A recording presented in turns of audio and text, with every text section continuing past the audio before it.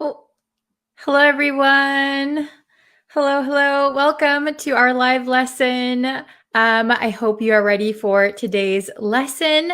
By the way, if you guys haven't yet and you would like to know when I go live, oops, I hit the mic. When I go live, when I post new lessons, we do live lessons, we do quizzes, we do all the things. So if you'd like to know when those are happening, please subscribe to the YouTube channel.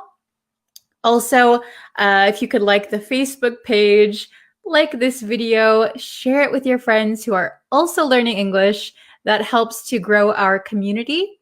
And we have so many good students in our community. Everyone likes to help each other. So it's really nice. And it's good to make friends who are also learning English. Okay, so hello everyone. Welcome. Let's see, I have the chat. I should probably switch this around a little bit on my screen. Okay, while I do that, sorry. Okay, so hello everyone. Hello from Afghanistan. Hello from Egypt, Cambodia, Pakistan. Hello everyone. The Philippines, Myanmar. Hello. India, welcome. Okay, so oh, hello teacher. What's your name? My name is Brittany, but you can call me Bree for short. You can find me on Bree's Practical English, kind of everywhere on the internet. Thank you for joining. If you're new, welcome. Okay, so in today's lesson, we're going to go over asleep versus sleep. So this was requested by one of my students, Aliawan. Thank you so much for always requesting great lessons. If you have any lesson requests, please feel free to leave them in the comments, okay? So I'm going to share my screen with you. There you go. Can everyone see this? Can everyone hear me? Okay, so asleep versus sleep. So even if you know the difference, it's good to review. If you don't know the difference, perfect. We're going to go over it today. And there's some other meanings that you might not realize, okay? So asleep versus sleep. We're going to look at asleep first, okay? So what does asleep mean? Well, it is an adjective. That is the big thing you need to remember. Asleep is an adjective, okay? So the meaning is in a state of sleep. So we describe someone or like an animal as being asleep. It is an adjective. We're describing their state. It also has a second meaning, having no feeling or numb. Numb means you can't feel anything. We use this for limbs, about limbs, okay? What are limbs? Oh my gosh, we went too far. What are limbs? Limbs are like your arms or your legs. Usually we use arms and legs for asleep. So have you ever sat in a funny position for a really long time and then your legs, you try to stand up, but you have like a tingling feeling in your legs? Then we say, my leg is asleep, or my legs are asleep. So when you have that weird tingly feeling or no feeling at all, okay? Very good. So here are some examples, okay? He was asleep when I got home. He was asleep when I got home. Okay, so here, asleep, remember asleep is an adjective and we are describing the state that this person is in. He was asleep when I got home. Okay, the second one, my leg is asleep. My leg is asleep. Very easy, right? My leg is asleep. So if you're sitting in that weird position for a long time and suddenly you stand up and your leg feels weird or you can't feel your leg, my leg is asleep. Oh no. Okay, that weird tingling, like prickly feeling. Okay, then I fell asleep around 11 p.m. So we often use fall asleep. Fall asleep. It means that you got into the state of sleep, right? I fell asleep around 11 p.m. So we don't say I fall asleep. It has to be asleep. I fell asleep. I fall asleep. He had fallen asleep. Okay? Very good. Let's look at the next one. Next is sleep. So sleep can be a noun and a verb. So asleep is an adjective. Sleep can be a noun or a verb. So be careful. Okay. So when it's a noun, we're talking about the condition of body and mind when the body and mind are inactive. Okay. Oh, this should say a condition of the body and mind when they are inactive. Okay, so the verb form is be in a state of sleep. Okay, so we all know what sleep means, hopefully. There's a noun and a verb. Okay, let's take a look at some of the examples to better understand. Sleep is very important for your health. So here, sleep is a noun, okay? Sleep is a noun. Sleep is very important for your health. It is very important. We're talking about that condition of your body when you are inactive at night. Okay, here is the next sentence. She was sleeping when I got home. So you'll notice that this sentence is very similar to our last example. He was asleep when I got home. She was sleeping when I got home. So we could say either of them. One is using the adjective to describe the person's state. The other is using the verb to show the action. Basically, the meaning doesn't change that much. So I could say either. She was sleeping when I got home. She was asleep when I got home. Okay, so in this sentence, either one is acceptable. Okay, but just be careful when you're using the verb, make sure the verb is in the correct tense. Okay, so she slept, she was sleeping, she is sleeping. Okay, then the last one, I slept. Here's the past tense of sleep. Sleep, slept, slept. I slept for 8 hours last night. I slept for 8 hours last night. Okay, so we're using the verb here also. Okay, very good. Oh, Tet Win, hello. Thank you for joining. Oh, hello, John from Ecuador. Okay, so I have some questions for you. So we went over asleep. It can be an adjective. We can also use it to describe the having no feeling, the numb feeling about limbs, arms, legs, when you can't feel anything. Sleep is a noun and also a verb.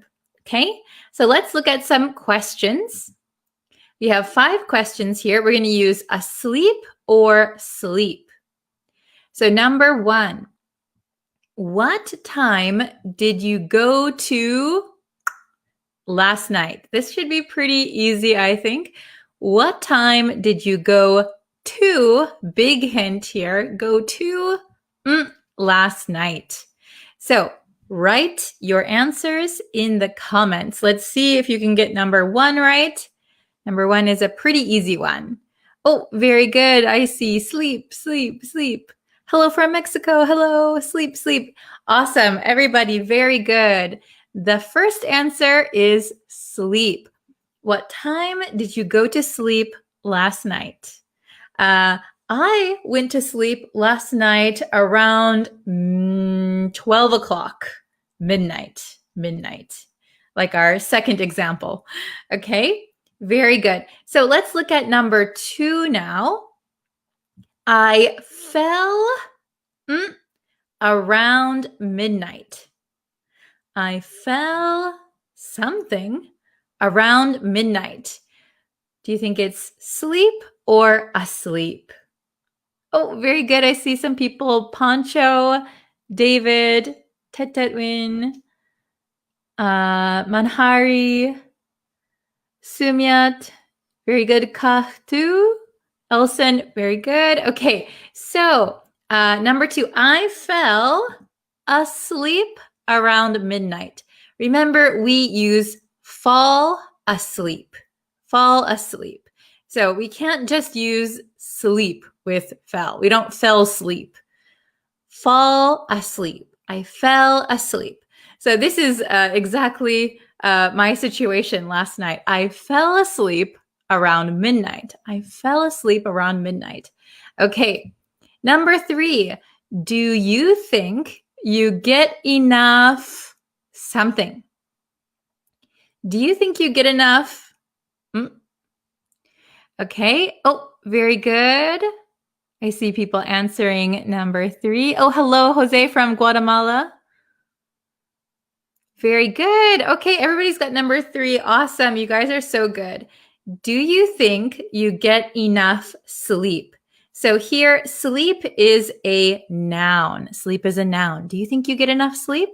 Let me know in the comments. Do you get enough sleep? I think I do not get enough sleep. I wish I could get more sleep. Okay, let's try number 4. When I woke up, I realized my arm was what? When I woke up, I realized my arm was something. This happens to me all the time because I tend to sleep on my arm. When I woke up, I realized my arm was, oh, very good, Freddie. Very good, Poncho. December, nice to see you again. Margaret, very good. Oh, hello from Philippines. Okay. When I woke up, I realized my arm was asleep. Very good. My arm, sometimes I wake up and I think, oh my gosh, my arm is gone because I can't feel it and I can't move it. So you have to kind of shake it. You wake up like 5 a.m. and oh, my arm's asleep. Okay, very good. Maybe that's just me. Okay, number 5, the last one. Do you think she's yet? Do you think she's yet? Tricky. Number 5. Oh, very good. I see somebody said sleep. Another person said sleeping, slept. Oh, yes.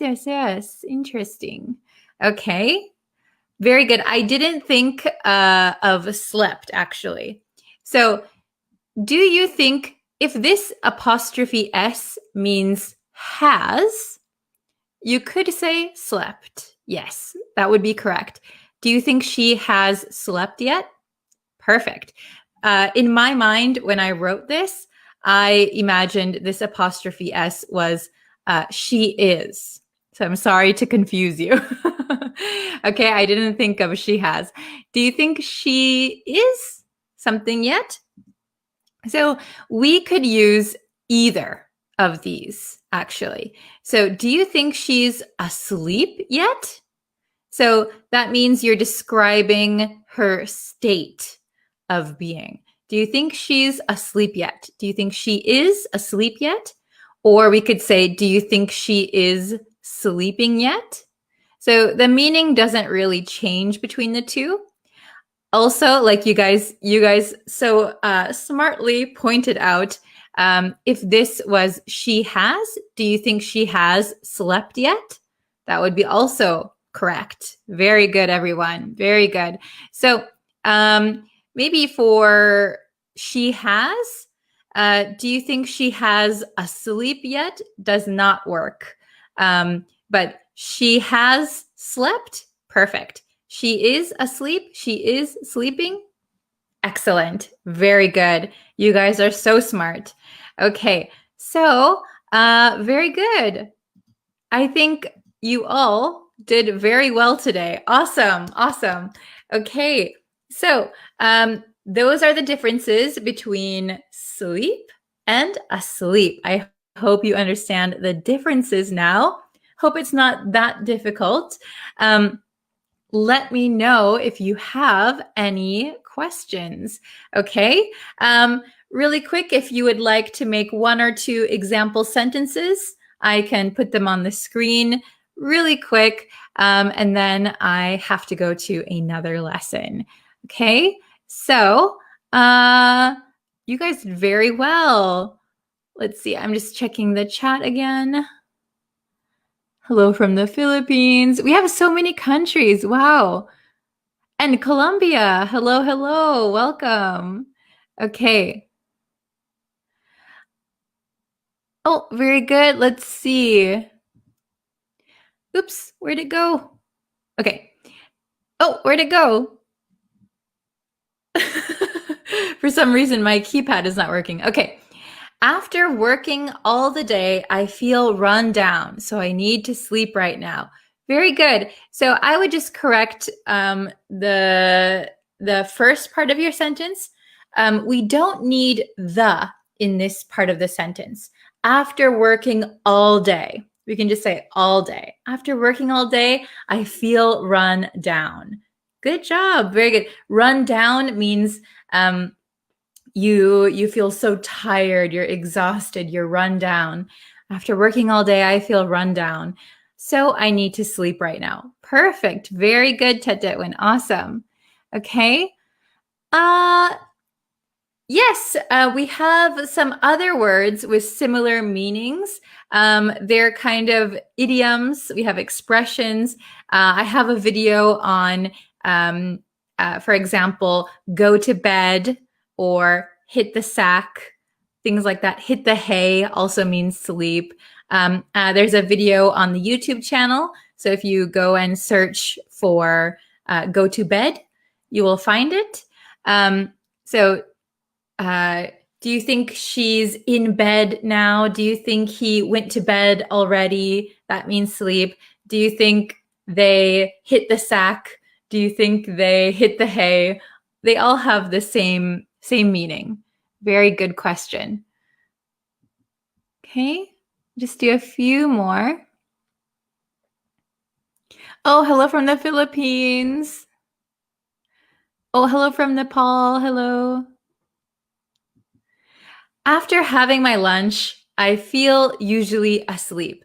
Oh, very good. So I think you mean to say fall or fell. So after having my lunch, I usually fall asleep. After having my lunch, I usually fall asleep. Or you could just say after having lunch, I usually fall asleep. Very good. Okay. Let's see. Oh, some people got, very good. First time I write all answers. Very good. You got all the answers right. Excellent.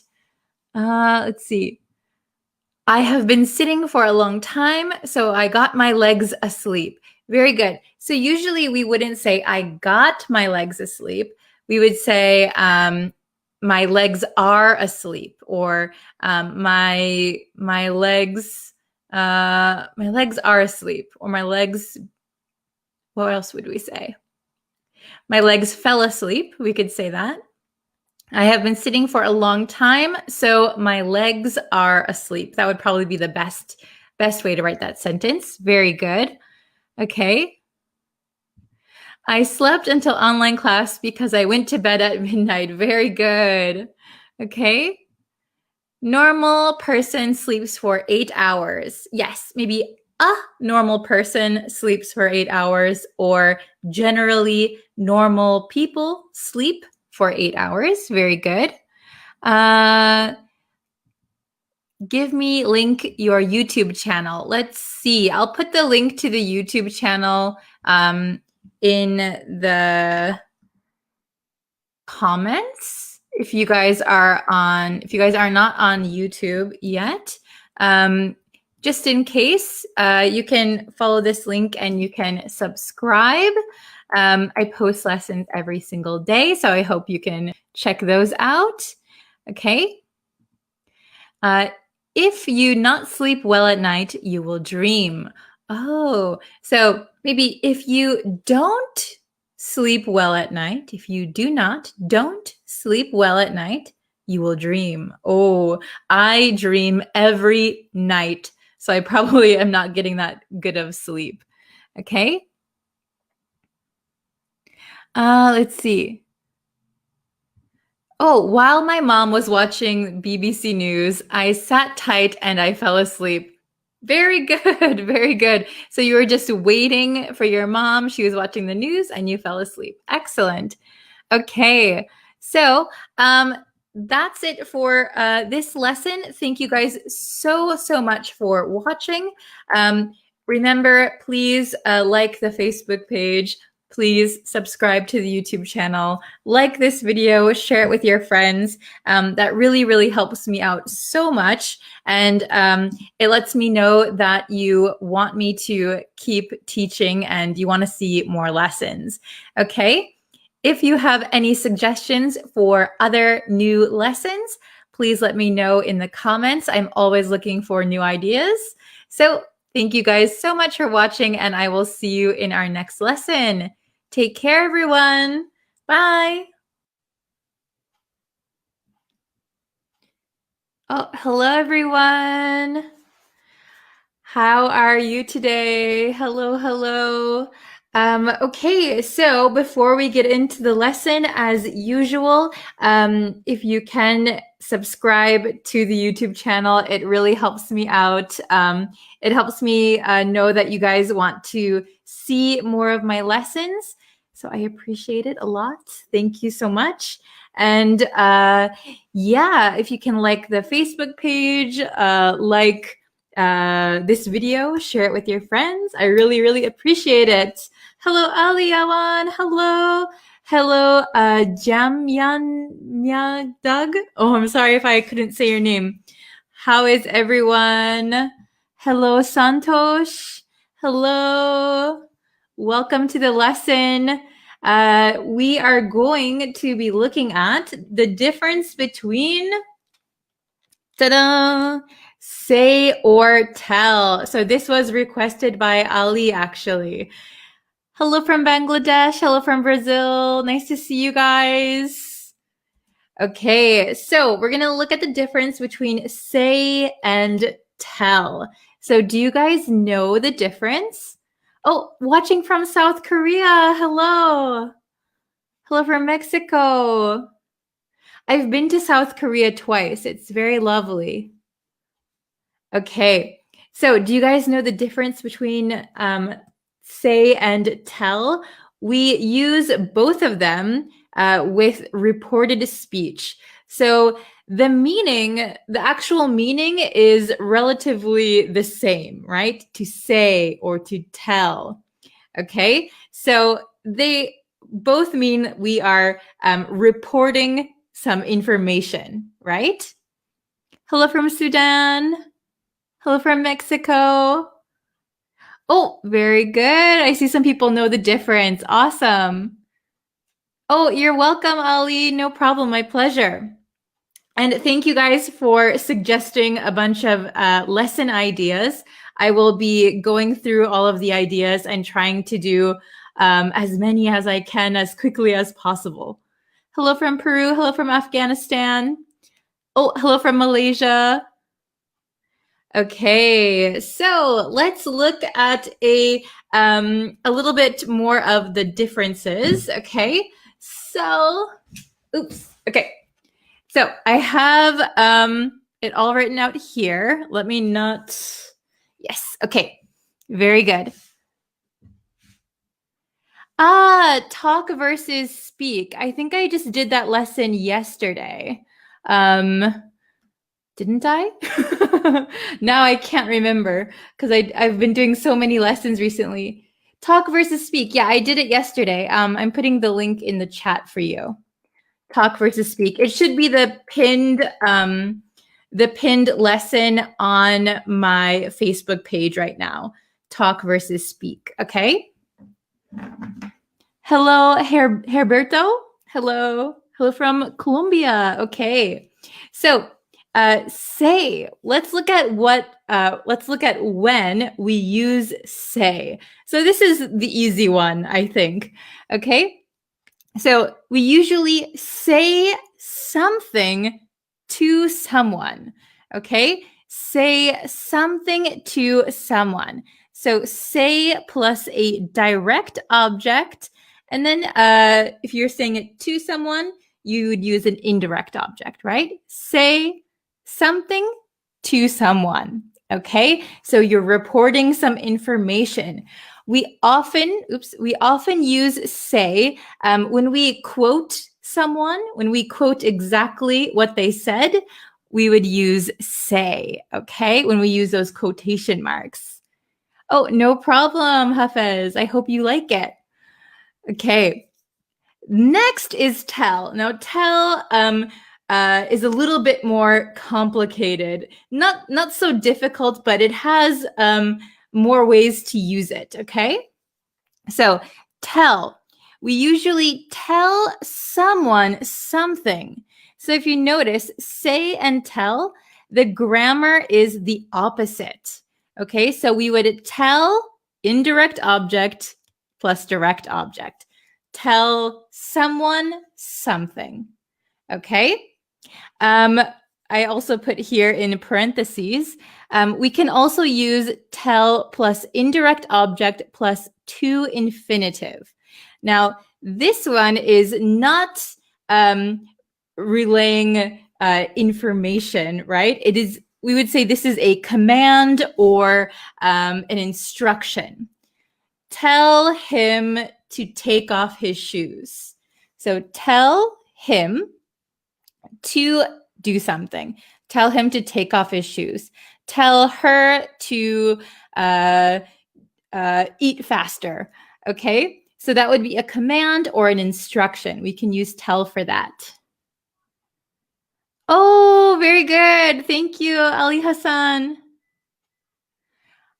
Today I'm very happy that I came across your lesson watching live. The other day, things beyond my control. Oh, okay. I hope you're able to watch the full lesson today. Okay, so these are two ways that we can use tell. And there is one other way, okay? So we can use tell plus direct object, so getting rid of this indirect object. And we usually use this way with certain things. So tell a lie. We wouldn't say a lie. He said a lie. We usually would say he told a lie. Okay? So we can tell a joke, we can tell the truth, and we can tell a story. So these with these words, we would use tell usually. Okay? So we don't really say a joke or say a story. We would use tell. Okay? So tell has a little bit more information right up here. Okay. Hello, welcome. Okay, so let's look at our questions here and see how many you can get right. Okay, so number one, let's look at number one. He'll be home late. He'll be home late. Okay, oh, nice try, Omer. Hello, Devashka. Oh, I'm very good today. Thank you. Okay, so I'll give you a few seconds. Okay, so I see a lot of people saying say. So, very good. If we're going to use he, yeah, very good. We're going to need to conjugate it though. Conjugate, okay? So don't forget. So we could say he says, but I'm going to put it in the past tense because that's more likely. He said he'll be home late.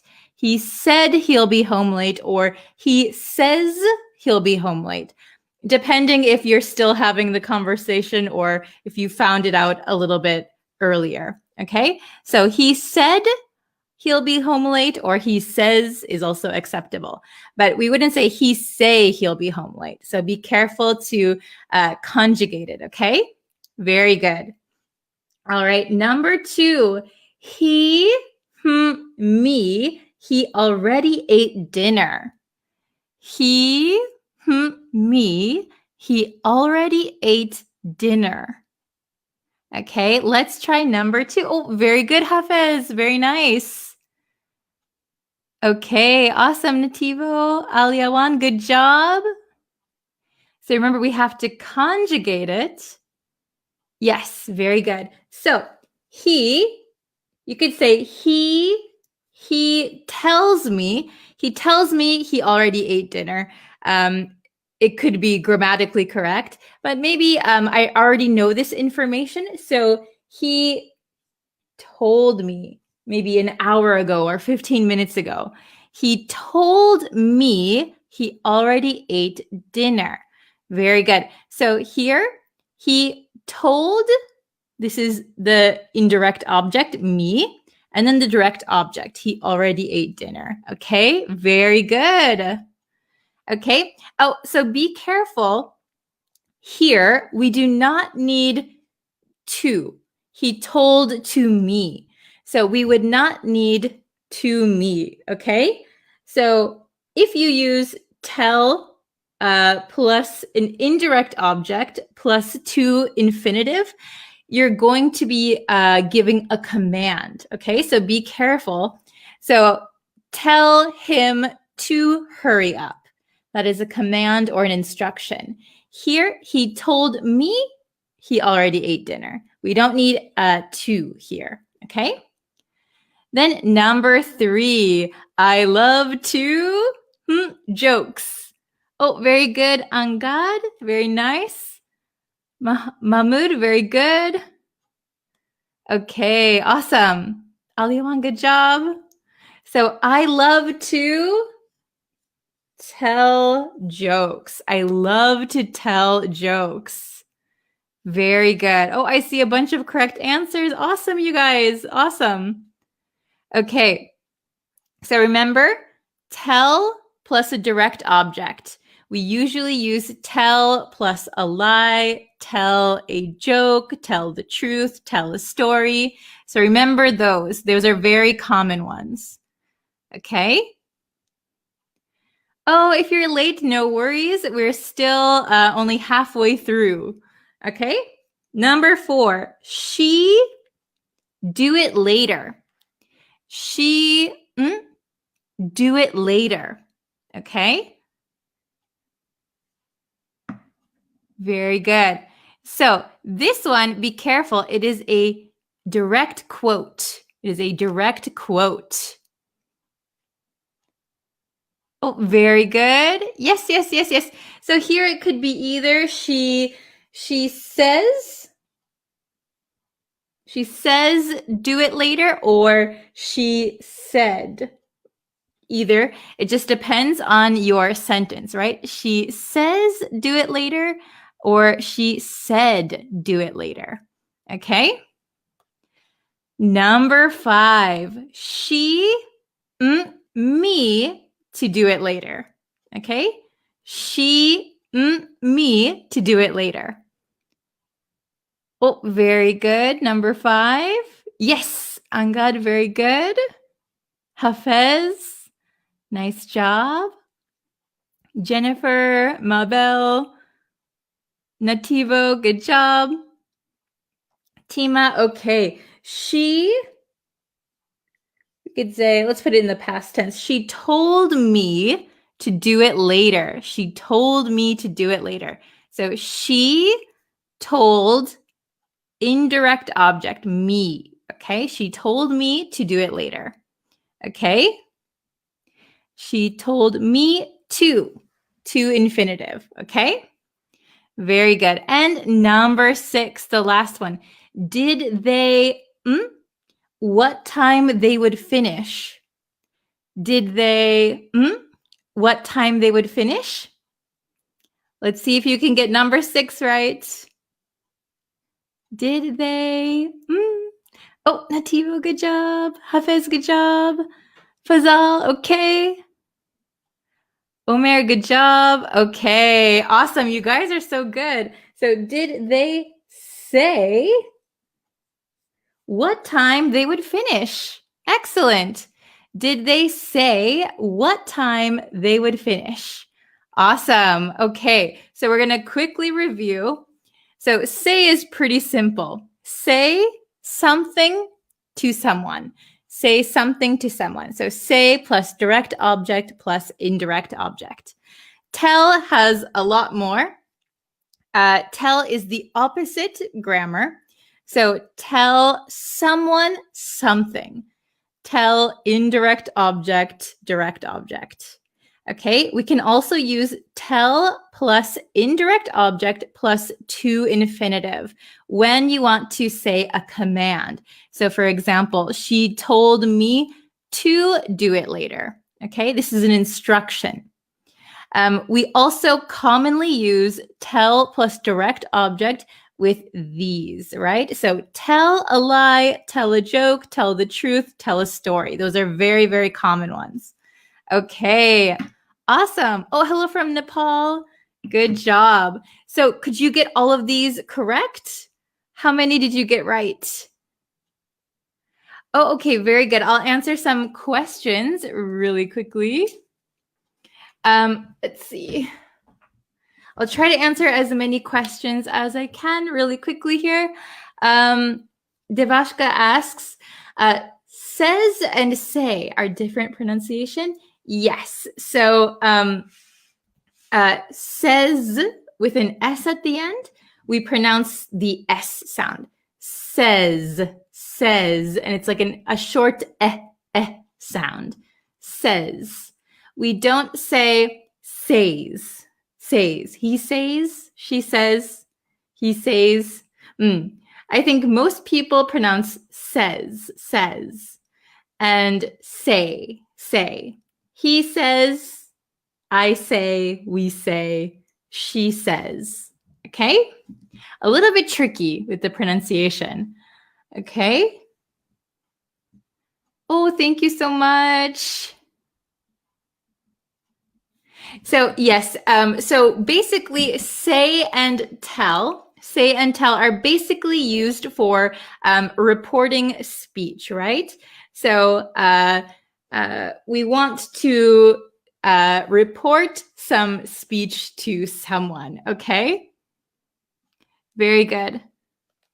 Okay. I see some more questions.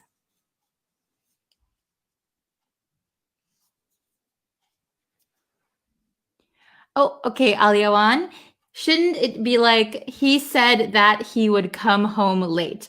Yes, you could say he said he would come home late, or you could say he said that he would come home late. You can take out that and it's the same meaning. So that is optional. Okay. Oh, very good. Okay. So here, he says me to tell true. So I'm going to correct your sentence a little bit. So your first part of the sentence, he says me. So we don't use say plus someone. So we're going to use say direct object. So here, I think what you want to say is an instruction or a command. So he tells me to tell the truth. To tell the truth. Here, the truth. Okay? Very good. Oops, my microphone. Okay. Oh, sorry, my chat is scrolling. Look like and seem. Okay, maybe I will make a lesson about that. Please remind me, okay?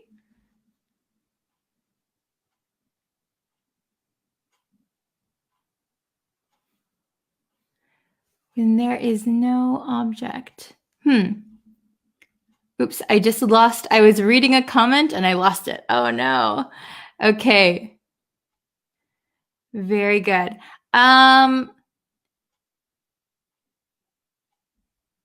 He says go home. Yes, he says go home. Very good. That's a good example. Okay. She said she was late. Excellent. Very good. Okay. So, oh, this is a good one I was reading. The doctor says eat an apple a day, keep the doctor away. Yes. The doctor says eat an apple a day to keep the doctor away. To keep the doctor away. Very good. Yeah, that's a popular saying in English. An apple a day keeps the doctor away. If you eat an apple every day, you will stay healthy enough that you won't need to go to the doctor. Okay. Oh my goodness. She told me to, so this is very good. This is a command or an instruction. She told me to stay at home during the COVID-19 period. Yes, or you could just say during COVID-19. Very, very good. Hello, everyone. Oops. Hello, everyone. Hello. Welcome. Okay.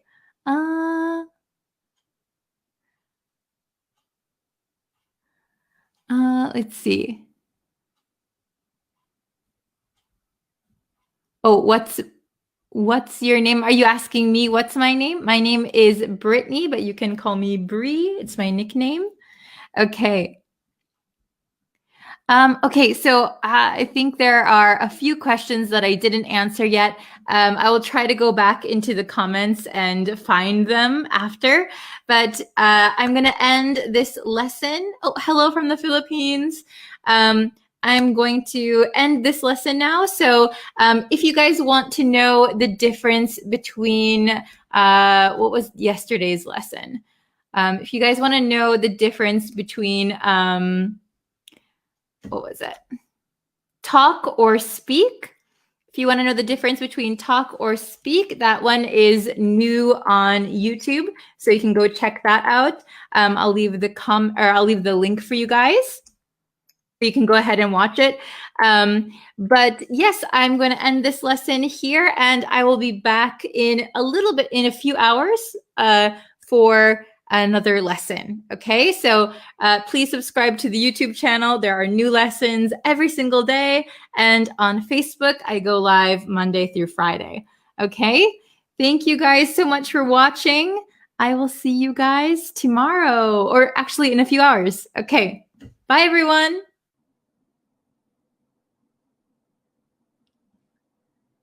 Hello, students. Welcome to today's lesson. I'm so glad to see you all today. But before we get into the lesson, again, if you haven't yet and you want to know when I go live and when I post new lessons, all of that, you can subscribe to me on YouTube.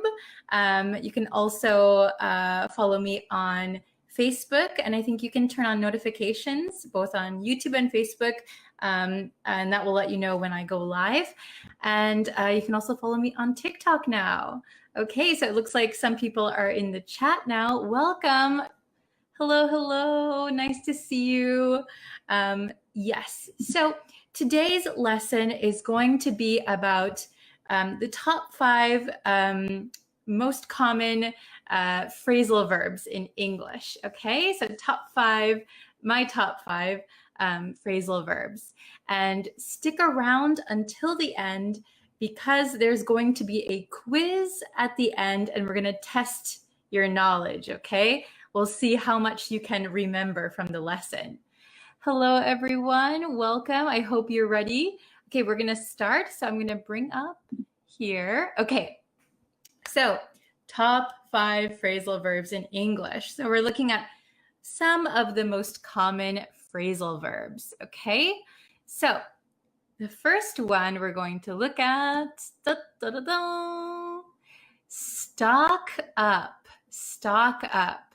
Have you heard this one before?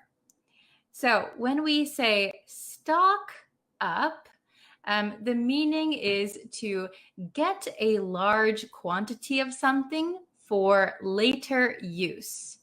And we often use stock up on something. Okay. Hello from Costa Rica. Welcome. And yeah, don't forget to tell me what country you're watching from.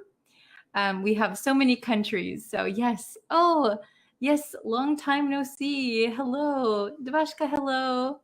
Okay. So meaning is to get a large quantity of something for later use. So if you need a lot of something, if you know that, for example, a storm is coming, we need to get lots of supplies. You could stock up on supplies. Or if you know that something is on sale, for example, oh, tissues are on sale. Let's stock up on them. Okay, let's stock up on them. So that means you're going to buy many. Oops, we're going to buy many, and then you're going to use them later. Okay. Hello from Mexico, Saudi Arabia. Nice. Okay. So here is my example sentence.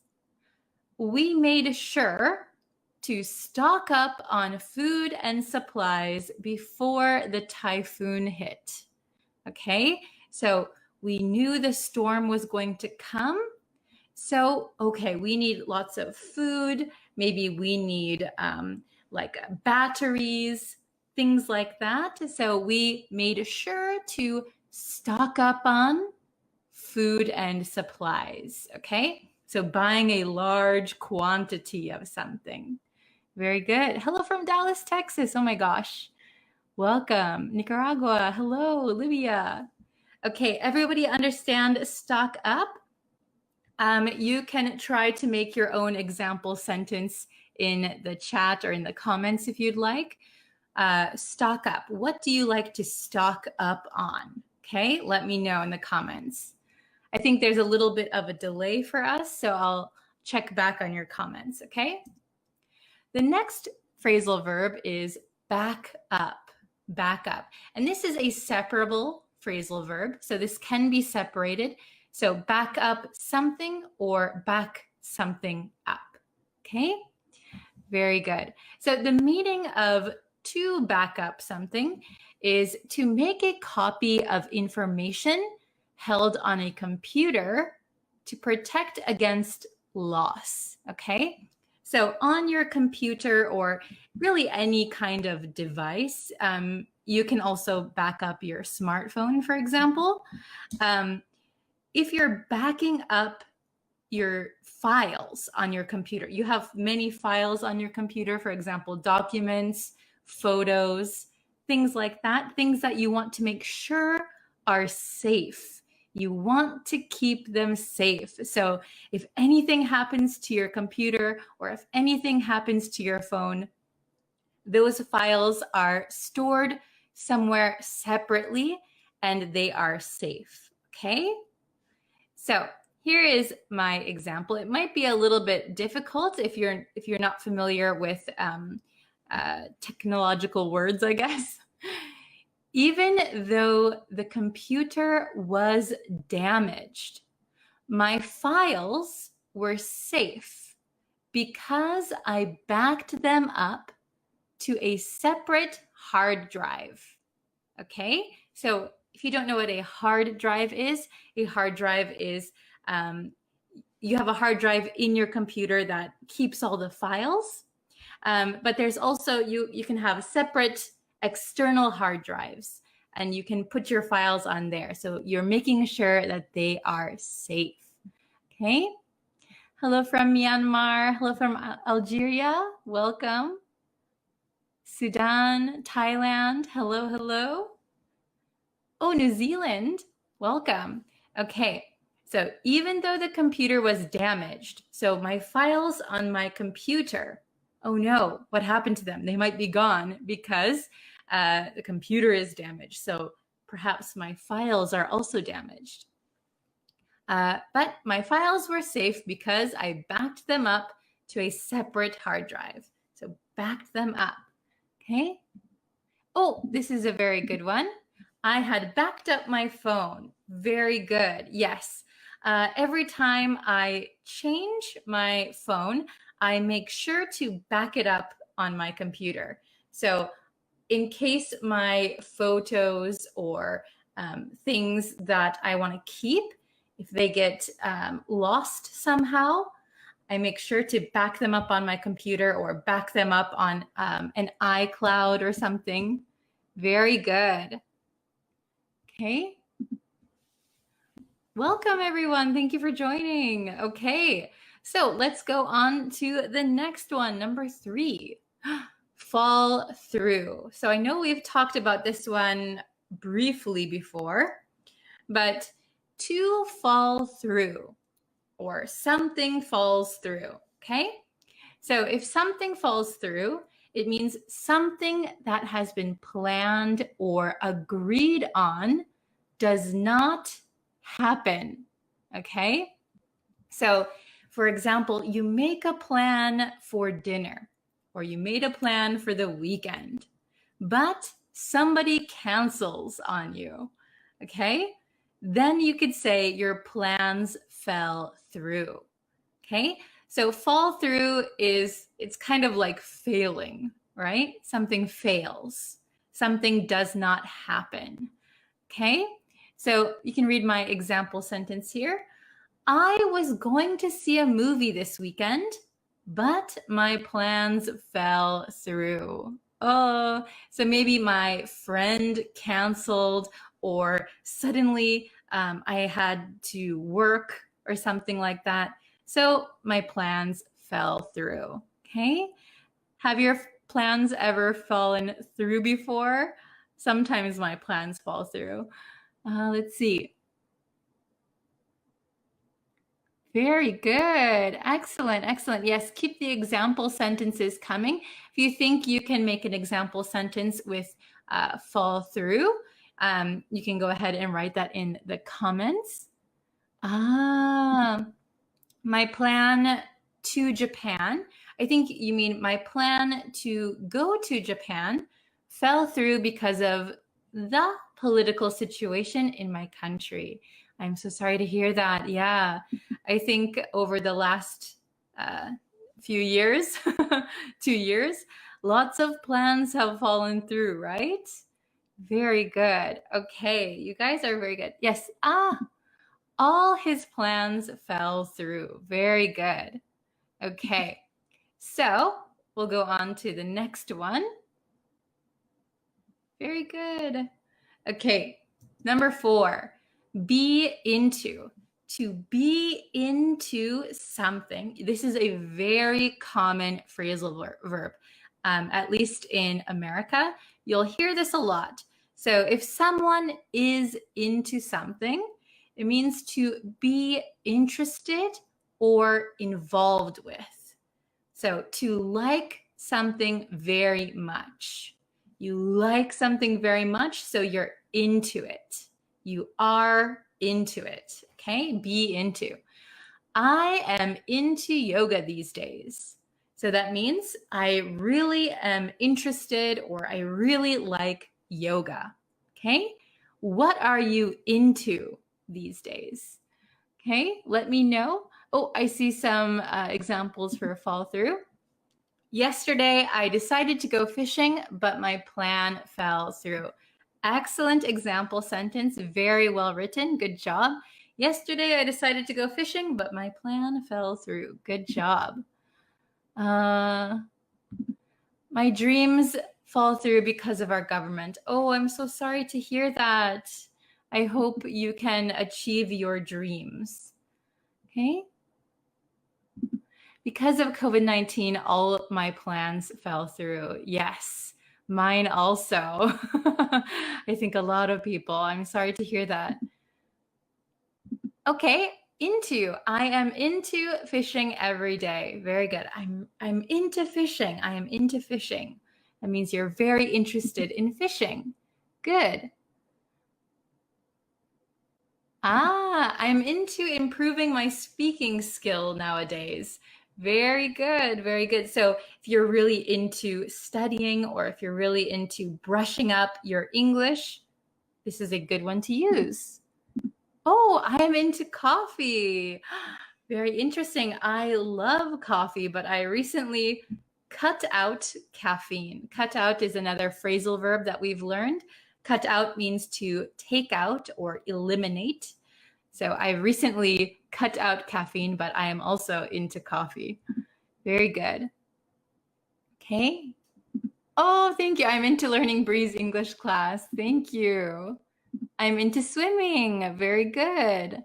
I am into football and baseball, I think you meant. Very good. Sports. We are into studying with you. Oh, thank you very much. My dreams fall through because of my siblings. Oh no. Are they causing some trouble? Okay. Oh, thank you very much. Very good. Oh, very good. I am into learning English with you. Thank you. Okay. Awesome. So we'll go to the next one. This is the last one. End up. End up. So end up has several different meanings. We've talked about end up before, but we're going to focus on this meaning today. So end up means to eventually or finally do something. Okay, to eventually or finally do something. Okay, so in my example, excuse me, I just couldn't figure out my English homework. So I ended up asking my teacher for help. Okay, so the homework was so difficult. I tried to figure it out, or I tried to understand it on my own, but eventually I ended up asking my teacher for help. Okay, so sometimes ended up could have like an unexpected element. But we're going to focus on this meaning, to eventually or finally do something. So I was trying to figure out the problem, but I just ended up asking my teacher for help. Okay, very good. What is the difference between be into and interest in? So they mean the same thing. So I'm really into something. When you say I'm into something, that means that you're kind of like really focused on this one thing. You really, really like this one thing. Okay, so it's kind of like your current hobby or your current focus. Then interested in, you could be interested in many things, and maybe your interest varies. I'm really interested. I'm kind of interested. I'm a little interested. I'm not interested. There's like a varying degrees of interest. But if you're into something, you're very, very focused on it, or you really, really like it, you're really involved in it. So maybe to be into something is a little bit stronger than interested in my opinion. Okay, great job. Let's see. Let's see. I end up doing my project plan. I see, very good. So finally, you're doing your project plan, you mean? Very good. So maybe I ended up doing my project or planning my project. Very good. Okay. My daughter drives very well. She ends up asking me for help. Oh, very good. So maybe my daughter drives very well, but she ends up asking me for help. So if you have two sentences that are contrasting, maybe you could add but there. Or if you meant my daughter doesn't drive very well, she ends up asking me for help. Very good. So in the end, eventually, she ends up asking for help. Very good. Oh, if you go on like this, you will end up in prison. Very good. Eventually, finally, in the end, you'll be in prison. Very good. We'll do one more.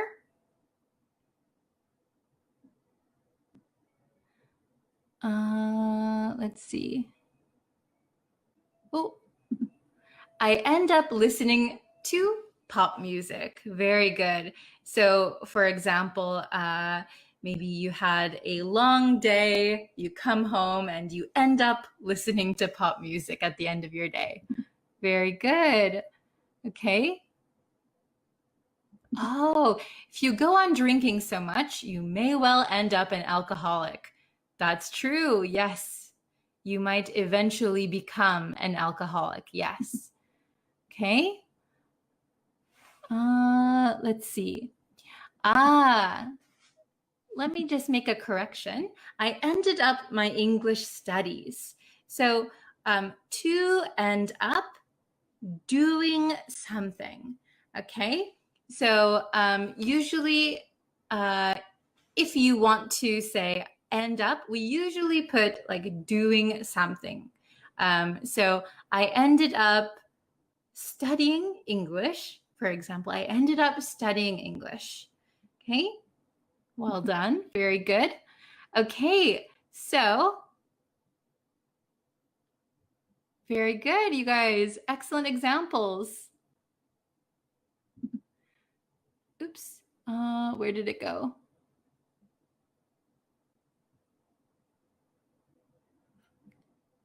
I thought I saw one more I wanted to share. I ended up by loosening the game. Okay, so I think you want to say, I ended up losing, like winning, losing. I ended up losing the game. Maybe that is what you meant, but very good. I end up practicing yoga. Very good. So eventually, finally, I end up practicing yoga. Okay. I ended up walking. Yes, very good. Okay, eventually, finally. Okay, so now that we looked at the 5 phrasal verbs, we are going to take a little quiz. Okay, so you need to choose the correct answer. So hopefully you can remember all of the ones that we learned today. Okay, so question number 1. Before you update your computer, you should your files first. Okay? Do you think it is A, stock up? You should stock up your files first. B, back up. Or C, end up. Oh, very good. I see a correct answer already. Nice job. Okay, I see lots of correct answers. You guys got it. Okay, so before you update your computer, you should back up your files first. So remember, backup means that you are protecting your files by maybe putting them on a separate hard drive. You're putting them in a separate place to keep them safe in case you lose them. Okay? Before you update your computer, you should back up your files first. Well done, everybody. I think everybody got that one right. Okay, question number 2. I heard there is a sale on toilet paper. Wow, let's something. Okay, so question number 2. Let's stock up, be into, or end up. I heard there is a sale on toilet paper. What a good deal. Oh, excellent job, everyone. Nice. Alom, Malik, Omer. Very good. Basilio, Sony, Juan. Very good. Okay. So the correct answer is, I heard there is a sale on toilet paper. Let's stock up. Let's buy a large quantity and we'll use it later. Okay, so when there is a sale on something, it is a good chance to stock up. Buy a large quantity. Okay, very good. Question 3. Okay. In all seriousness, who really wants to stock up on toilet paper? That's a good question. Very good. I like that question. Okay. I had plans for dinner, but they were backed up, or fell through. A, B, or C. I had plans for dinner, but they backed up, they fell through. Oh, you guys are on a roll. Very good. I think 100% you guys got it. Very good. Okay. I had plans for dinner, but they fell through. Very good. They fell through. Excellent job. Okay. Question number 4. If we want to review, fell through means that you planned something or agreed on something, but it didn't work. So somebody canceled, or for some reason it was canceled. Okay, fell through. Question number 4. I used to skiing, but I haven't done it in years. Okay, I used to be into skiing. I used to stock up skiing. I used to back up skiing. A, B, or C? What do you think? Oh, Sony said A. Very good. Devashka, Hosti, Mohammed. Very good. MD. Okay, well done. I used to be into skiing, but I haven't done it in years. So when you're into something, you really, really like it. And maybe it's like your focus, or you're kind of obsessed with something. I used to be into skiing, but I haven't done it in years. Okay? Very good. And the last question, let's see if you can get it right. Question number 5.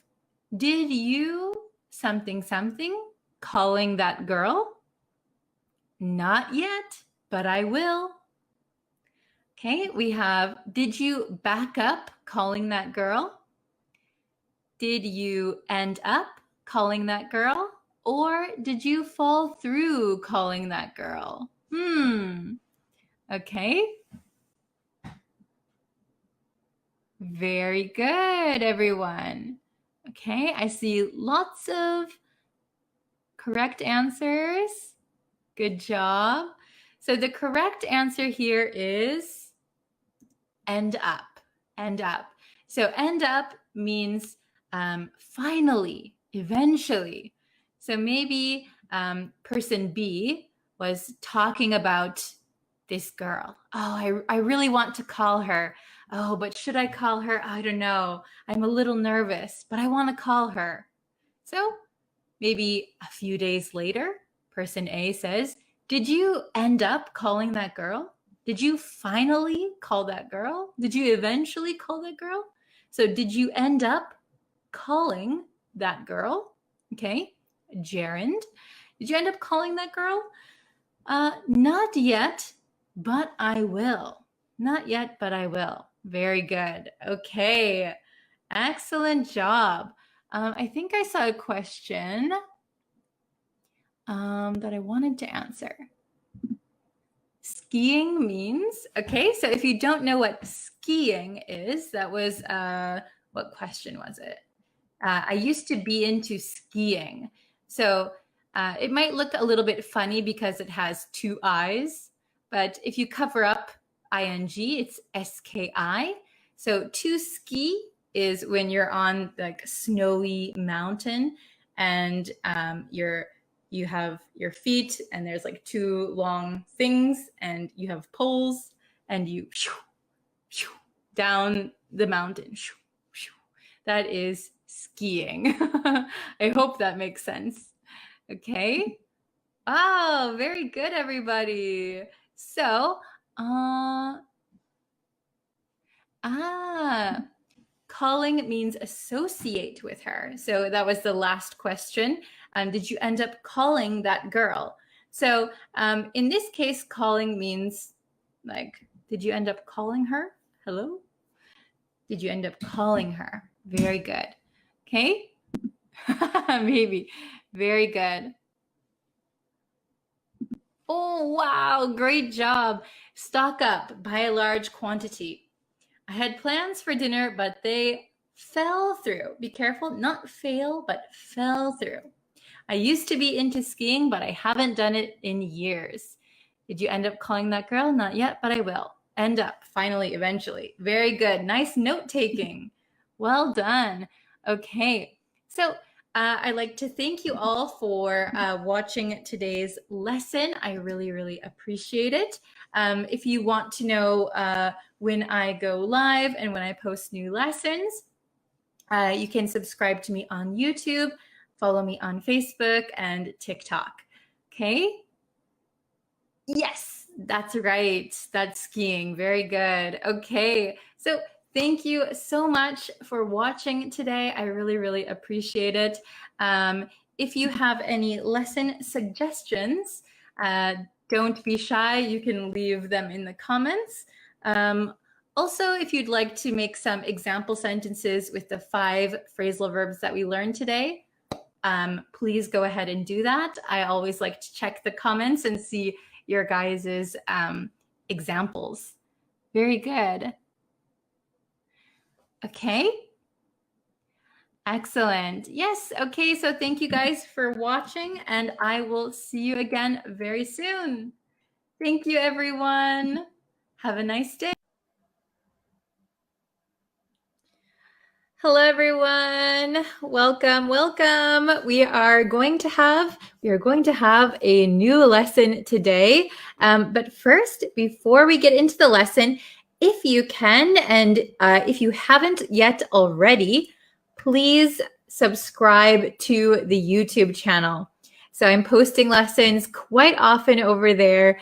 So if you would like to know when I post new lessons, you can go ahead and subscribe and you will be able to see when I post new lessons. Oh, Tetetwin, hello. Good morning. I don't know if it's morning for you.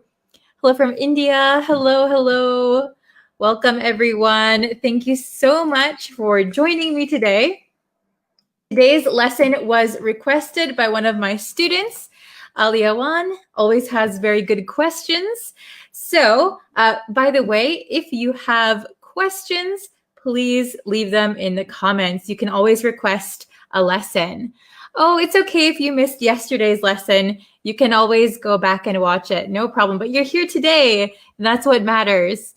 Hello from Cambodia. All right. So this is a live lesson. So welcome everyone who's in the chat. Hello from Nepal, Ecuador. Hello. Yes, you're welcome, Ali. It was a good question. So today, we're going to look at the difference in how to use about to and going to. So like I said, this was requested by Aliawan. So thank you so much for requesting this. This is a very good question, I think. So we can use these somewhat similarly, but there is a difference, okay? There is a difference. So about to versus going to. So I'm going to briefly explain. When we use about to, I am about to graduate. For example, I'm about to graduate. This indicates immediacy or urgency. So something is going to happen very, very soon. Very, very soon. So if I said, I'm about to graduate, maybe I'm in the last weeks of my college semester. if I said, I'm going to graduate, this sounds like the time frame is not clear. I'm not telling you when. So it could be, I'm going to graduate next year. I'm going to graduate in 4 years. There's no sense of immediacy or urgency. So with about to, we get that sense of urgency, or it's about to happen. It's just happening, okay? So I'll give you the bigger whiteboard so you can see it a little bit more clearly. Okay, so let's see. Going to. So when we use going to, this indicates someone's plans or intentions or certainty. Something is certainly going to happen. Okay, but it could be tomorrow, it could be later today, it could be next year. The time frame is not indicated by using going to. When we use about to, we have a sense of immediacy. Something is going to happen soon, immediately. Or urgency, something has to be done, or something is going to be done in a few minutes. Okay? So we can look at these two examples. They're the same sentence, except for one has going to and one has about to. So if I say it's going to rain, probably it means sometime today. It's going to rain this afternoon. It's going to rain tonight. It's going to rain tomorrow even. Okay? However, about to, it's about to rain. Maybe I'm looking outside at the clouds and the rain cloud is about to burst and rain will start falling. So this is a sense of urgency. Oh, I don't have an umbrella and it's about to rain. I should go find shelter or cover. Okay?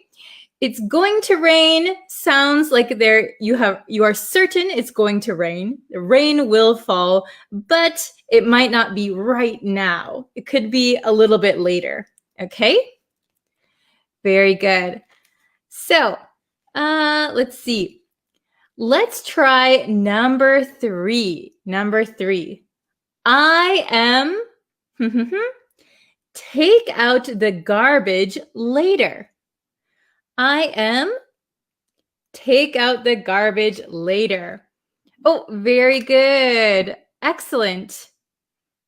Okay, I see some correct answers. So I am, the correct answer, the best answer would be going to. I am going to take out the garbage later. So this is my plan. This is my intention. It's not right now, but in the near future. I am going to take out the garbage later. Okay, we wouldn't say I'm about to take out the garbage later. That sounds strange because about to means almost right now, and later indicates a different time. So it's contradictory. So we wouldn't use about to with later. Okay, number 4, listen up. So listen up means, hey, listen and pay attention. Listen up. Listen up. The winner is be announced. Listen up. The winner is be announced.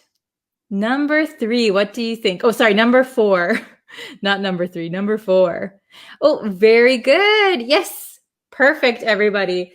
Listen up. The winner is about to be announced. The winner is about to be announced. So in just a few seconds, so we should pay attention. We should listen.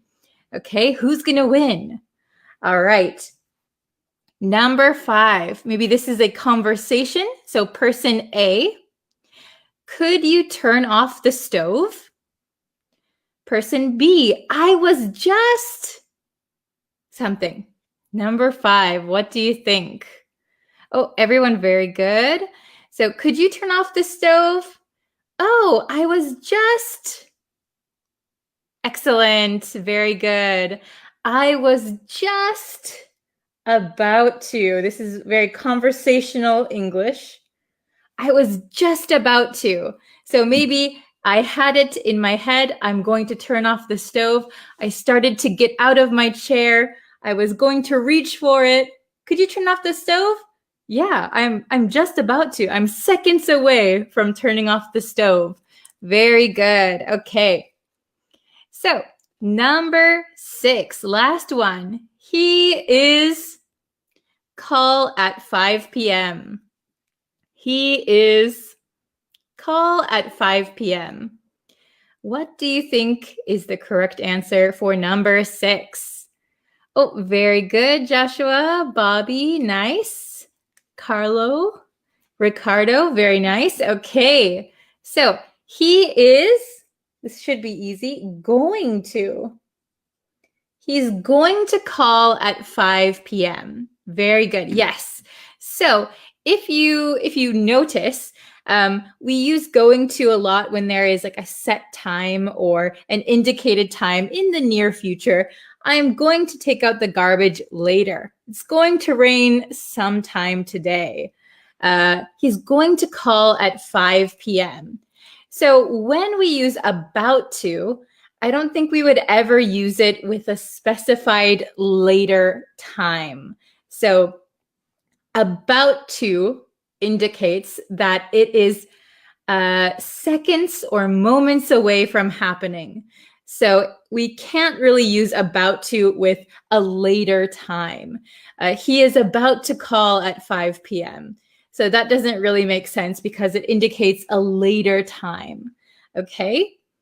Is it understandable? I hope this makes sense. Oh, very good. If you can make some sentences, I can put it up on the screen. Excellent, excellent. Oops. Okay. Oh, I see some great sentences. Okay, hold on. I am going to watch your new lesson. Excellent, Bobby. Very good. I am going to. So you have your intention set for the near future, but not right now. Very good. It's about to fall. Very good. So this one, this is a quite everyday natural sentence. So if something, for example, my marker is on my shelf and I can see it's starting to slip. It's about to fall. It's moments or seconds away from falling. Very good. Okay. Oh, very good.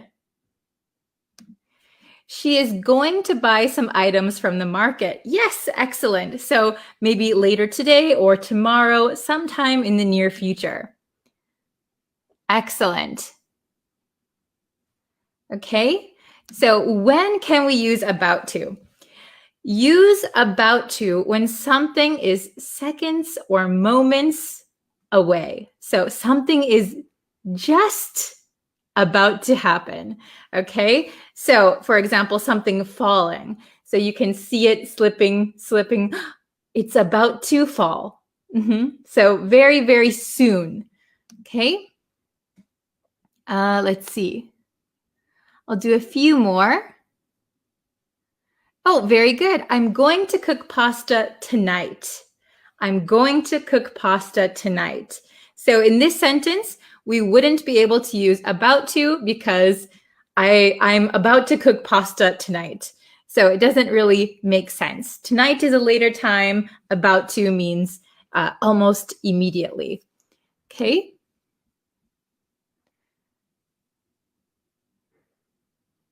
I haven't subscribed to your YouTube channel yet, but later I'm going to do it. Very good. And thank you so much. It's a great sentence. Okay.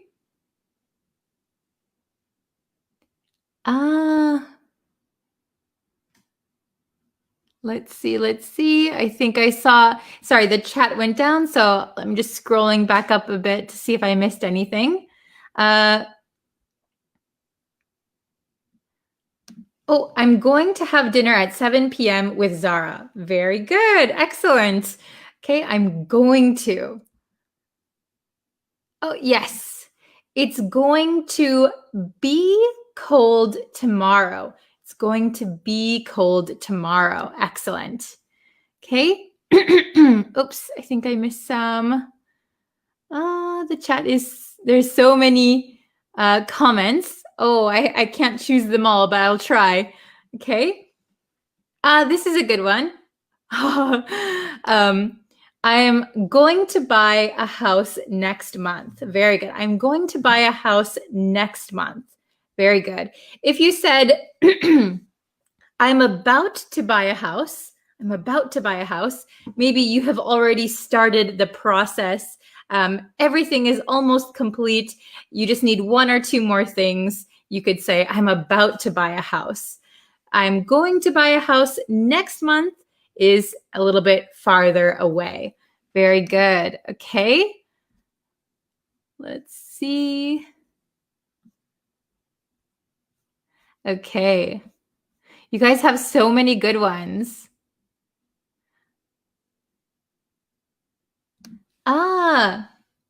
Okay. So it may rain today. Does this sentence reflect greater certainty than going to?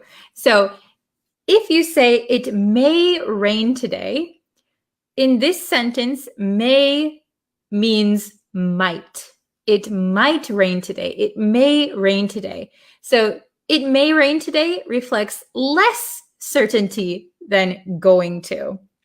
So it's going to rain today. Maybe you saw it on the weather, the clouds look gray, it's going to rain. You're pretty certain it's going to rain. It may rain today. It looks like it, but I'm not sure. Maybe the clouds will go away. It may rain. So may is less certainty. Okay. Hi, are you online or is this a recorded one?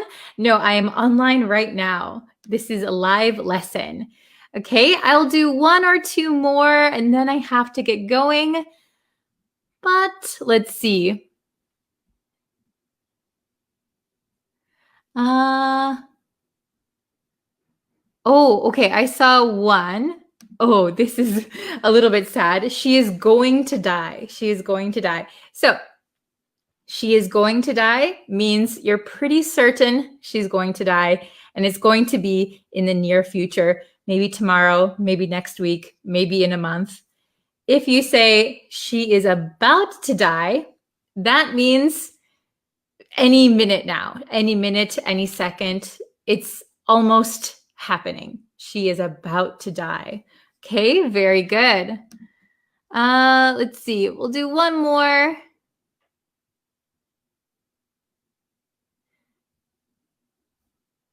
Let's see. Very good. We are, or we're about to win the match. We are about to win the match. Very good. So that means you are maybe ahead of the other team. There's only seconds left on the clock. We are about to win the match. I'm so excited. Very good. Okay. Let's see. Very good. Okay, so if you have more sentences, you can always write them in the comments. And if you have any lesson requests, please write them in the comments as well. I'm always checking them. So yes, I will try and do your lesson requests as soon as possible, okay? So thank you everyone so much for watching. I will be back a little bit later with another lesson on YouTube. So please subscribe so you know when the new lesson will be posted. Okay. Thank you guys so much for watching. I will see you again in a little bit on YouTube. All right. Thank you. Bye, everyone.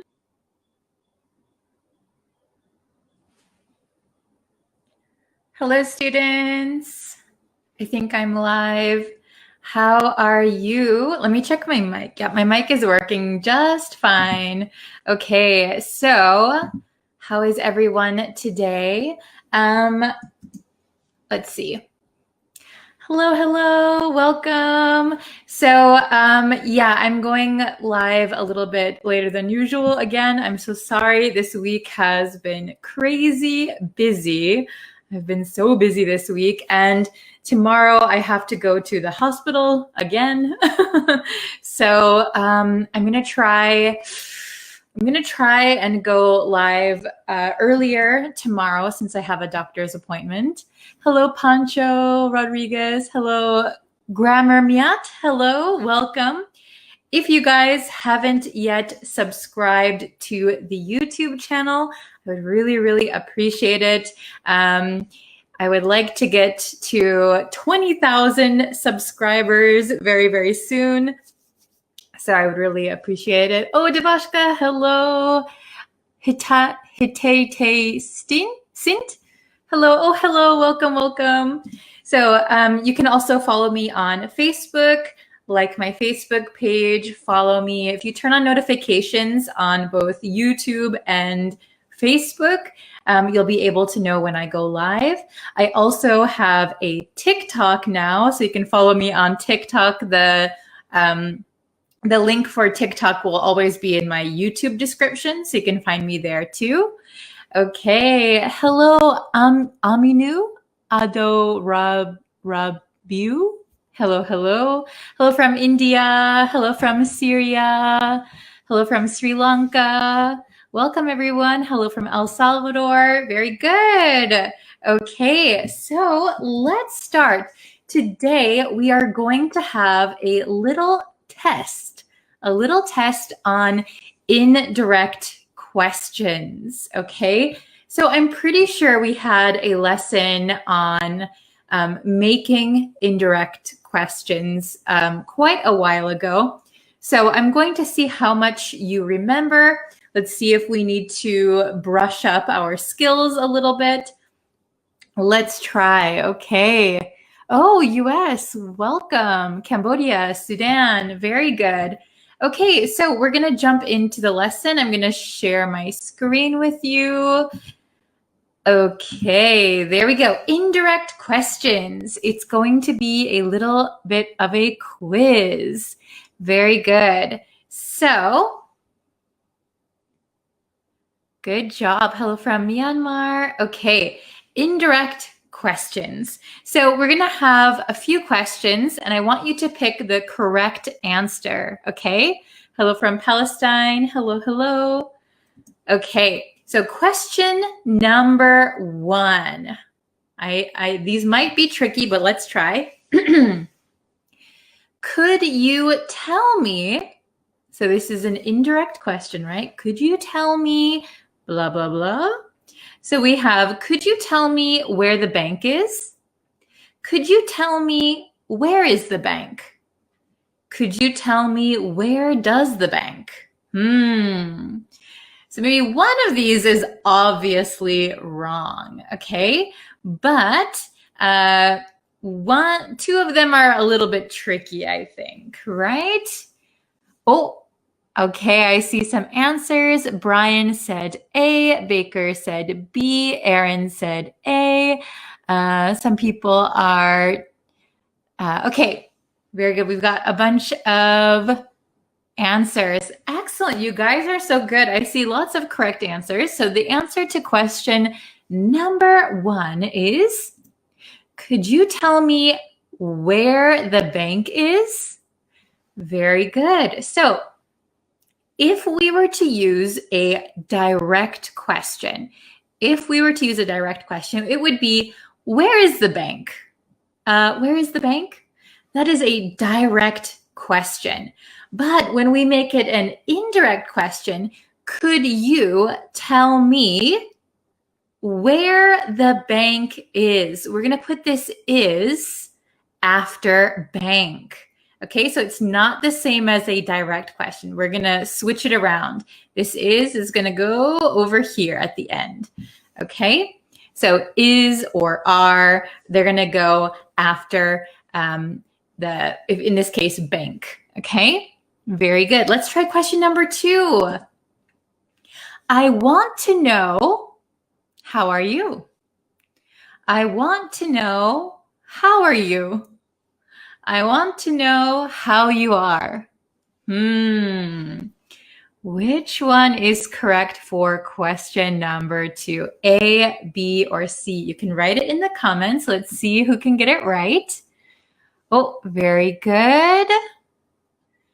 Okay, I see some answers. Oh, wonderful.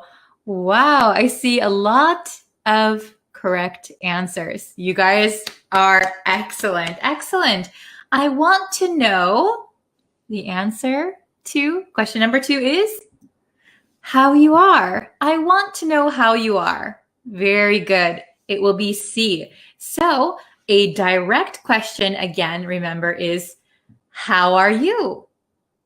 So when we make it an indirect question, we're going to change this position. So R is going to go after you. I want to know how you are. Very good. Oh, everybody got it right. Wonderful. You guys are so good. Okay. Question number 3. Can you tell me this medicine? This one is a little tricky. Can you tell me how often do I take this medicine?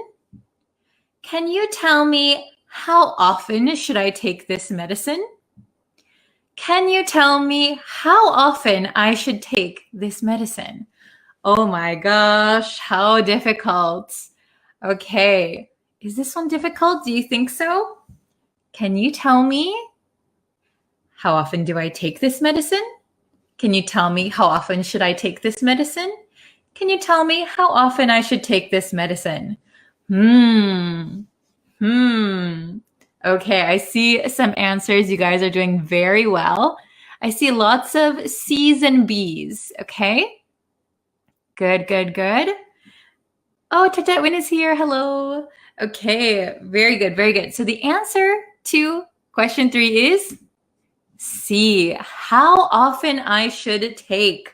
Okay, so remember again, if we're going to ask a direct question, how often should I take this medicine?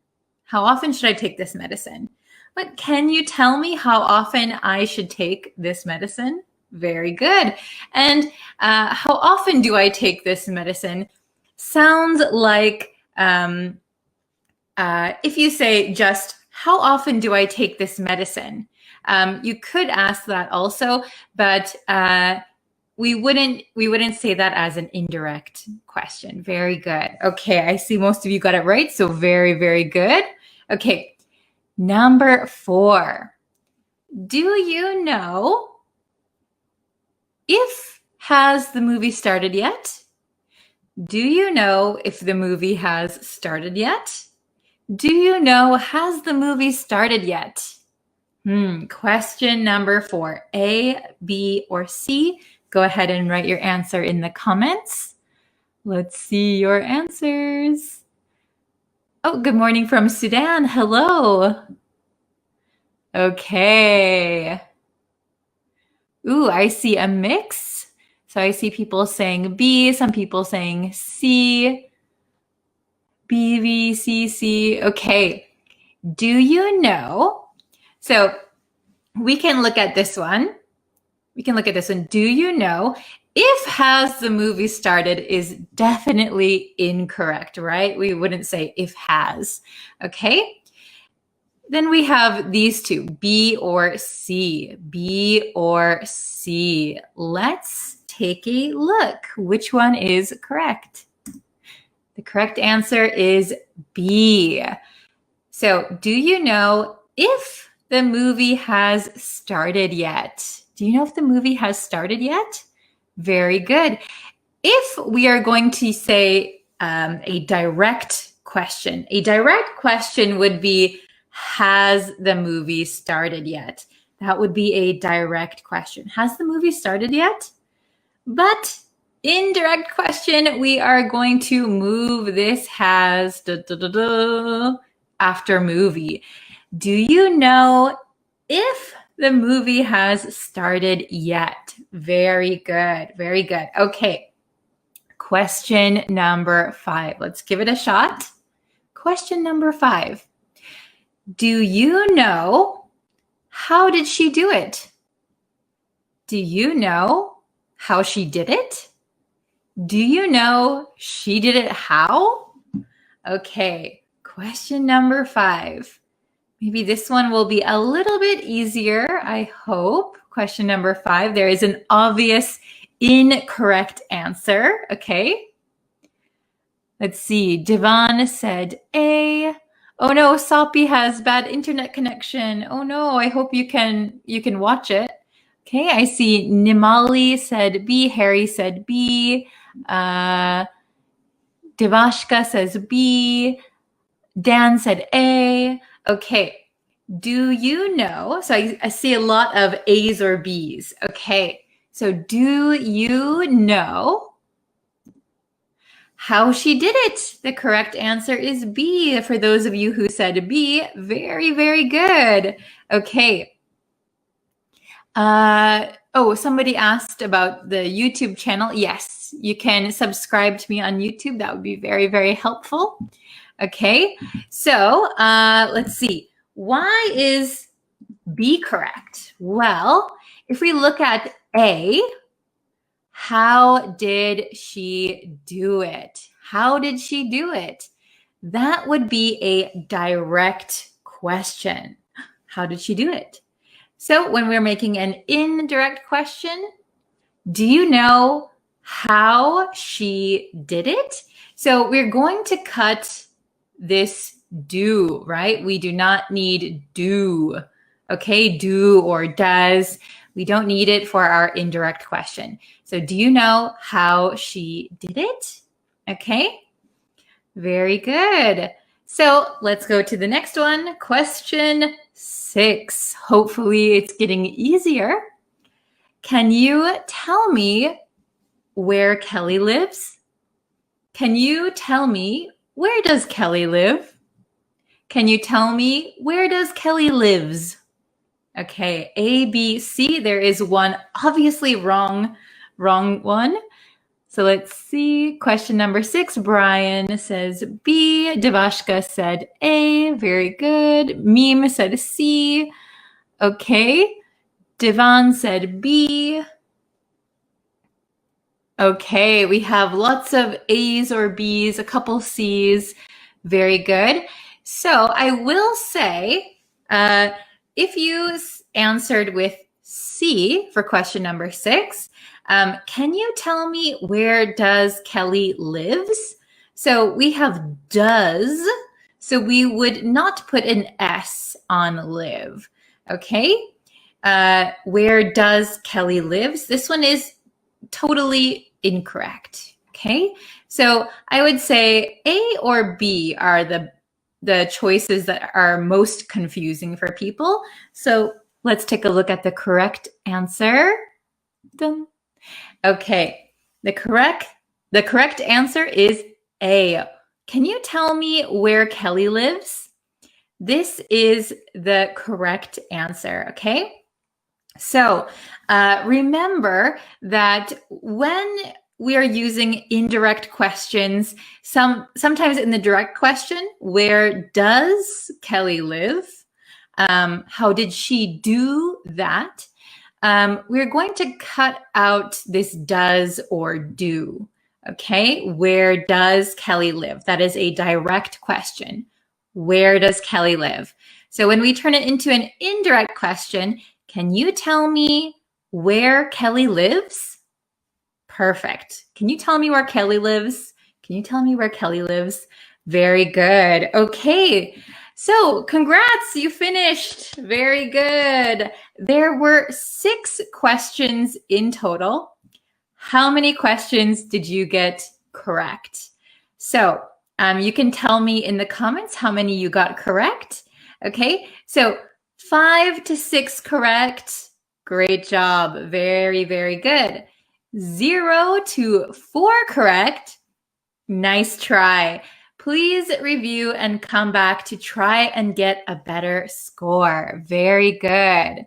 Okay, so I see. Oh, I got them. Very good. Very good. Okay, 6. Very good. Excellent. Perfect score. 5 out of 6. Very good. Oops. Hello, oopsies. Brian got 4 to 6. Very good. So I would recommend maybe reviewing a little bit and then coming back and retaking this a little bit later. 6, perfect. 6, perfect. 3, pretty good. Maybe review a little bit and then you can see if your score improves. Excellent. 6 answers correct. Wow, very good. Okay, you guys did excellent. All 4, you're at just the cutoff. Okay, so if you got 4, you did very well. Just go back and brush up, and I'm sure you can get 6 out of 6 if you take it one more time. Very good, everybody. Awesome. Okay, so I'm going to call it a day for this live stream. I will be back again, hopefully tomorrow. Like I said, I have a doctor's appointment, so I'm not sure when I'll be able to post, but I definitely will. Let's see. Oh, 2 months ago, I tested my English level. I was intermediate level. Yesterday, I tried it, but my result is as same as the past. I felt upset. Oh, don't worry. The hardest thing is to go from intermediate to advanced. So that is where you'll see it's really hard to improve quickly, but you can do it. Don't worry. It really just takes a lot of practice. I know you're a very dedicated student. Yeah. Very good. So I have to end the lesson now, but I know a lot of you guys want to improve your English. A lot of you are intermediate, so you want to go to that advanced level. I will try and do my best to help you. So let me think of something I can do to help you improve. Okay, and I will try and do that as soon as I can. But I know improving from intermediate to advanced is like, you feel like it's a very slow improvement. You feel like you're not making progress, but I'm sure you're actually making progress. You just have to challenge yourself a little bit more, but you can do it. Okay, I believe in you guys. Okay, so by the way, thank you guys so much for watching. If you could please subscribe to the YouTube channel. Please like me on Facebook. Share this video with your friends. It really, really helps. Okay, so thank you guys so much for watching, and I will see you in a little bit later today on YouTube. There will be another new lesson. Okay, so thank you guys so much for watching. Take care. Bye-bye. Hello, everyone. Welcome to our live lesson. And today we're going to be studying some grammar that has to do with the past and talking about the past. So how do we talk about the past? Well, we have several different ways that we can talk about the past. So I made a list of common words that we use when talking about the past, okay? So, are you ready for our English grammar lesson? I hope so. Okay. So thank you again for joining me, and we're going to go over, if you're just joining in now, we're going to look at different ways to talk about the past in English. Okay, so we have during. So during a period, for example, during the winter, during the evening, during the TV show. So from a period of time until another period of time in the past, okay? So when we use during, it sounds like something has already finished, okay? So I ate popcorn during the movie. So the movie is already finished, but while I was watching it, I was eating popcorn, okay? Then we have in, and I did a whole lesson about in, on, and at. So if you want, I'll link that lesson for you also. Then we have ago, ago. So ago is also a point in the past. So for example, 10 years ago, 20 years ago, 6 months ago, 5 hours ago, okay? Then we have from a period of time to another period of time, okay? Or we can also use until here, right? So from 1995 to 1996. From January to December, all right? Then we have for. We can use for in a variety of ways, as you probably already know. So you can say for 7 hours, okay? For 15 years, all right? We'll come back to this later. And then we have since. So since is starting in the past, continuing until present time, right? So I've been talking to you since, I don't know, 3 o'clock. I've been talking to you since the afternoon. Okay, so started in the past and continuing until now, okay? All right, let's look. I have a bunch of examples that are going to make it a little bit easier to understand, I think. All right. Oopsie, I'm stuck on a cord. Oh, no. Okay, so if you can see what I have at the top, it says point in the past. So for these words, we're going to use them for something that happened in the past and is finished in the past. Okay, let's look at the first one. So the first one we're going to use during, okay? We dated during the summer. We dated during the summer. So it was a summer romance, right? We dated during the summer. So if my friend tells me like during summer vacation, I didn't see her and she said, oh, I met this guy and we dated during the summer.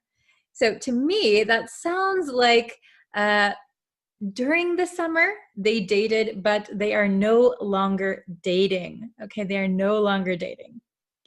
All right, how about number 2? They met in the 90s.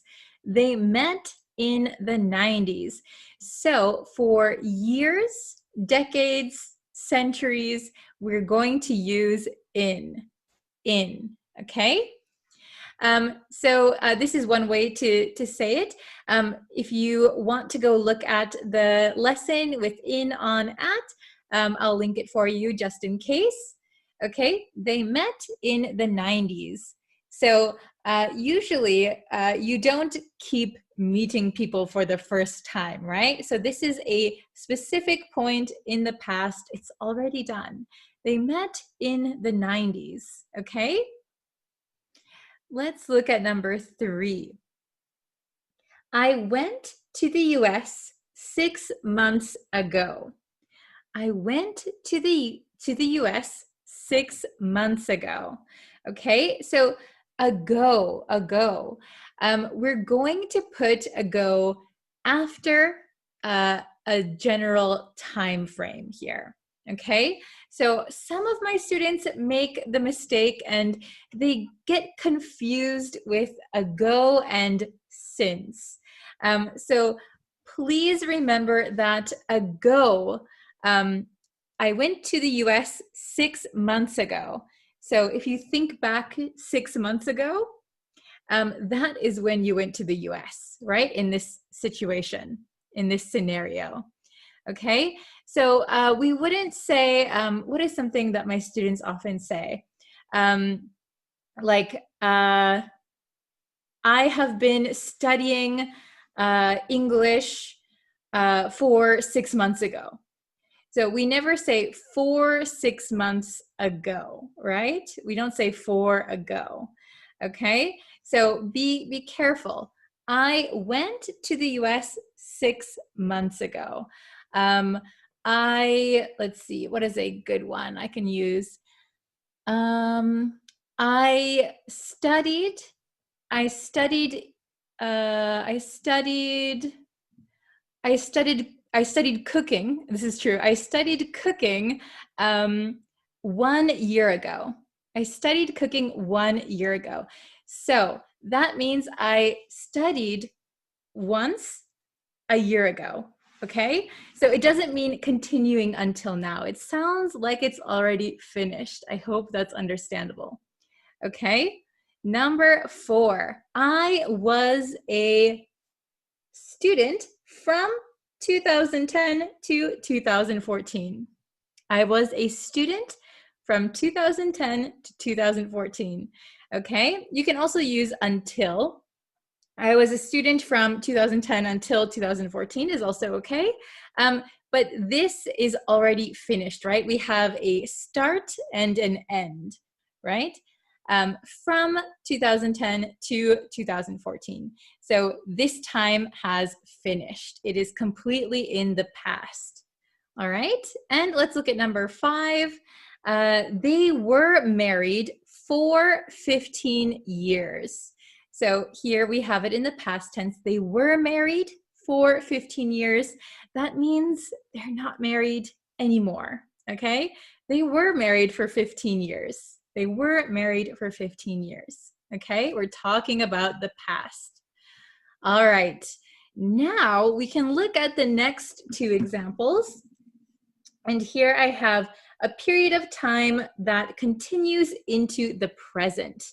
Okay, so it started in the past and is continuing.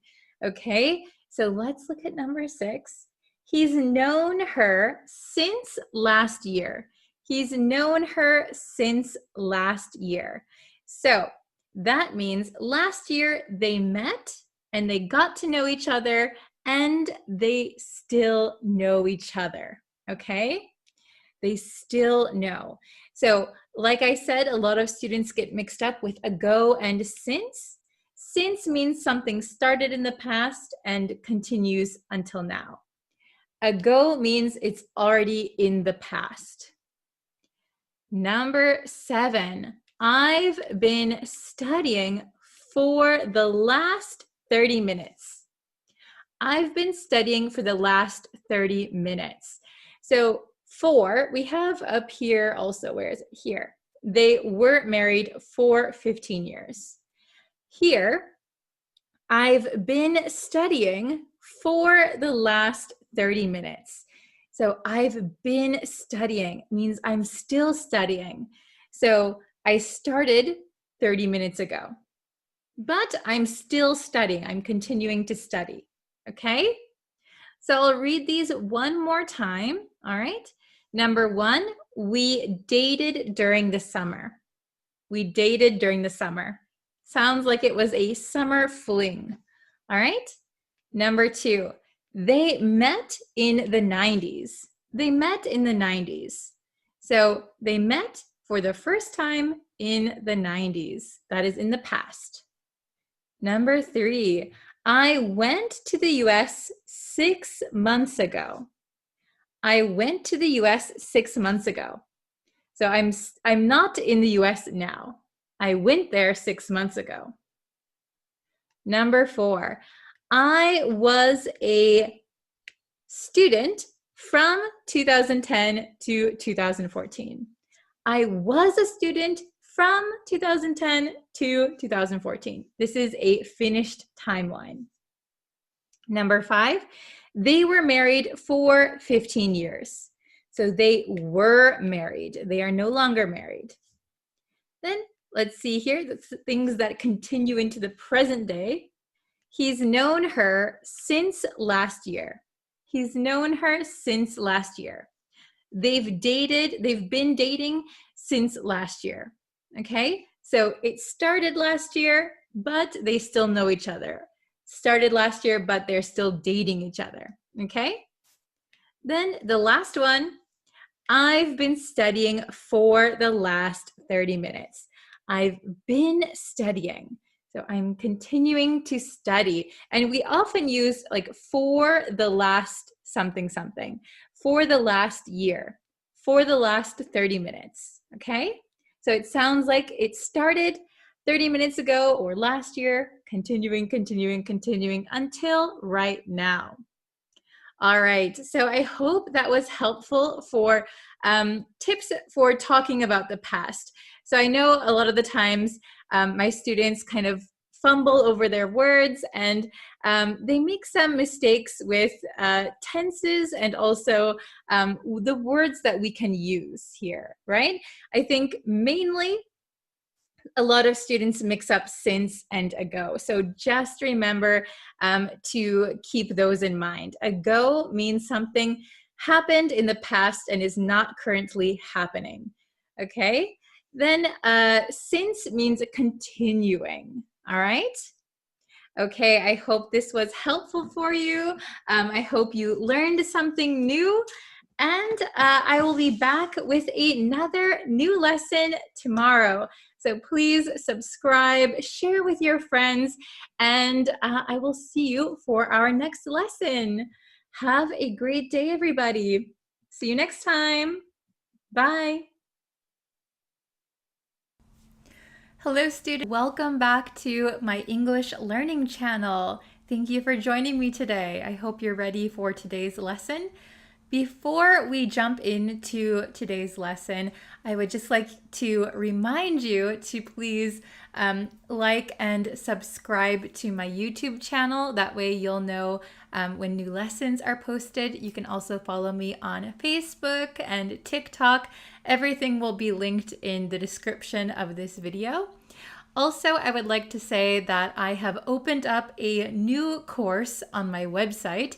So if you want to learn about American pronunciation and how to really get that American sound or be able to listen to American pronunciation, you can find the course sign up on my website. I will also link that in the description box. All right, let's get started. So today we're going to be talking about easy English conversation. So, I know that when you study English, usually in a class or with a textbook, sometimes they don't include words or vocabulary that we use in a casual setting. Okay, so some of this is going to be slang, but I think it is all pretty useful for daily life, especially if you are going abroad, like if you're going to study abroad or you want to make friends like in North America, for example.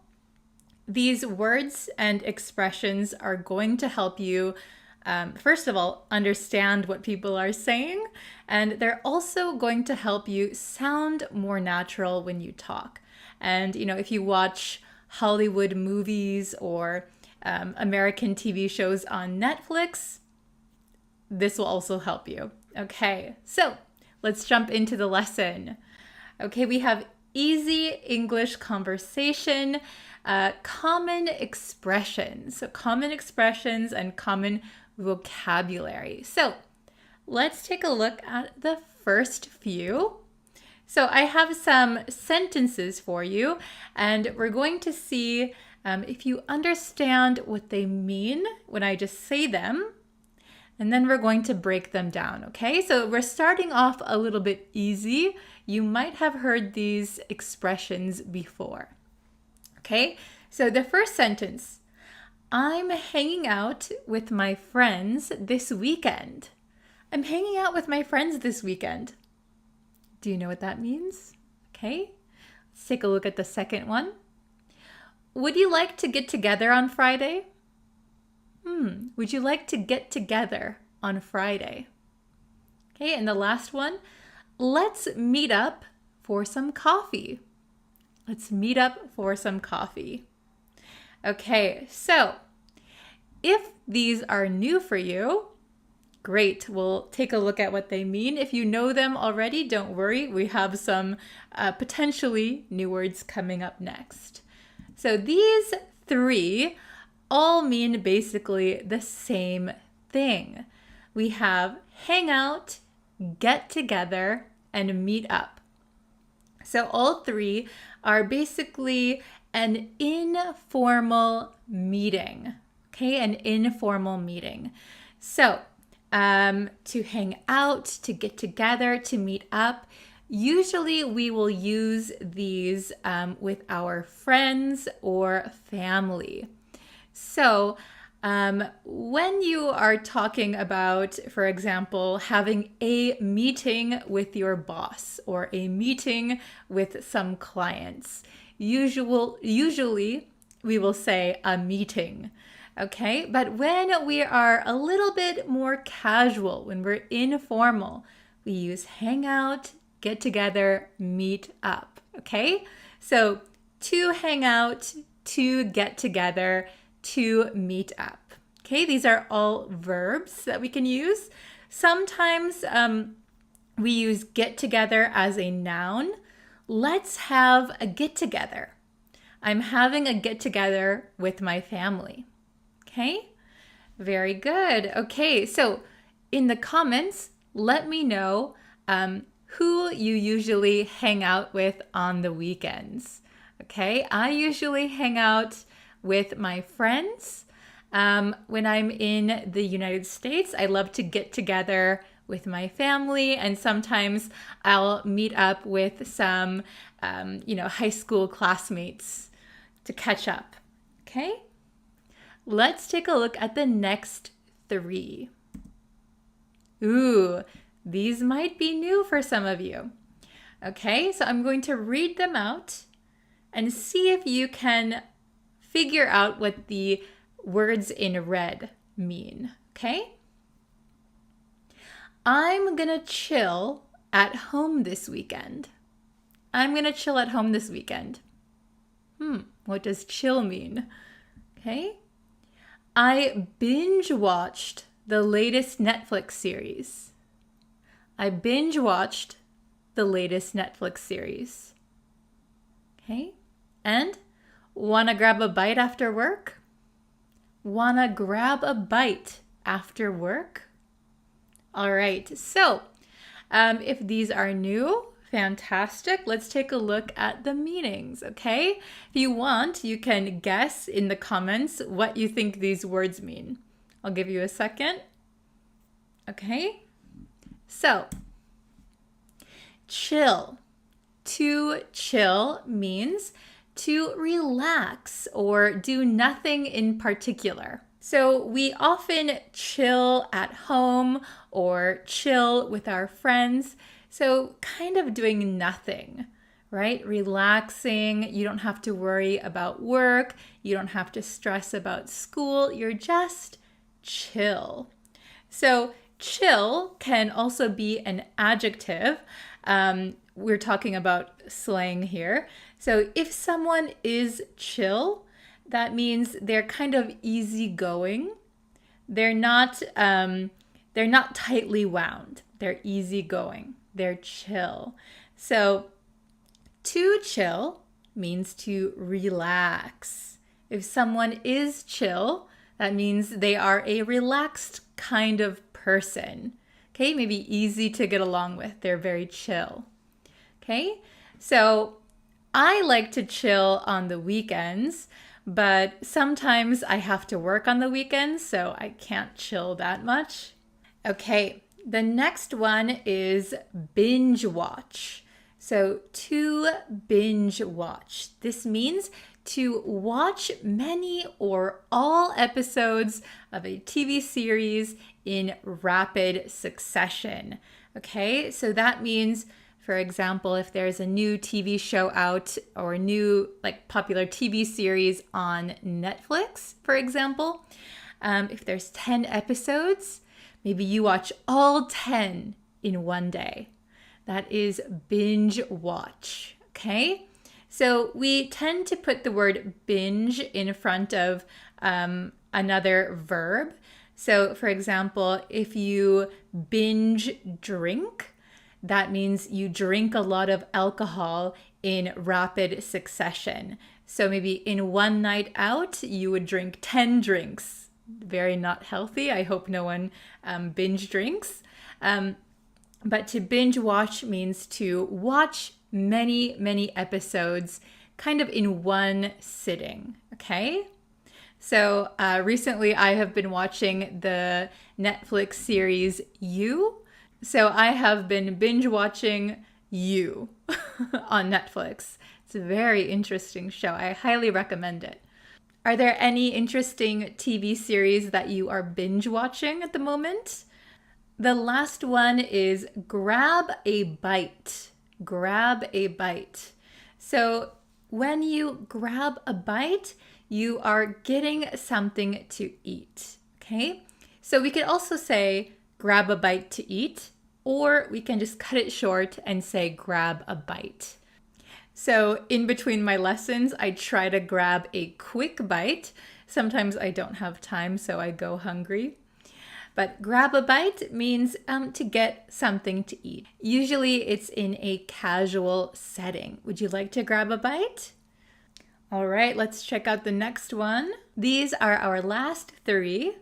Okay, so try and figure out what the red words mean in the sentence.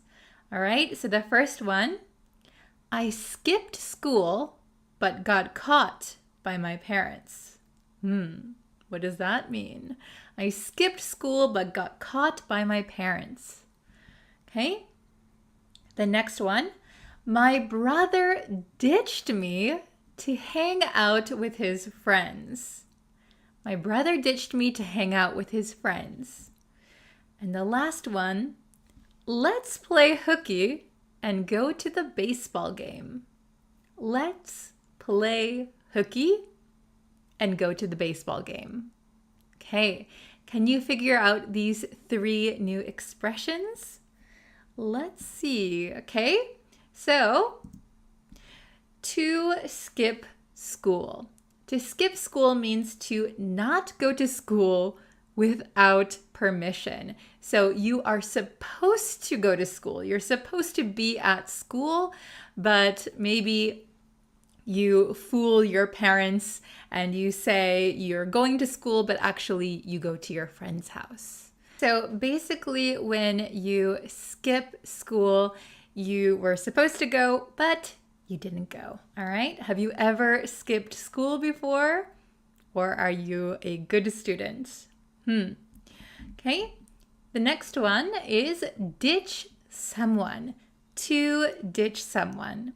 So this means to purposefully leave or abandon someone. So it sounds pretty bad, and it can be bad and disappointing. So when you ditch someone, it means that you had plans with one person, but you decided not to go. Maybe you did something else. Okay, so in my example sentence, I said, my brother ditched me to hang out with his friends. So my brother and I had plans to meet, to hang out, but he decided to hang out with his friends instead, so he ditched me, okay? He left me, he abandoned me, all right? So it's kind of a negative thing. You don't want to actually ditch people, right? It's kind of a mean thing to do, okay? And the last one, to play hooky.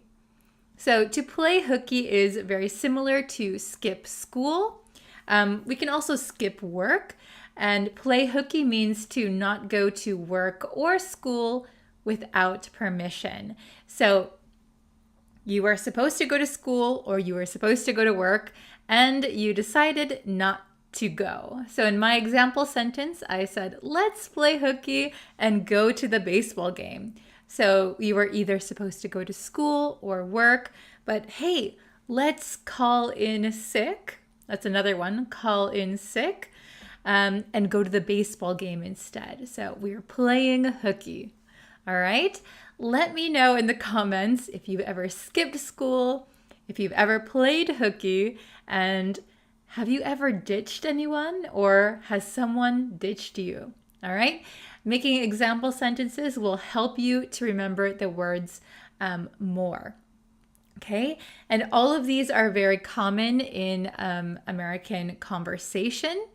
So hopefully you'll be able to recognize these words the next time you hear them. All right, that's it for today's lesson. Again, if you want to know when I go live, when I post new lessons, please subscribe to my YouTube channel. You can also follow me on Facebook and TikTok. And again, if you want to take any of my courses or get some PDFs, you can sign up on my website. All right, thank you so much for watching, and I will see you again in our next lesson. Bye, everyone.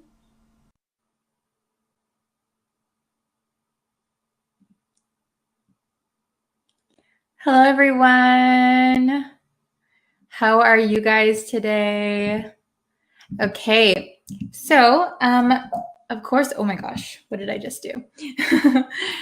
Before we get into today's lesson, again, if I can remind you, please go and subscribe to the YouTube channel. You can like me on Facebook, TikTok, pretty much anywhere.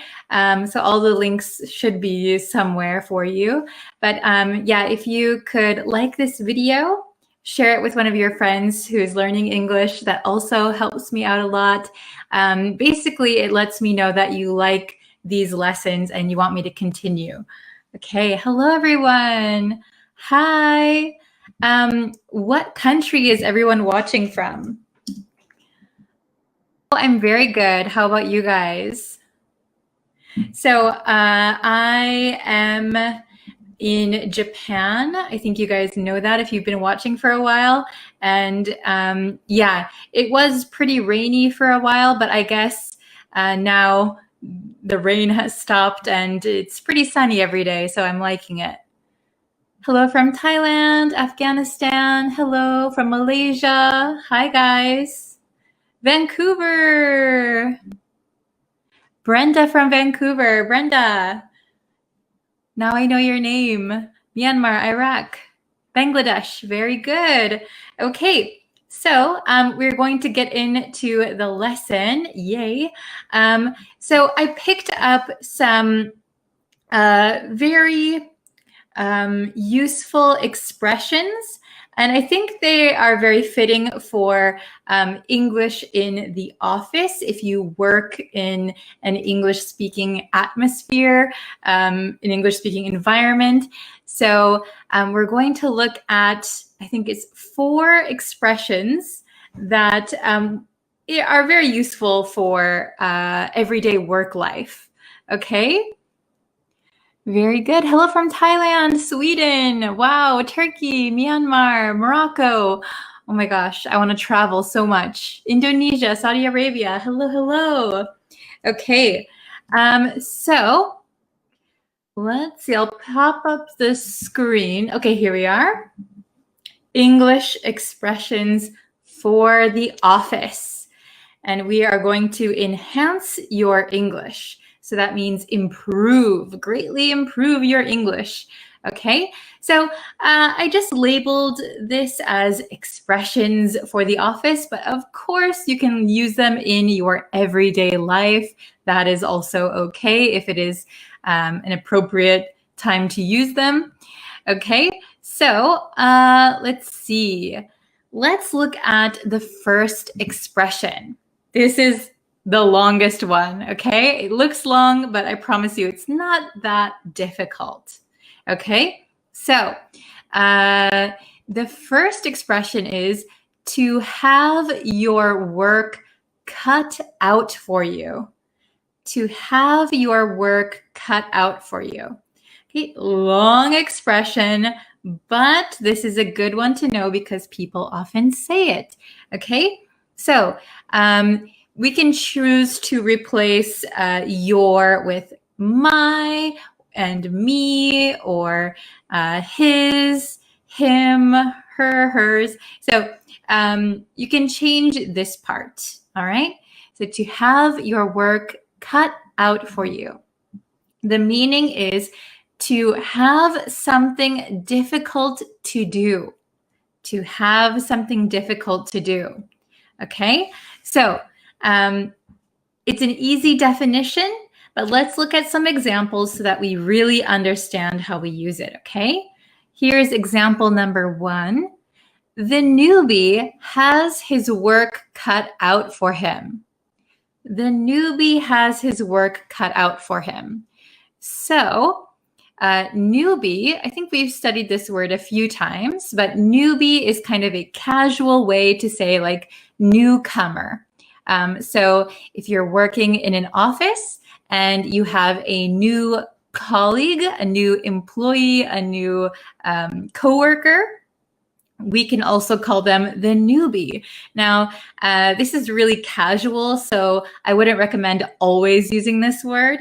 But if you're talking with your other friends or other colleagues, the newbie has his work cut out for him. So maybe the new person has a lot of difficulty getting into the groove of things, getting to know everything.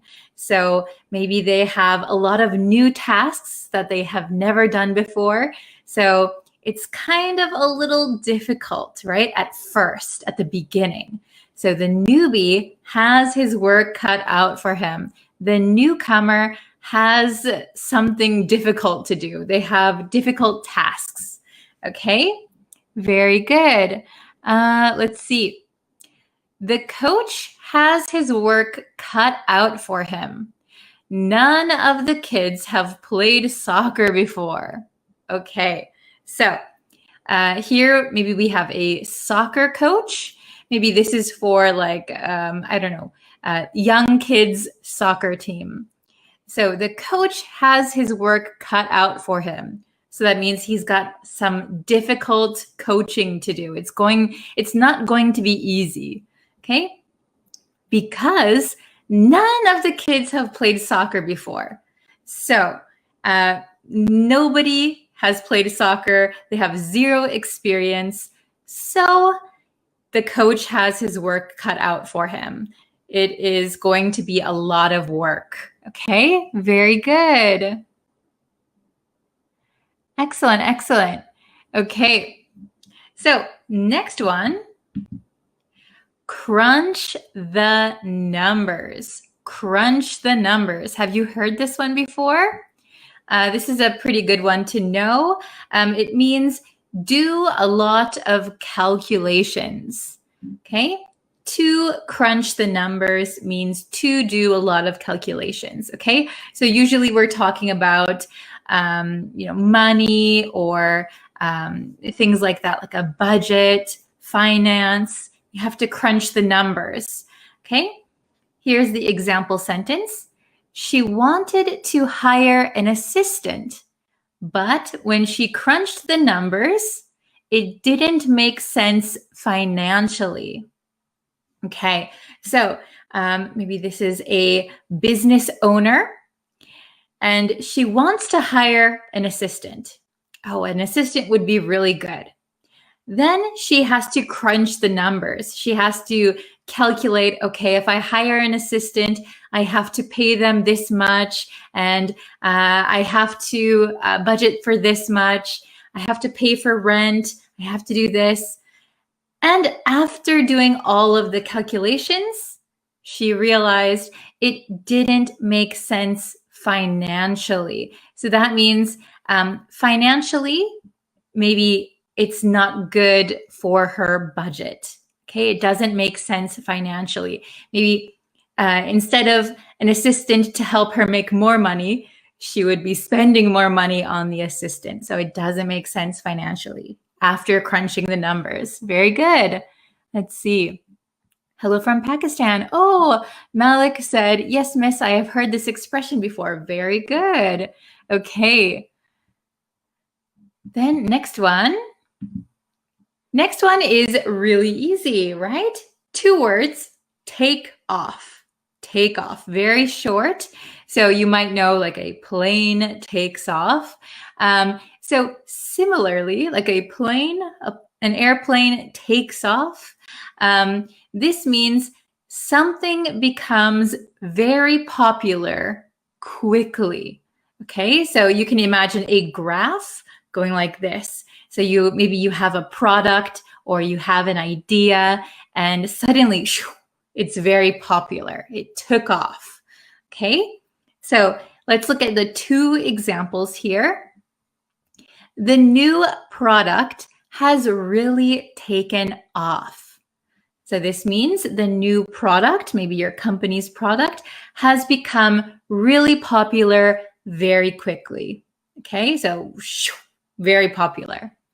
Okay, her idea to expand the exhibition took off. So her idea to expand the exhibition became very popular. Maybe everybody liked that idea and they implemented that idea. Okay, take off, to take off. Oh, hello from Afghanistan. Hello from Bangladesh. Hello from Myanmar. Okay, very good. So take off. If you can think of a product or a service that has taken off, please feel free to write that in the comments as well. I'd be interested to hear that. What has taken off recently? Maybe, let's see. In the US, people are wearing face masks, which was uncommon before, but people started selling them online and it's really taken off. So people like to wear like the colorful face masks or maybe with like some design. It's really taken off, okay? We can also say somebody's business has taken off. So their business maybe became very popular and they became very successful very quickly. Their business took off. Okay, let's look at the next one. Ooh, I think this is the last one, and this looks very strange, doesn't it? A people person. A people person. Okay, so the meaning of a people person is someone who is good at and enjoys interacting with people. So this looks very strange, I know. People person. Have you heard this before? A people person. So sometimes when we want to describe what someone likes, we can put a something person. For example, if someone really likes dogs, we could say, he's a dog person. It doesn't mean he's a dog, but he likes dogs. He's a dog person. She doesn't like dogs. She's a cat person. So it's describing what people like, okay, what people enjoy. So a people person is someone who likes people, someone who enjoys talking to people. They're very good at talking to people. A people person, okay? So this example says, the job requires talking with clients. So we are looking for a real people person. Oh, Malik said they've seen this expression many times. Wow, very good. Okay. Oh, I like thank you for this kind example. Your lessons have recently taken off. Thank you. Okay. She wanted to hire a car, but when she crunched the numbers, she puts the idea off. Maybe she put off the idea. Very good. So she found out maybe it's too expensive. Very good. Okay. Are you a people person? Please leave it in the comments if you are a people person. I would say I'm a people person, but I also like having time to myself. Okay, so that was we had 4 English expressions, right, that we can use in the office. So let's have a quick quiz. All right. Question number 1. Let's see how much you can remember. Okay. Question number 1. Let's something before we agree to a budget. Let's take off before we agree to a budget.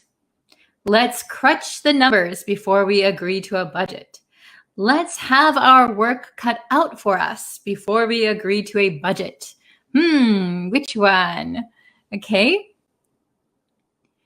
Oh, Rana said, my sister is a people person. Very good. Oh, nice job, Brenda. Okay, so let's, the correct answer is crunch the numbers. Very good. So we're talking about a budget. So a budget is how much money you will spend or how much money you will save. That is your budget, right? How much money you have to work with. So let's do many calculations. Let's crunch the numbers before we agree to a budget. Very good. I see everybody said B. Excellent. Very good. All right, question number 2. I wasn't sure if the new program would be successful, but it has worldwide. Okay, so hopefully this one's an easy one. Easy. I wasn't sure if the new program would be successful, but it has people person worldwide. It has my work cut out for me worldwide. It has taken off worldwide. Hopefully this is an easy one, okay? Excellent. Oh, very good, everybody. Nice. Okay. So the answer to question number 2, of course, will be taken off. So I wasn't sure if the new program would be successful, but it has taken off worldwide. It has become super popular worldwide. It has become super successful worldwide. Very good. Very good. Okay.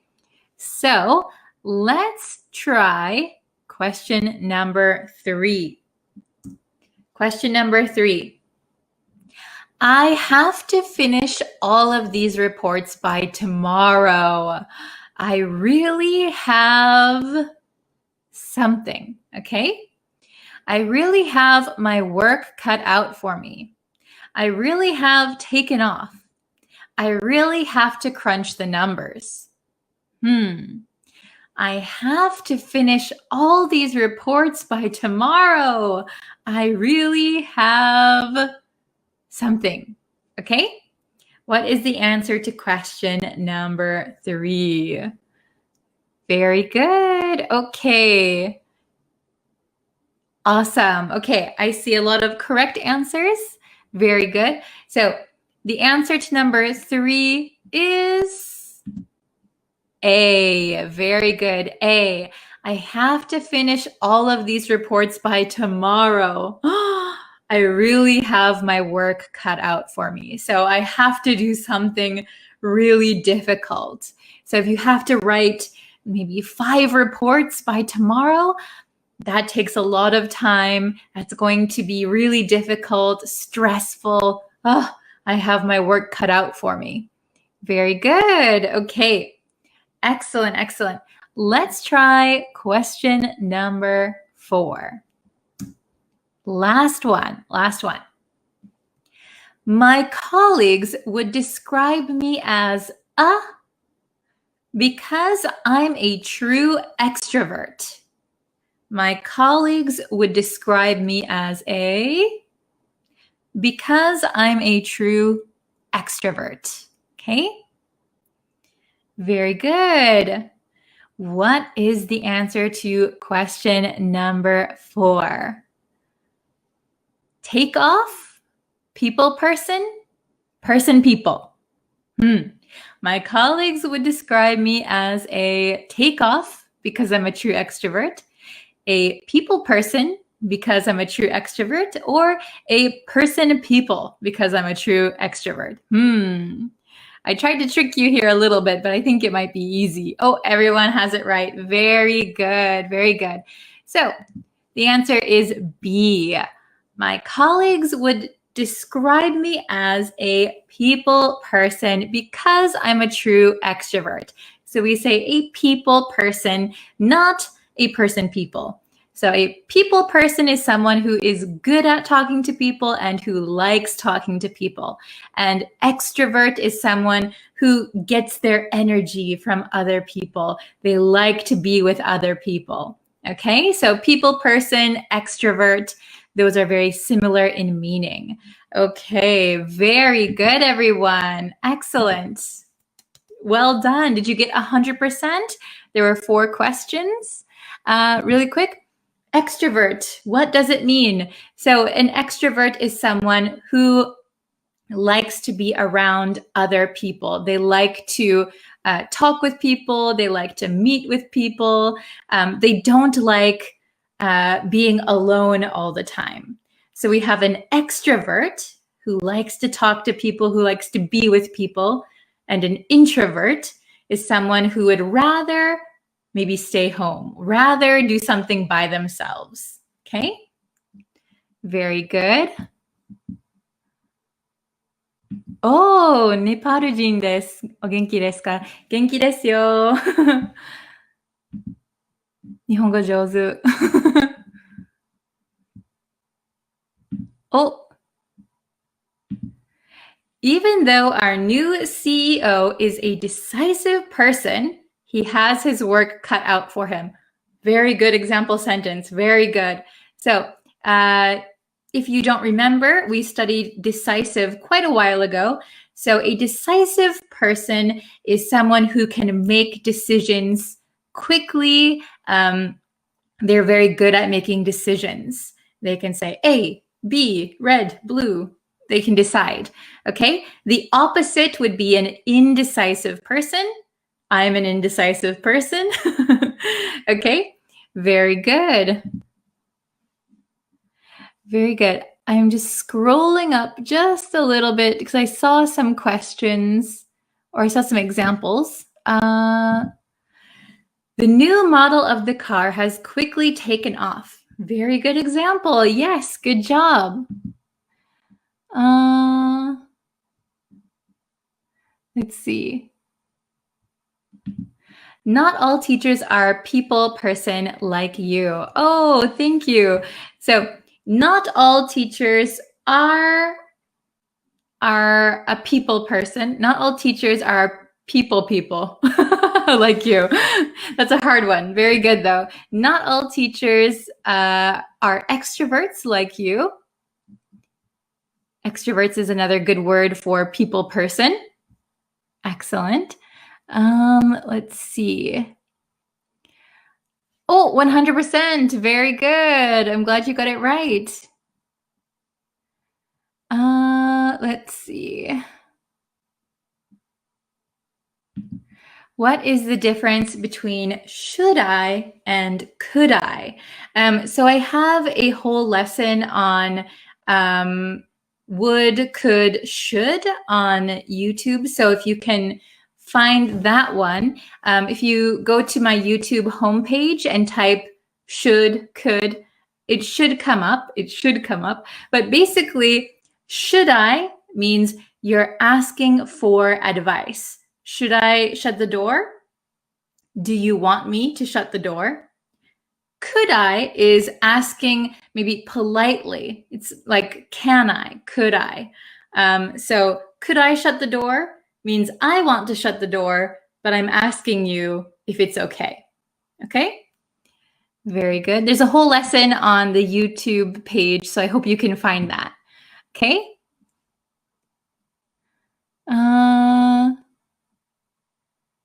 We'll do 1 or 2 more comments. After crunching the numbers, remember it's numbers. After crunching the numbers, she managed some necessary things. Very good. So maybe you mean she figured out some necessary things, or she was able to budget for some necessary things. Good job. Okay. All right.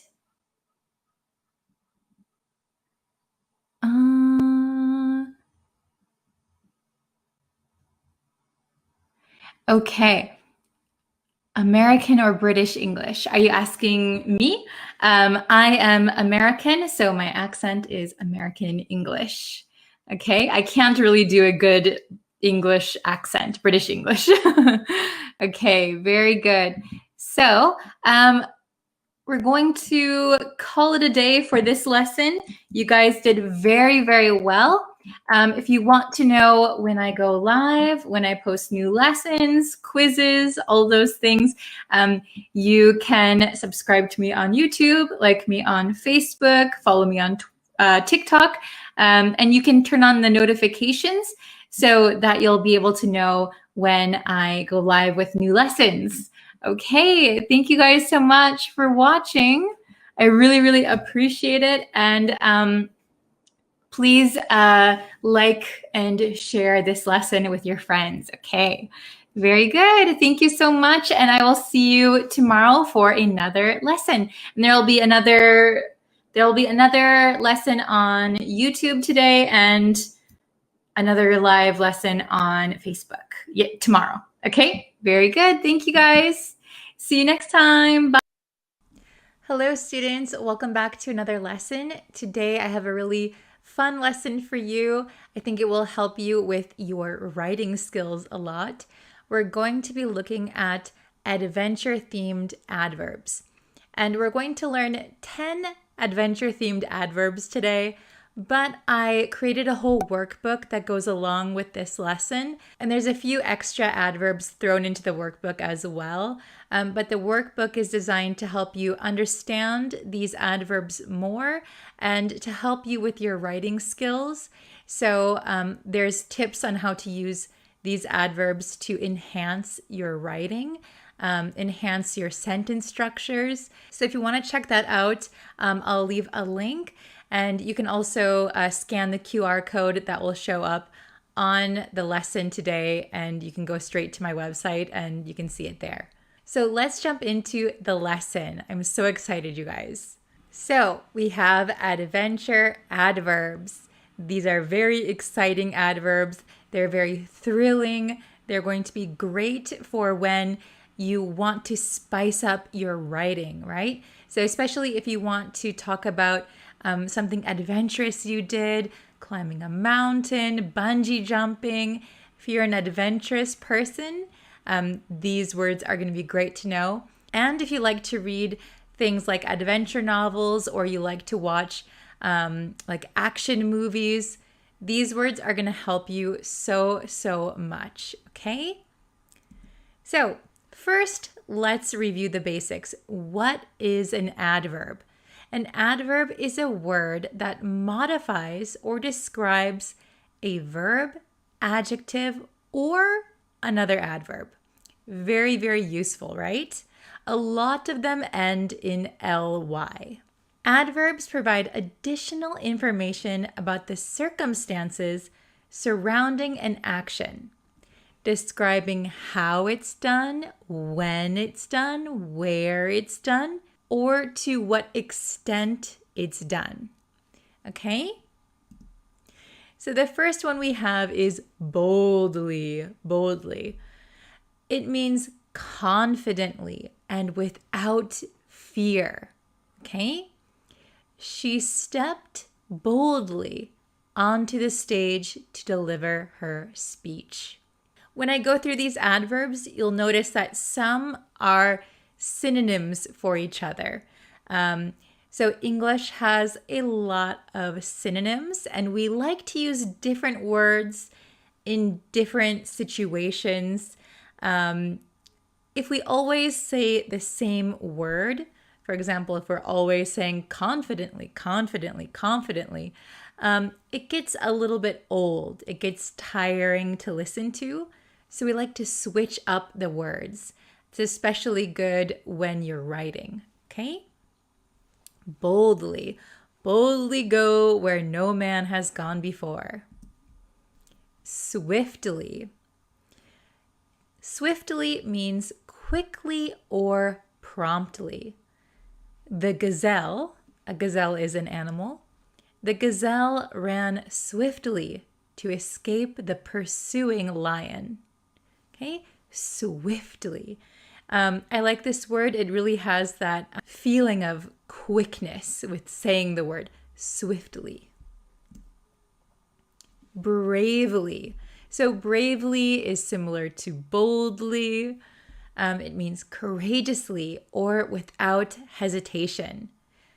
Despite her fear, She bravely stood up to the bully.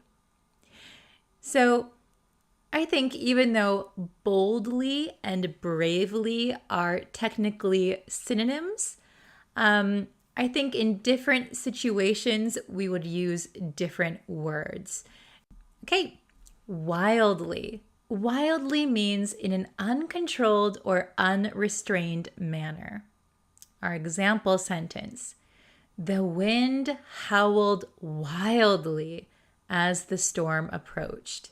So the wind, when we say the wind was howling, it sounds like you can hear the noises of the wind. Dogs also howl. We say they howl when like they're staring up at the sky, at the moon. Oh, like that. That's howling. So the wind howled wildly.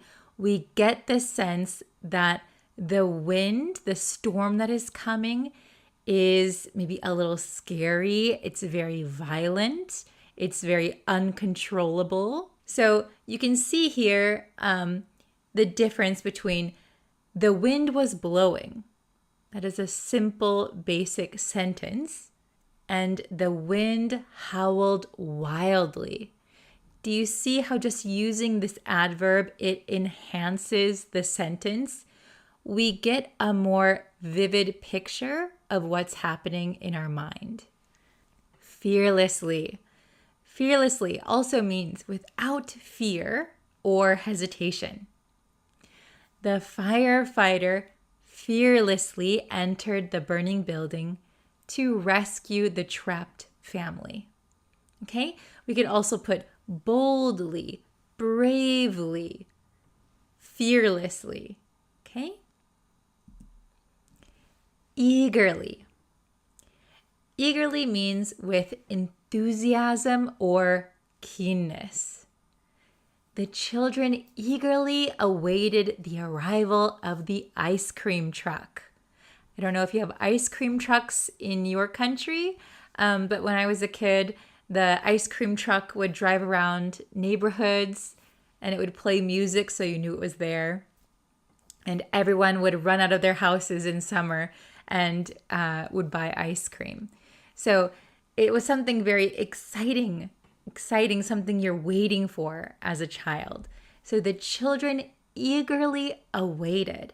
We can sense that they're very excited for it. They've been waiting. They really can't wait until the truck comes. So here again, it enhances the sentence. We get a picture in our mind. We can feel that they are very enthusiastic. Okay, adventurously. In a daring or adventurous manner. They explored the uncharted territory, so someplace nobody has ever gone before. They explored the uncharted territory adventurously, seeking new discoveries. So they're very brave. They want to go on an adventure. Daringly. Daringly also means boldly or courageously, often in a risky manner. So if there is some risk involved, we can use the word daringly. He daringly leaped from the cliff into the deep waters below. So taking a leap, a jump off of a cliff, sounds a little risky. So daringly is an appropriate adverb for this sentence. Spiritedly. Spiritedly means with energy, liveliness, or enthusiasm. Something is very exciting, something is very lively, there's lots of energy. Okay? The crowd cheered spiritedly as their team scored the winning goal. Very good. Okay? So this means the crowd is so exciting. The team scored the winning goal. Yay, let's go. They're so energized. Intrepidly. Intrepidly. Meaning is fearlessly or boldly, even in the face of danger. So even if there's something dangerous, You are fearless. You're bold. The explorer ventured into the unknown jungle intrepidly, determined to uncover its secrets. So usually an explorer is going to be adventurous. They're going to be fearless, even if something is scary or possibly dangerous. In those cases, we can use intrepidly, and we can sense that they're not scared of anything. Okay, so since we went over these 10 adverbs, let's quickly take a quiz and see how much information you retained. Quiz time. Question number 1. What does the adverb boldly mean? A, timidly. B, confidently. C, hesitantly. Or D, quietly. Quick, put your answers in the chat, in the comments.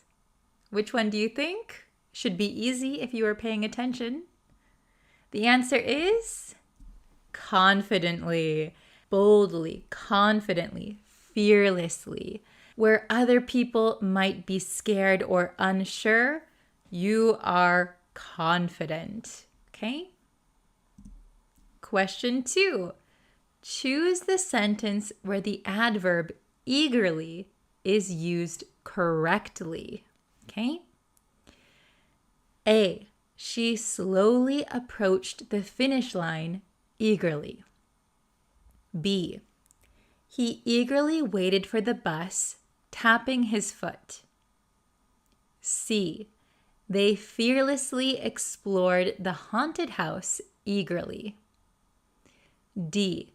The cat stealthily crept up on its prey eagerly. A, B, C, or D. Which sentence uses eagerly correctly?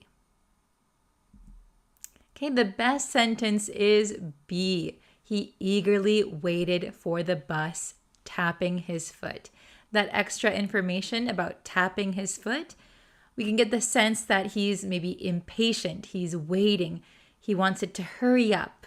He eagerly waited for the bus. Okay?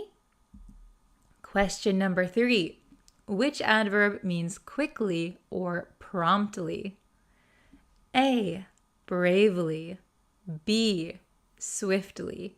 C, wildly. Or D, spiritedly. Okay, write your answer down. A, B, C, or D. Yes, the answer is B, swiftly. Swiftly means quickly or promptly. Question 4. In which sentence is the adverb daringly used correctly? The timid kitten daringly approached the large dog. She whispered daringly, hoping no one would hear. C. The firefighter daringly entered the burning building. D. He sat quietly, daringly in the back of the classroom. Which sentence is correct? Which one uses daringly correctly? Okay, C is the correct answer. The firefighter daringly entered the burning building. Entering a burning building sounds very scary. It's very risky. So if you are daringly entering the burning building, it means you're very brave. Last question for you. What is the synonym for the adverb intrepidly? A, nervously. B, shyly. C, lazily. Or D, confidently. Which one means intrepidly? Okay, please write your answer down. And it is, of course, D, confidently. Intrepidly means confidently. Okay, How did you do? Were the questions easy? Did you get 100%? So I'll leave a link to the workbook and I hope you guys really enjoy it. There's a lot of activities for you to do. So yeah, I'm gonna give you one last challenge. I want you to choose one of the adverbs that we learned today and use it in a sentence in the comments, okay? That is your homework, that is your challenge. Okay, pick your favorite one, write a sentence, and I will definitely comment. Thank you guys so much for watching. I will see you in our next lesson. Bye, guys.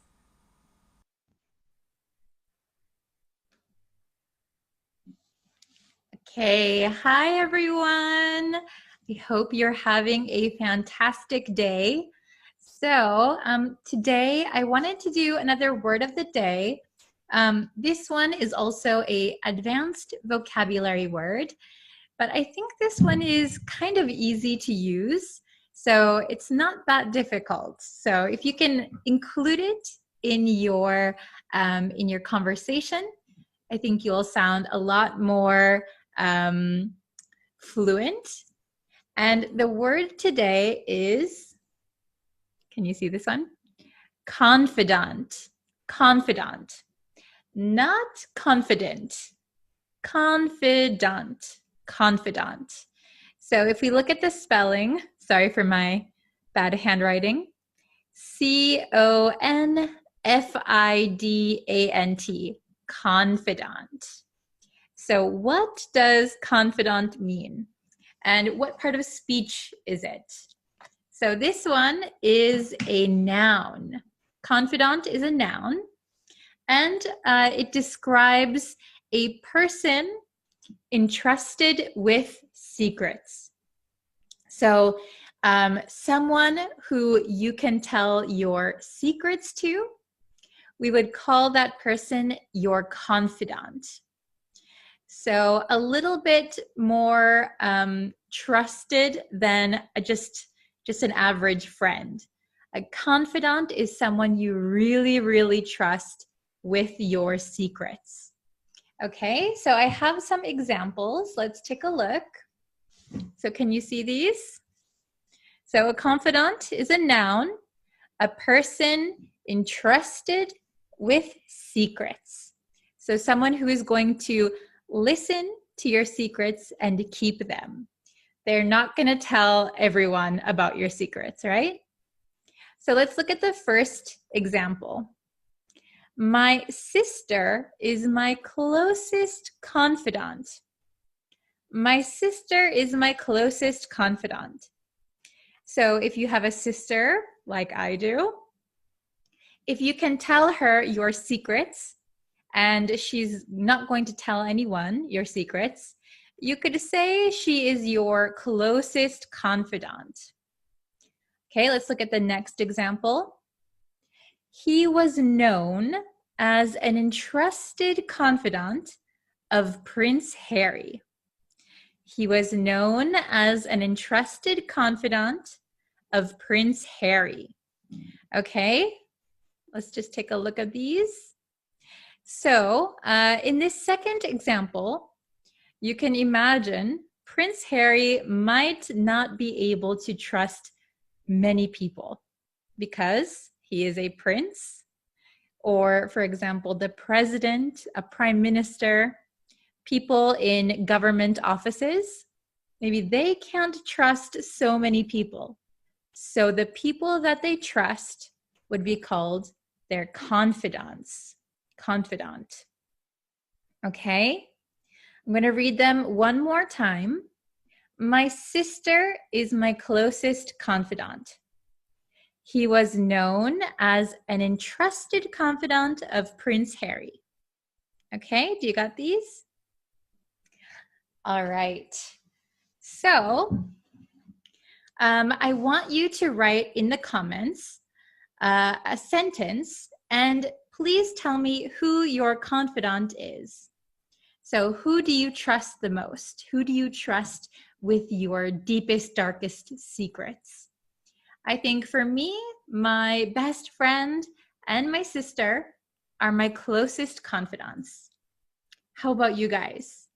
please leave it in the comments down below. Okay? And if you guys want to see longer English lessons, please go over to my YouTube channel. I have longer lessons there. I try to update every week with long lessons. You can subscribe, and then if you subscribe, you'll know when new lessons are uploaded. Okay, I'll try to post another word of the day either tomorrow or in the next few days. Okay, have a great week. Thank you guys so much, and I'll see you next time. Bye-bye. Hello, everyone. How are you today? Hello, hello. I hope you are all having a wonderful, wonderful day. Let's see. Oops. Okay. Let me move some stuff around here while people come in the chat. Hello. Okay, so, oh, hello. Hello, English teachers. Hello. So, today, hello, Megha. How are you? Hello, Omer. Hello from Iraq. Hello, Patel. Hello, Haman. Hello, Minnie. Hi, hi, hi. Hello, Jael. Oh, you're going to have a typhoon in the Philippines? Oh, no.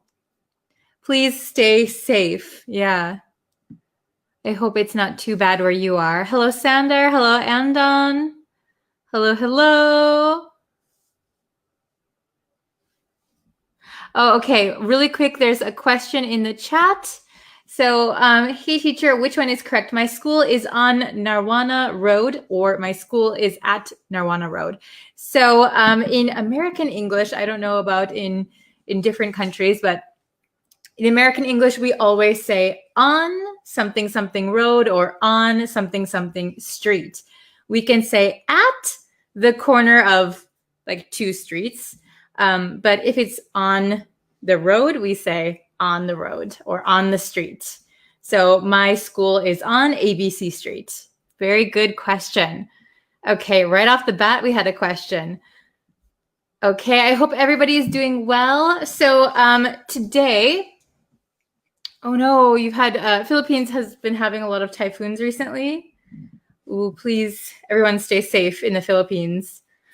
Okay, so this week, I don't really have a theme for this week. So I think every day this week we'll try and do like a different lesson and see how that works. But today I picked two idioms that you can use for studying. We use these idioms to talk about studying or education. These are kind of education idioms, okay? So, Sri Lanka is experiencing the second wave of the coronavirus. I'm so sorry to hear that. In Japan, the numbers are kind of steady, but not great, but not as bad as in other countries.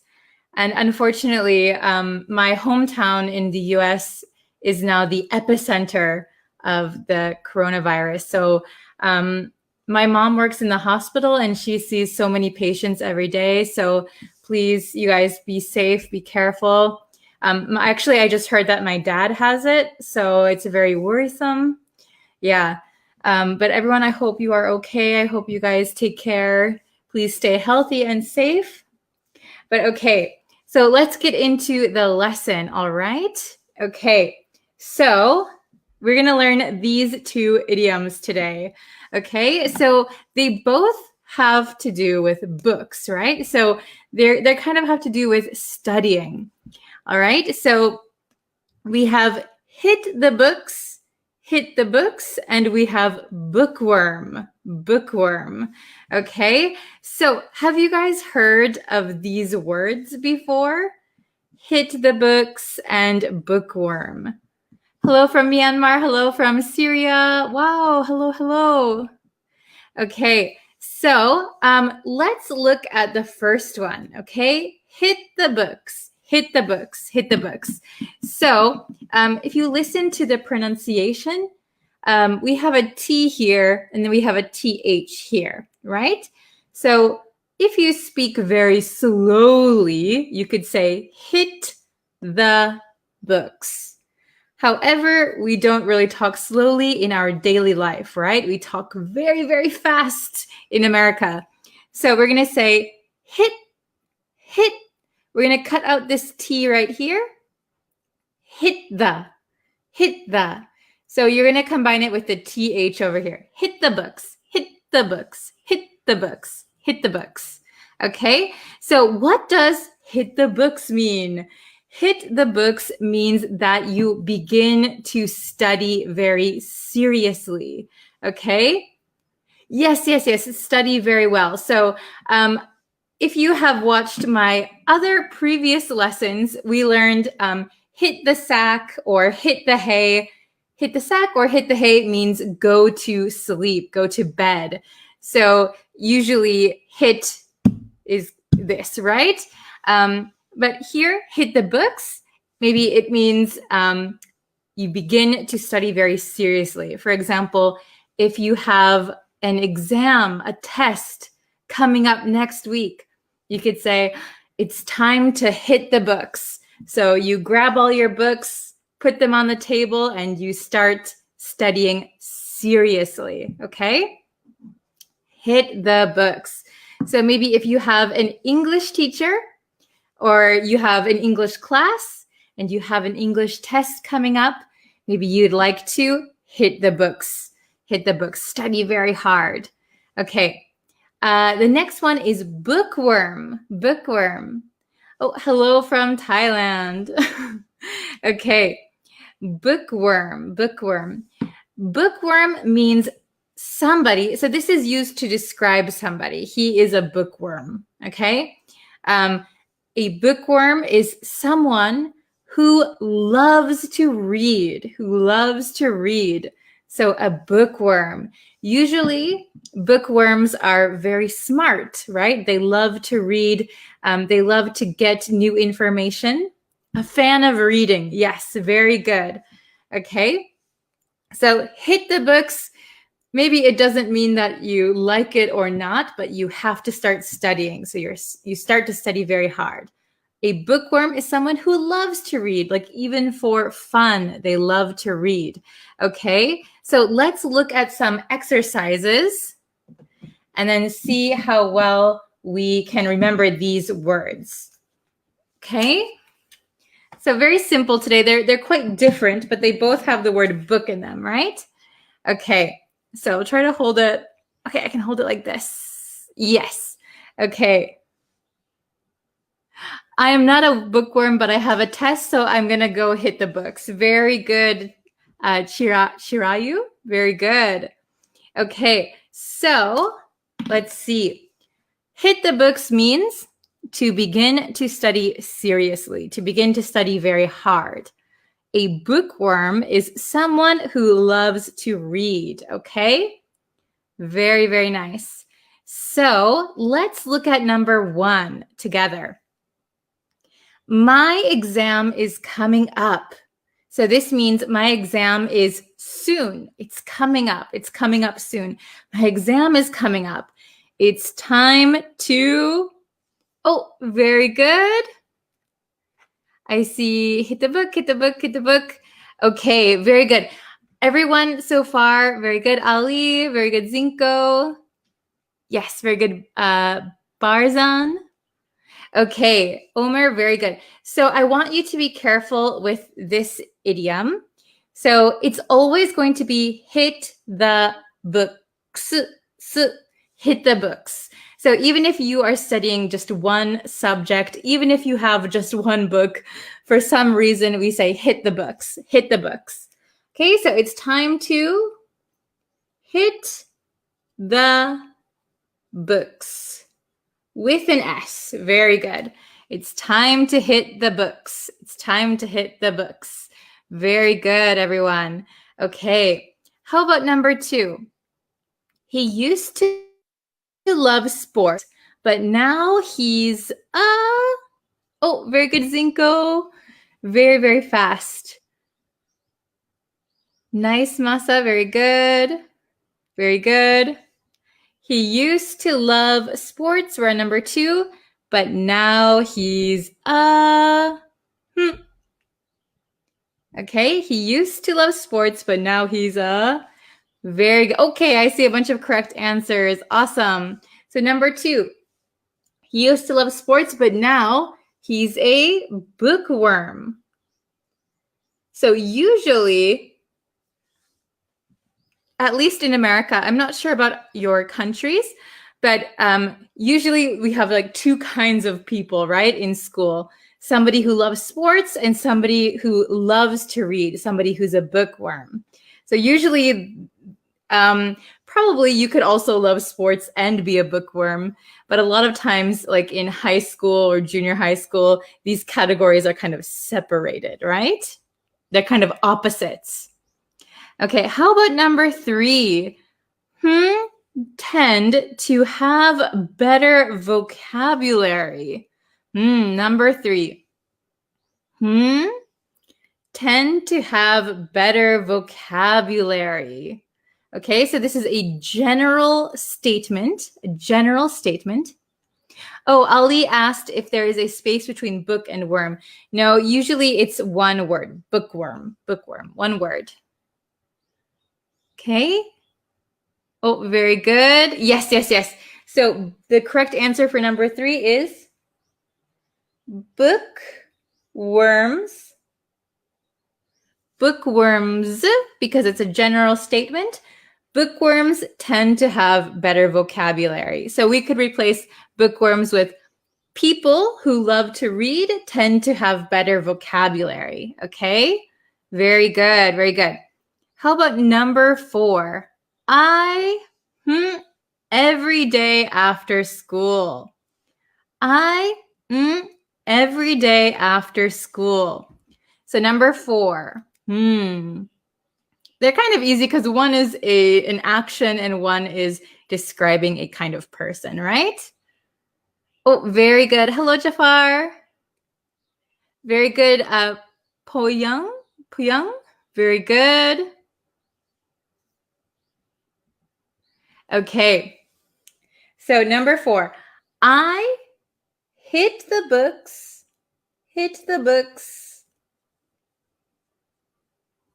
every day after school. Very good. Oh, hello, Anna. Okay, very, very good. I think I saw a question. Okay, very good. I think I missed the question, but if I missed your question, you can put it in the chat again. Okay.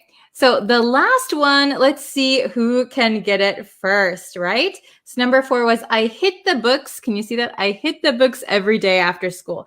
So I begin studying seriously every day after school. This is a very good student, right? So number 5, since she's she's very smart and doesn't have to as often. English teacher says, I hit the sack after school. Very good. I hit the sack. Chicago is very cold. Yeah, it's getting cold in Japan also. It's very cold and kind of gray skies. Oof. Okay. Oh, I see Ali. Very good. Nessie, Yon. Okay, very good. Barkan, very good. Okay, good job.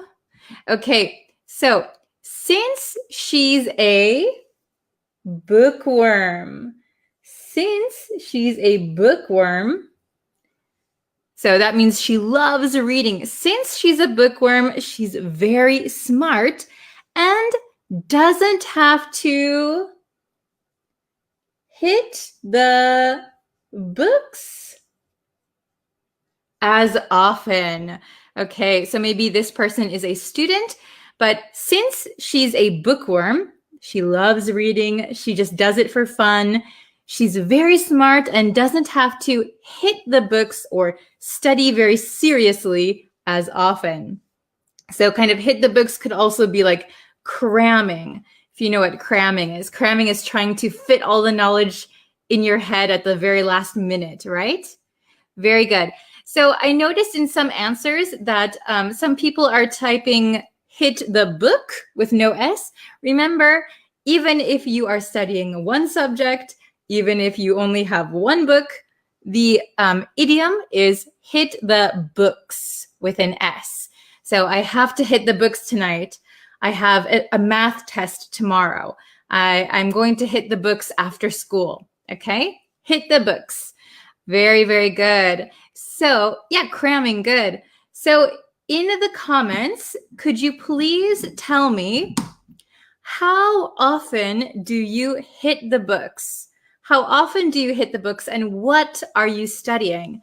So, for example, I study geography and I hit the books every night, if you're a very good student, or every other night. And please tell me if you are a bookworm. Bookworm. Are you a bookworm? Do you love reading or not? Okay, when I was a child, I was such a bookworm. I was a total bookworm. But as I became an adult, I got very, very busy. And now I don't have a lot of time to read, unfortunately. Okay, very, very good. Okay, so I think I have some time. Let me just double check. Ooh, okay, I've got a few minutes. So if you have some questions or you want to put some sentences in the chat, I can look at them. Okay, I'm going to hit the books during the lockdown. Very good. So if you are in lockdown right now, it is a good time to hit the books. Very, very good. Okay. Okay. Ali had a very good question. When we use the verb tend in a sentence, what meaning does it give? So I use the word tend here. Tend. So bookworms tend to have better vocabulary. So tend to have or tend to do something is like, the meaning is usually. So bookworms usually have better vocabulary. So, or for example, I tend to eat yogurts in the morning. I tend to eat yogurt in the morning. I usually eat yogurt in the morning. Okay, that was a very, very good question. Okay, let's see. What is the difference between smart and intelligent? Very good question. Smart and intelligent are synonyms. They're synonyms. So you could use them interchangeably. She is very smart. She is very intelligent. Both have the same meaning. I know in British English, sometimes smart means very classy or something, like she dresses very smart. So in British English, I think smart can also be about fashion. But smart and intelligent in American English are usually interchangeable. Okay, very good.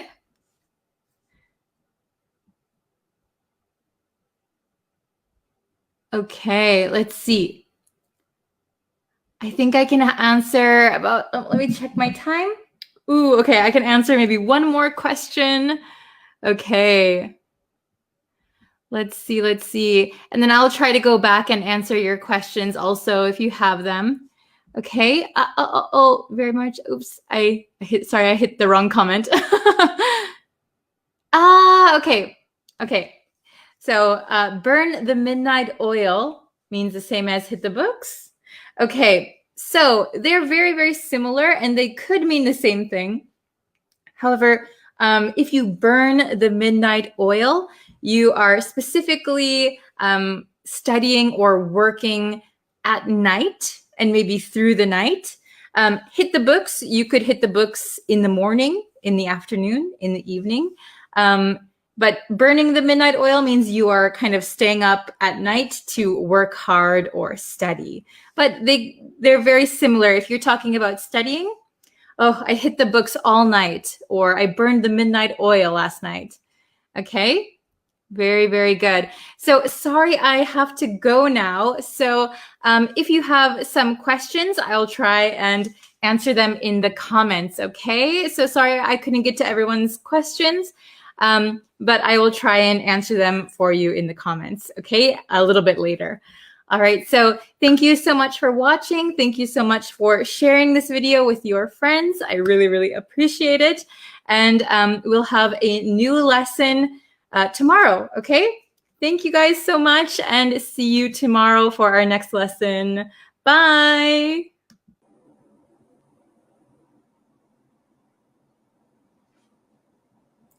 Hello, everyone. Welcome to our lesson. So I'm going to wait for a few people to get in the chat before we start.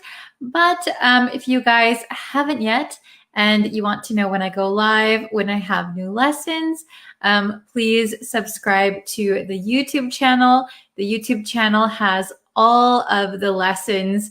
So, and they have, the YouTube page has exclusive lessons. I also do live streams on Facebook.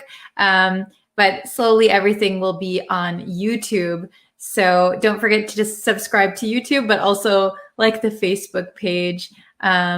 Yes. Okay. So thank you guys for joining me today. We're going to be having a vocabulary test today. Vocabulary test. Hello, Carlo. Carlo, how do I pronounce your name? Carloe? I hope I pronounced it right. Hello, Ciao. Hello, Welderfield. Hi. How are you? Thank you for joining. Yasumi, hello. Hi, everyone. Hello from Mexico. Nice. Okay, so we're going to have a vocabulary test today. So recently, we've been doing lots of reading comprehension lessons, and there's been a lot of new vocabulary that we've learned. So today I'm going to test you on those new vocabulary words. So I hope you're ready. I hope you were paying attention in class. Oh, Danielle. Hi, Bree from Venezuela. Long time without joining your sessions. Oh, welcome back. Hello. Hello from Iran. Hi. Hello from India. Okay, so we're going to be looking at vocabulary today. So like I said, we've been learning a lot of new vocabulary through our reading lessons. So today we are going to test you and see how much you remember, how much you were paying attention. Okay, very nice. Okay, so I'm going to share my screen. Okay, everybody can see it all right? So vocabulary test, how much do you remember? Okay, it's a real test. So question number 1. Ta-da! Okay, question number 1. We wandered around the something town for hours. We wandered around the something town for hours. We have A, picturesque, or we have B, panoramic. Which word best suits this sentence? Which one is best suited for the sentence, okay? Oh, I see some people saying A, some people saying B. Okay, this is a little bit tricky. I kind of chose these words on purpose because it is a little tricky. So let's see. We wandered around the... Ta-da. The correct answer for number 1 is picturesque. Picturesque, okay? We wandered around the picturesque town for hours. Okay, so why is picturesque the answer? Picturesque means attractive, beautiful. It's like as beautiful as a picture. So a picturesque town is a very beautiful town. It is picturesque. Panoramic means a wide view. So usually we wouldn't describe a town as being panoramic. we would say a view is panoramic. So, for example, if you go to the top of a tall building and you look out and you can see all across the ocean, we would say that is a panoramic view. Okay, you can see all the way around, usually from a high place. So an amazing view. But we wouldn't describe a town really as being panoramic. Okay, the view is panoramic from the town, but the town is picturesque. Okay, that is a really tricky one. But the best one to complete the sentence would be picturesque. Very good, very good. Let's try question number 2. Ooh, okay, some new words we have. The holiday was banned by the royal. Now this is hard. The holiday was banned by the royal lure, or the holiday was banned by the royal edict. Okay, so we learned these words very recently. I think we just learned edict yesterday or 2 days ago. So I hope you remember. Okay. Very good. I see A, I see B, A, B, A, B. Okay. So a little tricky. So the correct answer is edict. Oh, very good. I see Ted Win got it. Muhammad Fahim got it. Very good. Hani got it. Hani Ahmed. Okay. The holiday was banned by the royal edict. So let's take a look. What does lure mean? So we learned lure as a verb.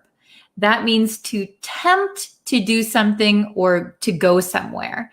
So we learned, I think, in the Italian town, wanted to lure, pull people in to their town. So please come to our town. We'll pay you to live here. We're luring you in. So a lure, which is a noun, is when you have a fishing pole and you go fishing. The lure is the thing that the fish bite. So that's why lure as a verb means to tempt people to follow you or to do something, to go somewhere. Okay, so the royal holiday was banned by the royal lure doesn't really make sense. So let's look at B. So edict is an official order or proclamation issued by a person in authority. So a royal edict is an official order from the royal family or the royalty in the country. Okay, so edict is a proclamation, an order, official order by an authority. Okay, very good. Okay, so number 3. Let's try number 3. We are looking for people to join our department. Ooh, we have tech savvy or long-term basis. We are looking for tech savvy people. We are looking for long-term basis people to join our department. What do you think is the correct answer for number 3? Oh, I see. English teacher says edict is an ordained. Yeah, like an order. Muhammad Fahim says A. I can't read your name, but I always see you, says A. A, B, B. Okay. Very good. So the correct answer is tech savvy. So this is, again, a really tricky one. I tried to trick you guys.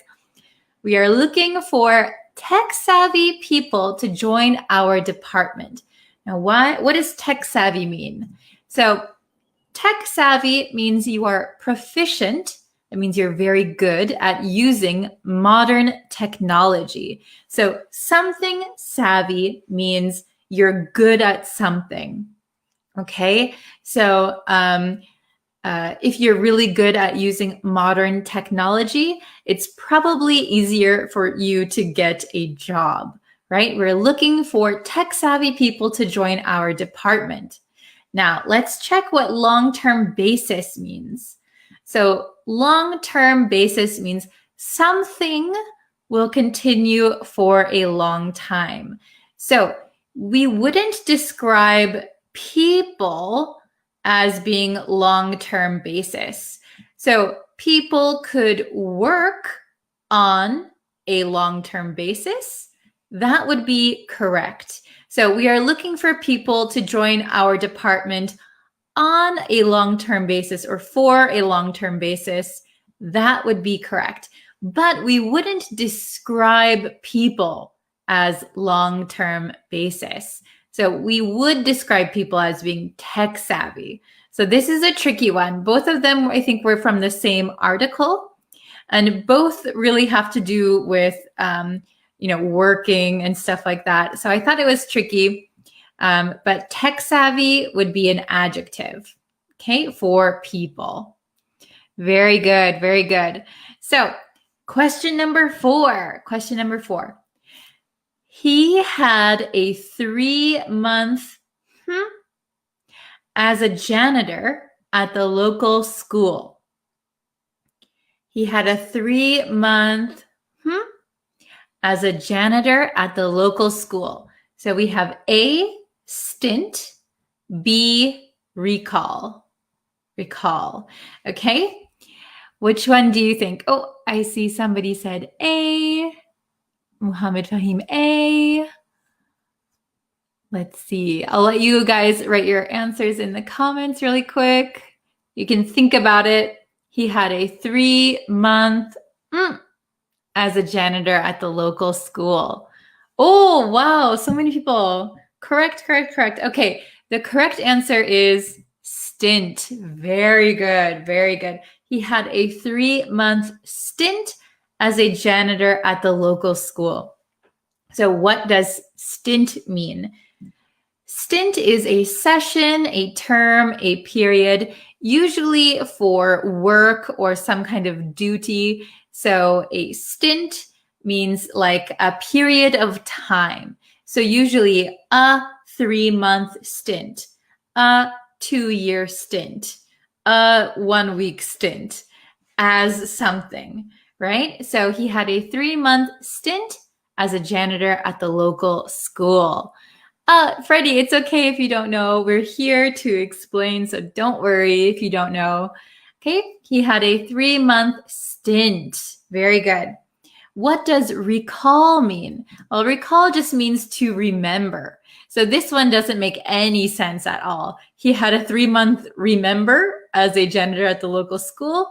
So to recall is a verb, so it does not fit in our sentence, okay? Stint is a noun, stint. He had a 3-month stint as a janitor. And if you don't remember janitor is a person who is like a cleaning person, someone who is employed by a building usually, so a school or a shopping mall somewhere. And the janitor is the one who cleans up. They clean the floor, they, organize things. That is a janitor. Okay, very good. Okay, so let us go to the last question. Let's see if you can get this last one. Ooh, okay. You live in London now, but where do you something? Okay, you live in London now, but where do you? Okay, we have hustle. You live in London now, but where do you hustle? Or you live in London now, but where do you? This is hail from. Okay, is it A, hustle, or B, hail from? Oh, very good. Okay. So I see a lot of people writing the correct answer. Excellent. Okay. So the answer to question 5 is hail from. You live in London now, but where do you hail from? So what does hustle mean? Let's take a look at hustle first. So hustle means work hard or a state of great activity. So for example, I work 9 to 5 at my day job, but I hustle on the weekends. So if you say I hustle on the weekends, maybe you have a side business, your own private business, or like a part-time job. So you work your regular job and then you're hustling, working really hard on the weekend. Or I saw somebody say hustle and bustle in the comments. So we can talk about the hustle and bustle of the city. So the city is very busy. People are rushing around. The hustle and bustle of the city. So it means a state of great activity. There is a lot going on. So in the city, there's a lot of hustle and bustle. In the countryside, it's a lot more calm and peaceful. Okay? So what does hail from mean? Let's recall what hail from means. So hail from means to be from or to come from. So where were you born? Where did you grow up? Okay? You live in London now, but where do you hail from? Where are you originally from? Okay? Hail from. Very good. Okay. So, I see a good one. Very good. I hail from Kashmir. Excellent. I hope I pronounced it correctly. Very good. Okay. So that was the test. There were 5 questions, 10 vocabulary words. I hope that you were able to get a good score. Let's see. Okay. Could I use a picturesque girl instead of a beautiful girl? So generally, when we use picturesque, usually we're talking about something, a place, a building. Something is picturesque. Usually we don't refer to people as being picturesque, but that is a good question. Sometimes we refer to people as being statuesque. Statuesque is like a statue. So if you ever see those old statues, like in Europe, the people are really, like they have really nice bodies, lots of nice muscles. So, he is statuesque. So he looks like a statue.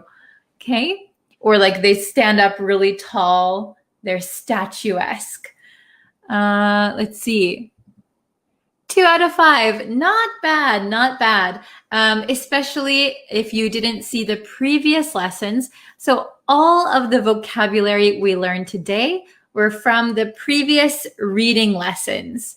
So if you go back and watch those lessons, maybe it will be a little easier for you. Okay. Oh, excellent. I hail from Mumbai. Very nice. I hail from Afghanistan. Perfect. Nice. Oh, 5 out of 5. Wow. Good job. You were paying attention in class. Good. Hustle equals fraud. So, yes, hustle has several meanings. And if you hustle someone, that means you are like defrauding someone. But hustling, like on the weekends, means working really hard. So over the years, the word hustle has gained several different meanings. But if you hustle someone, it is like fraud. So for example, if you, Here, I'll put my picture up again. So if you, for example, you and your friend go to play pool. Do you know pool? Pool, billiards. If you're playing pool and you say to your friend, I'm not good at pool. I'm really not good. I've never played it before. And your friend is like, oh, okay, I know how to play. I'll teach you a little bit. So you pretend you don't know, and then your friend says, oh, why don't we bet some money? So whoever wins the next game will get $10. And your friend thinks that you don't know how to play. So you play the game and suddenly you are really good and you beat your friend. You win the game and you were really, really good. And we could say you hustled your friend. So you pretended you weren't good. Then you made a bet and suddenly you became really good. You hustled me. Okay. Oh no, I hustled, but I was fired. Oh, yeah, sometimes that happens. Even though you're hustling at work, something could just not be working out and you could get fired. That's true. In modern times, hustle and bustle affect on our lives badly. Yes, the hustle and bustle of modern day life affects us negatively. Very good. Okay. Let's see. Oh, I don't know if I can pronounce this, but I hail from Merida, Yucatan, Mexico. I probably have a really American accent. Let's see. Oh, I am tired of the hustle and bustle of urban life. Perfect. Good sentence. Okay.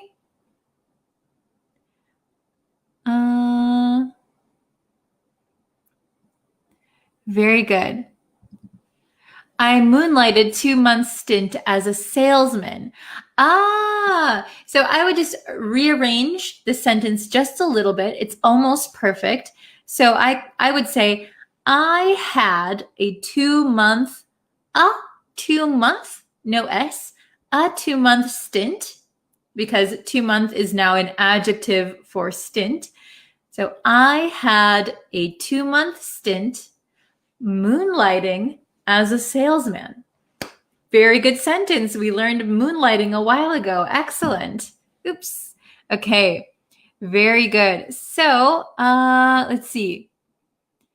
Very good. So if you guys need more review, go back to the previous reading comprehension lessons and you will be able to see the words we did today in the articles. Okay.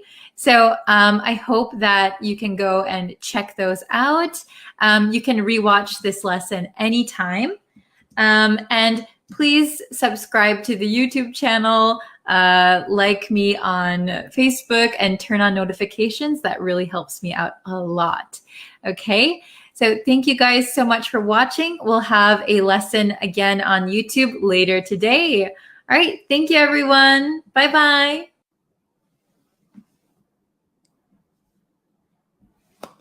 Hello, everyone. Welcome. Welcome to our live lesson. Thank you guys for joining. I'm so happy to have you here. We are going to do a reading comprehension lesson, okay? Reading comprehension. So, but first, before we get into the lesson, if you could, if you haven't already, please subscribe to the YouTube channel, like this video, share it with your friends who are also learning English, and like the Facebook page. We have a lot of lessons. After this lesson, I will go live on Facebook after this lesson. Hello. Let's see. Konya, hello. Muhammad Ali. Bree, will you go live at this time for your coming YouTube lessons? maybe around this time. It really depends on my schedule. I'm trying to get a concrete schedule for you guys, but it takes some time. So thank you for your patience. But usually around this time, I'll do live lessons. Tetwin, hello. Hello, everyone. Thank you for joining. Hi. Okay, so we're going to do a reading comprehension lesson. I took a part of a news story, so it's very relevant to today's news. We're going to look at it. We'll read it first. And don't worry if it's difficult. Don't worry, because we're going to go over the vocabulary, okay? So let's take a look at the lesson, okay? So we have our reading comprehension lesson here, reading practice, all right? Can everyone see it all right? Let me know if you can't see it, okay? Ooh, can everyone read that? Is it big enough? Everyone is okay? I can also make it like this where you can't see me. Which is better? Is this okay? All right, so we're gonna start like this. So here we have the title. We have the title up here. Europe starts 2021 by extending lockdowns. Okay, we're going to read this short paragraph first, okay? A number of European nations have kicked off 2021 in familiar fashion, locking down residents and struggling to curb COVID-19 cases. The tightened restrictions come as a new variant of the virus causes alarm among governments across the continent. Okay, can everyone see that? Oh, okay, very good. Don't worry if you are not good at reading. So I see Konya said they're a little bit poor at reading.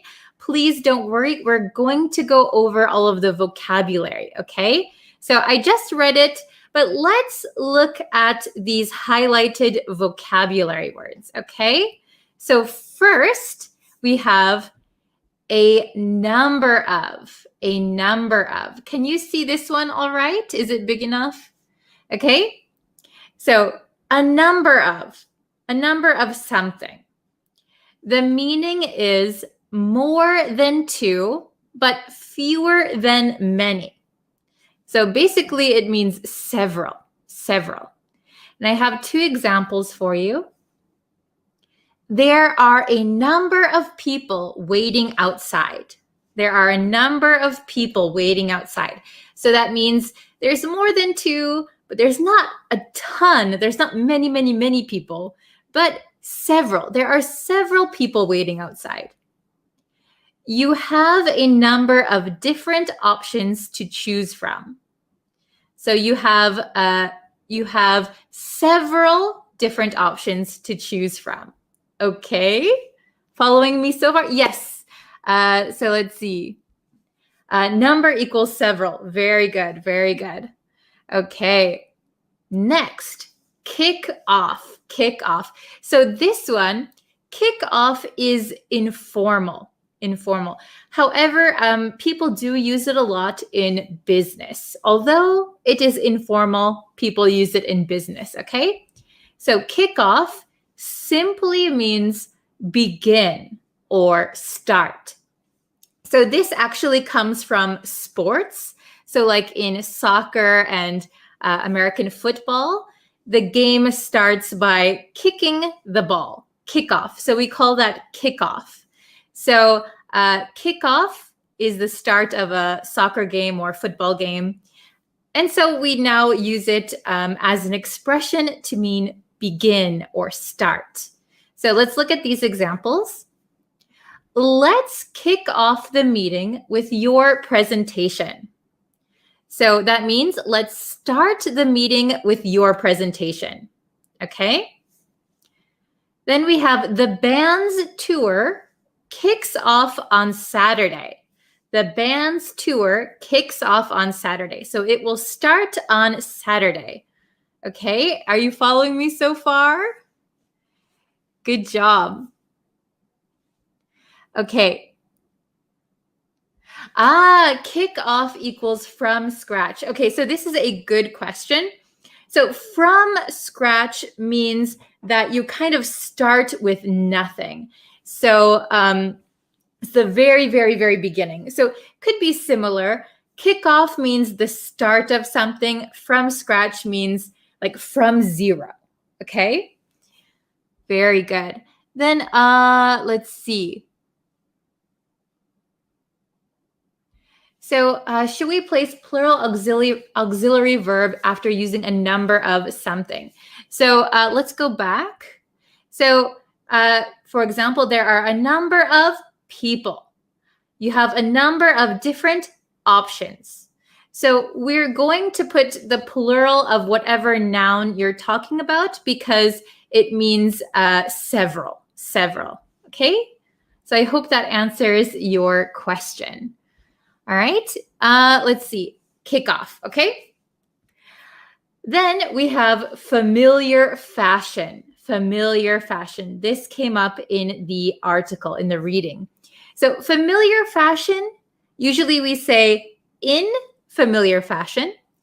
In familiar fashion means in a usual way or kind of as expected, right? So let's look at the examples.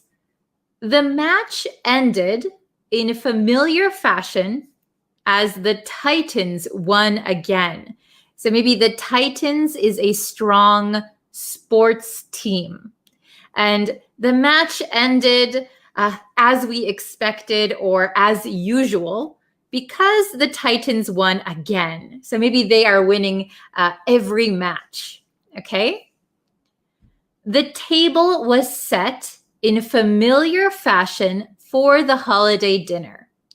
So in familiar fashion for the holiday dinner. So when you set a table, maybe for a special holiday, maybe there is a special tablecloth you use, or maybe you use special dishes, special silverware. So the table was set as usual for the holiday dinner. Okay? As usual, familiar fashion. Okay, very good. Start off equals kickoff. Yes, very good. Okay, hello everyone. If you're just joining us, welcome, welcome. We're just going over some vocabulary and then I'll read the article one more time. Okay, then we have the word struggling or to struggle. To struggle. So in this article, struggling means having difficulty handling or dealing with something. Okay? The short woman struggled with the heavy bag. So she's short. Maybe the bag is very, very big, very, very heavy. So the woman struggled. Oh, she was having some difficulty carrying the bag. Okay? The man struggles to open the door. So maybe the door is stuck. Maybe the door is very heavy. So he's having some difficulty. So in this article, struggling means difficulty. Okay? Very good. So hello, Kinmar, Lewis, and Dawin. Thank you for joining us. Okay, let's go over. Oops. Okay, so struggling finished. The next one is curb. So the curb that is used in this article is a verb. So we're going to learn the verb to curb. It means to restrain, control, or suppress. So usually you want to curb something you don't like or something that you want to stop, right? So here are two common examples. Drinking lots of water helps to curb my hunger. So it helps to stop or control my hunger, right? So if I'm hungry, maybe I eat many snacks. That's not good. So I need to control my hunger. So instead of eating snacks, I will drink water. Okay? Chatting with friends online is a good way to curb loneliness, So to control your loneliness, so you're not so lonely anymore. Does everyone understand curb? Is it a little difficult? Is it okay for everyone? Okay, then we'll go to the next one.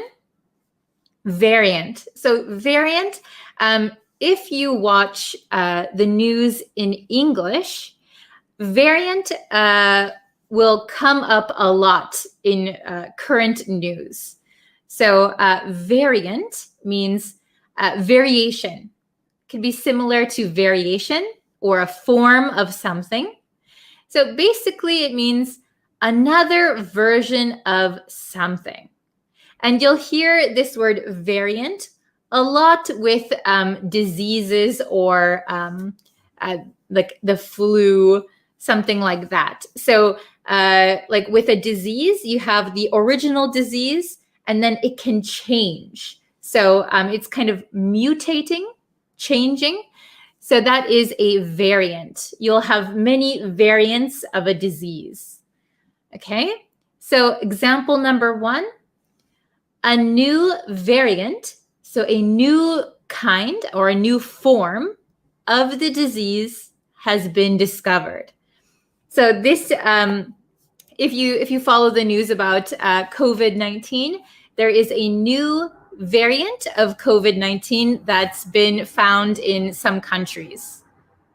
A less infectious variant of the bird flu has been detected. So a less infectious, not as infectious as the original bird flu, but there is a less infectious form or variant of the bird flu. Okay, this one's a little bit hard. Is it understandable? Okay. Oh, yes, curb equals control or limit. Very, very good. Okay, Win is okay. Very good. All right, so this is the last one that we're going to look at. So cause alarm. So to cause alarm, we can also, there's also an expression, a cause for alarm. They both mean the same thing, but we're just going to look at to cause alarm because that's what's in our article today. To cause alarm. The meaning is a reason to be worried, frightened, or concerned about something. So to cause alarm means that there is a reason that you should be worried. Okay? So let's look at the examples. The threat of a budget cut is causing alarm. So a threat means that something might be coming in the future, right? Uh-oh, bad thing coming in the future. And a budget cut means maybe you have, for example, you have a local English class that you go to, and the government gives them some money to support the class. However, the budget cut, there is a threat of a budget cut, so they might stop giving money to the English class. So that might cause people to worry or be concerned. Oh no, am I going to not be able to go to my English class anymore? So the threat of a budget cut is causing alarm, causing fear, concern, worry. His sudden disappearance caused alarm.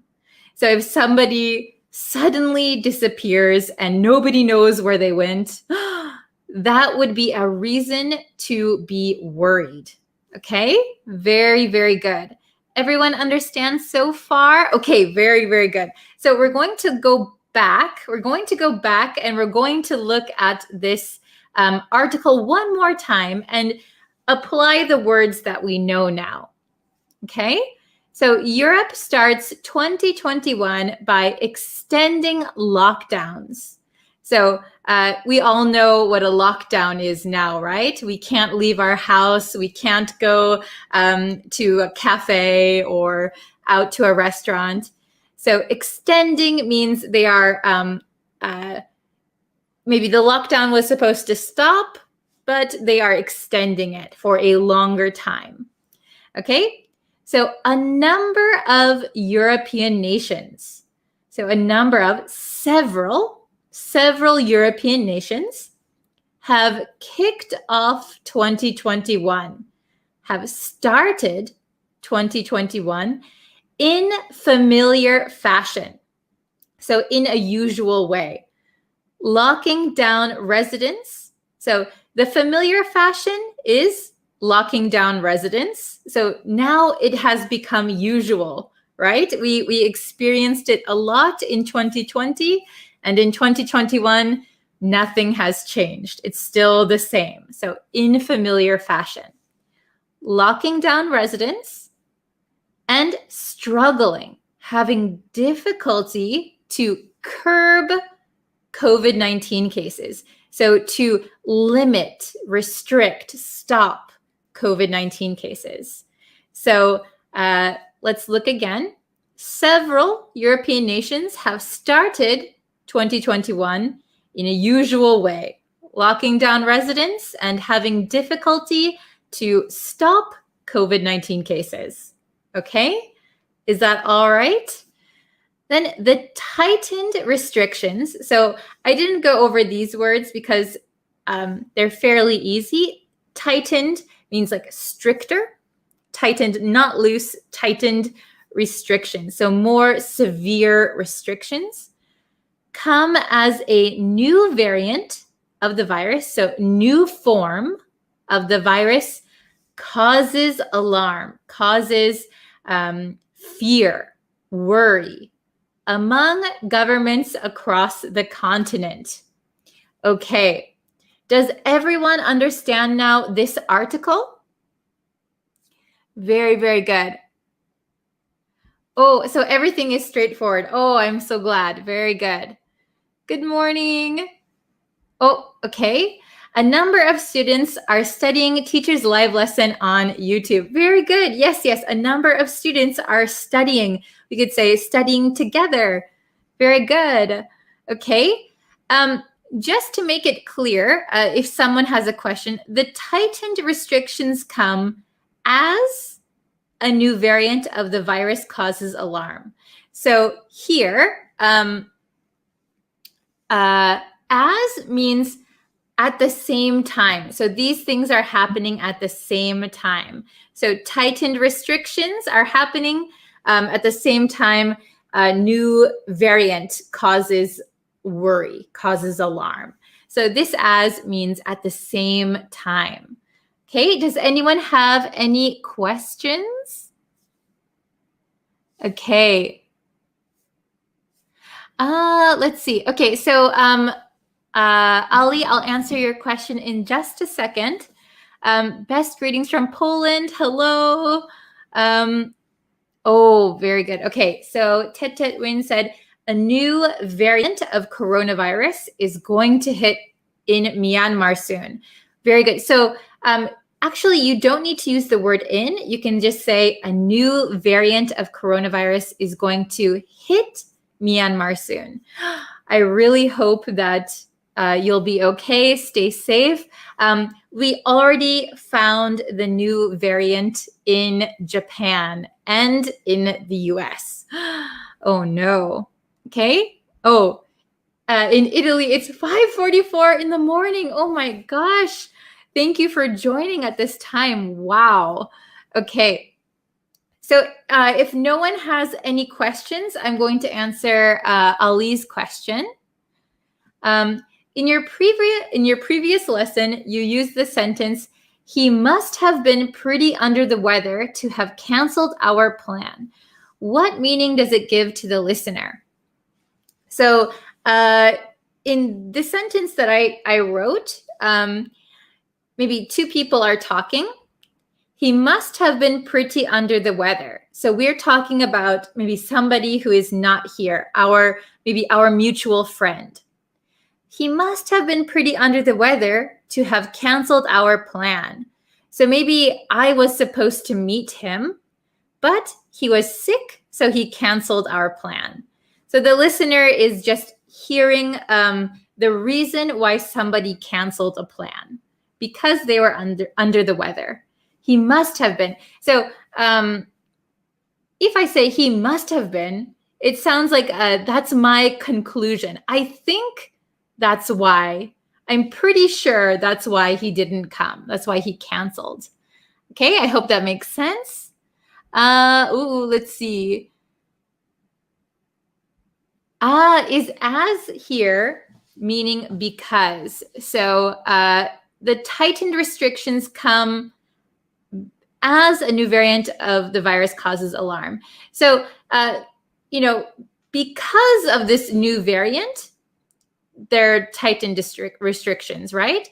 But this as means at the same time. So they are tightening restrictions, and at the same time, the new variant of the virus is causing alarm, causing worry. So the worry and the tightened restrictions are happening at the same time. Okay? Let's see. Oh, very good. We must wear masks in familiar fashion. Yes. So same as in 2020, in 2021, we wear masks in familiar fashion. Yes. Now we are all used to wearing masks. Very good. Okay. Here I am again. Okay, I see one more example. I think a new variant of the virus is gonna struggle people to live their normal lives. Oh, very good, very good. So I would change this sentence just a little bit. I think a new variant of the virus is gonna maybe cause people to struggle with living their normal lives. Okay, very good example. During COVID-19, all students are kicking off online learning. Yes, so like a lot of online classes are kicking off. Yeah, they're starting, they're beginning. Very, very good. Okay, so I think that's it for this lesson today. I hope you can use these new words. They are a little bit advanced, but I hope you can go back and read this article. Once you break down the words, it's not that difficult, right? It's pretty easy. Okay, so I'm going to end this lesson here, and then I'm going to do another lesson on Facebook. So if you want to see the Facebook live stream, go over to Facebook and join me over there. Okay, thank you everyone for watching, and I'll see you in a little bit over on Facebook. Thank you so much. See you in a few minutes. All right. Hello, students. Today we're going to be talking about your daily routine, and we're going to use that to help you level up your English. Now, talking about your daily routine is kind of like a language workout. It's not just about saying what you do, it's about using different words and sentence structures naturally. You learn how to express habits, experiences, and time sequences, all that good stuff. Plus, you pick up on useful adverbs and phrases to make your daily chatter more interesting. So remember, when you share your routine, you're not just talking about your day. You're actually leveling up your English without even realizing it. Okay, so what do we need? Do we need lots of fancy words and adverbs and phrases to talk about your day? No, not really. As you go along in your English journey, you're going to be able to include phrases and words and expressions that you learn over time. Don't worry about trying to cram in lots of advanced English into one sentence or one paragraph. it's going to sound a little bit unnatural. There are many videos out there. I've made some advanced versus basic English. Now, saying something is advanced versus basic doesn't mean you have to use the advanced way. There are just two ways to say the same thing. So sometimes we want to use advanced English in some cases to sound a little bit smarter, more sophisticated. But on the day-to-day, when you're just talking about your daily routine, when you're talking with your friends, naturally we're going to use simple, basic English, okay? So some common verbs that we use when talking about daily routines are begin, do, start, and finish. You can add more to your daily routine, of course, but these are the basic ones that we're going to use today. Pretty easy, right? Then we're going to add in some adverbs. Simple adverbs you've probably heard before, but adverbs really give more detail to what you're talking about. For example, carefully, easily, regularly, at the same time. And of course, we're going to throw in some basic nouns: habit, routine, regimen, and commute. Okay, let's talk grammar, because grammar is very important when we want to make sentences, when we want to communicate, right?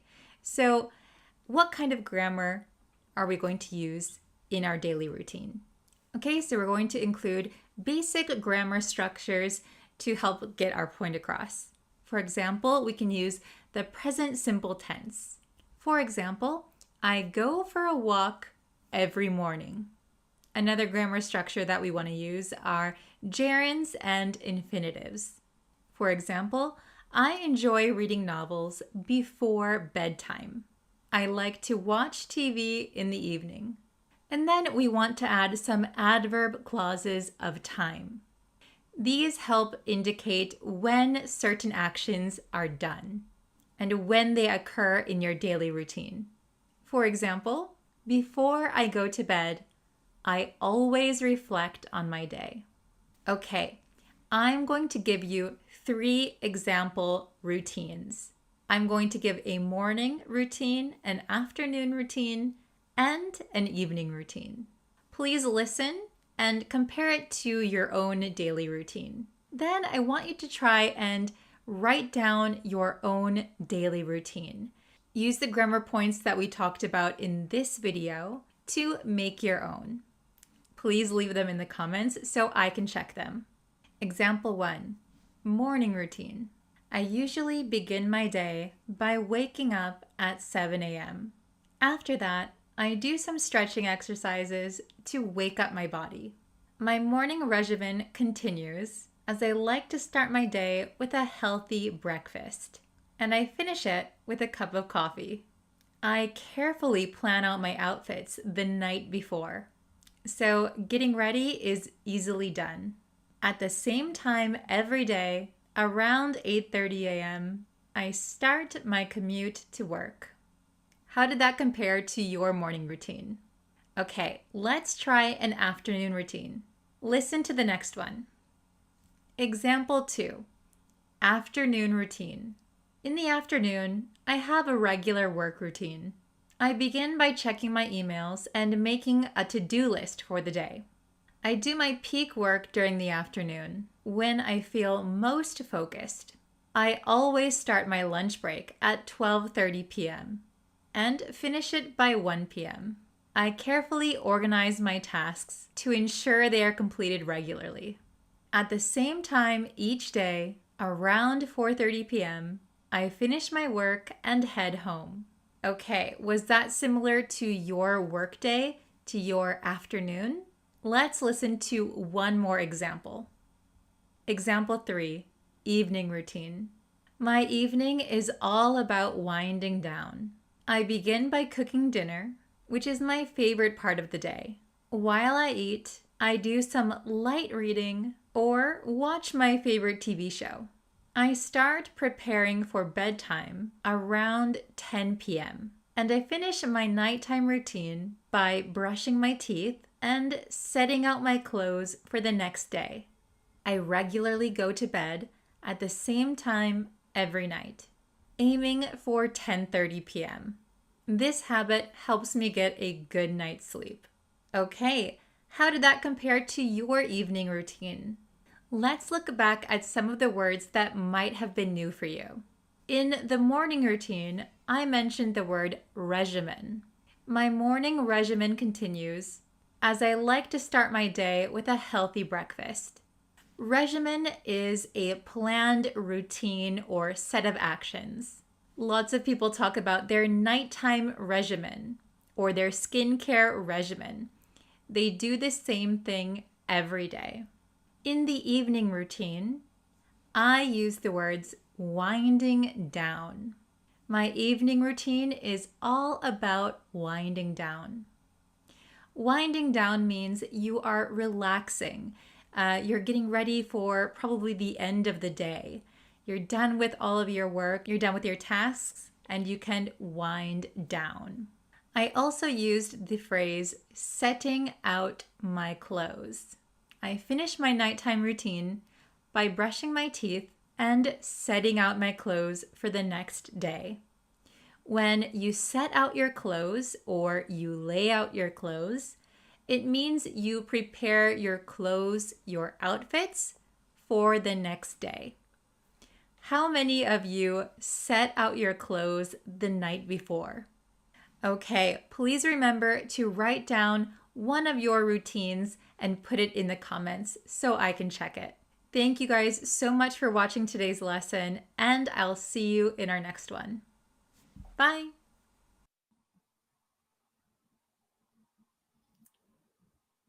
Oh, hello everyone! Welcome to our live lesson. How are you guys today? I hope everyone's having a great day. I hope you can hear me. I totally forgot to check my microphone before I started, but I hope you can hear me. Hello, everyone. Welcome, welcome. Let me know which country you're watching from also. And we are going to learn some common phrasal verbs today. Common phrasal verbs in American English, at least. Hello, Jabar. Hello, Abi. Hello, Labyang, Mohammed, Nabidad. Hello, hello, hello. How are you guys? From India, welcome. How are you? From Colombia, hello, Andres. From Pakistan, awesome. So we're going to be looking at some common phrasal verbs, and before we get into the lesson, if you guys could like the Facebook page, that would help me out a lot. Or you can go and subscribe to the YouTube channel. We have quite a lot of subscribers over there. So I want to thank you guys so much for watching. And yeah, like this lesson, share it with one of your friends who's also learning English, and we can get into our lesson. Oh, how is the weather here today? It's kind of cloudy, but it's better than yesterday. And yes, I know I wasn't able to post on YouTube last night. And I don't know why. YouTube had an error. I got like an error message. So I hope that it works today. Yeah. So don't worry. I have lessons planned. I just hope that no more errors on YouTube. Okay, so let's see. I'm going to share my screen, which I totally forgot to do before. Ugh. Okay, share screen. Let's see. We have this ready. Okay, so can everyone see this? We have common phrasal verbs. So we're going to go over, I have 4 of them for you. So the first one is ask around. Ask around. Does anyone know what ask around means? Have you heard of this one before? Oh, Very good. Okay, so ask around. We use this one quite a lot in American English, at least. So it means to ask many people to tell information about someone or something. So if you want to know something, if you want to get some information, you might ask around. So around is like going to many different people and asking to tell you information. Okay, so here's an example sentence. The example is, I heard you were asking around about me. I heard you were asking around about me. So this could either be a good thing or a bad thing, right? Somebody is asking many people about you. Somebody wants information about you.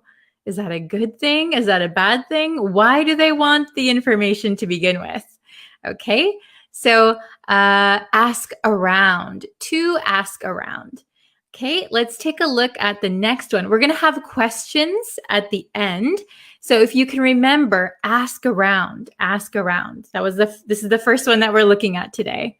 Okay. Ooh, I saw somebody says they love phrasal verbs. Awesome. Thank you. Okay. Let's see. Hold on.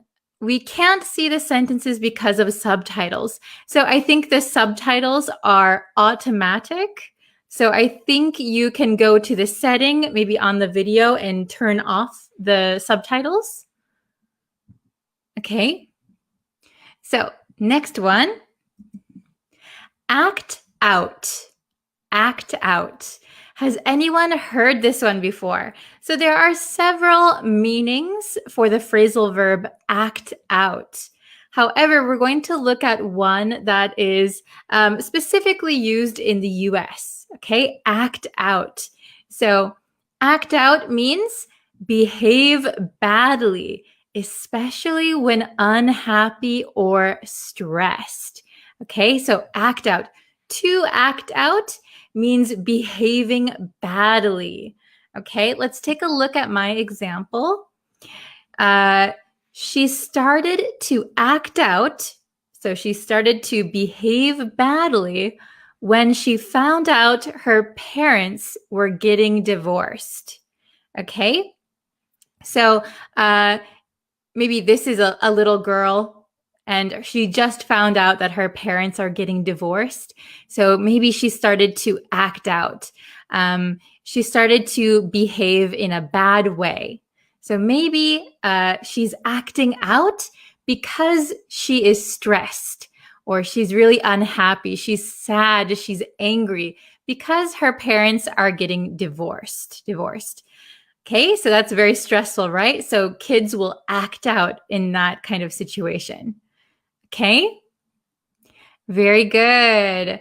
Then we have the phrasal verb make it up to. So usually we say make it up to someone. Make it up to someone.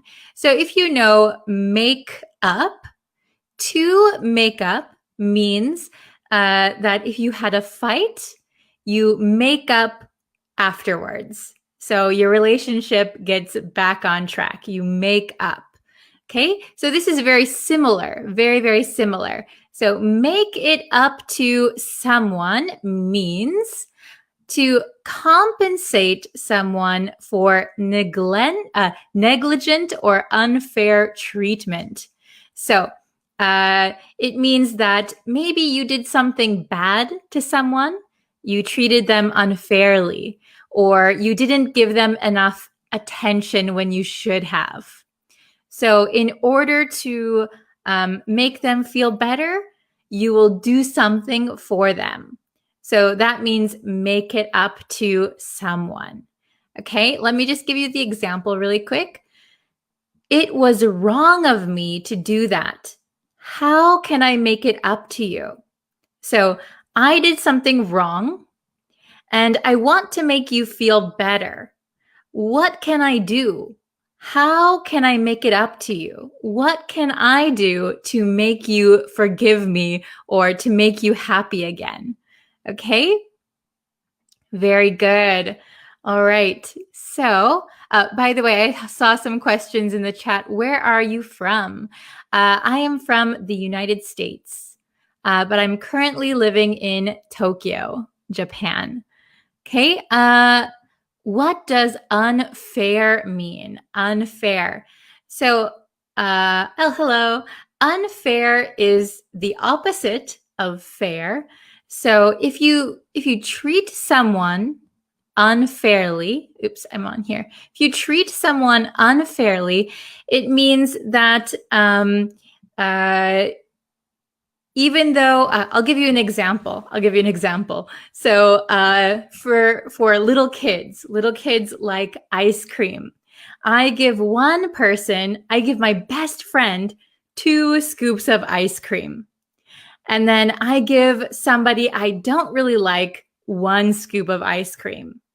It should be even, right? It should be fair. 2 scoops, or 1 scoop, 1 scoop. But I like this person, so I gave them 2. I didn't like this person, so I gave them 1, right? That is unfair, not balanced. Okay? All right, let's look at another one. Catch on. Catch on. Okay, so catch on also has many meanings, but we're going to focus on one today. Okay, we're going to focus on one. So the meaning of catch on that we're going to look at today is that something becomes popular. So to catch on means to become popular, but we don't use it for people. We use it for things. So something becomes popular. Okay. So I don't know what has caught on recently where you live, but here's my example. Going cashless has really caught on in Japan. So remember, the past tense or the past participle of catch is caught. Catch, caught, caught. A lot of people forget that. Okay, so going cashless. So until recently in Japan, we had to pay in cash everywhere. So a lot of restaurants, stores, places like that, grocery stores, only accepted cash. But now, recently, after the pandemic, we have been going cashless in Japan. So using credit cards or cashless apps on our phone, those have become really popular. So going cashless has really caught on in Japan. How about you guys? Has cashless caught on in your country? I would love to know. Okay, very good. So that is the example for catch on. I think the next one is going to be questions. Okay, we have some questions. So I hope you remembered all of the ones we just learned. Let's try to do number 1 together. I don't know what I did wrong, but I'd like to something you. So I don't know what I did wrong, but I did something wrong. I don't know what I did wrong, but I'd like to, one of the phrasal verbs we just learned, you. Okay, can anyone remember? I know that we don't have the answers here. Can you remember all of the ones that we learned? Oh, very good. I see a good answer. Make it up to you. Very good. Let's see. So, very good. The correct answer for number 1 is make it up to you. Very good. So, I don't know what I did wrong, but I'd like to make you happy again. I'd like for you to forgive me. So I'd like to make it up to you. Excellent. Very good. Very good. Okay, let's try number 2. and see if there are cheaper hotels in the area. Okay? And see if there are cheaper hotels in the area. Very good. Okay. Can you remember what would go for number 2? Number 2. Okay. And see if there are cheaper hotels in the area. Oh, very good. Very good. Okay. Oh, this is a good, I see a lot of correct answers. Before we get to the answer, I want to answer one question. Maybe I'll do it after we answer this one. Okay, so the correct answer is ask around. Ask around. So ask around and see if there are cheaper hotels in the area. So go around. It doesn't even have to be physically. You can ask around by calling people. So if you call many hotels, that could also be asking around. So ask around and see if there are cheaper hotels in the area. Perhaps that means calling hotels and asking their rates. Okay, I saw a good question about make it up to. What is the difference between make up for and make it up to? Are they the same? So they're very similar. So it's very similar just to make up. To make up means to forgive each other after fighting. And then to make up for, after the for is something that you did wrong. I'd like to make up for forgetting your birthday. So after the for is the thing that you did bad, right? So make up for something wrong and make it up to the person. Make it up to the person. Okay, very good. I hope that was understandable. Okay, let's go back to the questions. Very good, everyone. Okay, number 3. I wonder if this new app will ever something. Oh, I see Srey has already got it. Very good. I wonder if this new app will ever... Oh, very good, Braun. Oh, good job, everyone. Very good. I wonder if this new app will ever catch on. Catch on. Very good. So catch on, remember, means to become popular.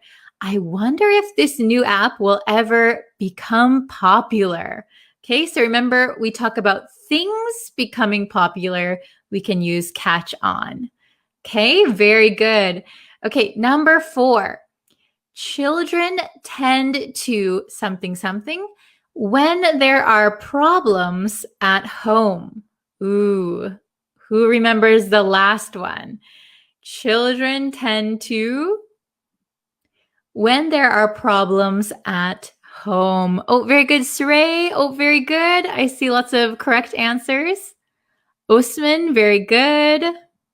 Okay, children tend to act out when there are problems at home. Excellent, very good. Okay, children tend to behave poorly or act in a bad way when there are problems at home. So if they are stressed out at home, children will probably act out. Okay, we have 2 bonus questions, so we're going to reuse 2 of these. Okay, so we have make it up to, ask around, catch on, and act out. Okay, so number 5 and 6 will be reusing 2 of them. Okay, number 5, I'll to see if anyone has seen her. Number 5, I'll to see if anyone has seen her. Oh, very good. I see some correct answers right away. Good job. Yes, yes, yes, yes, yes. Okay, everyone, good job. I'll ask around to see if anyone has seen her. Perfect. So I will go and ask the neighbors. I will ask her classmates, her teachers. I will ask many people and try to find if anyone has seen her. Okay, very good. Last one, the last one. The teacher said you often in class. Ooh, the teacher said you often in class. Which one do you think fits for number 6? Number 6, number 6. Which one is the best answer? Aisle. No, not aisle. That's number 5. The teacher said you often in class. Ooh, I see lots of different ones. I see ask around, act out, catch on, act out. Okay, some of you are correct. Okay, so the only one that makes sense here is act out. The teacher said you often act out in class. So that means the teacher said you often behave poorly in class. So maybe the student is talking out of turn, or the student doesn't answer when the teacher asks them a question. They're behaving badly. They're acting out. Okay, so remember, make it up to someone. You want to apologize and do something nice for someone. Ask around means asking many people for information. Catch on means something becomes popular, either like a new custom, a practice, or a thing can become popular. But we don't use catch on for people's popularity. Okay, very good. Okay, does everyone understand? Are there any questions? If you have a question, you can put it on in the chat and I will try and answer it for you. Let's see. Wow, I got 5. Wow, good job. That's excellent. Nicely done. Very good. Okay, so let's see. If you want to make some example sentences, make it up to ask around, catch on, act out, you can leave it in the comments and I'll try and put it on the screen for you. Okay, so I think I can, let's see, make myself bigger again. Let's see. Oh, we have a question. Very good. Can I substitute act out to throw a tantrum? Yes, they're very similar. So throwing a tantrum sounds like when a child gets very upset and they're on the ground crying and screaming. That is a tantrum. But act out can be very similar. Usually we use tantrum for young children, but it's possible to use for adults if they're behaving in that way. But act out is very similar to throwing a tantrum. Oh, that's a good one. Okay.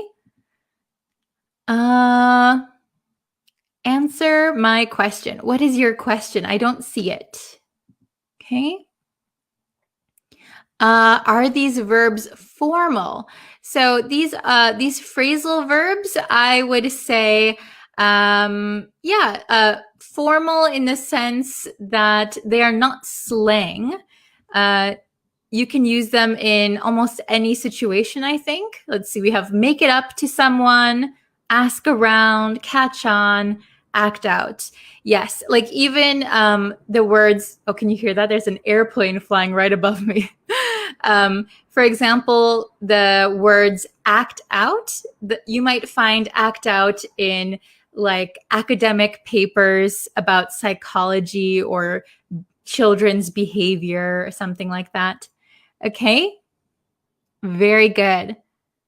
How did TikTok catch on? So maybe catch up means to kind of meet someone that you haven't seen for a while and talk and get the new information. So I think you meant to write catch on. How did TikTok catch on? Yes. Do you guys watch or do you guys use TikTok? I haven't, but I go on there sometimes. I haven't made any TikToks. Okay. My friend doesn't talk to me. Maybe my friend doesn't talk to me anymore. Maybe you had a fight. So I made it up to him in a party. So I made it up to him. So if you make it up to someone, it means that you do something to make them happy again. So you are doing the action. So if you threw your friend a party, you could say, I made it up to him by throwing a party for him. Very good. Okay. Let's see. I will ask around of the people. So when you say ask around, you don't actually need to put the word people.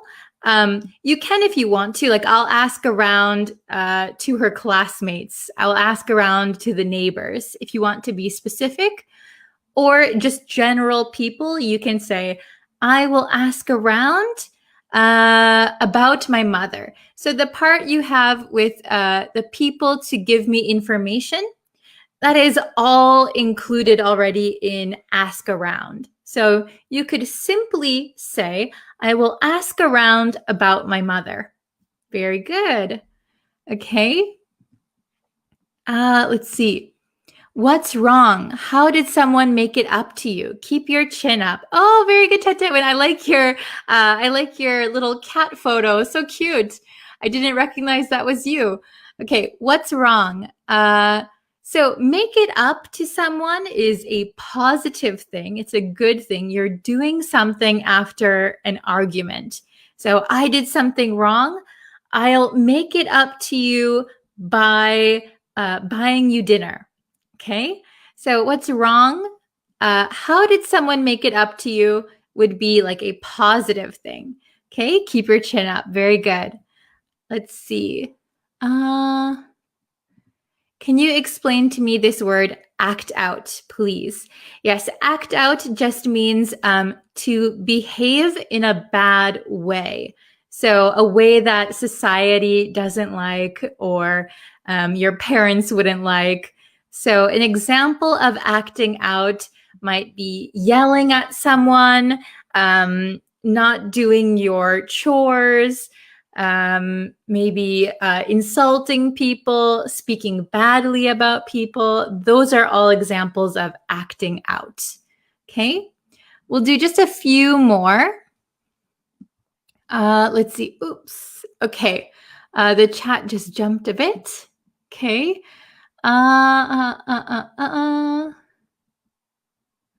Oh, yes. During COVID-19, beautiful masks catch on. Yes, very good. There's a lot of cool masks out there now. That is so true. Okay. Very good. Okay, I will just answer one or two more. Oh, this is a good one. Hi, Miss. What does the word ask out mean? So to ask out someone means that you want to take them on a date. So this is for like romantic relationships. I want to ask that girl out. I want to ask that boy out. He asked me out on a date. So this is for like going somewhere with the possibility of romance. Okay, excellent. Okay, we're gonna do one or two more. I keep saying that. When I rent a house, I will ask around to the neighbors in the area. Very good. So usually we'd say, I will ask around to the neighbors if it's a specific group of people. I will ask around to the neighbors. Good job. Okay, so very good, everybody. We're going to end the lesson here today. Oh my gosh, it's been almost 30 minutes. Okay, So, yes, please subscribe to the YouTube channel, like the Facebook page. They are all under Bree's Practical English. So please go and subscribe, like, and share with your friends, okay? Thank you guys so much for watching. I will definitely see you guys very soon, okay? Thank you so much. Bye, everyone. Hello everyone, welcome back to my English teaching channel. If this is your first time watching one of my videos, I will link my self-introduction video down below or up here or somewhere up here. Today's video is going to be that difference between I think, I suppose, and I guess. So today we're going to learn 3 words: to think, to suppose, and to guess. So first, I'm going to briefly go over the definitions. The definition of to think means to have a particular belief or idea or opinion.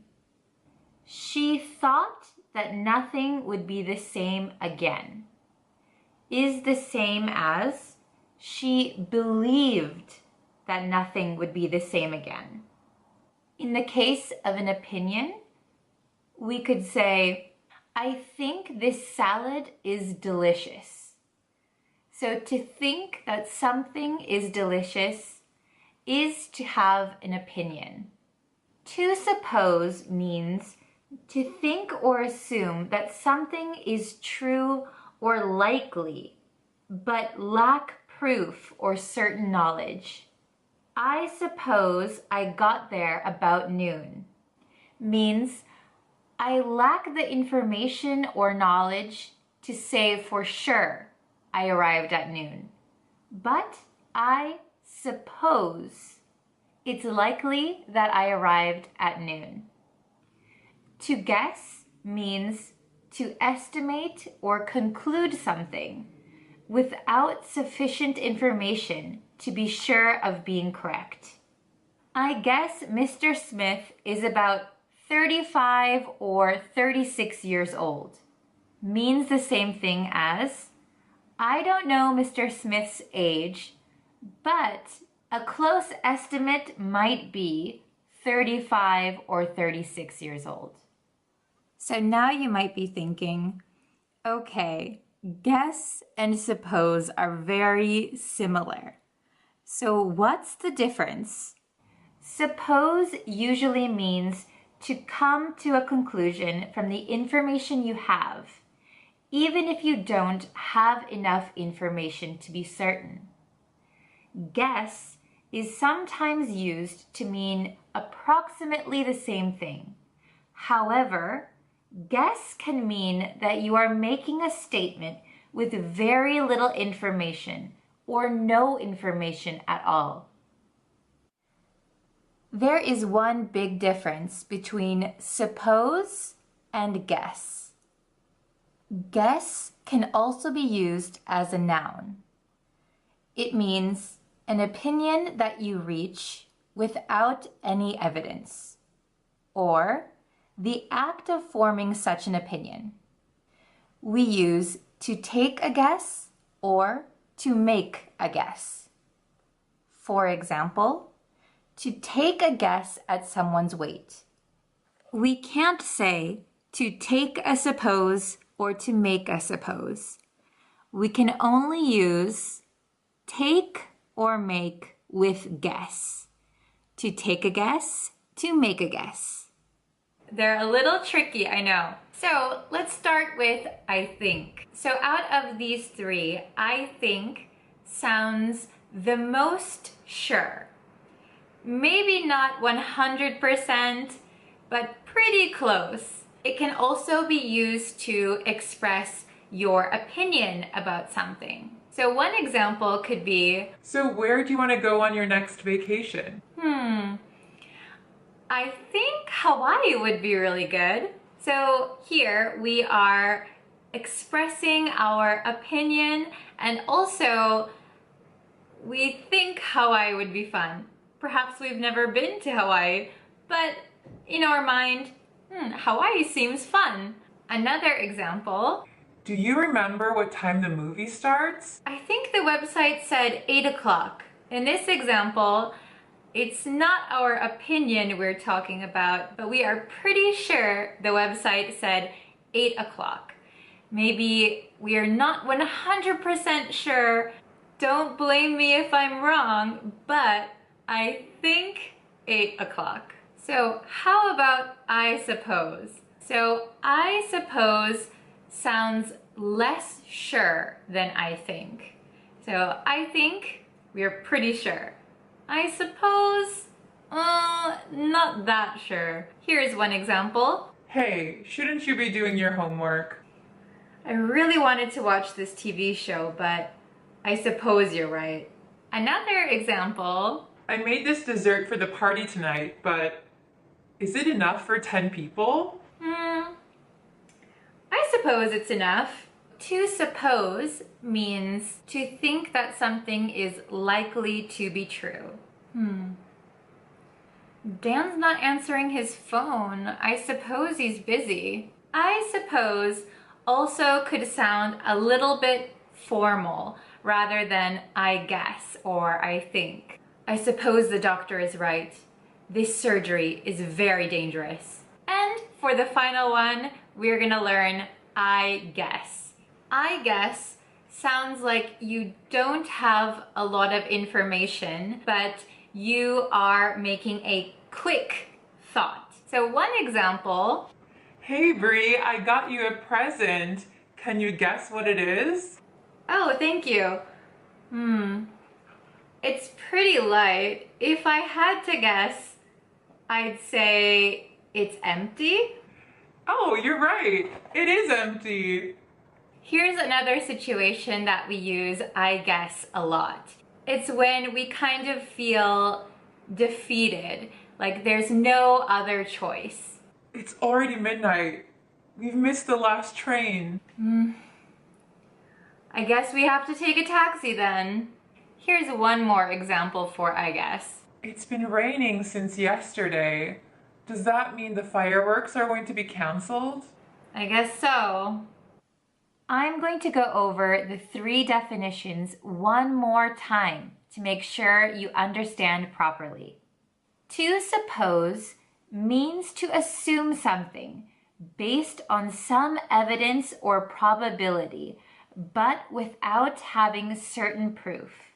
Saying, I suppose you have a good reason for missing dinner, means I'm sure you probably have a good reason for missing dinner.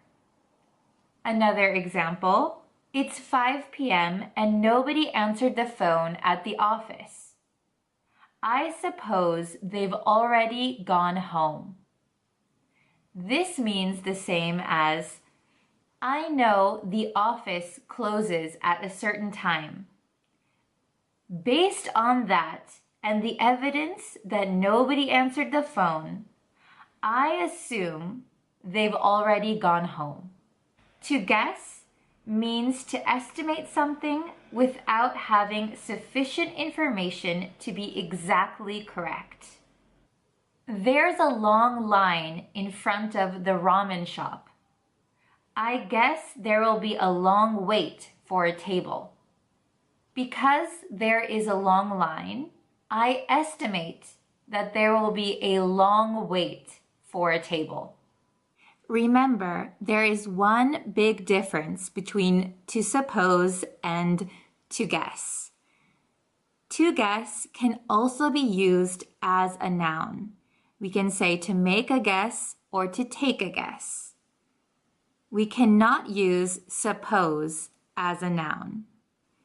Suppose also sounds a little bit formal sometimes, and guess can sometimes be used the same as suppose. However, guess can be used when you have little or no information at all. So please remember these differences when you use suppose and guess in conversation. To think means to believe something or have an opinion or idea. For example, I don't think Lori will get the job means, in my opinion, I don't believe Lori will get the job. One more example. I think it is important to learn English. This means I believe it is important to learn English. So those are the differences between I think, I suppose, and I guess. Do you guys have a better understanding of those three words now? So for your homework, I would like you to comment down below and use I think, I suppose, and I guess. Try to make 3 sentences using these words and the different nuances. I think that's it for this video today.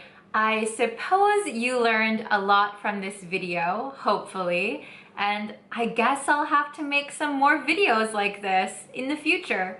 Don't forget to do your homework in the comments below, and I will see you next time. Bye!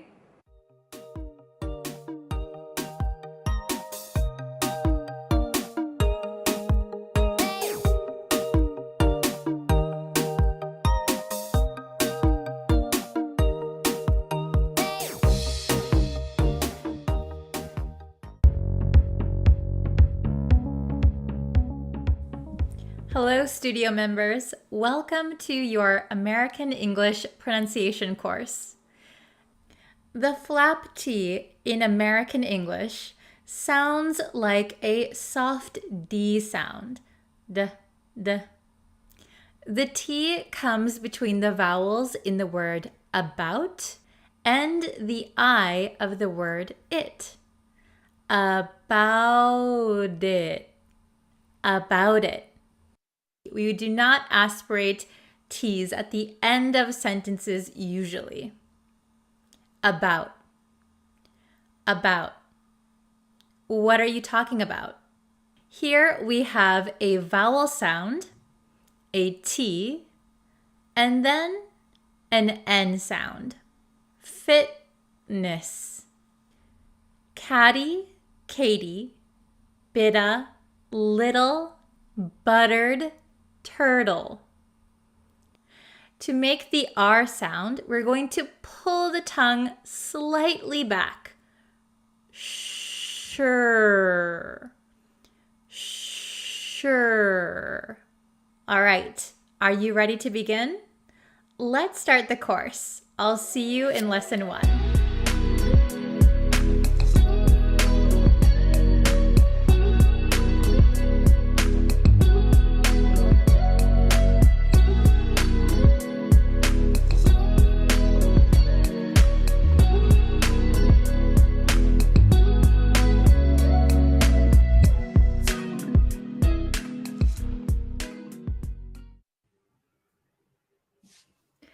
Hello, everyone.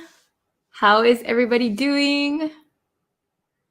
Okay, so today is our last new lesson for the week. Tomorrow we are going to be having a review lesson. So please don't forget to study and review all of our other lessons. Well, let me just move this a little bit. Okay. Hello. Hello, Sakye. Not sure how to pronounce your name. Nonao, Sigit, Zaid. Hello, Anna. Hello. Hello, everyone. Oh, hello from Iraq, Nepal, Indonesia. Hello. So, how is everybody doing today? I'm doing very good, very good. If you could please share this live stream with your friends. I always do appreciate it. Thank you very much. Hello. Okay. So, oh, hello from Philippines. Hi. Good morning. Hello from Afghanistan, Cambodia. Hello, hello.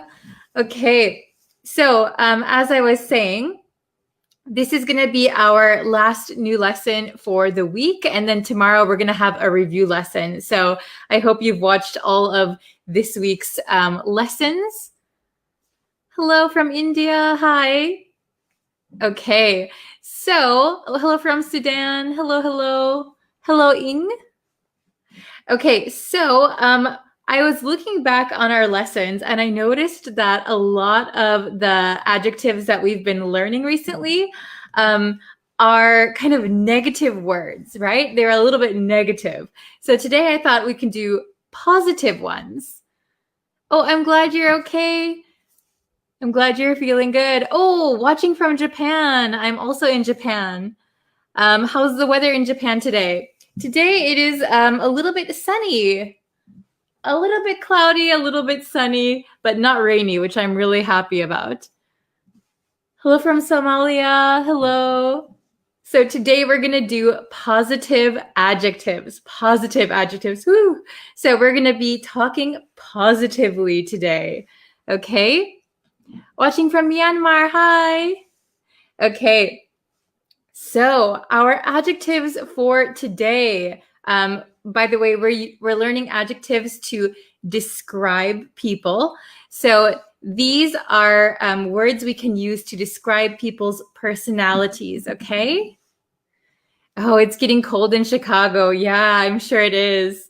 In my hometown is in Wisconsin, north of Chicago, and it's already very cold there. Oh, hello from Bali. Must be gorgeous weather there. Hello from Uzbekistan. Hi. Hi from Sudan. Hello. Okay. So let's get into the lesson. So we're going to learn considerate and decisive. So does anyone know these words already? Does anyone know these words? Considerate and decisive. Considerate and decisive. Okay. So let's look at the first one. Both are positive, by the way. Today we're learning positive adjectives. Okay, so if you say a considerate person, right? A decisive person. A considerate person is someone who is thinking of others. Okay. Oh, Anna lives right on the border of Illinois and Wisconsin. Yeah, it must be cold. Okay. So considerate. If someone is considerate, they think of others, right? So they are polite. Considerate people are usually polite, kind, nice, and usually they don't want to cause inconvenience for someone else. Okay? So if you are a considerate person, you are a very good person, right? You are a very good person. You're always thinking of others before yourself, okay? And decisive. So if you are a decisive person, that means that you can make decisions very, very quickly. You are good at making quick decisions, okay? So I am not decisive. I am not decisive. It takes me a long time to make decisions, right? Oh, very good. Okay, we have a good example. He is a decisive leader. He is a decisive leader. Very good. So if you have a leader for your sports team or in business, they should be decisive. Decisive is a very good quality to have for work or in life as a leader. Okay. So decisive. This is very good in business, right? You make very quick decisions. Okay. Yes. So Anna said, so you are confused. Yes. So I am not decisive, right? So if I, for example, this is a very simple example, but if I go to a restaurant and I look at the menu, oh, what should I get? I don't know. Maybe my friend is very decisive. They can choose something right away. They know what they want. But for me, it takes me some time. So I'm looking very confused at the menu. Good one. Okay. So, considerate is very kind. Decisive is somebody who's quick to make decisions. Both of these words are good things, right? So we want to be considerate people. We want to be decisive people. Okay? Oh, no problem. If you're coming into the lesson just now, we are just starting. We're just going over these two words, considerate and decisive. So I'm going to switch to my bigger board and you can see the definitions and we can do some examples, okay? Hello. Okay. So we have our questions here. Oh, no worries if you're late. We're just starting. Okay, so we're learning two positive adjectives today, okay? So let's see. Considerate. Considerate means careful not to inconvenience others. And I couldn't fit it here, but polite and caring. So considerate is like nice, polite. You think of others before yourself. You don't want to inconvenience anyone, okay? So decisive means you have the ability to make decisions quickly, okay? So considerate is someone who is nice, who thinks of others. Decisive is somebody who can make decisions very quickly. They know what they want, okay? So again, both of these words are good things. These are good qualities to have, okay? So let's try and look at number one. Let's try and do it together, okay? So he is very thoughtful and something. He is very thoughtful and something. What do you think is the correct answer for number one? So maybe similar to thoughtful. A synonym probably for thoughtful. Okay. He is very thoughtful and something. Oh, I'm glad you're considerate. Very good. Okay. Oh, I see decisive, considerate, decisive, considerate. Oh, every other answer. Considerate. Yes. So we're looking for something that is similar to thoughtful, thoughtful. So this might be a little bit tricky, right? So thoughtful doesn't mean like thinking a lot. Thoughtful means that you think of other people, that you're thinking of what other people want or like. He is very thoughtful, so very kind. And the correct answer is considerate.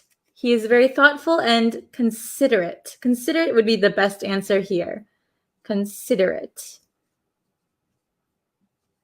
So if you know the word consider means to think something over, right? So considerate means you're thinking of other people. So he is very thoughtful, kind, and considerate. Okay, very good. Okay, number two, we need a leader who can take control. Very good. Oh, Anna already has number two done. Decisive. Okay. Does anyone else have an answer for number two? We need a leader who can take control. Oh, it's okay if you get it wrong. No problem. These are brand new words. Oh, very good. Okay. We need a leader. So here's a keyword, leader, who can take control. They can tell us what to do, take control. So we need a decisive leader. Okay, so for this sentence, I think decisive is the best out of these two, but it's also nice to have a considerate leader as well, somebody who's thinking of others. Okay, so we need a decisive leader who can take control. Okay, number three. You should always be of others' feelings. Ooh, number three. You should always be of others' feelings. Feelings, right? Oh, very good. I see Kihin Keen and Anna and Sumyat. Very good. Murad, Aisha. Okay, very good. You should always be considerate of others' feelings. Very good. Considerate. Considerate. So this is something my mother always used to tell me, right? You should always be considerate of others' feelings. Okay, so you might hear this expression a lot in English. You should be considerate of others. You should be considerate of others' feelings. Okay, very good. You should always be considerate. Okay, that is a very good quality to have, right? That is a good personality trait. Okay, how about number 4? It wasn't very, oh, so we have a negative one. It wasn't very of you to eat my food. I'm angry now. It wasn't very of you to eat my food. Okay, so somebody ate my food. It wasn't very nice, right? It wasn't very nice. So we could replace whatever word goes here. For example, it wasn't very nice of you to eat my food. Maybe I was saving my sandwich in the refrigerator. I wanted to eat it later. Okay? So, I see a bunch of answers. Considerate, decisive, considerate, decisive. Okay. So the correct answer for number 4 is it wasn't very considerate of you. It wasn't very considerate of you. This one was tricky. Considerate. So remember, we can kind of replace considerate with nice or kind. It wasn't very kind of you to eat my food. Why did you eat my food? I was saving it for later, right? So if we used decisive, it wasn't very decisive of you to eat my food. Maybe that one doesn't really make sense because decisive is about making decisions, right? So it wasn't very nice. It wasn't very considerate. So it's one good thing when, for example, when we speak in English, right? If you want to say someone is very nice, someone is very kind, instead of saying very nice or very kind, you can use considerate. So it wasn't very nice, wasn't very considerate. Okay, no problem. Okay, if you get it wrong, don't worry, no problem. These are all brand new words. Okay, we'll review tomorrow.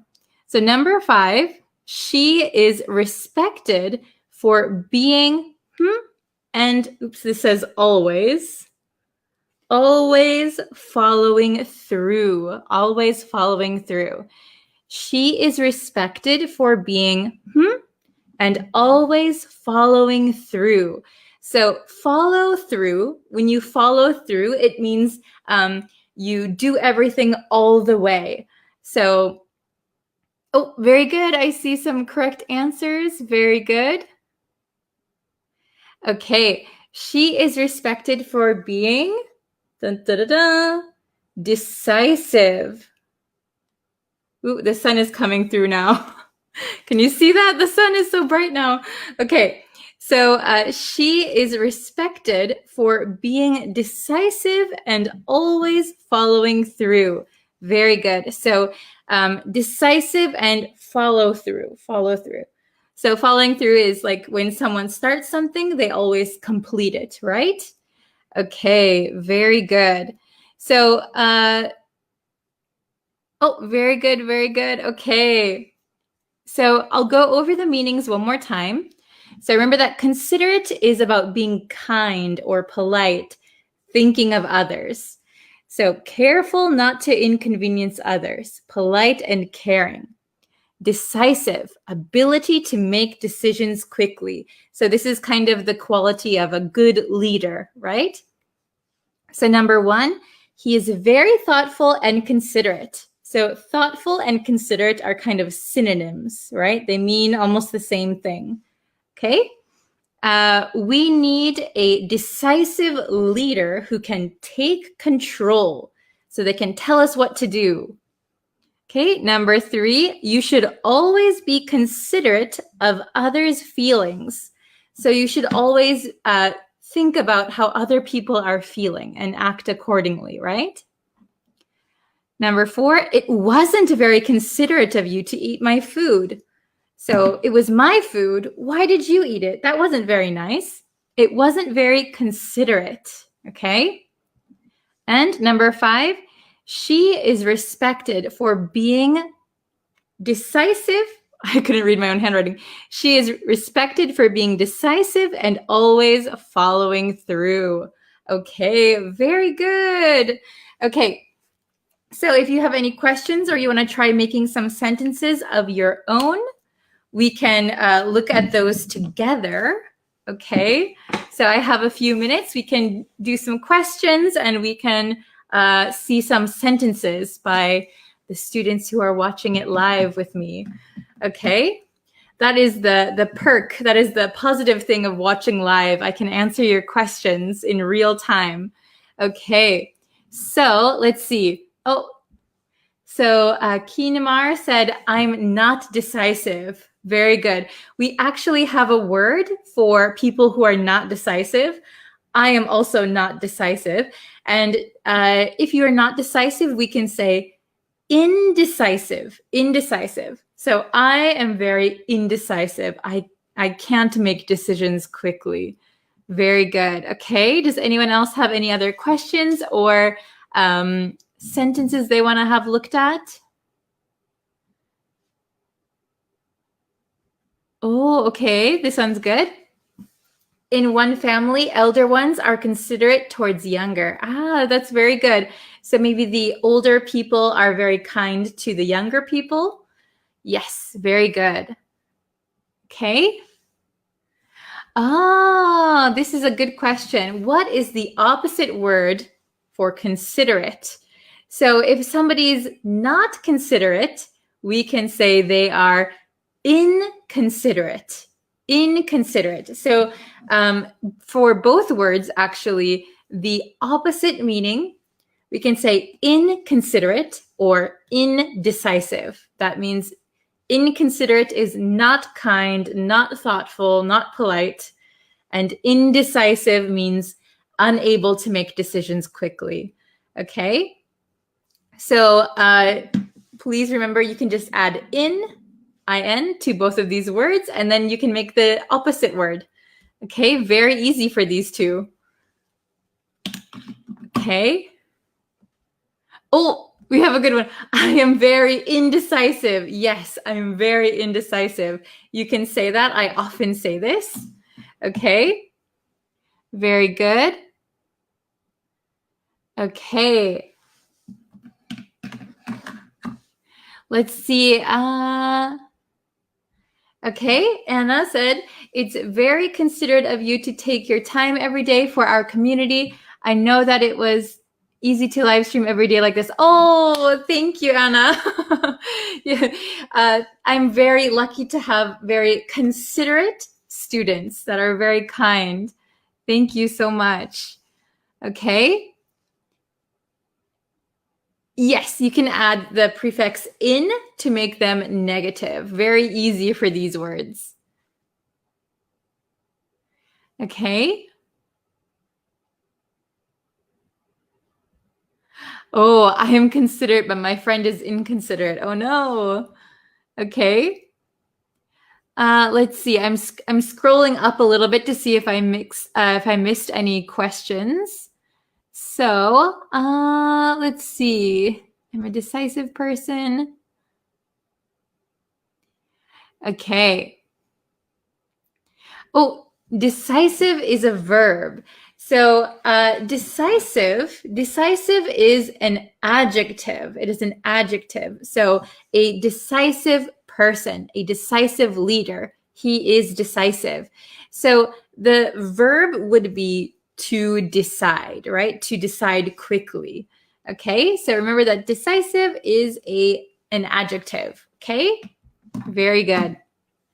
So let's see.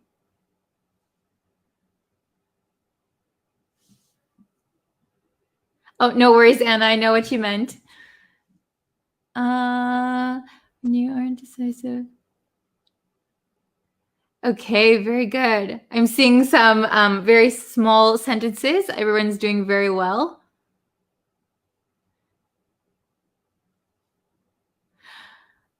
Very good. My brother is indecisive. Okay.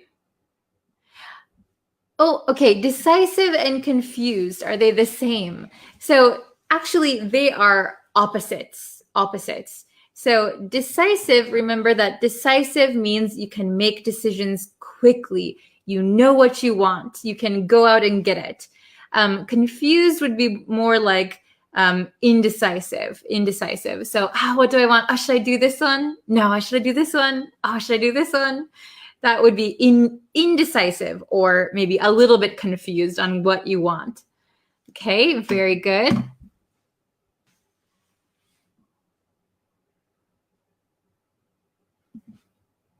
Oh, yes, very good. Noun for inconsiderate is inconsideration. Inconsideration. Oh, hello from Iraq. Oh, you're welcome. Okay, very good. Are they pretty understandable? Does everybody understand how to use these words? Considerate, decisive, inconsiderate, indecisive. Are they pretty understandable? Okay, I see. Everyone has like really good sentences, so I'm very impressed actually. Okay, so I think you have these down. Very good. So please remember that our review lesson will be tomorrow. It's going to be tomorrow. Oh, hello. Okay. Oh, here's a good question. Consider and considerate, are they different meanings? So consider is a verb, to consider. So to consider means to think about something, right? To think about a situation. Considerate means someone who's thinking of others. So I think the word considerate comes from the word consider, but considerate means thinking about other people before yourself and being kind and being nice, being polite. The word consider means to think about something. So it's a little bit of a different meaning, but very good. Okay. This is a good one. I am decisive. However, I was indecisive when I faced an important decision. Yes. Very good. Some people are decisive about like everyday things. They can be very quick to make decisions. However, when it's a very big, important decision, then they become indecisive because it takes some time to make a decision, right? I am indecisive all the time, even about small decisions. Okay, everyone did very well. Okay, so I'm glad it's been understandable. Thank you for joining our live lesson today. Tomorrow is going to be our review lesson, so please review. And if you have any questions, you can always leave them in the comments.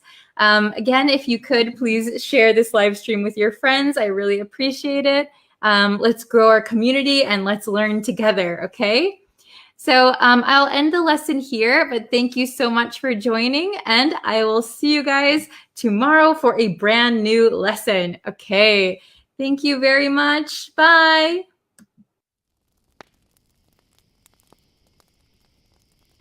The Brothers Grimm Fairy Tales. The Golden Bird. A certain king had a beautiful garden, and in the garden stood a tree which bore golden apples. These apples were always counted, and about the time when they began to grow ripe, it was found that every night one of them was gone. The king became very angry at this and ordered the gardener to keep watch all night under the tree. The gardener set his eldest son to watch, but about 12 o'clock he fell asleep. And in the morning, another of the apples was missing. Then the second son was ordered to watch, and at midnight he too fell asleep. And in the morning another apple was gone. Then the third son offered to keep watch, but the gardener at first wouldn't let him, for fear some harm should come to him. However, at last he consented, and the young man laid himself under the tree to watch. As the clock struck 12, he heard a rustling noise in the air, and a bird came flying that was of pure gold. And as it was snapping at one of the apples with its beak, the gardener's son jumped up and shot an arrow at it. But the arrow did the bird no harm, only it dropped a golden feather from its tail and then flew away. The golden feather was brought to the king in the morning, and all the council was called together. Everyone agreed that it was worth more than all the wealth of the kingdom. But the king said, "One feather is of no use to me. I must have the whole bird." Then the gardener's eldest son set out and thought to find the golden bird very easily. And when he had gone but a little way, he came to a wood, and by the side of the wood he saw a fox sitting. So he took his bow and made ready to shoot at it. Then the fox said, "Do not shoot me, for I will give you good counsel. I know what your business is, and that you want to find the golden bird. You will reach a village in the evening, and when you get there, you will see 2 inns opposite to each other, one of which is very pleasant and beautiful to look at. Go not in there, but rest for the night in the other, though it may appear to you to be very poor and mean." But the son thought to himself, "What can such a beast as this know about the matter?" So he shot his arrow at the fox, but he missed it, and it set up its tail above its back and ran into the wood. Then he went his way, and in the evening came to the village where the 2 inns were. And in one of these were people singing and dancing and feasting, but the other looked very dirty and poor. "I should be very silly," he said, "if I went to that shabby house and left this charming place." So he went into the smart house and ate and drank at his ease, and forgot the bird and his country too. Time passed on, and as the eldest son did not come back, and no tidings were heard of him, the second son set out, and the same thing happened to him. He met the fox, who gave him the good advice. But when he came to the 2 inns, his eldest brother was standing at the window where the merrymaking was, and called to him to come in. And he could not withstand the temptation, but went in and forgot the golden bird and his country in the same manner. Time passed on again, and the youngest son, too, wished to set out into the wide world to seek for the golden bird, but his father would not listen to it for a long while, for he was very fond of his son and was afraid that some ill luck might happen to him also, and prevent his coming back. However, at last it was agreed he should go, for he would not rest at home. And as he came to the wood, he met the fox, and heard the same good counsel, but he was thankful to the fox, and did not attempt his life as his brothers had done. So the fox said, "Sit upon my tail, and you will travel faster." So he sat down, and the fox began to run, and away they went over the stock and stone, so quick that their hair whistled in the wind. When they came to the village, the son followed the fox's counsel, and, without looking about him, went to the shabby inn and rested there all night at his ease. In the morning came the fox again, and met him as he was beginning his journey, and said, "Go straight forward till you come to a castle, before which lie a whole troop of soldiers fast asleep and snoring.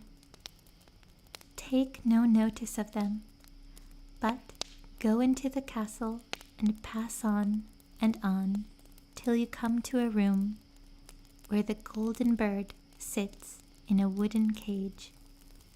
Close by it stands a beautiful golden cage, but do not try to take the bird out of the shabby cage and put it into the handsome one, otherwise you will repent it."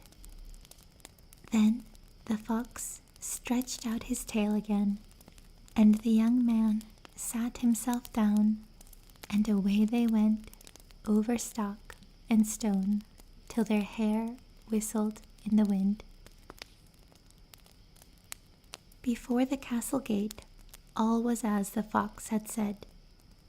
So the son went in and found the chamber where the golden bird hung in a wooden cage, and below stood the golden cage, and the 3 golden apples that had been lost were lying close by it.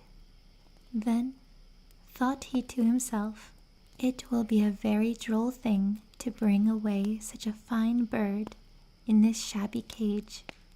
So he opened the door and took hold of it, and put it into the golden cage. But the bird set up such a loud scream that all the soldiers awoke, and they took him prisoner and carried him before the king. The next morning the court sat to judge him, and when all was heard, it sentenced him to die, unless he should bring the king the golden horse, which could run as swiftly as the wind. And if he did this, he was to have the golden bird given to him for his own. So he set out once more on his journey, sighing and in great despair, when suddenly his friend the fox met him and said, "You see now what has happened on account of your not listening to my counsel.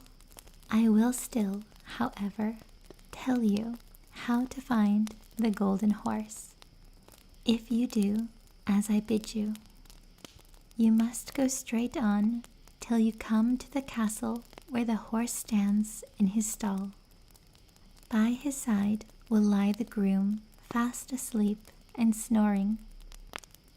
Take away the horse quietly, but be sure to put the old leather saddle upon him, and not the golden one that is close by it." Then the son sat down on the fox's tail, and away they went over stock and stone till their hair whistled in the wind.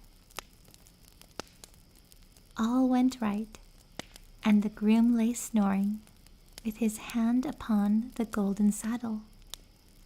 But when the son looked at the horse, he thought it a great pity to put the leather saddle upon it. "I will give him the good one," he said. "I am sure he deserves it." As he took up the golden saddle, the groom awoke and cried out so loud that all the guards ran in and took him prisoner. And in the morning he was again brought before the. He went his way very sorrowful. But the old fox came and said, "Why did you not listen to me? If you had, you would have carried away both the bird and the horse. Yet will I once more give you counsel. Go straight on, and in the evening you will arrive at a castle. At 12 o'clock at night, the princess goes to the bathing house. Go up to her and give her a kiss, and she will let you lead her away. But take care you do not suffer her to go and take leave of her father and mother." Then the fox stretched out his tail, and so away they went over stock and stone till their hair whistled again. As they came to the castle, all was as the fox had said.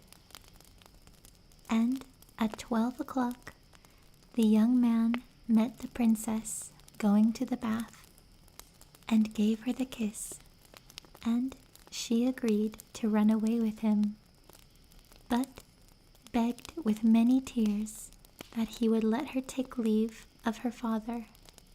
At first he refused, but she wept still more and more, and fell at his feet, till at last he consented. But the moment she came to her father's house, the guards awoke, and he was taken prisoner again. Then he was brought before the king, and the king said, "You shall never have my daughter unless in 8 days you dig away the hill that stops the view from my window." Now this hill was so big that the whole world could not take it away. And when he had worked for 7 days and had done very little, the fox came and said, "Lie down and go to sleep. I will work for you." And in the morning he awoke, and the hill was gone. So he went merrily to the king, and told him that, now that it was removed, he must give him the princess. Then the king was obliged to keep his word, and away went the young man and the princess. And the fox came and said to him, "We will have all three, the princess, the horse, and the bird." "Ah," said the young man, "that would be a great thing, but how can you contrive it?" "If you only listen," said the fox, "it can be done. When you come to the king, and he asks for the beautiful princess, you must say, 'Here she is.' Then he will be very joyful, and you will mount the golden horse that they are to give you, and put your hand to take leave of them. but shake hands with the princess last. Then lift her quickly onto the horse behind you. Clap your spurs to his side and gallop away as fast as you can." All went right. Then the fox said, "When you come to the castle where the bird is, I will stay with the princess at the door, and you will ride in and speak to the king. And when he sees that it is the right horse, he will bring out the bird. But you must sit still and say that you want to look at it to see whether it is the true golden bird, and when you get it into your hand, ride away." This too happened as the fox said. They carried off the bird, the princess mounted again, and they rode on to a great wood. Then the fox came and said, "Pray kill me and cut off my head and my feet." But the young man refused to do it. So the fox said, "I will, at any rate, give you good counsel. Beware of two things.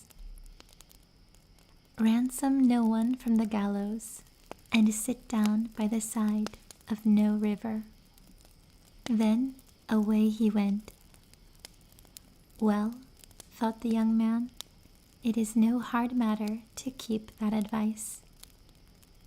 He rode on with the princess till at last he came to the village where he had left his two brothers.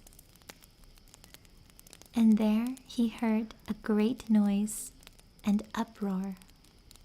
When he asked what was the matter, the people said, "Two men are going to be hanged." As he came nearer, he saw that the two men were his brothers, who had turned robbers. So he said, "Cannot they be in any way saved?" But the people said no, unless he would bestow all his money upon the rascals and buy their liberty. Then he did not stay to think about the matter, but paid what was asked, and his brothers were given up, and went on with him towards their home. And as they came to the wood where the fox first met them, it was so cool and pleasant that the two brothers said, "Let us sit down by the side of the river and rest a while to eat and drink the horse and the bird," and went home to the king, their master, and said, "All this we have won by our labor." Then there was great rejoicing made. But the horse would not eat, the bird would not sing, and the princess wept. The youngest son fell to the bottom of the river's bed. Luckily, it was nearly dry, but his bones were almost broken, and the bank was so steep that he could find no way to get out. Then the old fox came once more and scolded him for not following his advice. Otherwise, no evil would have befallen him. "Yet," said he, "I cannot leave you here, so lay hold of my tail and hold fast." Then he pulled him out of the river and said to him as he got upon the bank, "Your brothers have set watch to kill you if they find you in the kingdom." So he dressed himself as a poor man and came secretly to the king's court, and was scarcely within the doors when the horse began to eat and the bird to sing, and the princess left off weeping. Then he went to the king and told him all his brother's deeds, and they were seized and punished, and he had the princess given to him again. And after the king's death, he was heir to his kingdom. A long while after, he went to walk one day in the wood, and the old fox met him, and besought him with tears in his eyes to kill him, and cut off his head and feet. And at last he did so, and in a moment the fox was changed into a man, and turned out to be the brother of the princess, who had been lost a great many years.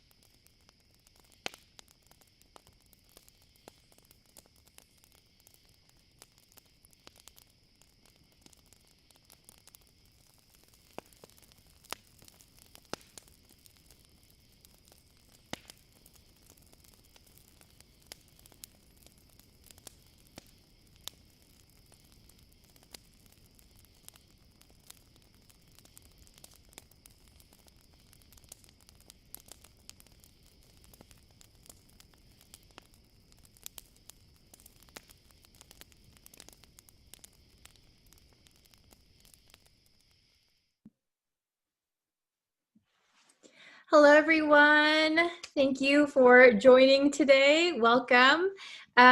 Today's lesson was requested by a student.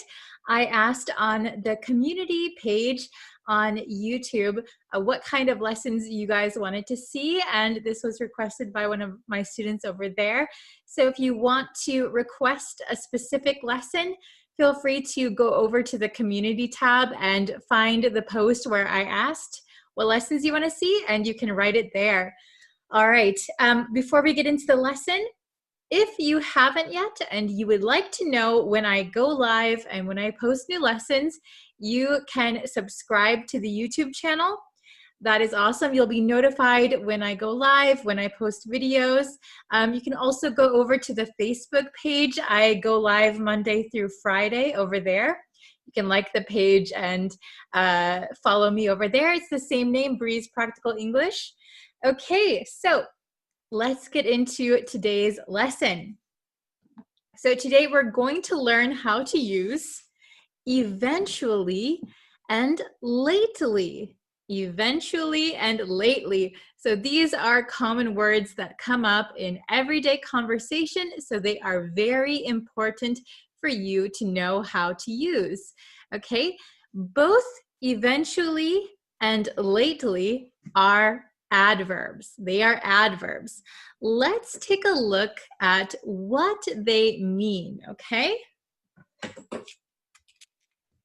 All right, I'll scooch my chair a little bit. Okay, so, all right, hopefully everyone can see this.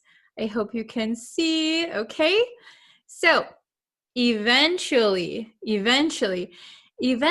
means in the end, in the end. So we use eventually, especially when something has involved a long time, a lot of effort, or problems. Okay, so usually something happens over a long time where there's lots of problems, kind of like a journey. There's lots of things to it, and in the end, or eventually, something happens. Okay. Very good. Is that understandable for you guys? Okay, then we have lately. Lately covers the immediate past. Okay, the immediate past. Not super long ago, but the immediate past. Okay, so another word for lately could be recently. Recently, lately. An older way of saying lately is of late, of late. Okay, we sometimes say of late, sometimes, but usually nowadays we often say lately, lately. Okay, so now that we know the definitions of these two adverbs, let's put them into sentences, okay? Let's try and see how we can put them into these sentences. We have 4 sentences today. Okay, so number 1, I've been so busy something. Hopefully this one is pretty easy. We'll start off easy. I've been so busy, eventually or lately. You can put your answer in the comments. Which word do you think is correct? Okay.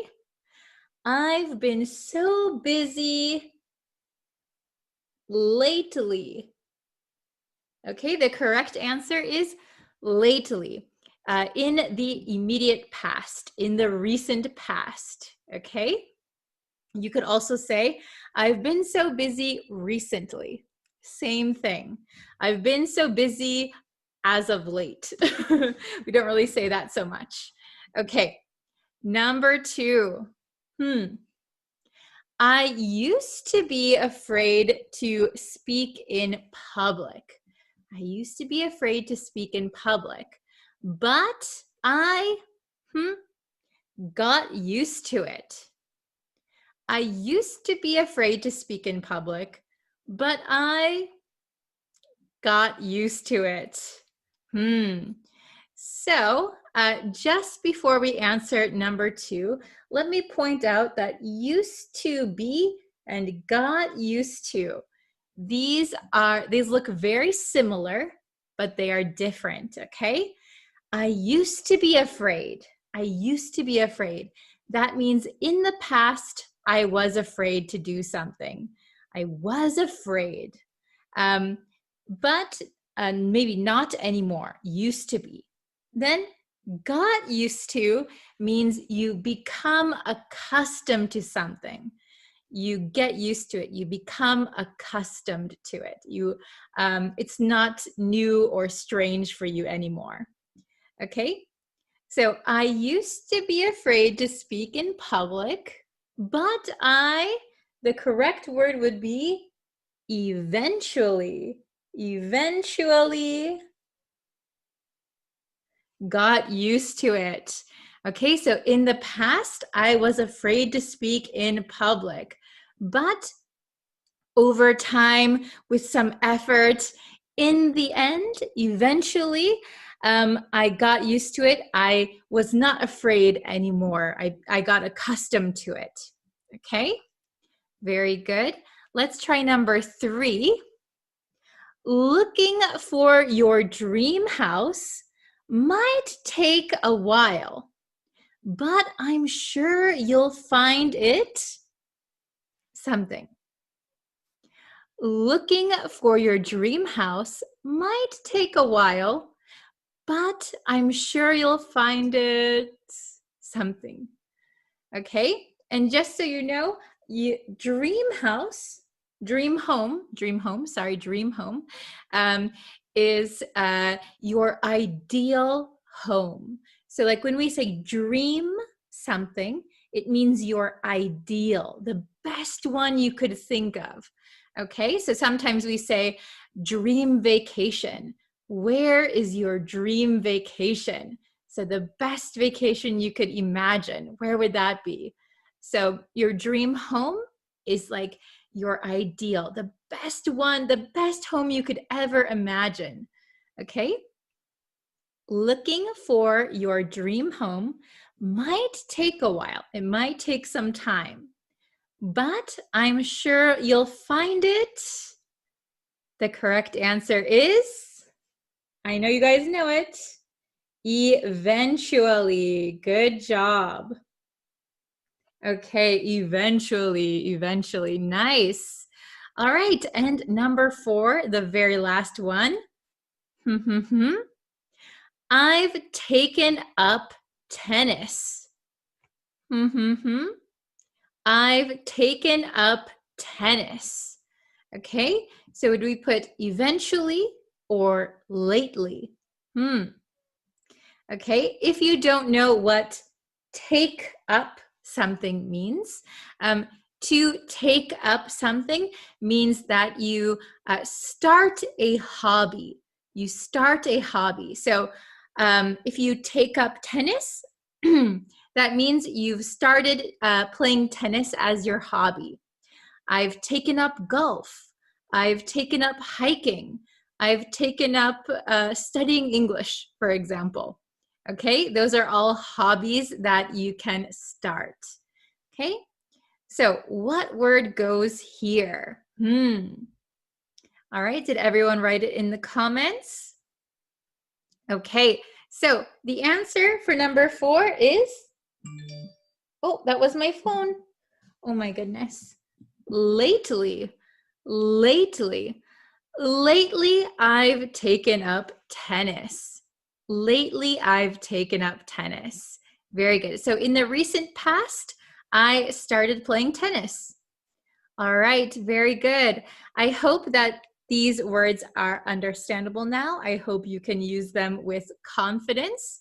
In the comments down below, if you can make some example sentences with eventually and lately, I will look at them and I will comment back to you.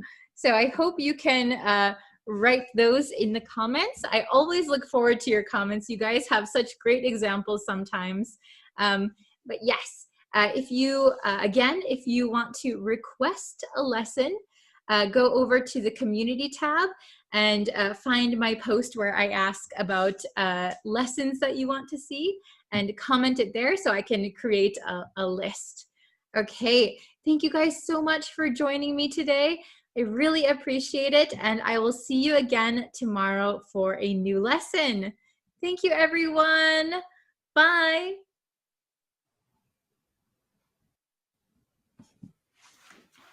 Hello, students. How's everyone today? Today is our review lesson. Excuse me. So all week we learned idioms that contain the word book.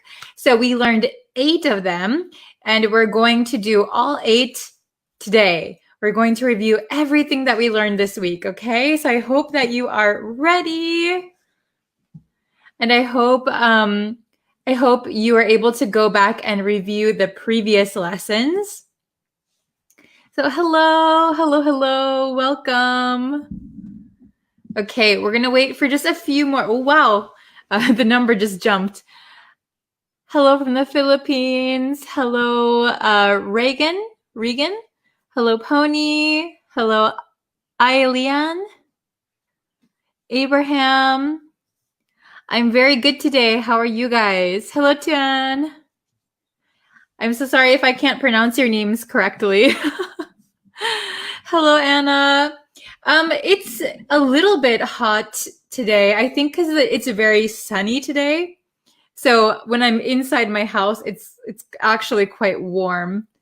I'm sure if I go outside, it's a little bit cooler. Oh, and I just came back from Lake Geneva. Did you see my mom? Hello, hello. By the way, before we start the lesson, let me just remind you that if you want to know when I go live like this, you can hit the little bell notification and then it will tell you when I go live next. Okay. Also, thank you to everyone who subscribed to the YouTube channel. We are past 4,000 subscribers. We are almost at 5,000, which is very, very exciting. And thank you for everyone who's liked and followed the Facebook page. We have over 20,000 of you guys here, which is crazy. Thank you. Okay, hello, hello. So I'm also thinking to do another live stream later today, but I haven't decided yet.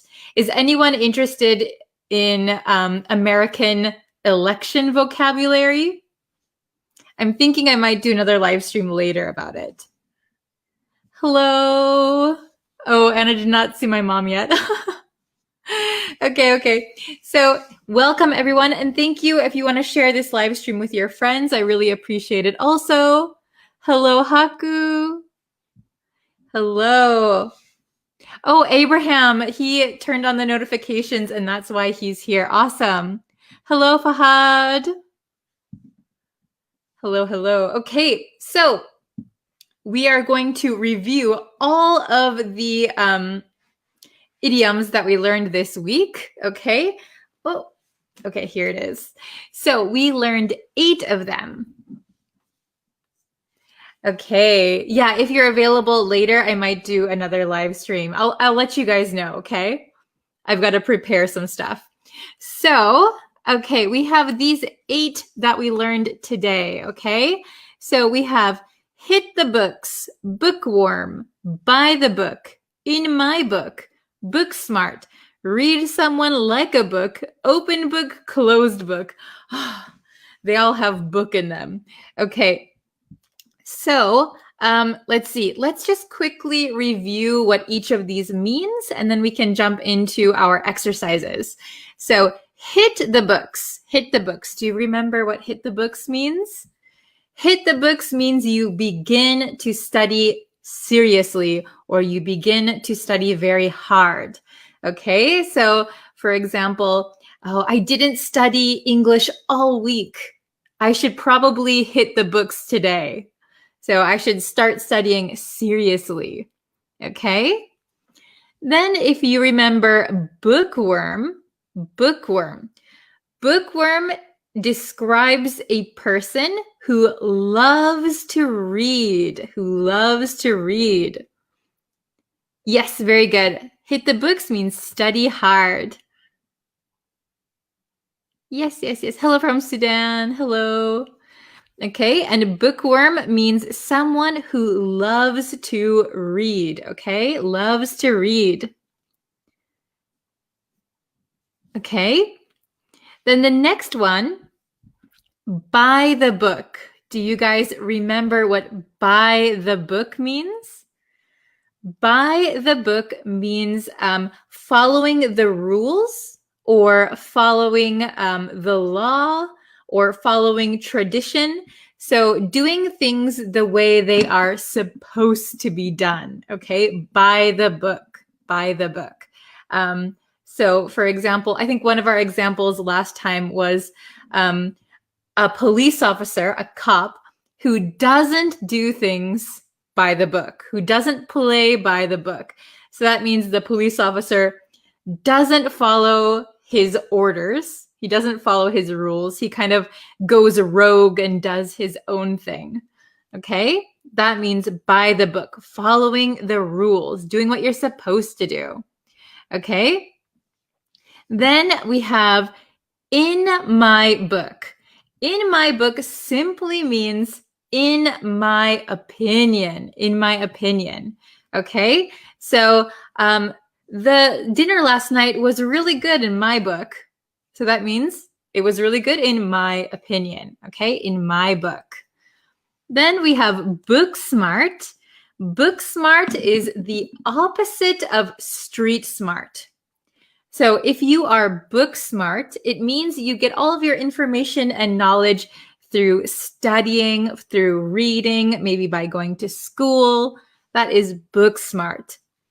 On the opposite end, if you are street smart, you get all of your knowledge and experience through real life experience. So like if you're on the street, right? You're with the rest of society. Okay, so book smart, you gain knowledge through books, through education. Street smart means that you gain knowledge through experience. Okay? Okay, very, very good. Okay, so, okay, we have 3 more. Read someone like a book. If you read someone like a book, excuse me, if you read someone like a book, it means that just by looking at them, you can tell their true thoughts or their true emotions, okay? Very good. Is it understandable so far? Does anyone have any questions? Okay. Then we have the last 2, open book and closed book. And I got a really good question yesterday. I think it was yesterday. Yeah, yesterday. Why it is open book and why closed book? So why do we say open book and closed book? So just for your information, these are, open is an adjective to describe the book. Okay, so if you say opened, the book opened. So it means an action has been completed. The book opened, right? But here, open book, closed book. These are describing the book. Okay, so it's the same.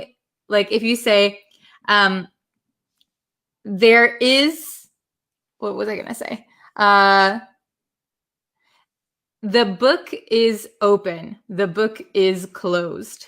Okay, so we wouldn't say the book is opened, right? The book is open. The book is closed. Okay. Okay, so, oh, somebody's wanting book smart one more time. Book smart means you get your information through education or reading through books. However, street smart is the opposite. Street smart means that you get your information or knowledge from experience. Okay, so open book, closed book. If you are an open book, that means you keep no secrets. You can tell freely anything, right? So if we describe a person as an open book, they might be very public. They might be willing to share their information. However, if someone is a closed book, person is closed book, it means they don't want to share their information. They're very private. We can also describe subjects, for example, as an open book or closed book. If something is very easy for you to understand, you could say it's an open book. If something is very difficult for you to understand, you could say it's a closed book. It's hard to get the information. It's hard to understand. Okay, very good. So now that we've refreshed your memory, let's try the exercises, okay? And feel free to ask some questions if you have any. Okay. Somebody just said, is closed book like very quiet? Quiet? Not necessarily like quiet like this, but maybe more private. They don't want to share so much information. Okay. Tour guides are street smart. Yeah, they could be. Maybe they get a lot of experience on the streets, right? Very, very good. Okay. So Let's go over these. And if you're just joining us, don't worry. We're going to go over the exercises. And then while we do them, I'll re-explain each one so that it's easier to understand, okay? So if you're just coming in, don't worry. Okay, so I'll scooch over here. So we have all of the idioms up here, and then we have 8 example sentences, okay? So, are all of these adjectives? No, some of them are not adjectives, okay? So, okay, oops. Okay, so number one, as you can see, there is a to here. So this is not an adjective. Okay, so my test is tomorrow. So I need to, what do you think is the correct answer for number 1? Oh, Anna, very good, very fast. Okay, my test is tomorrow. So I need to do something for my test tomorrow. What do I need to do? Oh, very good, Pony. Very good, Darwin. Oh, are you really going to study French? Interesting. Okay, very, very good. So my test is tomorrow, so I need to. Very good, Madhu. Very good, Hittat. Okay. My test is tomorrow, so I need to hit the books. Hit the books. So, hit the books means begin to study seriously, begin to study hard. Okay, I saw some answers that said open book. But we wouldn't say my test is tomorrow, so I need to open book. You might say my test is tomorrow, so I need to open my books. Maybe open your books just means physically opening, right? It doesn't include studying. So, and also open book, as what we're talking about here as an idiom, is not physically opening a book. What we're talking about here is an idiom. Open book means public, or it's easy to get information from something. Okay. Am I from Australia? No, I'm from America. I'm from the United States. Okay. How about number 2? He never talks about himself. He's a something. Oh, very good. I see Gerardo, Madhu. Very good. Hello, hello. Okay. He never talks about himself. He's a... So I'll give you a hint. We could say he's a very private person, right? Oh, very good, Anna. Very good, Sir Juan. Okay, good job. So he never talks about himself. He's a closed book. Let me just put it down here. Closed book. So if someone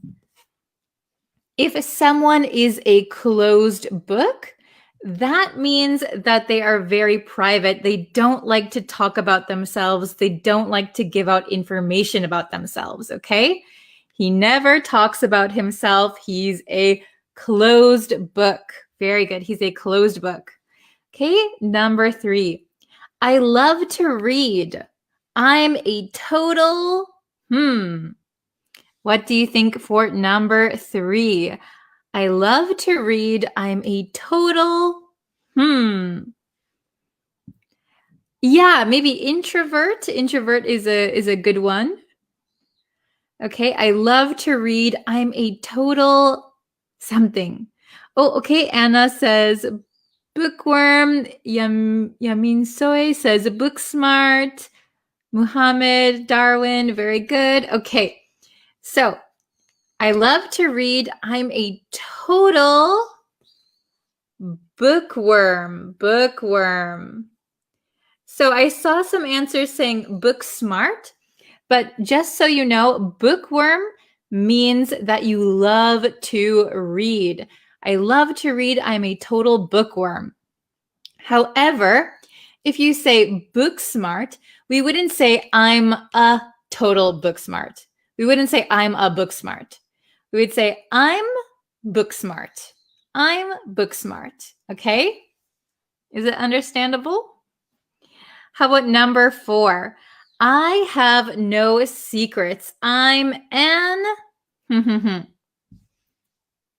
Okay, very good.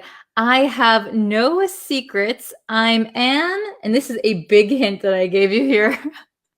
If we have an, we need to follow up with a vowel sound. Oh, very good, Kay. Good job, Sirwan. Muhammad, very good. Hussein, Anna, Gerardo, Minj, Ali, Pony. Okay, very good. I have no secrets. I'm an open book. Open book. So if you can imagine, if you see an open book, you can easily see the inside, right? You can easily see the contents. So if a person is an open book, maybe they're not hiding anything, right? You can easily see the contents of that person's life. I have no secrets. I'm an open book. Okay, this was kind of an easy one. Okay, number 5, we follow the rules and do things. We follow the rules and do things. Okay, so number 5, what do you think the correct answer is? Oh, very good, Muhammad. Very good, Kay, Anna, Al, Ali, Pony, Agam. Okay, everyone, very good. Nyan, very good.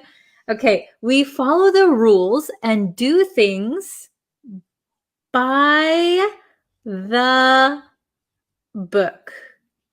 So we do things in the correct way that we're supposed to do. We follow the rules and do things by the book. By the book. You can imagine that this book is a kind of manual, a manual for something. We follow it, okay? Very good.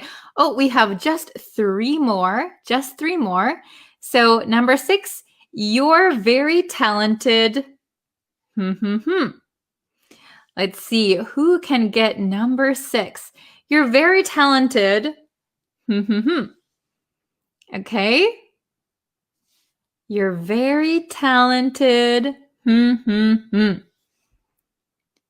Okay. Oh, yes, very good. I see Mohsin, Muhammad, Hussein, Pony, very good. Yaminose, Ismail, Ali, Gerardo, Anna, Muhammad. Okay, very good. So you're very talented in my opinion. You're very talented in my opinion. So we can say you're very talented in my book. Very good. Very, very good. You're very talented in my book. You're very talented in my opinion. Okay, I think you're very talented. Very, very good. So number 7, we only have 2 more, so you can kind of guess from which ones we've already used. Number 7, she's, but has little life experience. Ooh, Bassem, very good. Muhammad, very good. Ali, very good. Oh, you guys are so fast. She's, but has little life experience. Very good, Muhammad, Anna, Pony, very good. So number 7, she's book smart. She is book smart. Okay. She's book smart, but has little life experience. Very good. If it was the opposite, she's street smart, but has little education, for example. Okay. And the final one, number 8, I can, and can see that she's upset. I can, and can see that she's upset. Wow, very good, Ali. Very fast. Okay. Okay, Anna, good job. Very good. Pony, very good. Okay, so here it says read someone like a book, but we're going to change that someone because we have she here. We have she. So I can read her like a book. Oh my gosh, there's no room. Okay. I can read her like a book and can see that she's upset. So I know her, maybe I know her very well, or it's very obvious. Maybe it's very obvious by her face or by her actions. I can read her like a book and I can see that she's upset. Okay, very, very good. So I'll read them very quickly one more time. Number 1, my test is tomorrow, so I need to hit the books. I need to study hard. Number 2, he never talks about himself. He's a closed book. So he's a very private person. He's a closed book. Okay? Number 3, I love to read. I'm a total bookworm. I love to read. I'm a total bookworm. So a bookworm we use to describe someone who loves reading, who loves books. Number 4, I have no secrets. I'm an open book. So I'm very public. I'm very open. You can ask me anything. Okay? Oh, thank you, Abdul. Okay, number 5, we follow the rules and do things by the book. We follow the rules and do things by the book. By the book means you follow the way you're supposed to do something. Okay? Number 6, you're very talented in my book. That means you're very talented in my opinion. Number 7, she's book smart but has little life experience. She's book smart but has very little life experience. So she got all of her education from maybe books and studying, not from life experience. And number 8, I can read her like a book and can see that she's upset. Okay, so read her like a book means I can look at her and I understand what she's feeling and what she's thinking. Okay, very, very good, everybody.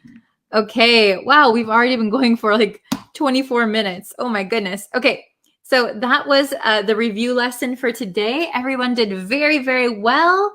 I love it when I see your guys' examples. You're good at teaching in my book. Oh, thank you, Angelica. Thank you very much.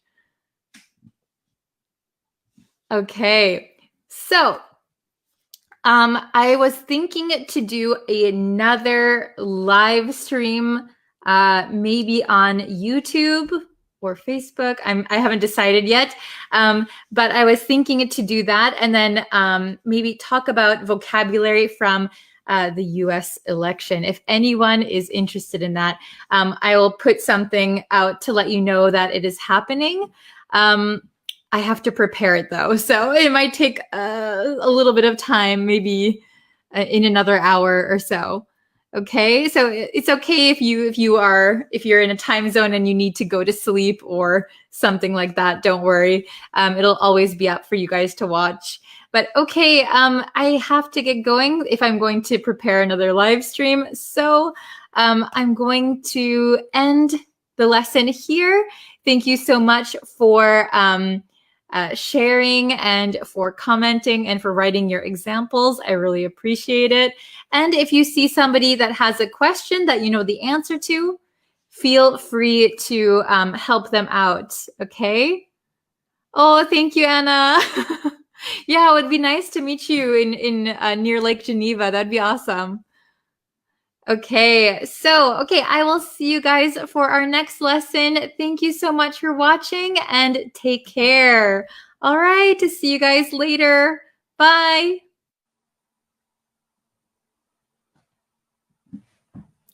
Hi, students. Hello, hello. How are you guys?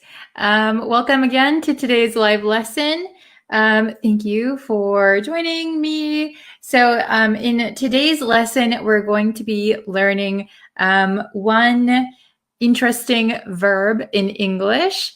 But before we get into the lesson, if you guys haven't yet and you would like to know when I post new lessons, when I go live, you can subscribe to me on YouTube. That is super helpful.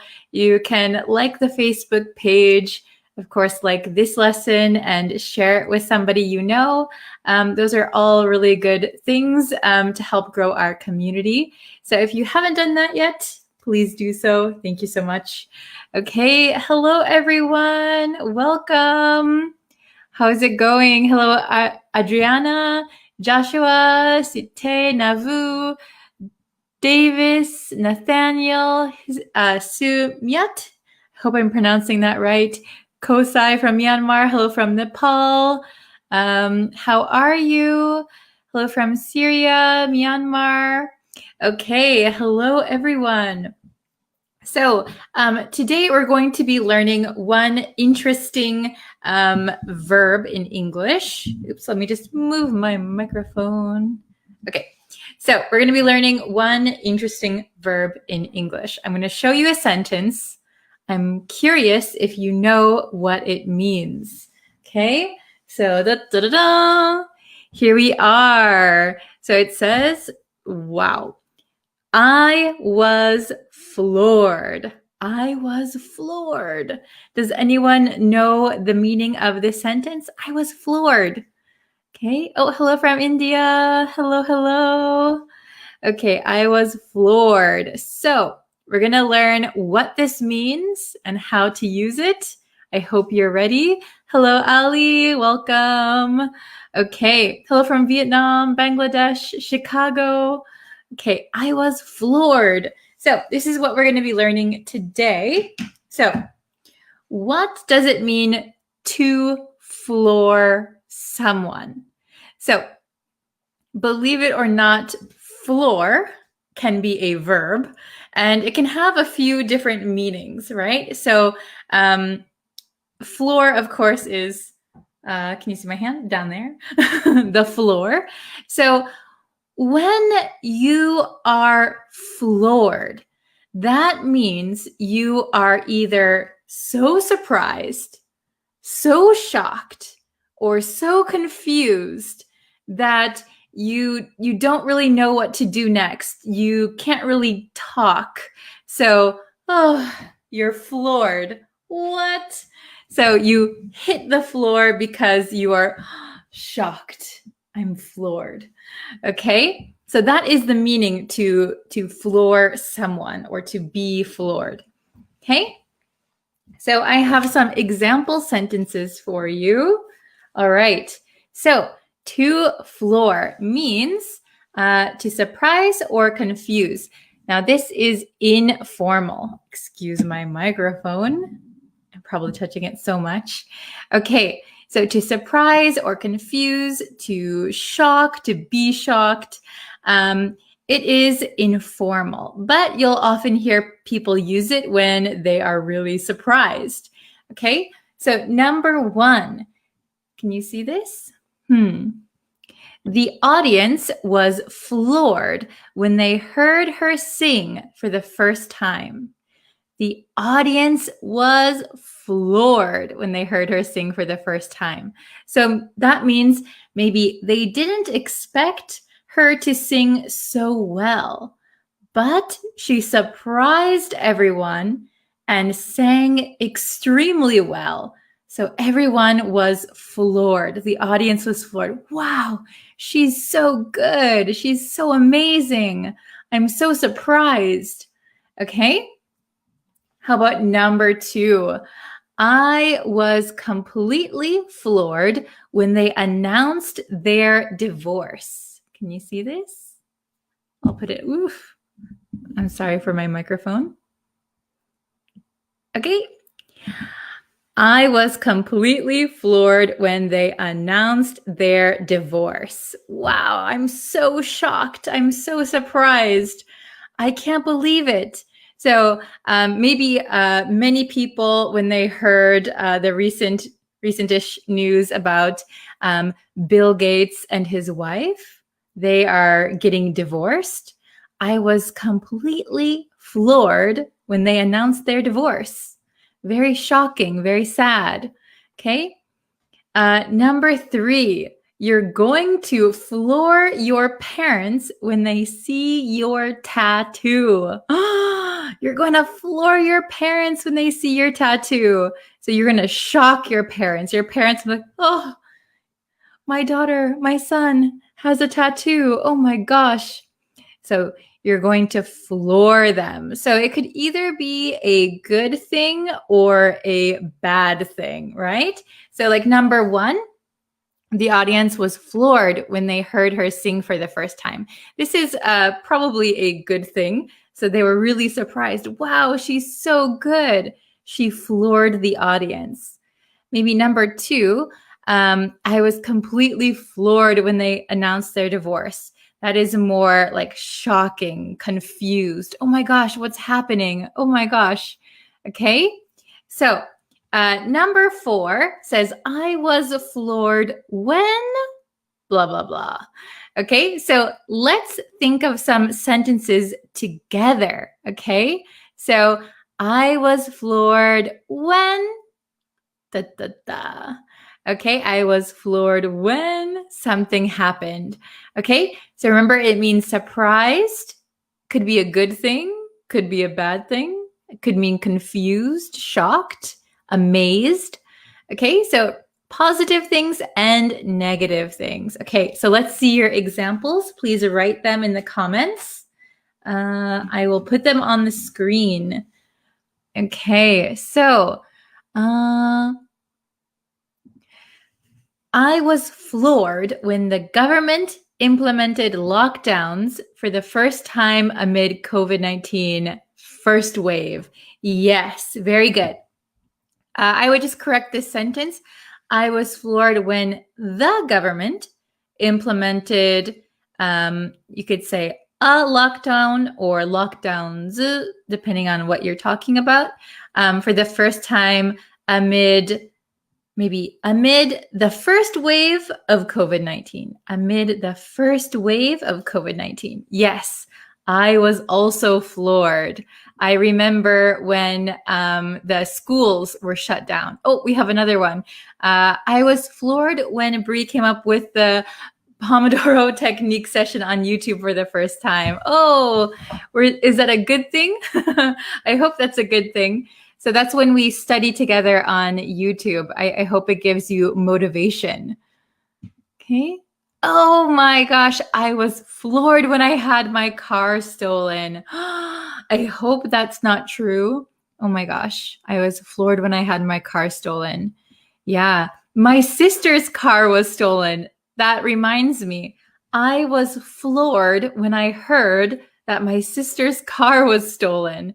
A thief took it from her work. That is so crazy. I was floored. Let's see. Oh, I was floored when he cheated on me. Yes. So this is a negative thing. You're very shocked. You're very surprised. How could he do that? What do I do now? I'm speechless. I was floored. Yes. So you didn't see it coming. You were floored. Very good. Let's see. Oh, hello from Bangladesh. Very good. Oh, hello from Kurdistan. Okay, let's see. I was completely floored when my wife sent me a divorce letter. Oh my gosh, that is crazy. That would floor anyone, right? Let's see. I was floored.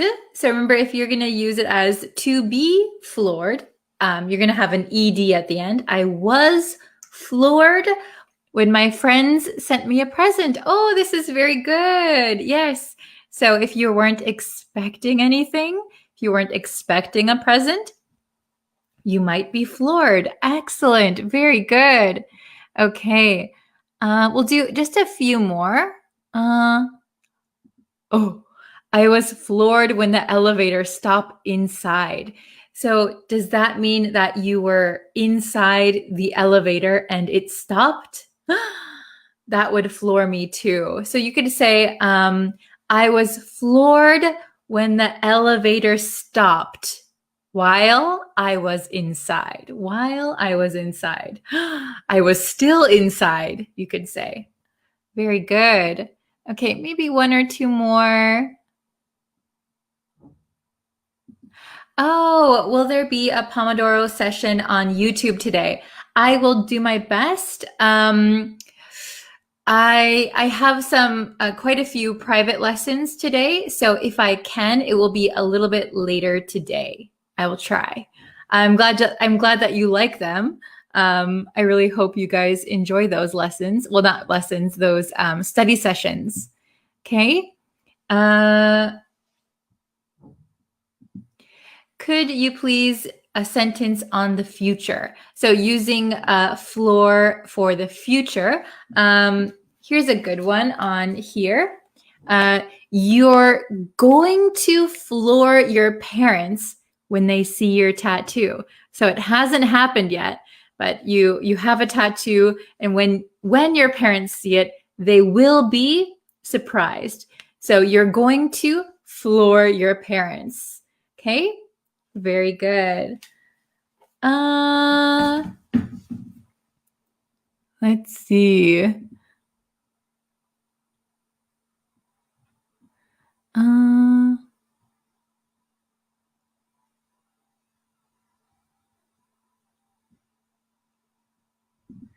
Oh, I'm glad it was a positive one.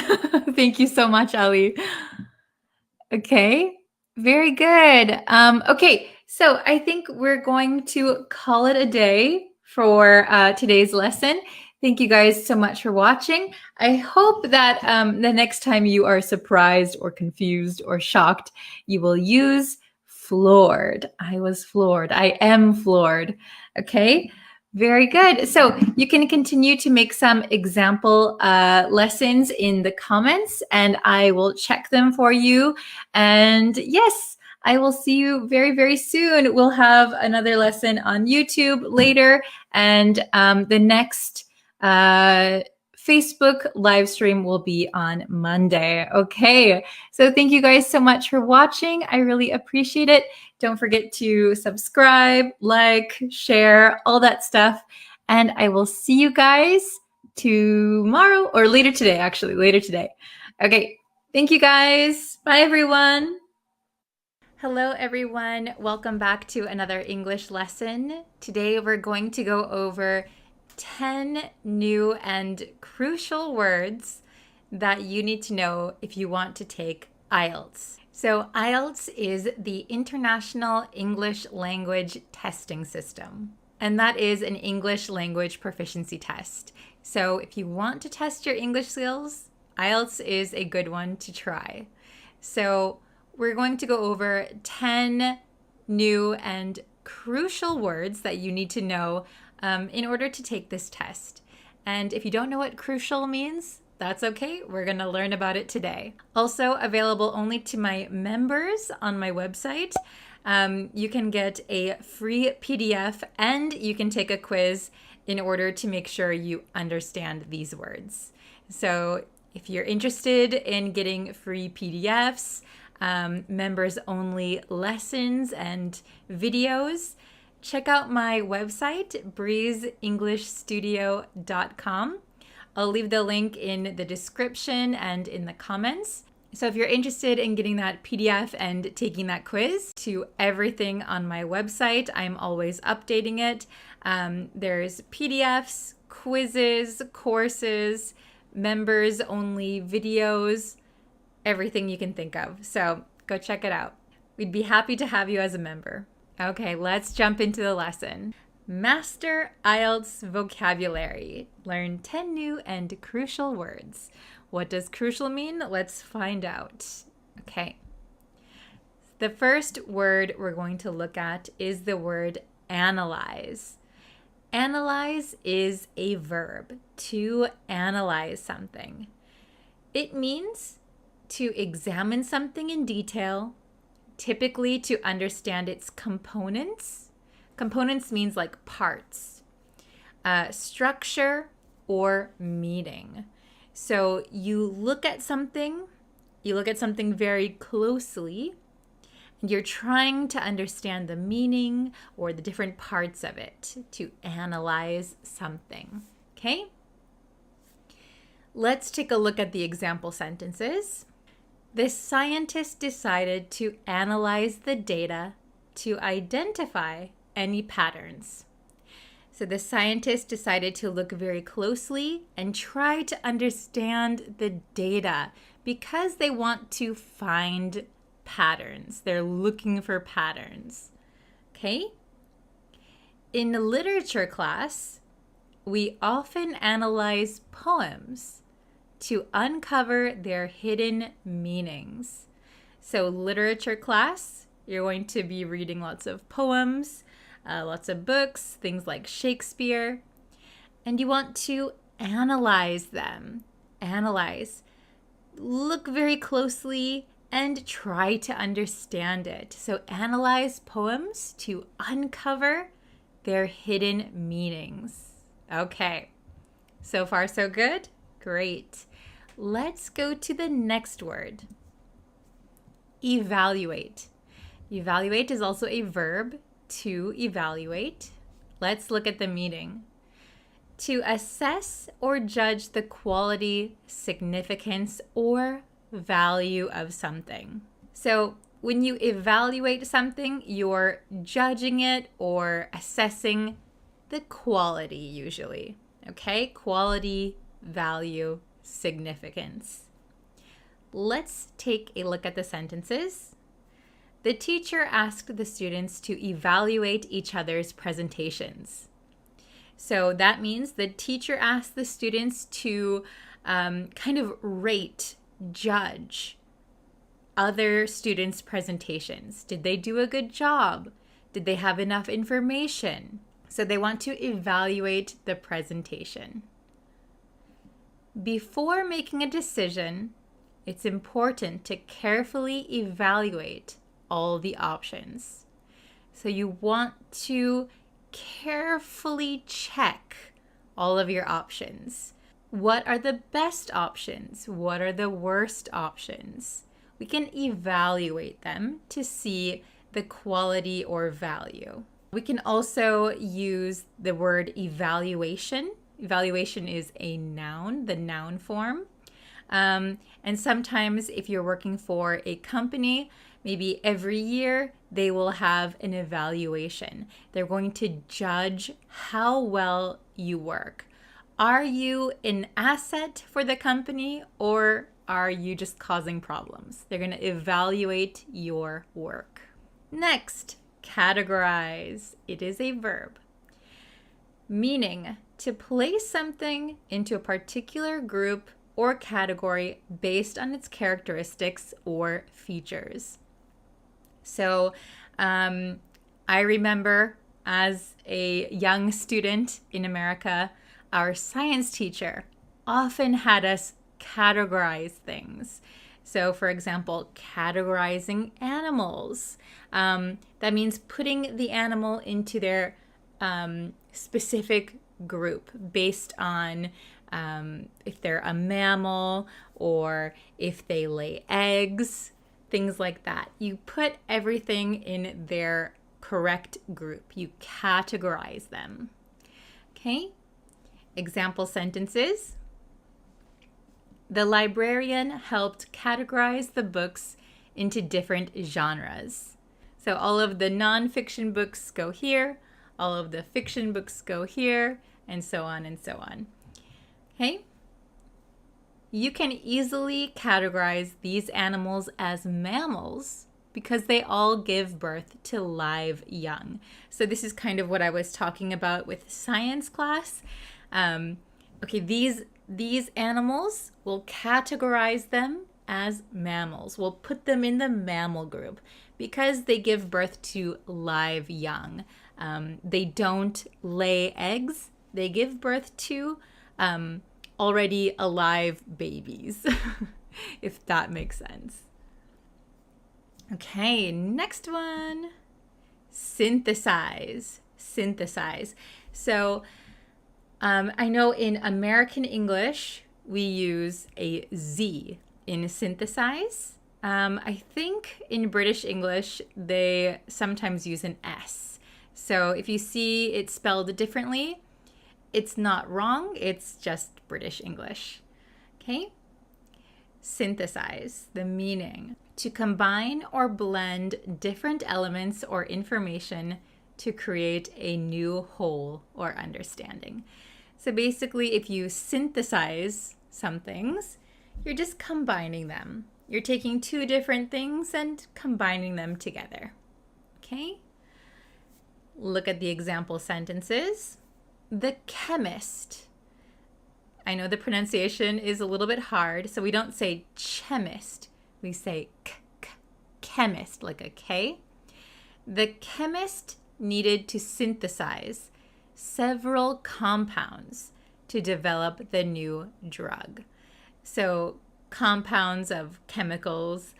So the chemist, someone who does chemistry, needed to combine maybe 2 or 3 different compounds to create a new drug, new medicine. Okay, the second one. In her research paper, she was able to synthesize various theories to propose a new approach. So in her research paper, she took theories from different places, combined them to make a new approach. So we combine these things to make something new. We synthesize. Okay? Next one. Implication. This is a noun. Implication. So it means a conclusion that can be drawn from something, often indirectly or without it being explicitly stated. Okay, so when there is an implication, it means that even though we don't say it outright, we don't say it directly, we can conclude something from that. Let's take a look at the sentences and talk about it a little bit more. The implication of his statement was that we needed to work harder. So somebody said something. He didn't say, we need to work harder. He didn't say that. But what he said made people think we need to work harder. So that's kind of the meaning that they took from his statement. Okay? The implication of his statement, the meaning that we got from his statement is that we need to work harder. The next one, there are many implications of climate change, including rising sea levels and extreme weather events. So when we talk about climate change, there are many bad things that can arise from climate change. So that is the implication of climate change. So we can understand all of the bad things that could happen because of climate change. In this sentence, they give two examples: rising sea levels, extreme weather events. So other than those things, there are implications that other bad things will happen. That is the conclusion we can draw from climate change. Okay, next one.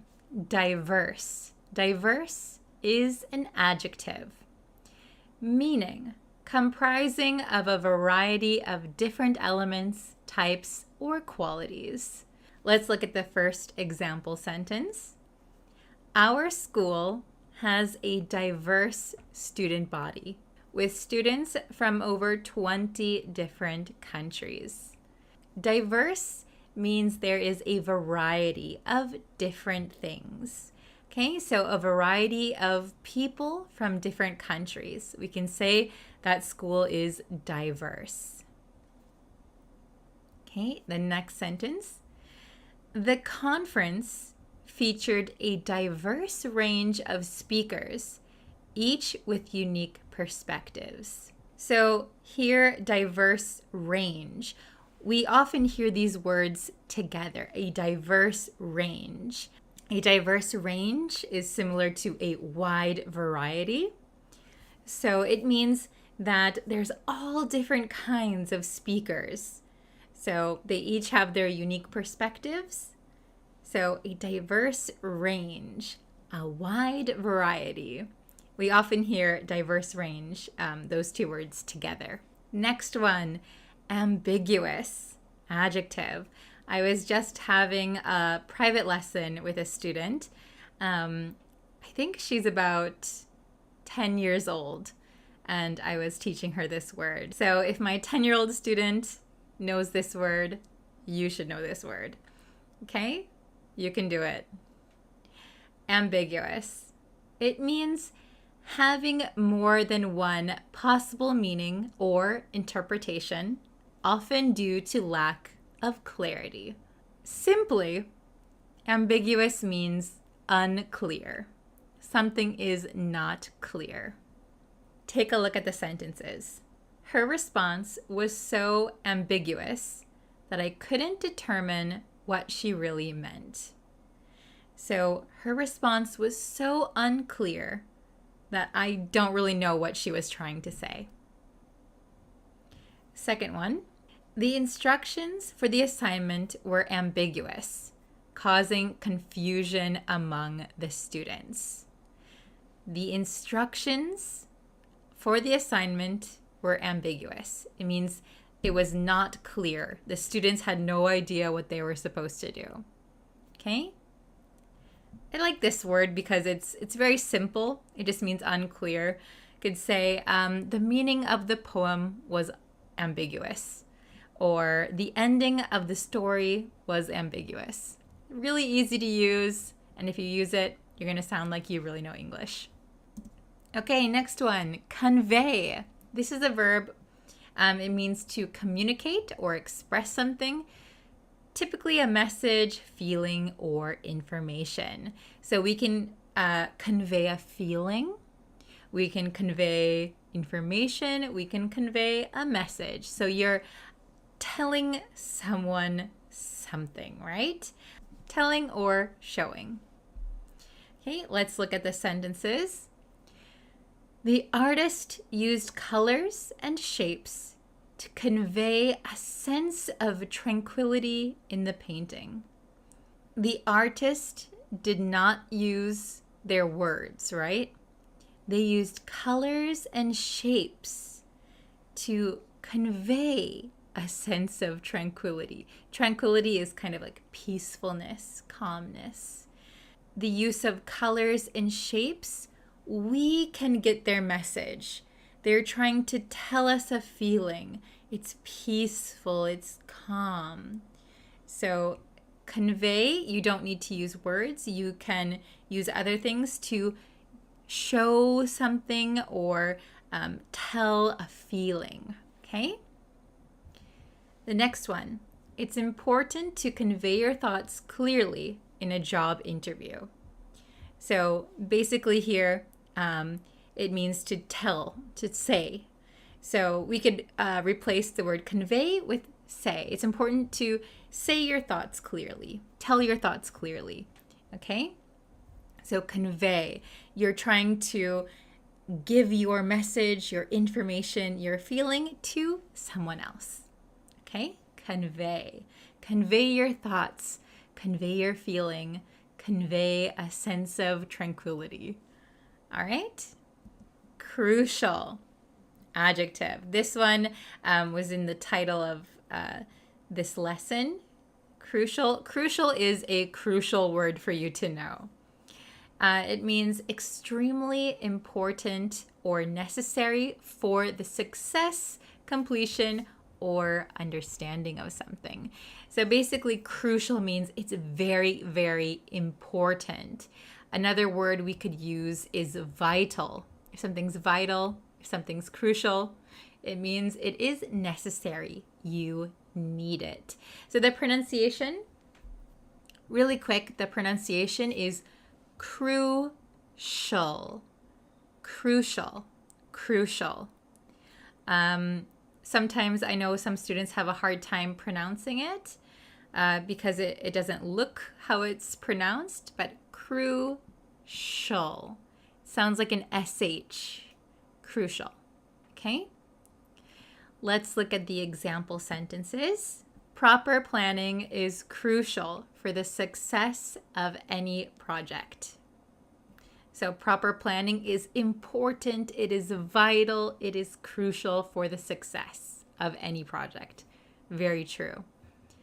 The second one, the witness's testimony played a crucial role in solving the case. So a witness is someone who saw something happen. So if a crime occurred, a witness is the person who was there, who saw what was happening. We sometimes call them an eyewitness. Okay, if they saw with their own eyes what happened, they're an eyewitness. Okay, the witness's testimony. Testimony is, in this case, if a crime occurred, the witness's testimony would be them telling what happened. So they're telling their truth, what they think happened, what they saw or what they heard. That is their testimony. The witness's testimony played a crucial role in solving the case. So the person that saw what was happening and told what was happening, that was very important to help solve the case. Okay? Very good. Good job, you guys. Paradox. A paradox is a noun. Paradox might be one of the more trickier words to use because you need to use paradox in a specific situation. When you're talking about a specific situation, a specific kind of situation, you can use the word paradox.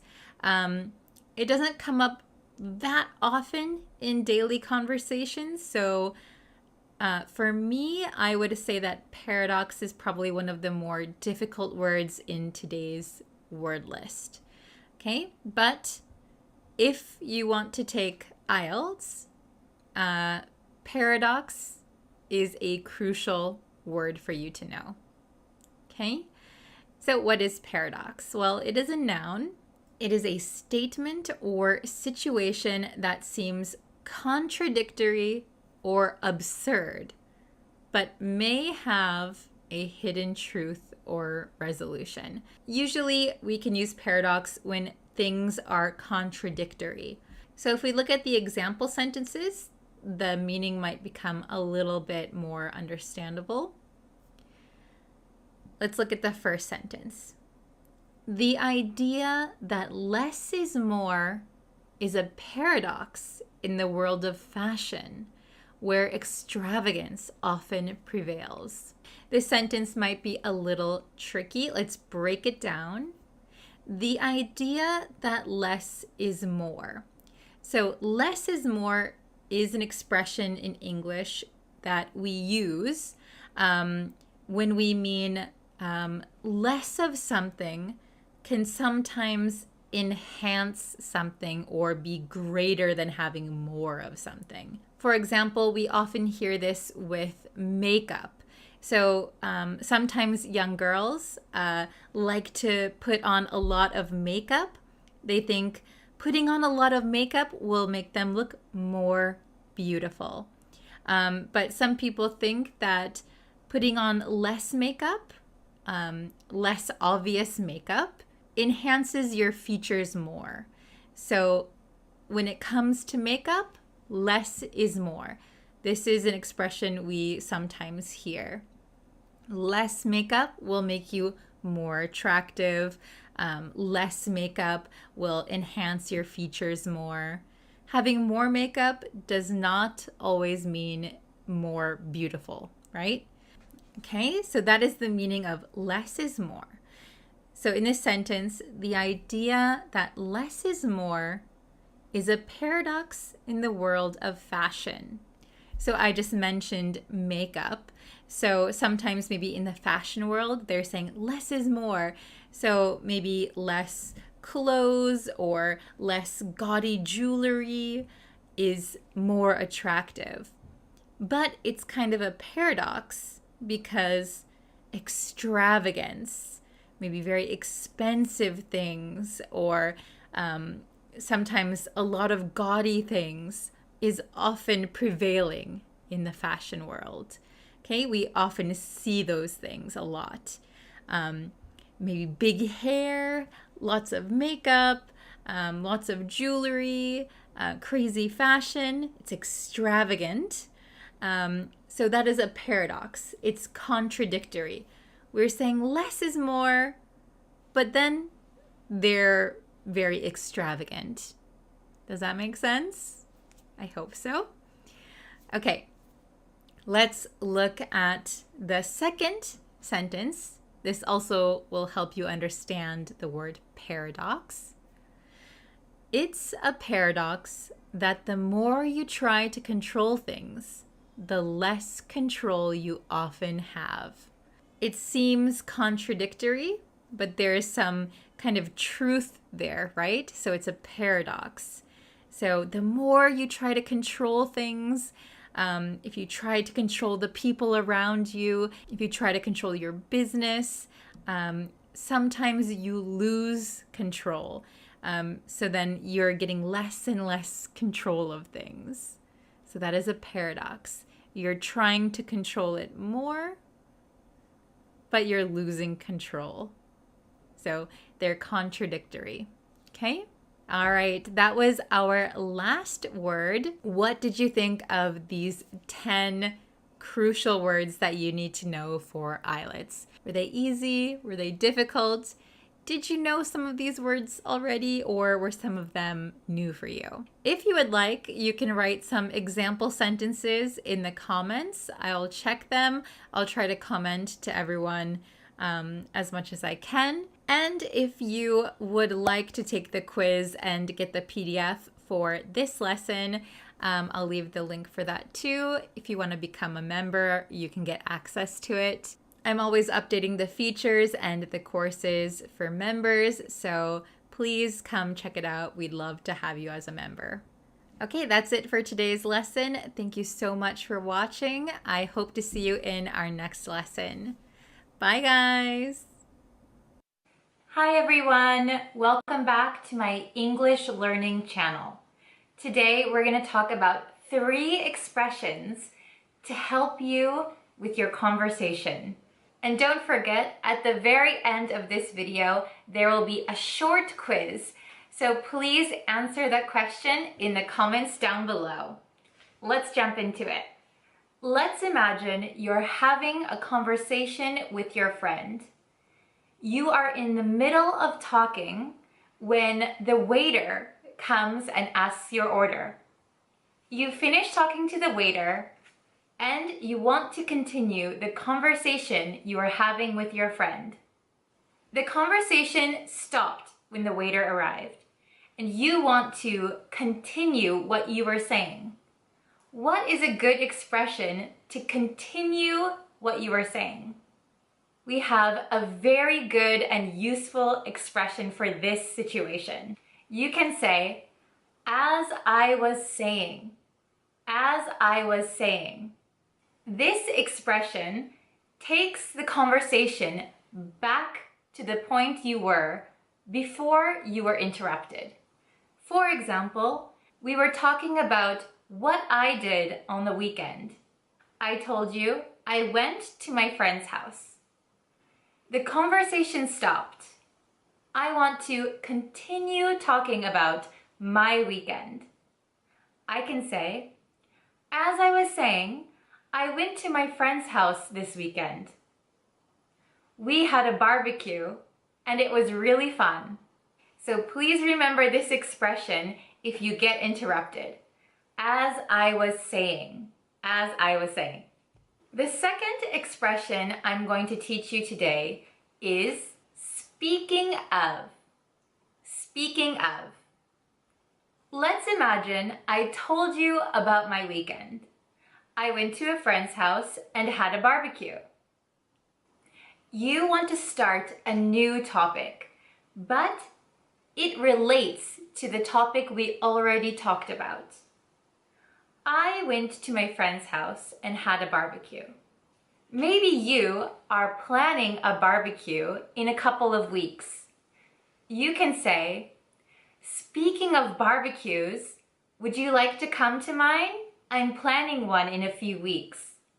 So speaking of is very, very useful when you want to change the topic, but it is a little similar or connected somehow to the previous conversation. So speaking of. The third expression I want to teach you today is if you ask me. If you ask me. So we use this expression when we want to give our opinion, but maybe nobody asked my opinion, but I want to give it. So I can say, if you ask me, I think it's a bad idea. Here's an example. Tomorrow is my mother's birthday. My brother thinks we should take our mother out for dinner. But I think I have a better idea. So I can say, if you ask me, I think we should buy her flowers. If you ask me, I think we should buy her flowers. My brother did not ask my opinion, but I want to give my opinion. If you ask me. Okay, I'm going to give you a little quiz. So I'm going to give an example. So please think which expression you would use. I'm talking to my friend about hiking. She is going hiking this weekend. I want to talk about my experience hiking a month ago. What expression should I use? Should I use as I was saying, speaking of, or if you ask me? I'll give you a few seconds.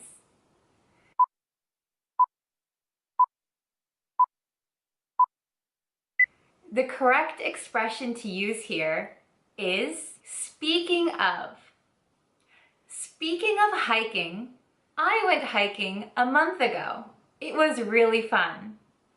Question number 2, I'm talking to my student about studying English. My student says English is the hardest language to learn. I don't think so.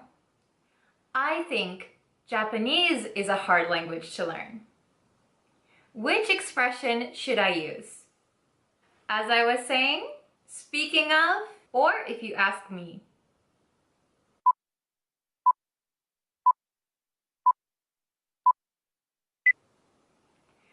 The correct expression is if you ask me. My student says, English is the hardest language to learn. I don't think so. So I say, if you ask me, I think Japanese is harder. English is easy. Okay, the last one. I am talking to my friend about my new English YouTube channel. My phone rings and I answer it. Hello? Okay, I'll call you back. Bye. Sorry about that. After the phone call, I want to continue my conversation. Which expression should I use?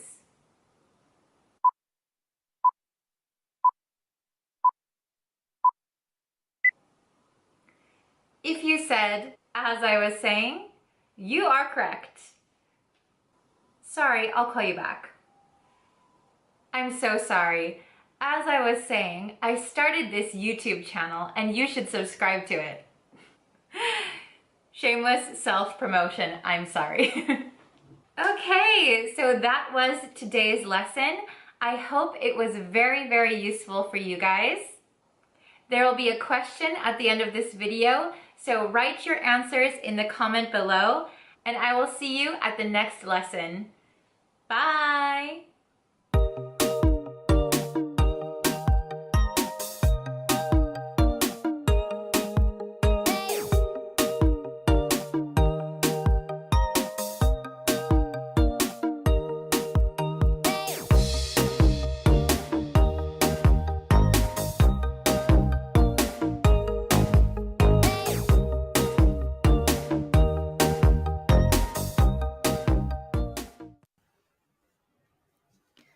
Hello, everyone. Welcome. Thank you for joining me over here on YouTube. We just did a live stream over on Facebook. So yes, we're going to start the next lesson over here. So thank you so much for joining. I see some people already in the chat. So hi, thank you. I hope you're ready for a quick lesson on speaking. And I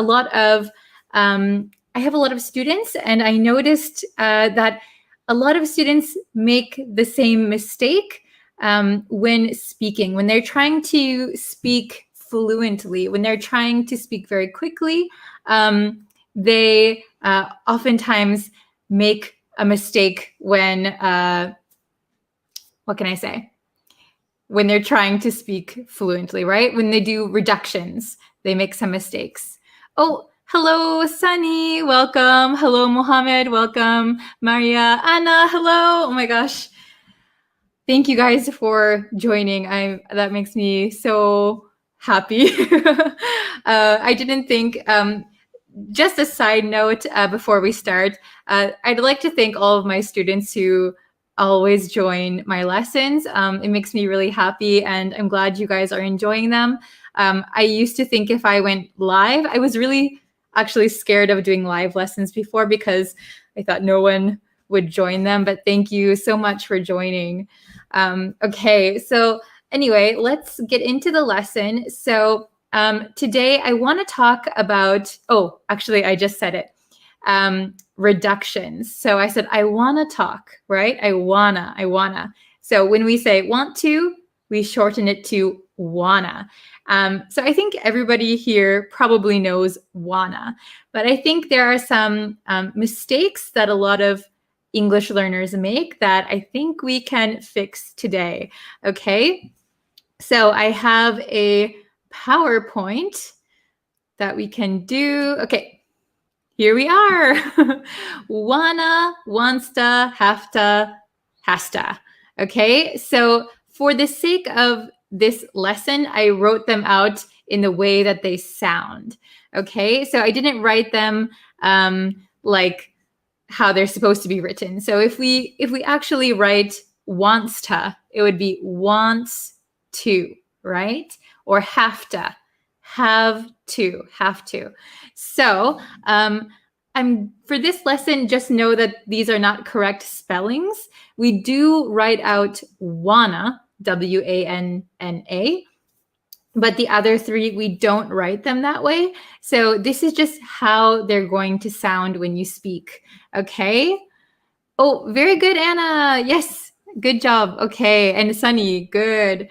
All right. So we're gonna look at some rules for when we speak. Okay.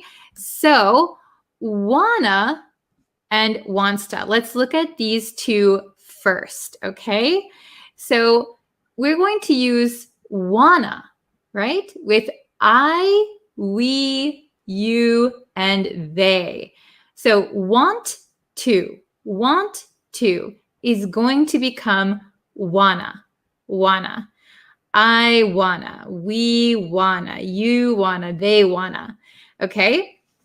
However, I noticed a lot of students, they say he wanna study more. She wanna go home. It wanna stop something. So actually, that is incorrect, and native speakers don't use wanna when we say he, she, or it.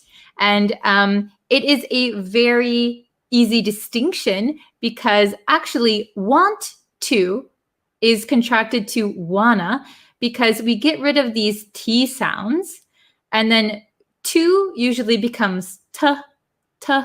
But when we get rid of the T sound, it becomes a.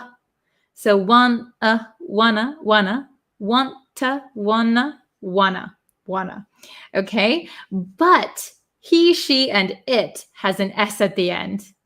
So when it's a natural reduction from a native speaker, we understand that the S is there, right? So we don't say wanna. We're going to say wants to.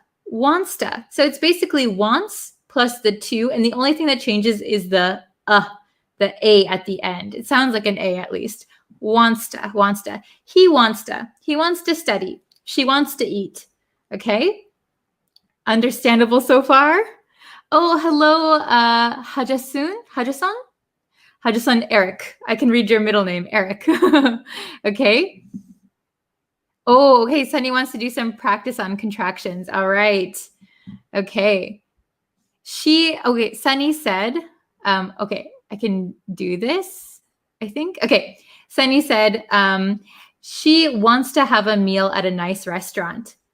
Very good. She wants to. So we're not actually going to write out wants to, but for this lesson, it's okay. She wants to have a meal at a nice restaurant. Very good.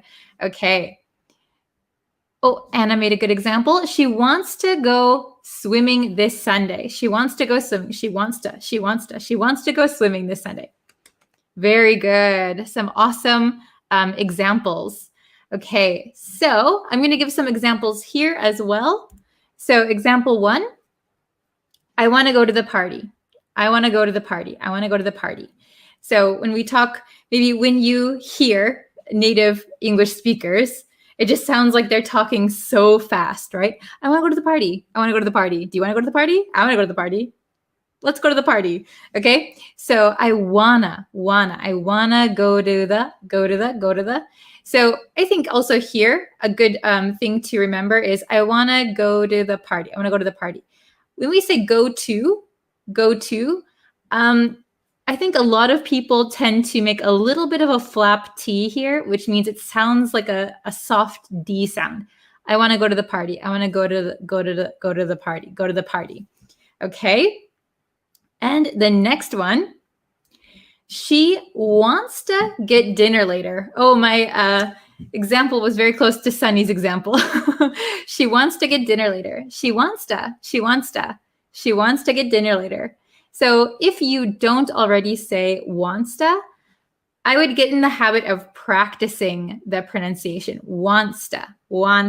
Okay? Oh, so Maria asked, hi, ma'am, is this American English? Yes, this is American English. I'm not sure how they talk exactly in a British English accent. Oh, very good.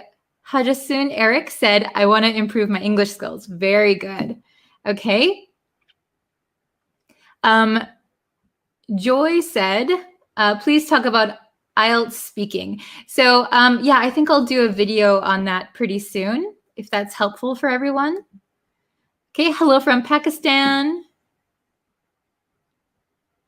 So Mohammed asks, wants to, is the T here drop in pronunciation? So actually, no, because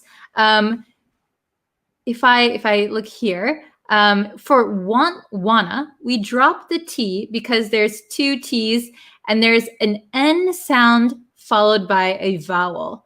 So like this is a very typical dropping the T, right? So similar to my name, my full name is Brittany. It's pronounced Brittany, but there's actually two T's in there, Brittany. But the vowel sound and the N sound cancel out the T. So it's Brittany. So here, wanna. But here, the S is breaking up these T's. So the T here, we pronounce wants to. It's I think you're talking about this T, right? Or are you talking about this T? This T is wants to. it almost disappears because it's a TS sound, wants to. But I think it's still there. It's different than wants to. So I would include this T and this T when you're speaking. Okay, very good question. Very good, Anna. Yes. Okay. So she wants to get dinner later. She wants to get dinner later. Now let's go to the next one. Okay, we have have to and has to. Have to and has to. So it's the same thing. So I, we, you, they have to. So when we talk very quickly, it becomes have to, have to, have to. So this V kind of changes to an F. They have to. So if you speak slowly, even, I think we usually change this sound to an F. We have to. We have to. We have to is a little bit hard to say, but it's possible. We have to becomes ta again. We have to. We have to. I have to. You have to. We have to. They have to. And then it's the same difference. So I see a lot of my students saying he have to go to school, or she have to study. Okay, so that would be incorrect because again we have this S, so it's totally different than have. We have has. So also this S sound here, if we speak slowly, he has to, but he has to. Okay, he has to. The O becomes an A sound, has, the S becomes, or the kind of Z sound becomes an S. Has to. Is that understandable? Oh, Sunny said, will they have to move earlier? Very good example. Will they have to move earlier? Good job. Anna said, actually, T will sound stronger in this case. Yes. So same like with like here, both T's, for example, have to. Has to. With an S, it usually does sound stronger. That's a very good observation. Okay. So here's example 1. We have to get going. So you will often hear this in American English. We have to get going. We have to get going, or I have to get going. So that means, oh, look at the time. I have to get going. We have to get going. So it means it's time to leave. So it's kind of if you're in a hurry, look at the time. I have to get going. We have to get going. Okay, have to. Then the next one, he has to study harder. He has to study harder. If he wants to pass his exam, he has to study harder. Okay, understandable so far? Oh, very good. He has to cover up his pending work. So you mean he has to finish up his work? Oh, and Eric said, she has to work hard if she want to reach her goal. Oh, this is a good example of what we were just talking about. So you said she has to, which is good. She has to work hard if she, so because we're using she wants to reach her goal. Very good one. She wants to reach her goal. Okay. So let's go back to where we were. Okay, so then I have some questions for everyone. 6 questions. So we can go over the answers together. So number 1, I'll tell you about it later. I'll, so we have wanna, wants to, have to, has to. I'll tell you about it later. So this means maybe somebody wants to know some information, but now is not a good time to tell them. So I'll tell you about it later. Maybe you're talking about a secret or something, or somebody that's in the room. I'll tell you about it later. Okay, so does anyone have an answer? have to, has to, wanna, wants to. Okay? So I'm gonna give you 5 more seconds. 5, 4, 3, 2, 1. Boom.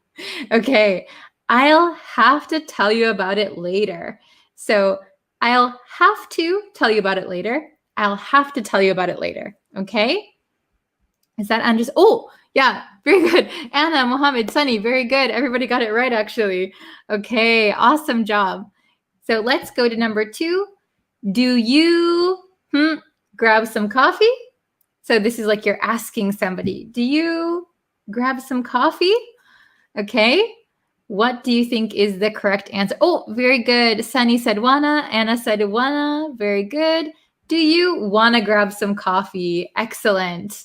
Okay, number 3. So actually, I wrote these last night, and when I checked them again this morning, I think 2 answers could be correct for this one, but I was thinking of a specific answer. So she get her license. She get her license.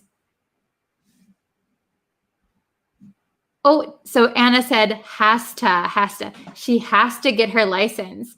Yeah, I think when I wrote this, I was a little bit tired. So she has to get her license is correct. She has to get her license. It means it's necessary for her to get her license. But I think in my mind, actually, I can't remember which one. I thought wanna and has to are both, or sorry, wants to and has to are both correct. She wants to get her license means it's not a necessity, but she wants to, or she has to get her license. That means it is a necessity. So both are correct, and I said wants to, but has to is completely correct. And I noticed that this morning. I was like, oh, wait, which one did I pick? I forgot. Okay, so she wants to get her license. She has to get her license. Both are correct, but it just depends on what you want to say. Is the license a necessity, or is it something that she just wants? Okay, let's try number 4. It be this way. It be this way. Okay. Oh, Joy, thank you. So it want to be this way. It wants to be this way. It has to be this way. It have to be this way. What do you think? Okay.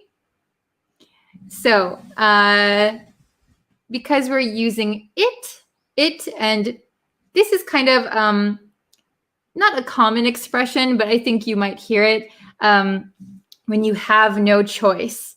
It can only be this way. It be this way. Okay, I'll give you the answer. Oh, very good. Hajasun Eric, very good. Mohammed, very good. It has to be this way. It has to. It has to. It has to. Okay, please try to avoid saying it have to be this way, right? It has to be this way. Okay, number 5. My son go to the doctor today. My son go to the doctor today. Okay, so that means, oh, very good, Joy. Very good, Anna. Yes. Okay, my son. So son is he, right? My son has to go to the doctor today. My son has to go to the doctor today. Okay, and for the last one, I have 2 answers that I need from you. Okay, so number 6, Katie watch TV, but I study for my test. Okay, now maybe this is Kate desires to watch TV, but I must study for my test, right? Oh, very good. Okay. So Sunny asked, let's see. Sunny, which question are you referring to? So Sunny said, can't we put wants to? Do you mean for number 5, my son wants to go to the doctor today? It could be grammatically correct, yes. It just depends if your son really wants to go to the doctor. Okay, So number 6, let's see. Anna said wants to, have to. Hajasoon said wants to, have to. Muhammad has to, wants to. Okay, Sunny was talking about number 5. So for number 5, before I get into the answers for number 6, number 5, you could say it's grammatically correct. My son wants to go to the doctor today. So it's grammatically correct, but maybe in my mind, I think it's rare that somebody wants to go to the doctor unless like, especially like a son. I was thinking of like a child. Maybe children usually don't like the doctor. But if he's been in pain and he's like, take me to the doctor, please. My son wants to go to the doctor is okay. So number 6, Kate wants to watch TV. So that is her desire. Kate wants to watch TV, but I must study. I have to study for my test. Very good. So Kate wants to watch TV, but I have to study for my test. Okay, very good. So I'm going to quickly go over them one more time for the sake of pronunciation, and that you can kind of listen to the reductions. Okay, number 1, I'll have to tell you about it later. I'll have to tell you about it later. Number 2, do you want to grab some coffee? Do you want to grab some coffee?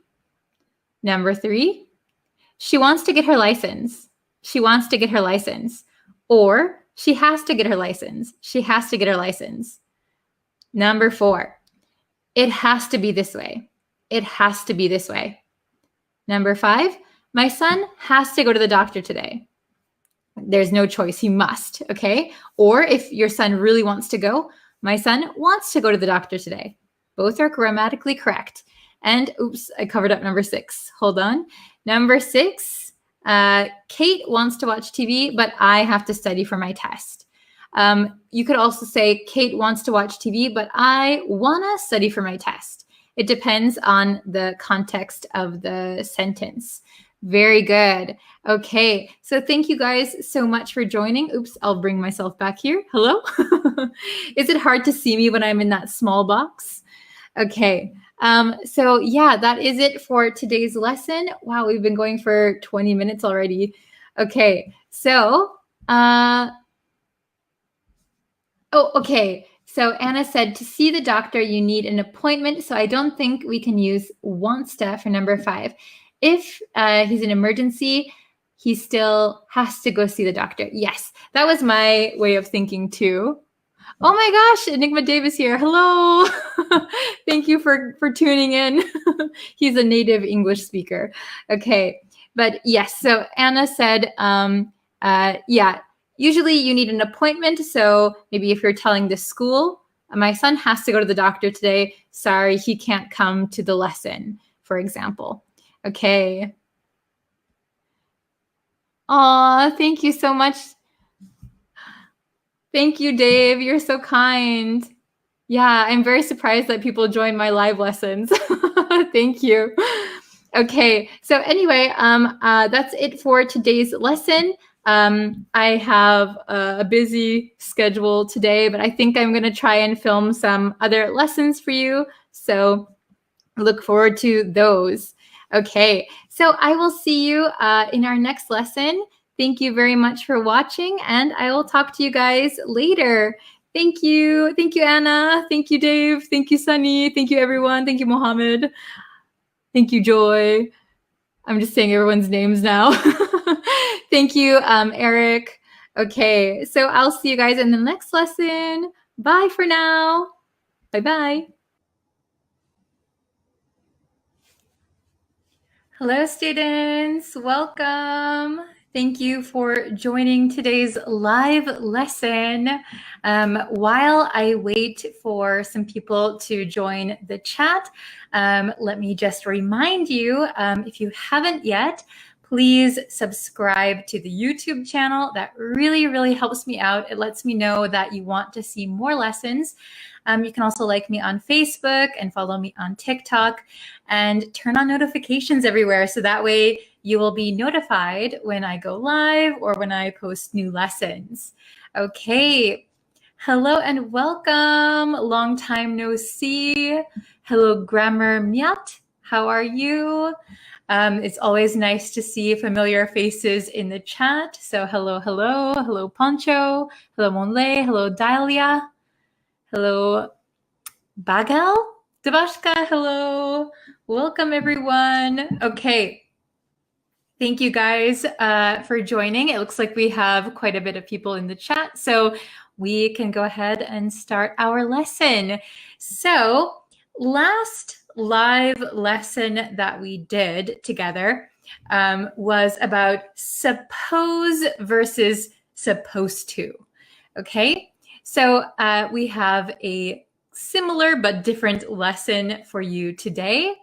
Let me put it up on the screen. Ta-da! We have assume, presume, or suppose. What's the difference? Are all three of these the same? Okay, so assume, presume, or suppose. What is the difference?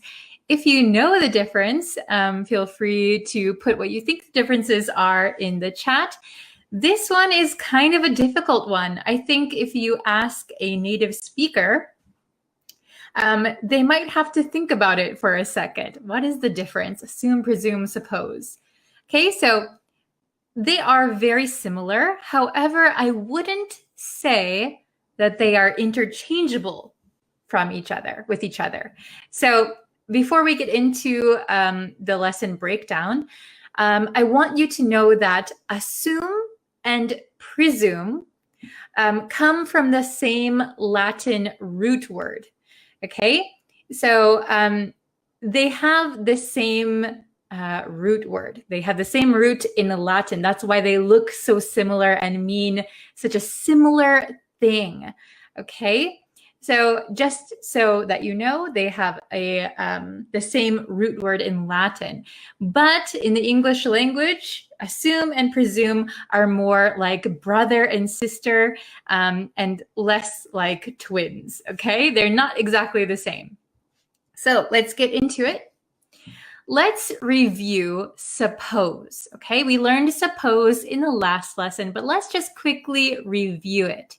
So the suppose that we're looking at in this lesson is when you think that something is likely to be true based on some facts or your own assumptions. Okay, so there might be some facts or just your imagination or your feeling, so you think something.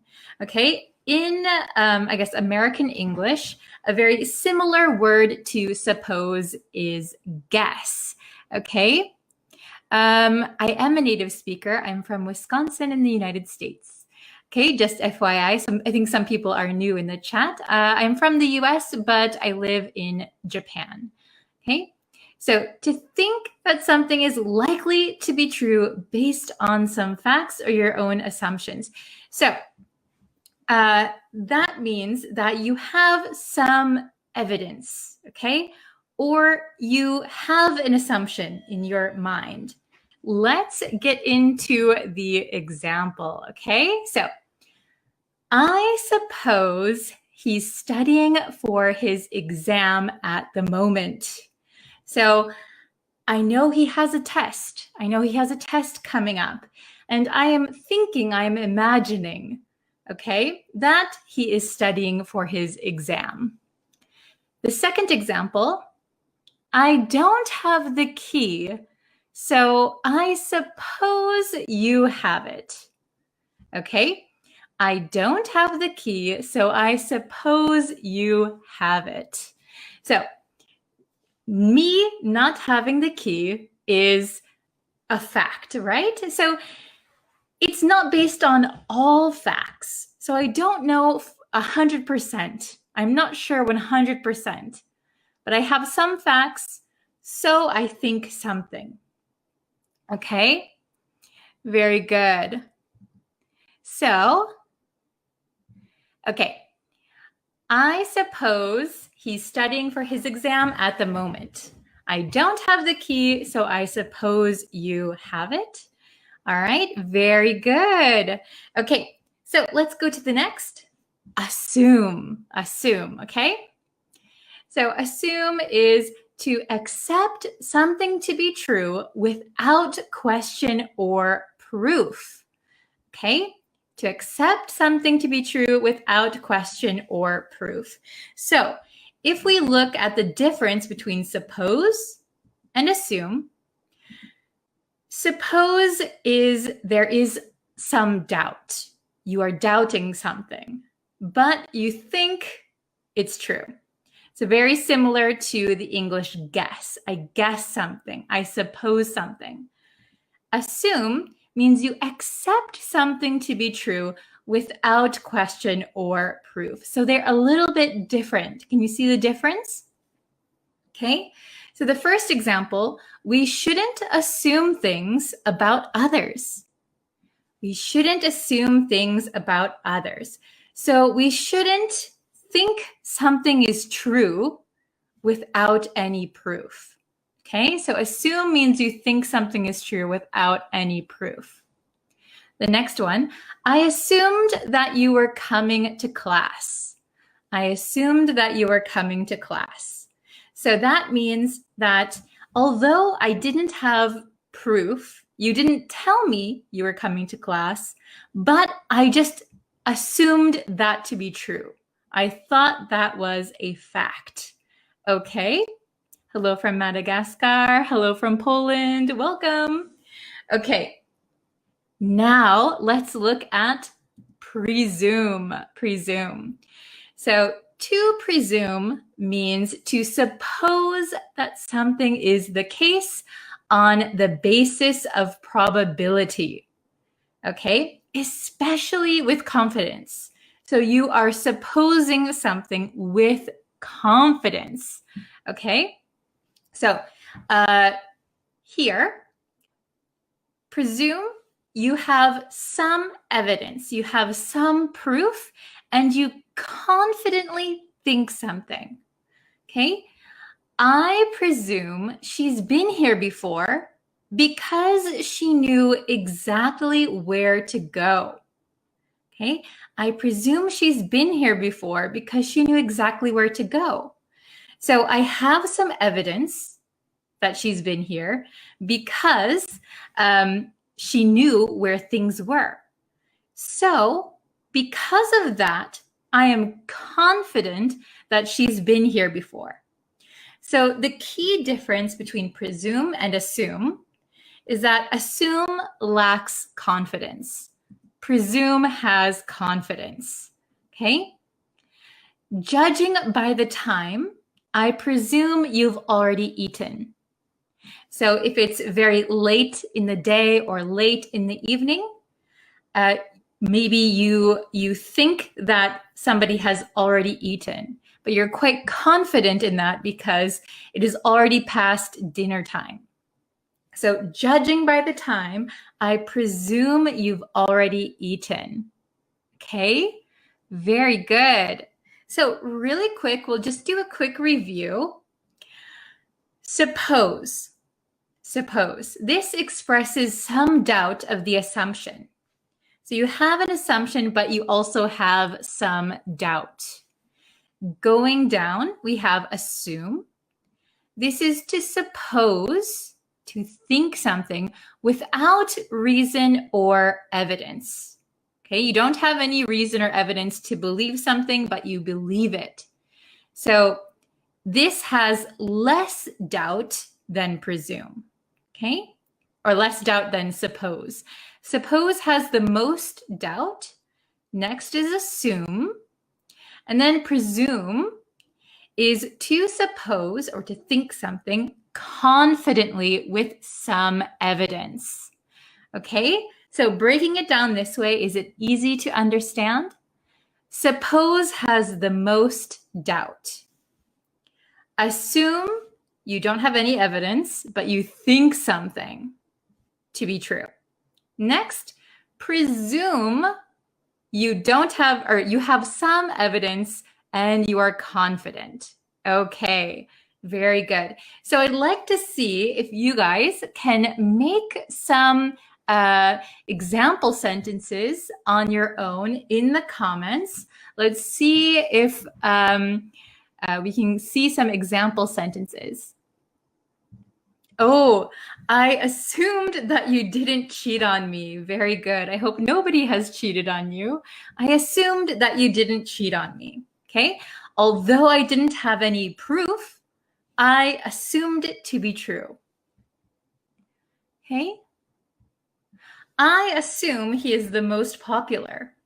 So if you assume he is the most popular, it means you don't have any real evidence, but you think something to be true. Very good. Okay. Let's see if there's any other ones.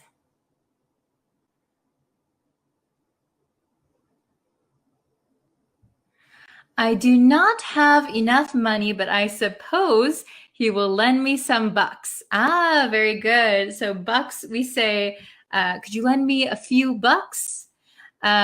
So instead of some bucks, usually we say a few bucks. But I suppose he will lend me a few bucks. But why do you assume that? I presume that because he is my best friend. Oh, well done. Very good. So I suppose he will lend me a few bucks. So I have some doubt, but I think it will happen. Why do you assume that? I presume that because he is my best friend. Well done. Okay. Ah, very good. I suppose you have learned some Japanese letters. Yes, your guess is true. Very good. I presume that you are a kind-hearted person, teacher. Oh, thank you very much. Good use of presume. I hope I've shown you something to give you some evidence of that. Okay. Lack of confidence leads to assuming things rather than presuming them. Very good. So we have an expression in English that if you assume something, it makes an ass out of you and me. So if you can see, assume has ass, ass. So sometimes we use the word ass meaning like an idiot or a fool. So if you assume something, that makes an ass out of you and me. Okay, so that's a kind of little joke that we have in English, because when you assume something, it means you have no evidence, but you just think something's true. Okay, very good. Oh, hello from Myanmar. Welcome. I assume you will teach us English. Your assumption is correct. Very good. I presume you are an extrovert because you talk very friendly. Oh, thank you very much. Actually, I am, I think, half an introvert and half a extrovert. Very good. Ah, I assume that ups and downs are a part of life. Very good, very good. So life has ups and downs. That's a part of life. Very good. Okay. Ah, very good. I won't presume to disturb you. Oops. I won't presume to disturb you. So maybe you are thinking of another way to use presume. I should mention that assume and presume have other meanings, but we're not looking at them today. We're just looking at the differences of the same meaning, okay? Or of a similar meaning. Okay. Ooh, I love this one. Do not make an assumption about me before you get to know me. Yes, very good and very true. We shouldn't make assumptions about people. Very true. Okay. I assume that next year will be better. Yes, very good. So I think assume is a good word to use here because we don't know what next year will hold, but we can, without any evidence, we can think that next year will be better. We assume next year will be better. Very good. Okay. I presume that English learners are enjoying Bree's short lessons. Oh, because she is creative in this regard. Thank you so much. And a very good sentence, very good example sentence. Thank you. Okay, so we'll call it a day here today. I know my schedule has been a little crazy recently. Hopefully that will not be so crazy anymore. I will definitely be back again this week with another live lesson. Thank you guys so much for always sticking around and watching them. And again, if you want to subscribe to the YouTube channel, please do that. You can follow me on Facebook and you can follow me on TikTok. All right. Thank you guys so much for watching. I will see you very, very soon. Bye, everyone. Before we begin the story, please note that we will be highlighting some new vocabulary words throughout the text. To discover the meanings and see examples of these words, you can visit breezeenglishstudio.com for a full explanation to aid in your learning. The link will be provided in the description box for your convenience.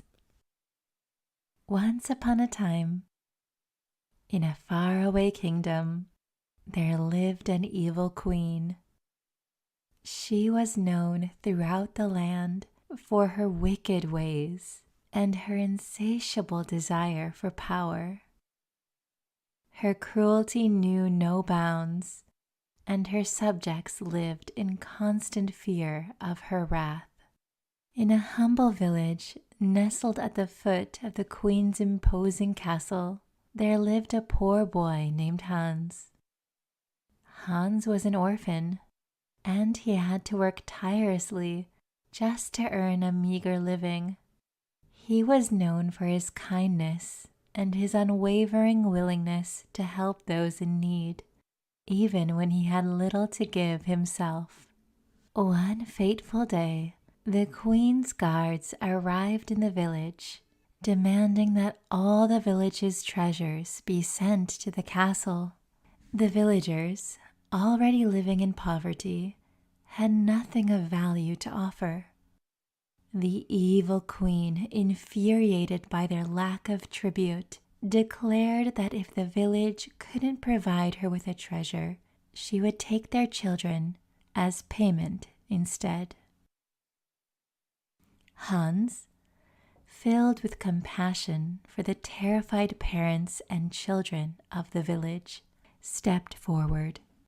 He offered the only thing he possessed, a small, plain wooden flute.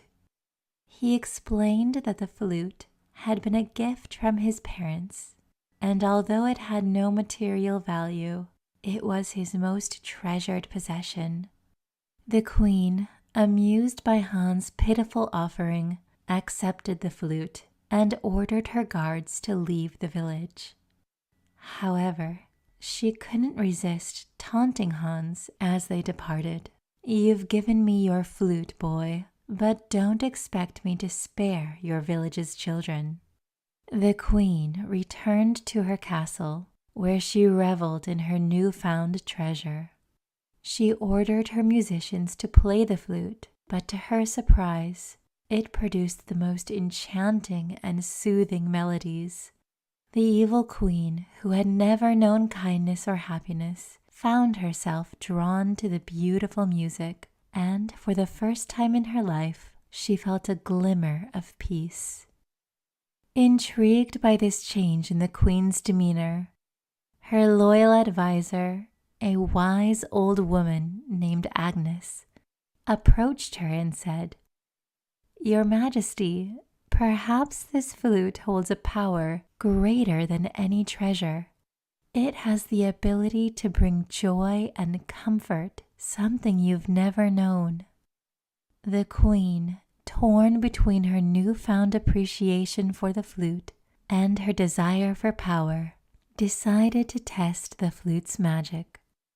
She ordered Agnes to find the boy who had given it to her. Agnes journeyed to the village and found Hans. She explained the queen's request and told him that if he agreed to stay at the castle, he could play the flute and bring joy to the queen's life. Hans agreed, not out of fear, but out of his desire to make the world a better place. Hans played the flute for the queen day after day, and as the enchanting melodies filled the castle, the queen's heart slowly began to change. She no longer lusted for power and control. Instead, she yearned for the simple joys that Hans's music brought her. One day, the queen summoned the villagers to the castle to apologize for her past cruelty. She returned their children and treasures, vowing to rule with kindness and compassion. The villagers forgave her, and the kingdom flourished under her benevolent reign.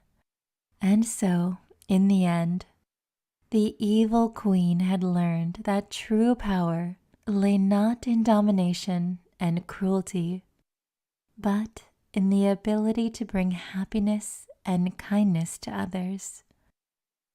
The story of Hans and the magical flute served as a reminder to all that even the most hardened hearts can be softened by the beauty of compassion and music.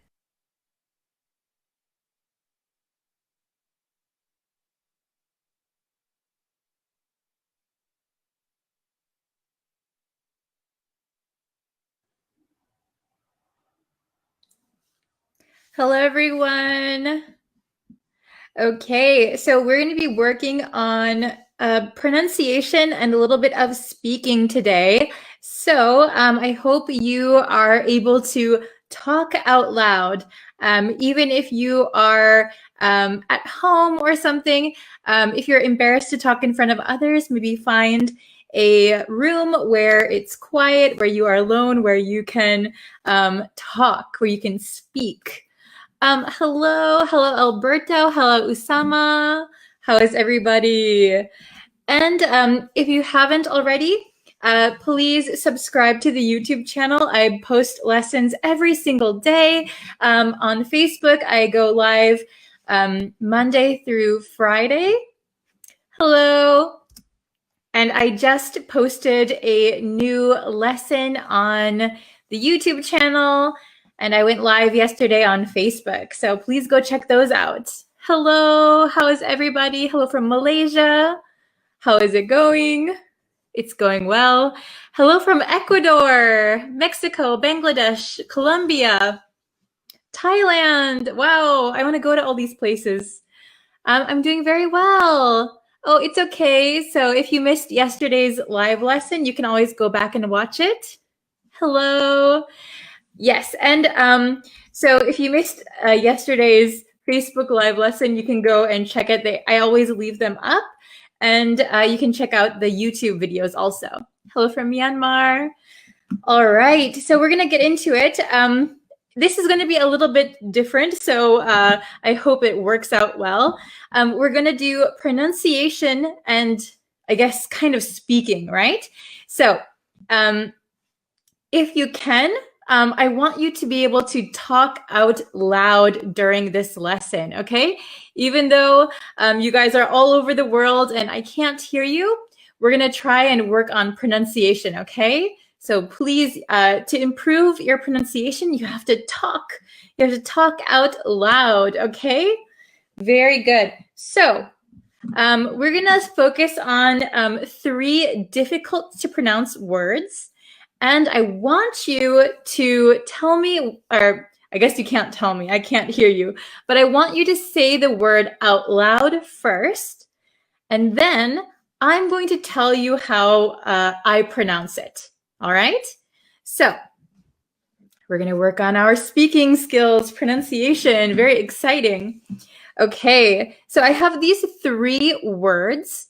Okay, so I want you to take a second, okay? please, wherever you are in the world, please, I want you to say this word out loud. Can you say this word? I hope you said it. I hope around the world, everybody said this word at the same time. Okay, so this word, I hope you could pronounce it. I'm going to pronounce it for you, okay? So this word is pronounced rural. Rural. Do you see how my mouth doesn't really open or it doesn't really move around that much? Okay? Rural, rural, rural. Okay? So you can see my lips make the sound. So this one is really difficult because there are two R's and then an L. And I know in some countries, the American R is very difficult to pronounce, right? So rural, rural. Please say it out loud, okay? I'm going to say it one more time. Please repeat after me. Rural. One more time. Rural. Okay? Oh, thank you. So I see somebody's joining for the first time. Hello, welcome. So this lesson is a little bit different than what we normally do. This is all about pronunciation. Okay, and if you don't know what rural means like the opposite of a city. So not a lot of buildings. Maybe there's a lot of open space. Maybe houses are very, very far apart. Rural. Okay. Next one. Can you say this word?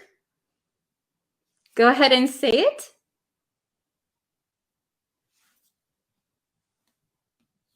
Okay, so I hope everyone said it out loud.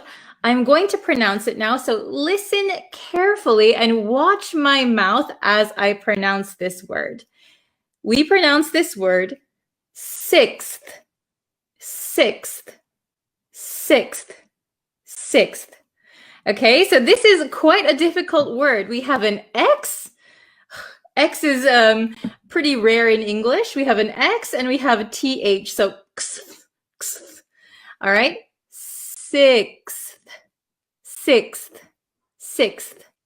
So I know a lot of people try to stick their tongue out a lot when they say a TH.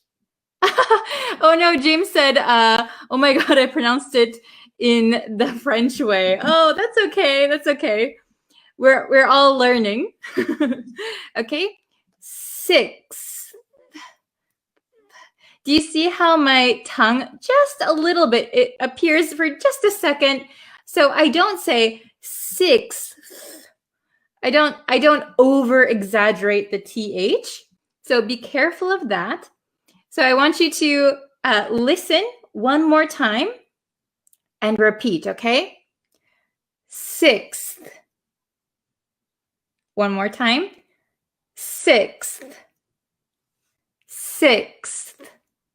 You can see the shape of my mouth doesn't even change. Sixth.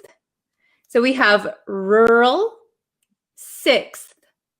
Rural, sixth. Okay? All right. I hope everyone is doing well. All right. Hello from Uzbekistan. Hello. Okay. Oh, this is a good question. Can we pronounce sixth?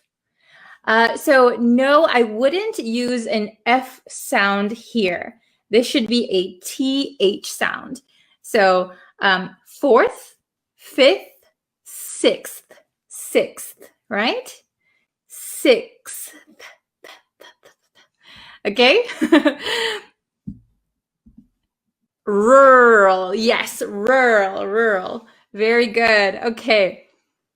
Then the last one, please pronounce this word out loud wherever you are in the world. 3, 2, 1. Okay, one more time. 3, 2, 1. Okay, so I'm going to show you how I pronounce this word. Please remember, I am American, so this is American pronunciation. Okay, I pronounce this word thorough, thorough, thorough, thorough. Okay, please try to repeat it after me. Ready? Thorough. Good job. Thorough. Okay, so thorough, if you don't know what thorough means, thorough means like very in detail, in depth, not lightly. So for example, if somebody investigates, a thorough investigation means they look at every single detail very carefully, okay? Very good. Definitely needs a lot of practice. No worries. We're here for practice. So I'm going to say them one more time. So get used to kind of listening and saying them. And then we're going to put these words in sentences. Okay. Very good. So let's look at this one. Rural. Rural. Sixth. Sixth. Thorough. Thorough. Okay, very good. So let's put these words into sentences, okay? Ooh. Okay, now the fun starts, right? We're gonna try and put them into sentences. So it's one thing to practice pronunciation with just one word, right? But when you put them into sentences and you start to say it faster and faster, that is when your pronunciation is going to really matter, right? Okay, so let's take a look. Okay. Oh, very good. So we had a lesson about this word before. Can you pronounce feisty? Feisty, feisty. It's like a long I, feisty. We had a lesson about this one. Okay. Very good. Oh, okay. So really quick, what meaning of this words? So these words, the first one, rural. Rural means the opposite of a city. So no tall buildings, maybe mostly open area, not many houses. That is rural. Sixth means like first, second, third, fourth, fifth, sixth, right? Like sixth place. Okay. And then thorough. Thorough means very detailed or in depth. Okay. Hello from Afghanistan. Hi. Yes, rural is kind of like a small town. Very good. Okay. So let's put these into sentences. Okay. So first, I want you to look at the sentence and I want you to say it out loud first. Try. Remember how we pronounce this word, okay? Try and say this sentence out loud. Ready? Go. Okay, were you able to say it? All right, I'm going to say it for you now. I live in a rural area. I live in a rural area. Okay, can you try and repeat this one? I live in a rural area. Okay, I'm going to say it a little bit slower. I live in a rural area. Okay, oh, very good. Let's look at number 2. He came in 6th place. Can you say that? He came in 6th place. Very good. I'm going to say it a little bit faster, okay? Ready? He came in 6th place. He came in 6th place. Were you able to say it? Very good. Okay. It sounds like wall. Ah, yes. Wall. Rural. Except there's instead of a W, there's like an R, right? Rural. Wall. Okay. All right. Number 3. I'm going to let you say this one first. Oh my gosh, I have a doorbell. Uh-oh. What should I do? I need to answer the door. Hold on 1 second.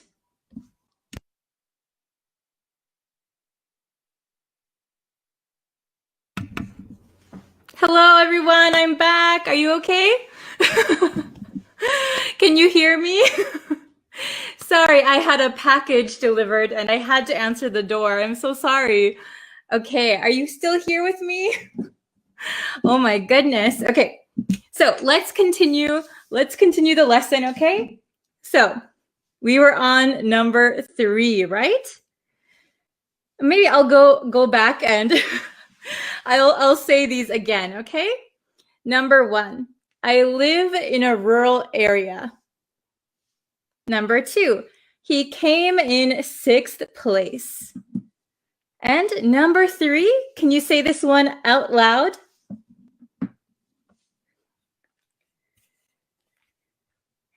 The police conducted a thorough investigation. Oh, you're welcome. Thank you. Okay. The police conducted a thorough investigation. Okay, I'm going to say it one more time, really, really fast. Please try and repeat after me, okay? The police conducted a thorough investigation.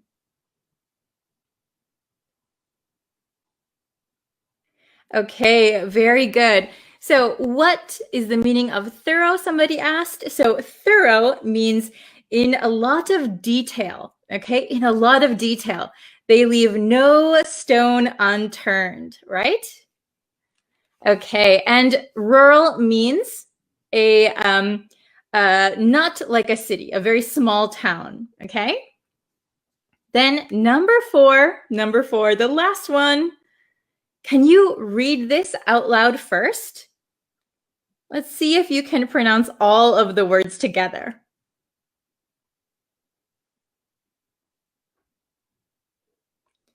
Okay, so number 4 is, although I didn't check thoroughly, I think this town has the 6th largest rural population.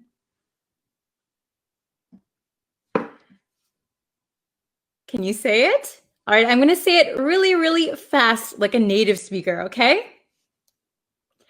Although I didn't check thoroughly, I think this town has the 6th largest rural population. Were you able to say it? Were you able to say all of these words? Okay, so I'm going to read them one more time, so please listen and try to repeat. The only way you're going to improve is by actually speaking out loud, okay? Oh, this is a good question from Devashka. Rural and roll, do they have the same pronunciation? So no, they don't. So the first one, rural. My mouth barely moves. It gets tight for the R, rural. The second word is roll. I make an O shape with my mouth. Roll. Can you see my finger here? Rural, roll. Rural, roll. Okay? Okay. Oh, this is a good question. What is the meaning of although? So although means kind of like but, right? I didn't check thoroughly, but I think this town has the 6th largest rural population. So we usually put although at the beginning. although I didn't check thoroughly, comma, I think this, okay? Some good questions. I'm going to read them one more time, so please repeat after me. We'll go a little bit fast this time.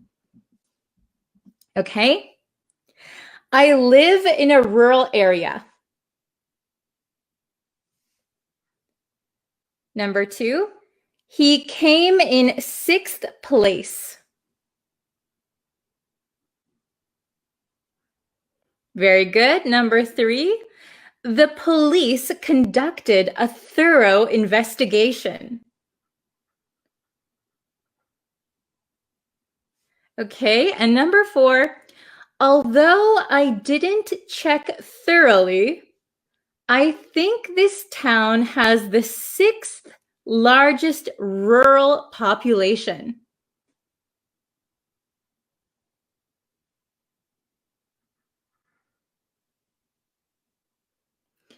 Okay, very good. I hope you were able to say these words out loud, okay? So please, if you have some pronunciation questions, please write them in the comments and I'll try to answer them right now. Okay, so I saw some, let's see. How is different the pronunciation? Dun and dum. Okay. So the first one, the difference of pronunciation, the first word is thorough, thorough, okay? Thorough, thorough. You can see the movement of my mouth. The next word you have written is throw, throw. My mouth makes a big O, right? Throw. And the first word, let me put my finger here. The first word here is thorough, thorough. Okay, so there's a little bit of an intonation difference too. Thorough, thorough, throw, throw, thorough, throw. Very similar, aren't they? Okay. And I'm sorry about the doorbell interruption. Oh my goodness. I've been waiting for 3 packages for a month and a half and they finally came just now. So I'm sorry about that. Thank you for staying here. Okay. Let's see. I think I saw another question that I wanted to answer. It's really hard. There's so many comments. Okay. Okay, this one. Could you please pronounce walked? It makes me difficult to pronounce. It's difficult to pronounce, right? So this one, in this word, the L is silent. We do not say the L, okay? And the last ED, usually after a k sound, after a K sound, the ED, it sounds like a T. So we don't say walked, right? We say walked, walked, walked.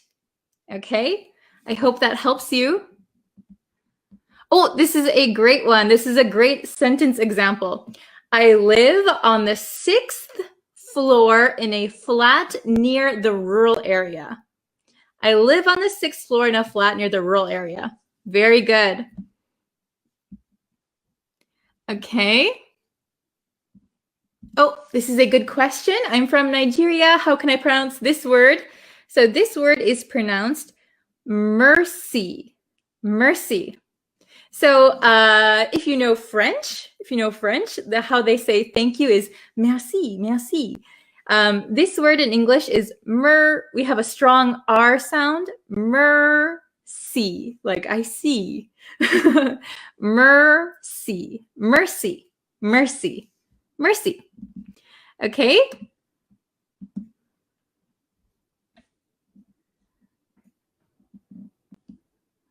Okay, let me see. I'm scrolling up through the comments, so please leave your comments. Oh, okay, this is a good one. So the first word you have is though. Though. So there's no R sound, right? Though. You have a strong TH sound. The. So it makes, there's two types of TH sounds, right? The TH that makes a sound, like a vocalized sound. The. And then there's a kind of a breathy TH, like in sixth. Okay, in here, in these two words, though, and thorough. Okay? Though has a vocalized TH, though, and thorough does not. We don't say thorough. Thorough. Okay? Oh, this is a good one. Could you please pronounce thoroughly? Yes. So thorough, if we change it to an adverb, thoroughly. Okay? Very good. I'll answer one more. Oh, this is a good one. I think I did a lesson on the difference of pronunciation here. Please go look up. I have a pronunciation video on YouTube somewhere. But here we have the word word, word, word. And we have the word world. So make sure you pronounce that L, world.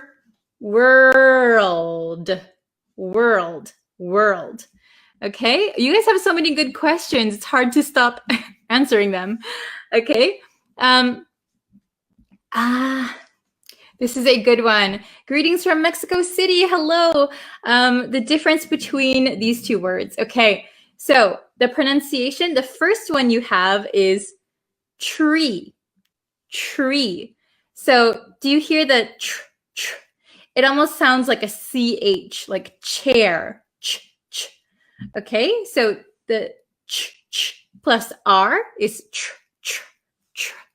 tree. The next word you have is three. So tree, like a Christmas tree. I don't stick my tongue out at all. My mouth is positioned like this. So when you, this is a good point. When you are practicing your English pronunciation, you should look in a mirror. Look in a mirror and see if your mouth shape matches mine, okay? Tree. Okay? The number. So at first, my tongue is like, comes out like a snake, right? Three.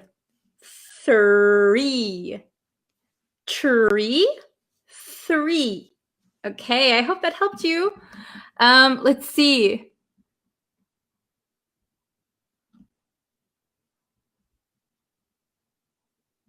Oh, very good. This is a very long comment, but Miss, it seems that the more I've time with you, the more I'll become fluent in spoken English. Oh, I'm so glad.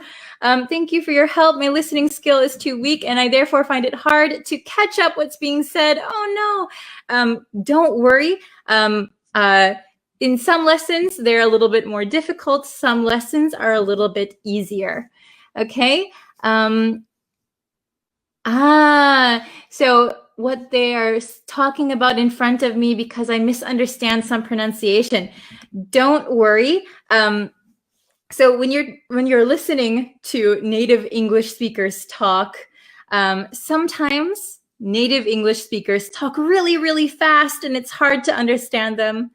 But don't worry. The more you listen, even though it's challenging, even though it's difficult, the more you listen, the more you'll get used to hearing those common words. And then you'll be able to understand more. And never feel embarrassed to ask someone, can you say that again? Could you repeat that slowly for me? Don't worry, okay? Nobody's going to judge you. Okay. Can I know the pronunciation of sluggish? Sluggish. This is a good word. Sluggish. Sluggish means you're kind of slow. You're sluggish. There is a bug, I think I guess a bug, called a slug, the one that has like the shell and it moves very, very slowly. So sluggish, we use to describe our feeling when we're kind of, not very active feeling. We're kind of, maybe we want to stay home. We're kind of slow to get moving, right? Okay. All right, I'll answer one more. This is a great one. I thoroughly enjoyed the lesson. Thank you very much. And let's see. Okay, two more. I'll answer two more and then we'll call it a day. So we have Flower and Flour. Okay, so these are both pronounced exactly the same. So don't worry, they're both pronounced flower, flower. So Flower, it has a W, flower. And the other one, like how you with for cooking, flour. It's exactly the same, even though there's no W in the other one. Oops, I put that one up already. Okay. What's the difference between colleague? So colleague is someone you work with, right? Your colleague, your coworker. Colleague. The second word is like an institution for schooling. That is college. Colleague. College.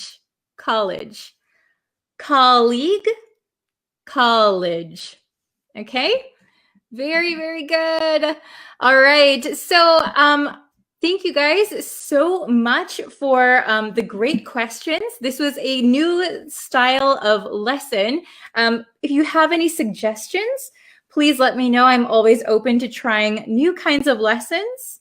So thank you very much. Please practice your pronunciation as often as you can. You can watch this lesson again anytime.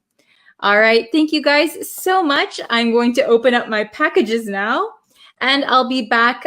There's going to be a new lesson on YouTube tomorrow and a new live lesson on Facebook. All right?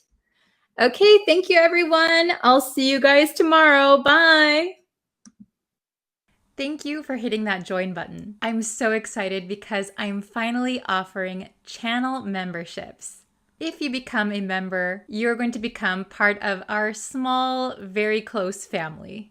When you become a channel member, you are helping me make new lessons. I couldn't keep making new lessons if it wasn't for my channel members. So right now I have 3 levels of membership available. The first level is the Star Student. As a Star Student, you get loyalty badges and custom emojis so that when you're in my live streams and you're chatting, I can tell who is a member.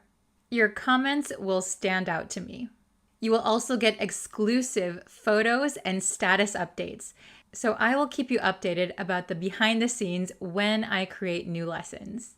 And you can even give me your input on what lessons you'd like to see next. Another exciting feature is that you get priority replies from me. So if you have a question about the lesson, either during the lesson or after the lesson, I will respond to your comments first. Plus, another exciting feature is the members only live chat. When I go live, there are sometimes a lot of people asking a lot of questions in the chat. With the members only live chat, only members will be allowed to chat. So I can see all of the questions, all of the comments from the members. So this is great if you have a question or a request for a lesson. I will definitely see your comment. Next, we have the VIP student. They get all of the features from the previous tier. Plus, they get early access to new lessons.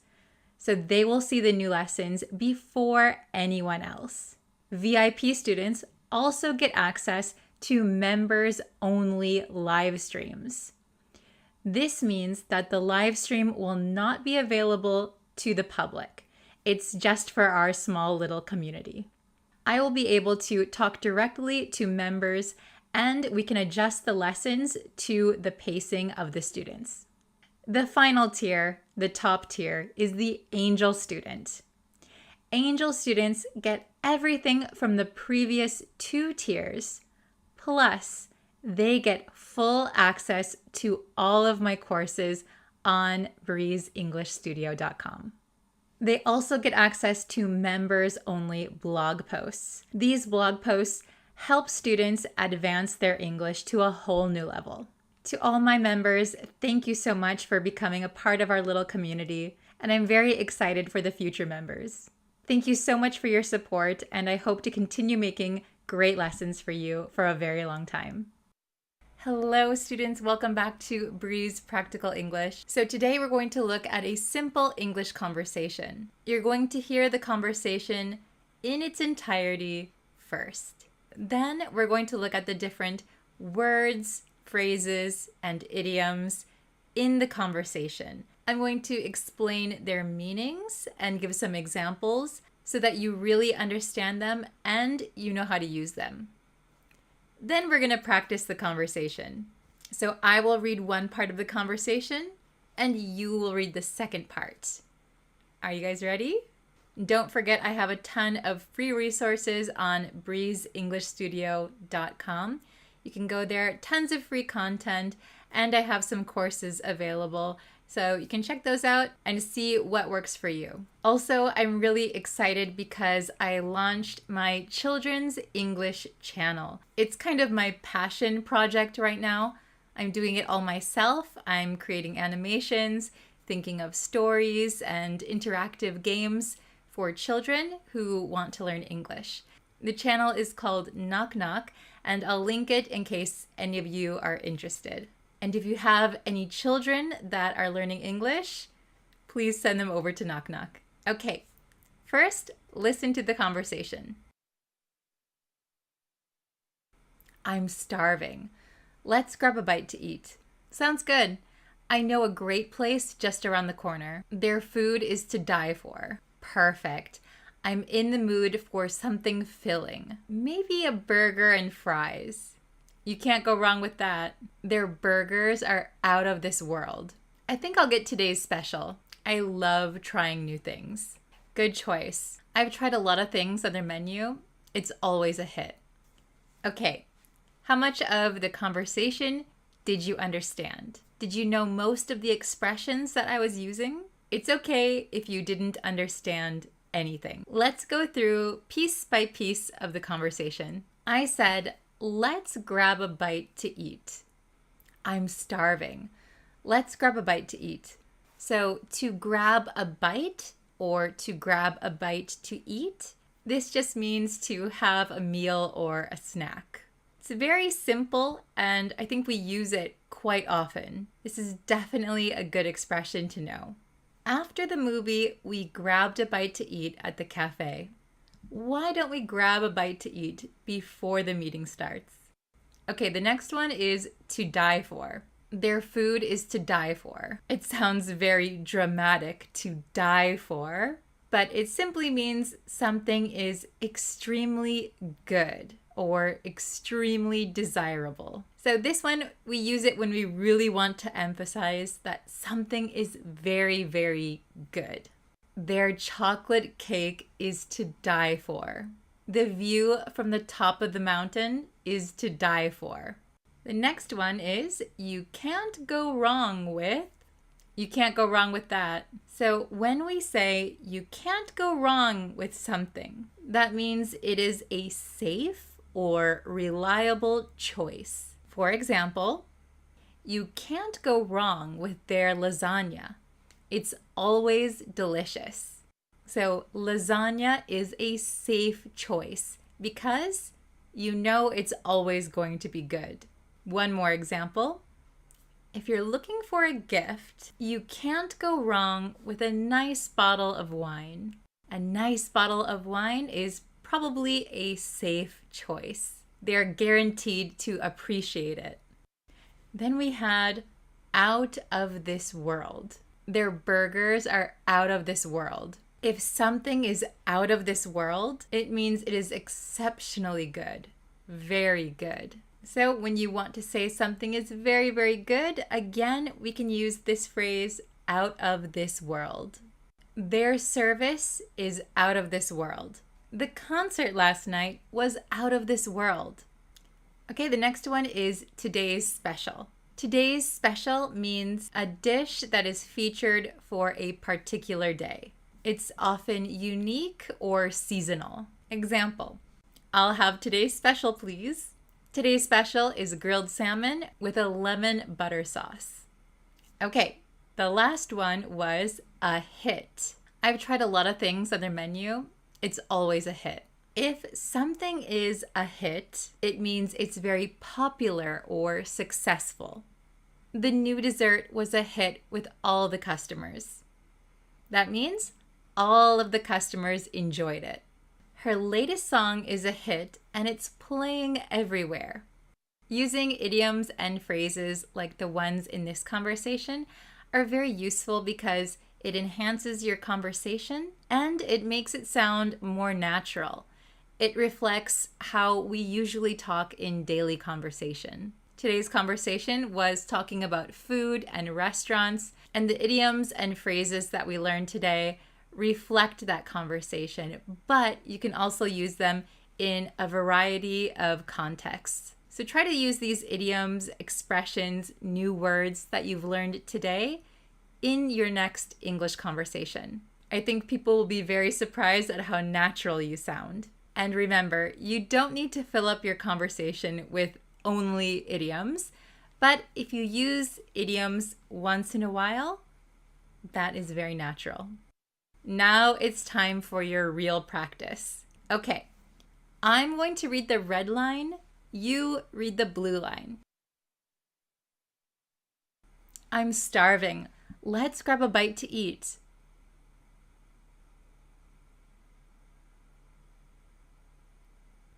Perfect. I'm in the mood for something filling. Maybe a burger and fries.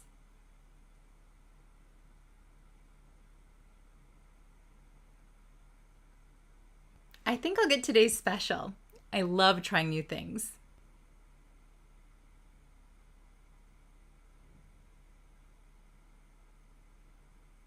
Great job.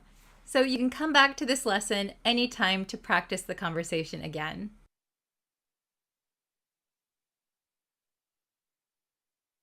I'm starving. Let's grab a bite to eat. Sounds good. I know a great place just around the corner. Their food is to die for. Perfect. I'm in the mood for something filling. Maybe a burger and fries.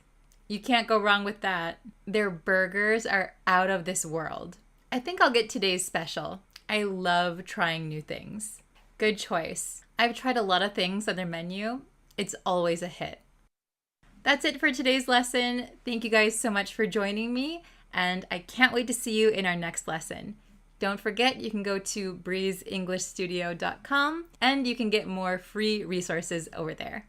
Okay, see ya!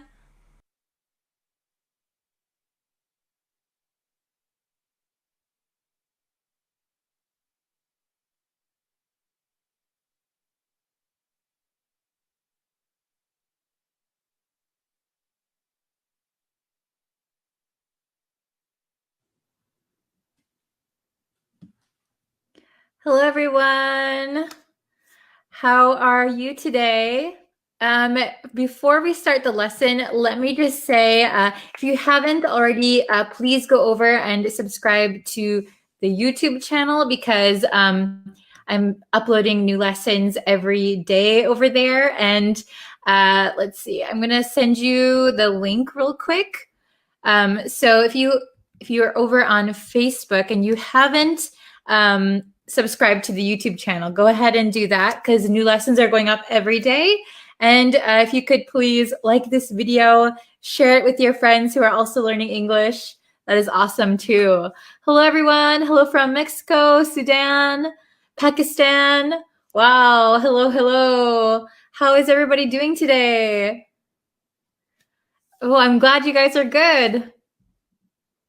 Okay, very nice. So now that we have some people in the chat, that is awesome. We can start the lesson. Good morning from Morocco. I'm doing well. How are you? Hello, hello. Okay, so we're going to get the lesson started. So this is going to be a quick grammar lesson. So some of you may already know this. Some of you might need some help. It might be a little bit difficult, but we're going to go through it together, okay? Hello from Dubai. Hello, hello. Okay, if you want to see all of the lessons, you can go over to the YouTube channel. All right. Hello from Sri Lanka. Oh, hello, Devashka. Hello, hello. Oh, okay. No problem if you're just coming in right now. We haven't started yet. So we're going to start right now. Okay. So we have these two. Okay. So I know this is a lot of students can get these confused, but don't worry. We're gonna master them today. Okay. So we have used to versus be used to. Be used to. All right. So first, let's go over the pronunciation, right? So USED. So if you take off the D, it's pronounced use, right? Like use a pen, use a marker, use something, use a computer. When we add the D for something that you have used already, we're going to say used. It's going to have a Z sound. So like I used my phone. I used my phone. However, here the pronunciation changes a little bit. Okay, used to. So this D kind of disappears because it's followed by a T. Used to. And it's not going to be a Z sound. It's going to be an S sound. Used to. I used to. Okay. Then here, be used to. Be used to. So it sounds like use, or use. But there is actually a D here, okay? Used to. It's just difficult to say used to. It's very difficult. So we just cancel out the D sound, used to. All right, so we have used to versus be used to. Oh, Tatetwin, hello. Hello from Myanmar. Hello from France, Bangladesh. Wow. Okay, so used to versus be used to. Do you guys know the difference? Is it very clear? Do you understand the difference? If not, we're going to go over them, so don't worry. Let me block the sun here. Okay, so let's bring out the big whiteboard. All right, so we have the grammar structure here. So used to. When we use used to, we're going to have a subject plus used plus the infinitive. So infinitive, it just means to plus the base form of the verb. So like to walk, to drink, to run. Okay? And what this means is we use it to talk about the past, something that's no longer true. For example, a routine in the past. Okay? So if I make a very simple sentence, I would say, I used to eat cereal every day. I used to eat cereal every day.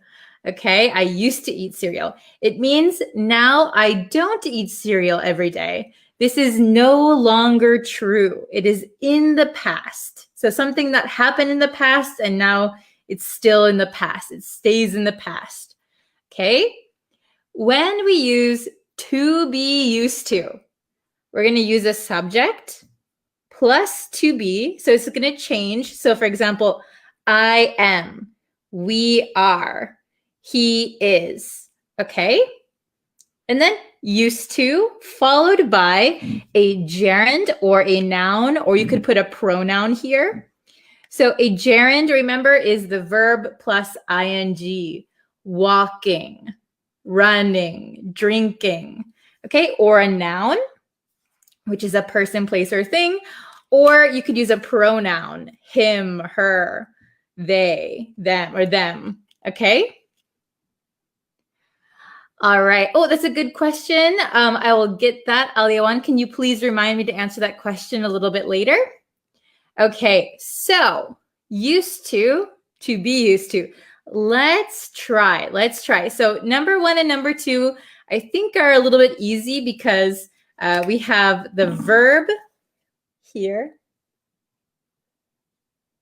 Okay.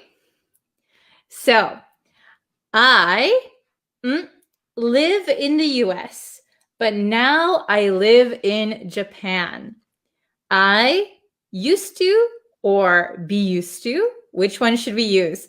I live in the US, but now I live in Japan. Oh, very good. Excellent. Mohammed, very good. Sadia, excellent. Aliawan, very good. Oh, this is a good question. Are you in the USA? I am not in the USA right now. I used to live in the USA. I am in Japan right now. Oh, very good. Josh, Devashka, Tetwin, very good. Okay, so the correct answer is I used to. So this actually applies to me. I used to live in the US, but now I live in Japan. I used to. Pay attention to the pronunciation. I used to live in the US, but now I live in Japan. So this is something that is in the past, no longer true. Okay? Let's try number 2. We, something, living here. So if you see this, living, we have ing, so this is going to be a gerund. Okay. How about number 2? We, something, living here. Oh, Tetwin, very good. Oh, very good. Yes. Okay, I see a lot of good answers. I see a lot of almost correct answers. Okay, so be careful. We have the word to be used to. So subject plus to be, but it's going to change. This to be is going to change depending on the subject, right? So the subject is we. So the to be verb, we're going to change to we are. We are used to, and then we have a gerund. We are used to living here. So we've become accustomed to something. I think I forgot to mention that. To be used to means accustomed to. It becomes normal. It becomes regular. It's not new anymore. It's just part of your daily life. So for example, last year, I used to sleep in until 10 o'clock. Last year, I used to sleep in until 8 or 10 o'clock, right? It's in the past, routine in the past. Now, I am used to waking up at 6 a.m. It's become normal for me to wake up at 6 a.m. I'm accustomed to it, okay? Is it understandable so far? You guys are doing very well. Let's try numbers 3 and 4. So I used to something. So you guys can fill in the blanks. So I used to something in the past, something that's no longer true. And it could be like a routine in the past. Oh, very good. I used to drink coffee in the morning. Very good. So drink, we're using the infinitive. So I used to drink coffee in the morning. Very good. I used to play football every day. Excellent, excellent, good. I used to travel alone. Very good. Now you travel with somebody. I used to raise a dog. Excellent, excellent. I used to take exercise when I was living in Karachi. Oh, interesting. So, do you mean you used to take an exercise class? So you could say, I used to take an exercise class would be correct. Very good. Otherwise, I used to exercise. You can use exercise in the infinitive to exercise. Okay. Let's see. Oh, I used to smoke. Very good. So now you don't smoke anymore. You quit. Did you quit cold turkey? If you don't know what cold turkey means, you can find that on the YouTube channel. Ah, very good. I used to study English in London. Excellent. Okay, excellent, you guys. Very good.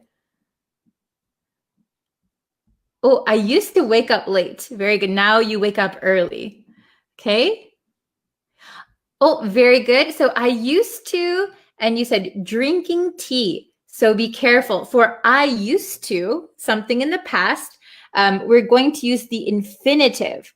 Only for to be used to, we're going to use a gerund, okay? So ing is a gerund. So for used to, I used to drink tea is correct. Very good. All right. Oh, I used to work out every day. Excellent, excellent. Okay. So I'm going to put for number 3, I like that one. I used to travel alone. That was an interesting one. I used to travel alone. Do you guys travel alone or do you travel with other people? Maybe nobody's traveling right now. Still. Okay, very good. How about number 4? I am used to something. I am used to. So something you have become accustomed to something. I used to eat bananas. Oh, very good. Okay. I am used to, oh, I saw a good one. Oh, yes. I am used to drinking green tea now. Excellent. Very good. I'm used to drinking green tea. Okay. Very good. I'm used to Japanese food. Very good. I'm used to Japanese food. Sorry, he used a noun here. I'm used to Japanese food. Very good. Okay. Let's see. Oh no, my teacher used to ignore me. Oh no, I hope I didn't ignore you. Okay, that was for maybe the first one. Good. All right. Oh, it's okay if you're late. Don't worry. We're talking about used to versus to be used to. Okay. Very good. How about number 4? I am used to. So something that you are accustomed to now. Oh, so if you say, I am used to work. So work is a verb, right? So for I am used to be used to, accustomed, we need to use a gerund or a noun or a pronoun here. So you could say, I am used to working with ing. That would be correct. Very good. I am used to staying alone. Okay, very good. I hope you are you can invite some friends over sometime soon. It's been a hard year. Okay. Oh, I saw a good one. I'm used to cooking. Very, very good. I'm used to driving a left-hand drive vehicle here in Canada. Earlier, I used to drive a right-hand drive car. Ah, okay. So usually when we describe the kind of cars, a shorter way to explain it might be like, I'm used to driving whichever way on the left. I'm used to driving on the left here in Canada. earlier, I used to drive on the right. That's a simple way to put it. I'm not sure if that's correct. Drive left, drive right. Which country is which? I get confused all the time. So in Japan, in America, I'm used to driving on the right, and in Japan, I am not used to driving on the left. Very confusing, right? Okay. I am used to staying home to prevent COVID-19. Yes, very good. I think we're all getting used to that one. Okay. Oh, I saw, let's see, let me scroll up one. Okay, I saw some. Oh my goodness, there's so many comments. What is the difference between be used to and get used to? I'll answer that in just a second, okay? Very, very good. Oh, I saw Ted Win also said one, but I lost her comment. Oh no. I am used to eat vegetables. So very good, but be careful again. To be used to, I am used to, gerund or noun. So I am used to eating vegetables would be correct. I'm used to eating vegetables. Very good. Okay, excellent. So I'm going to write, I'm used to, let's say, driving on the left. I'm used to driving on the left. Okay, there we go. I'm used to driving on the left. So that means that on the street, you're driving on the left-hand side, Okay, I am used to driving on the left means you are accustomed to driving on the left. It's not new or strange. It's very normal. You're accustomed to it. Okay, very, very good. So I saw some questions. Okay, kindly repeat again. Okay, so just remember used to, we use a subject plus used plus infinitive. So to something, to eat, to drink.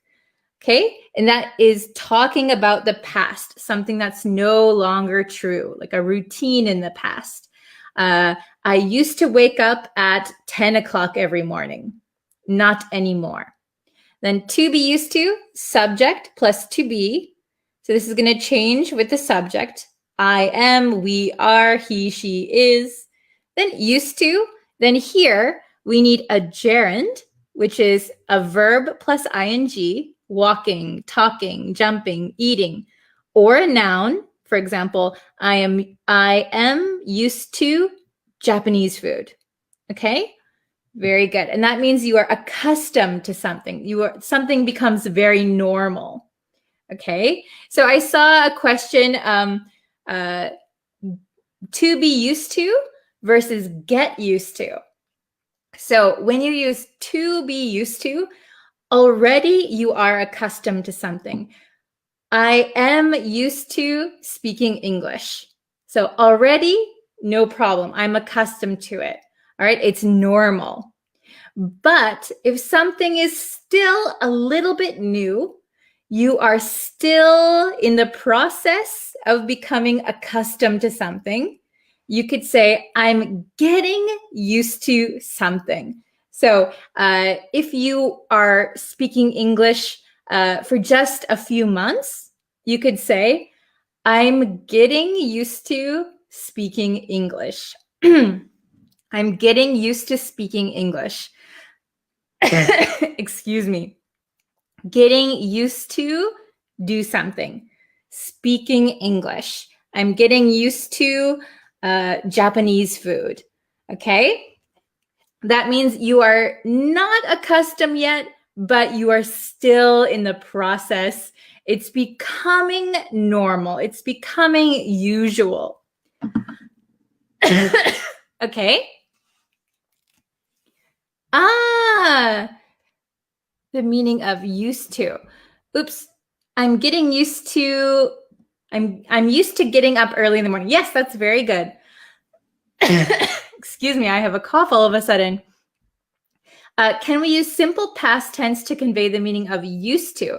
So are you talking about this one or this one?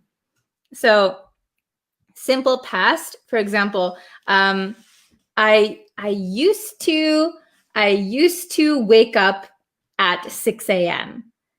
If you said I woke up at 6 a.m., I woke up at 6 a.m. sounds like maybe you just did it once. If you say I used to wake up at 6 a.m., it sounds like it was every day. It was a routine. So I used to wake up at 6 a.m. every day. Okay, you could say I woke up at 6 a.m. every day, but we're not sure if that's just like a specific time or like for just a week or a day. So used to implies it was like a routine of yours in the past. Okay, very good. All right.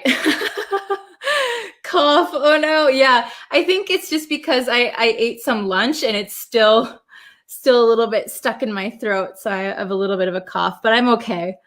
All right. So that's going to be it for today's lesson. If you want to have another lesson later today, oh my gosh, the sun. I need to find a better place to sit. If you guys want another lesson today, there will be one on the YouTube channel, okay? Later today, we're going to be talking about capital versus capital. So stay tuned for that. Okay, so go and subscribe to the YouTube channel, like the Facebook page, like this video, share it with your friends, and I will see you in a little bit on YouTube. All right, thank you so much for watching. If you have questions, feel free to leave them in the comments. Okay, thank you so much, and I'll see you tomorrow. Bye, everyone. Hello, everyone. Welcome, welcome. Mic is on. I always have to check. It's right here. Okay, so I only have about 10 minutes today, so I got to do a super quick lesson. Let's see, make my screen bigger. Okay, so today and this week, we are learning idioms with the word up. Idioms with up is what we've been studying. So yesterday, we learned 3 idioms. So if you haven't watched that lesson, go check it out.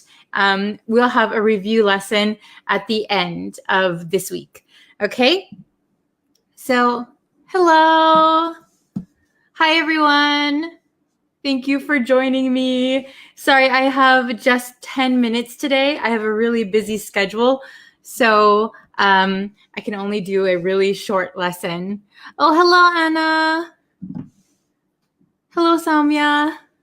Okay, so today's idiom, we're only going to learn one because of a limited time, but we're going to learn screw up. Screw up. So this is a very casual, informal idiom. Screw up. Do you know what screw up means? Anybody? Screw up. So this might be a new one. It's very casual. It's informal. But we do say it a lot. Okay? So we use screw up when you make a mistake or you don't manage a situation in the best way. So usually when we say screw up, we're in trouble or we're apologizing. So you don't want to screw up. Screw up is not a good thing to do. Oh, hello from Peru. Very good. Oh, yes, very good. To do something wrong is to screw it up. Yes.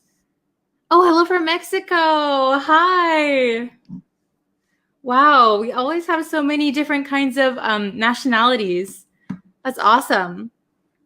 Okay, so let's look at screw up.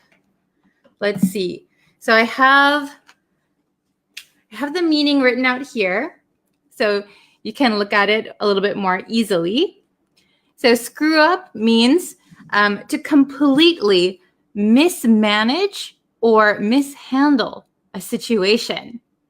To completely mismanage or mishandle a situation. So basically making a mistake. Oh, hello from India. Very nice. You screw up your job interview. Yes, you could screw up your job interview. You don't want to, but if you do screw up your job interview, hopefully you'll get a second chance to do it one more time. Hello from Myanmar. Okay, so meaning is basically to make a mistake. Okay, so let's look at the examples. I'm sorry, Amanda, I screwed up. I'm sorry, Amanda, I screwed up. So screw up, like I made a mistake. I did something wrong. I did something bad. I'm sorry, Amanda, I screwed up. So you often see screwed up, I screwed up with like an apology. I'm sorry, I screwed up. Don't hate me. Okay. Number 2. This one is, I'll get into this one, but this is very, you'll sound very American if you say it like this. Okay. I royally screwed up at work and now I think I'll get fired. I royally screwed up at work and now I think I'll get fired. Oh no. So, screw up is to make like a mistake. But if you put royally in front of it, this is a very American way to say you really, really made a mistake. So you can put royally in front of screwed up, and it emphasizes the severity of what your screw up was. Oh, hello from Indonesia, Bangladesh, Mexico. Hello from Myanmar.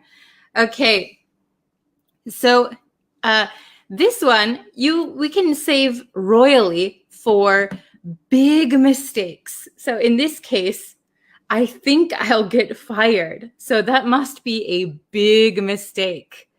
So in the comments, please write a time when you royally screwed up. When you royally screwed up.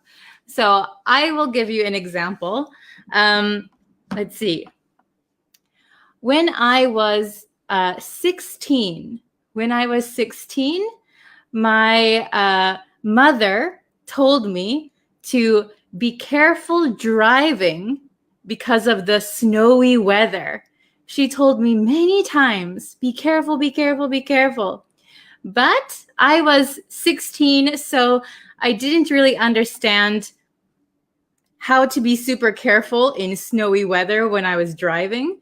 So I was driving a little bit fast and I got into a small car accident, but I royally screwed up. My parents were so angry. I really messed up. I really made a mistake. I royally screwed up. Okay? So please write in the comments a time where you royally screwed up. This is a very American saying. Royally screw up. Okay, and number 3, let's look at it. She screwed up the application and has to start over. She screwed up the application and has to start over. So I do this a lot. Sometimes I am writing something very important, and I make a mistake. I screwed up my application. Now I have to start over, okay? So she screwed up the application and has to start over. She has to write one more time. That's the worst. That happens to me a lot, okay? Ooh, Pakistan, Karki. You are Sam Karki from Darjeeling? Okay, awesome. Thank you for being here. And thank you for writing your name like phonetically. It really helps me to pronounce it. Okay, so let's just quickly review. Oh, can I do this with one hand? Okay, so we learned screw up. Ooh, can you see that? We are learning screw up today. Screw up. And what does screw up mean? It means to make a mistake or mismanage something or mishandle a situation. Oh, yes. Very good. Okay, so Sarah said, can we say, I royally screwed up in my last exams? Yeah, you can say, I royally screwed up my last exams would be perfect. I screwed up the examination. Yes. Hi from Sri Lanka. Hello. Okay, so I'll just read these one more time really quickly. Let me check the time. Oh yeah, I only have a few more minutes. Okay, so I'm sorry, Amanda, I screwed up. So you have to apologize for something. I made a mistake. I'm sorry, Amanda, I screwed up. I'm sorry, Sam, I screwed up. Okay, number 2, I royally screwed up at work and now I think I'll get fired. So this is a big mistake, big mistake. And number 3, she screwed up the application and has to start over. She screwed up the application and now she has to start over. Very good. So screw up means big mistake, make a mistake. Royally screwed up is very big mistake. Okay, very good. I'll put this up just one more time so you guys can see it. Okay. Okay, so that's all the time I have for today's lesson. And I'll be back tomorrow with another idiom that has up. I royally screwed up when I made your birthday cake, so I think I have to remake that now. Yes, perfect. Very good, Anna. Yes. I've screwed up. I have royally screwed up when I made a birthday cake before too.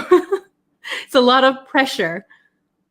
I screwed up in a letter. Yes, you could say I screwed up writing my letter, writing a letter.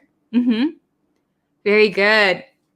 So unfortunately, I have to go now, but I will be back tomorrow with another lesson.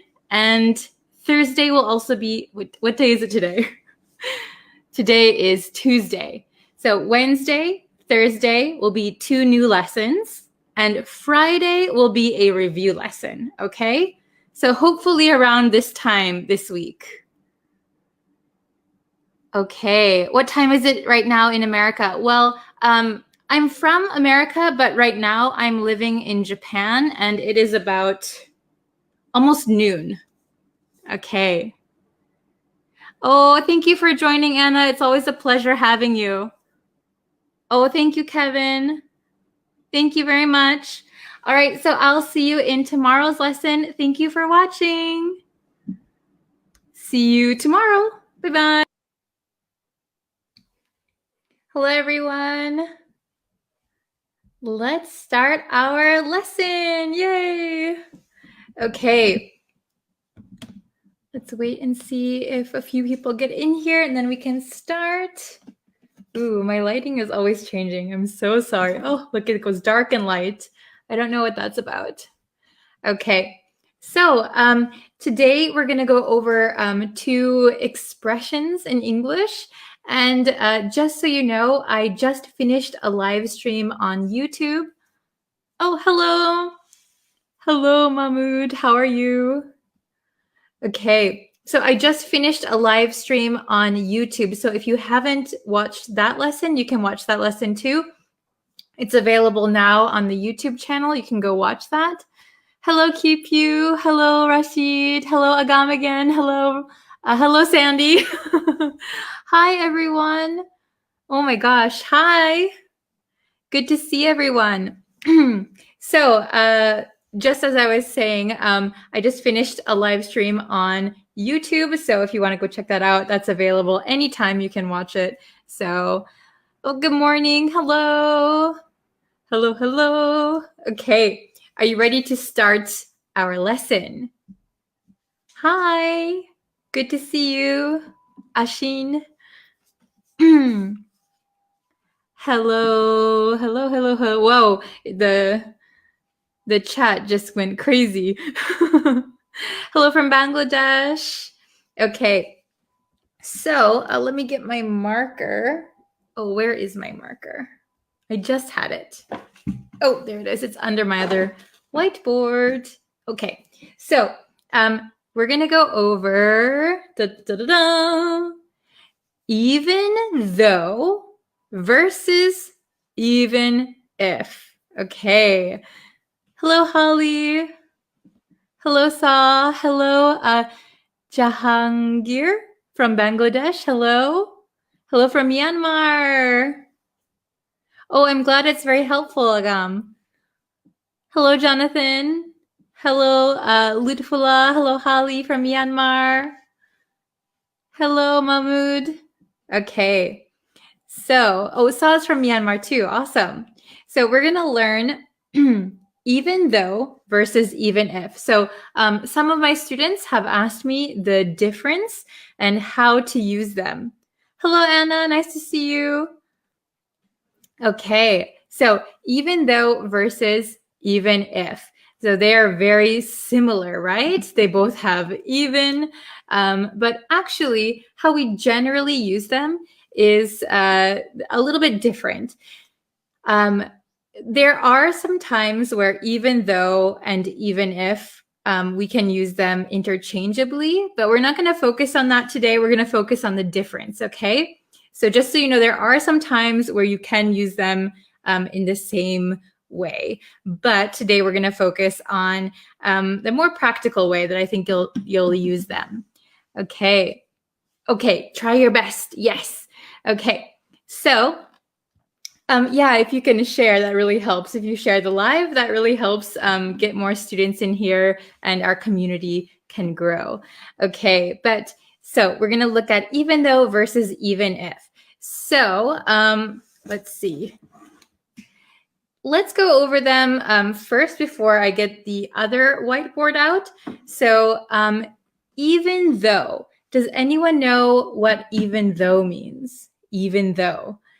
So even though means despite something, despite the fact.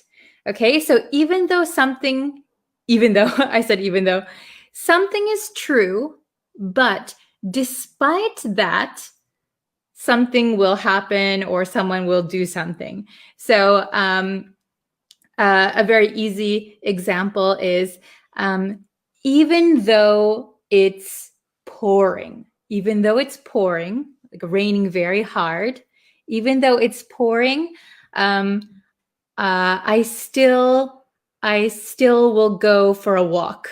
I don't know who would do that. Even though it's pouring, I will still go for a walk. Sounds crazy to me, but despite the fact that it is raining now, even though it's raining, I will go for a walk. Okay? Even if is similar but different. So even if is hypothetical. Do you know the word hypothetical? So hypothetical means that you're kind of imagining the future, right?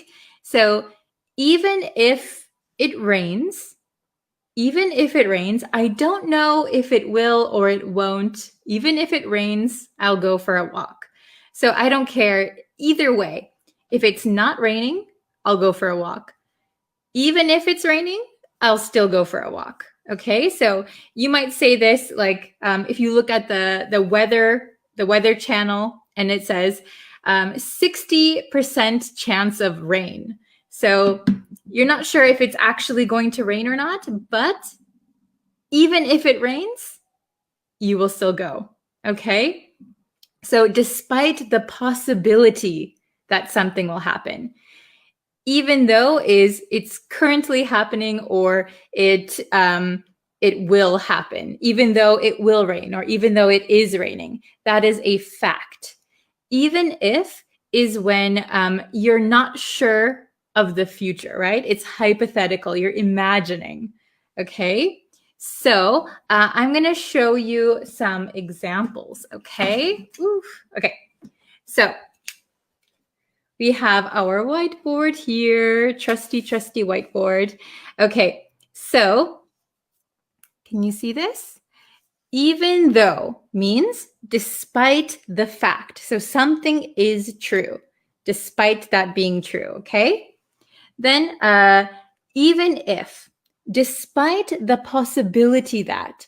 So it's not true, but there is a possibility that something will happen or something is true. Okay, are you following me? Is it understandable? Okay, so let's go over. I have 4 questions for you, so we'll go over them together, and you can please write your comments in the comments. Write your answers in the comments. So number 1, so we're going to use even though or even if. So one of those, it rains, I'll go for a run. So this is similar to the one that I said in my example. Oh, Anna, very quick. Very good. So this one is very similar to what I just said in my example. So, it rains, I'll go for a run. Okay, so let's see. Anna says, even if, very good. Okay. Oh, yes, I see a lot of people. MD and Marcial, very good. Even if, so I'm going to write that down. Even if it rains. So we don't know if it is going to rain, but there's a possibility, right? There's a possibility. Even if it rains, I'll go for a run. Okay, even if. Let's try number 2. He was taller. He wasn't as strong as the others. He was taller. He wasn't as strong as the others. So he was taller. This is a fact. This is not a possibility, right? This is a true statement. He was taller. Oh, very good. Oh, I see a lot of good answers. Very good. Let's see. Agam, Bimal, Sui, Gula, Anna. Well, everyone's getting their answers in. Very good. So I will write down the correct answer. Drum roll, please. Da, da, da, da. Okay. The correct answer is even though he was taller. So despite the fact he was taller, he wasn't as strong as the others. Very good, very good. Okay, you guys are getting it. So we have just two more. So number 3, I like talking to her. English is challenging for me. I like talking to her. English is challenging for me. So which one do you think is correct? Oh, very good. I see some good answers. Number 3, yes, despite the fact that. Very good. So I like talking to her despite the fact that English is challenging for me. That is a big hint. Very good. Oh, I see Anna's got it. Very good. Gula, Mohammed, Sad, Ashin, Marcial. Very good. Okay. I like, the lighting. I like talking to her even though English is challenging for me. Can you see even though? I like talking to her even though English is challenging for me. So maybe English is not your native language, but you're talking to an English speaker. I like talking to her even though English is challenging for me. Okay, and number 4, the very last one. Let's see who can get it first. We were to break up, I would still love him. Ooh. We were to break up, I would still love him. Okay. Oh, I see a bunch of good answers. Okay. So, the correct answer is, oh, very good, Anna. Very good, Gula. Okay. Even if we were to break up, I would still love him. So you can see from this sentence that it is hypothetical. It is a possibility in the future. You don't know if you're going to break up or not. But even if, despite the possibility that we may break up, I would still love him. Very good. Oh, I see a bunch of correct answers. Very nice. Okay. So we'll just go through these really quick. Okay.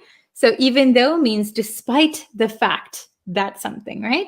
Even if, despite the possibility that. So this is a big difference, possibility and fact. Okay. Number 1, even if it rains, I'll go for a run. Even if it rains, I'll go for a run. If it doesn't rain, I'll still go for a run. Number 2, even though he was taller, he wasn't as strong as the others. So despite the fact that he was taller, this is a fact, this is a true statement. He wasn't as strong as the others. I like talking to her, even though English is challenging for me. I like talking to her, even though English is challenging for me. I kind of bit my tongue there. I like talking to her, even though English is challenging for me. Okay, so English is challenging for me. That is a true statement. That is a fact, but I still like talking to her. Okay, and number 4, even if we were to break up, so this is a hypothetical statement. In the future, there's a possibility. Even if we were to break up, I would still love him. Even if we were to break up, I would still love him. Okay, very good. Okay, so please write some examples in the comments and I'll look at them. I'm still gonna be live, so let's see. Who can give me some good examples? Even though and even if. Even though and even if. And we'll go over them right now. Oh, hello from Turkey. Oh, okay. So Mahmoud said, even if I have work, I never lose your live.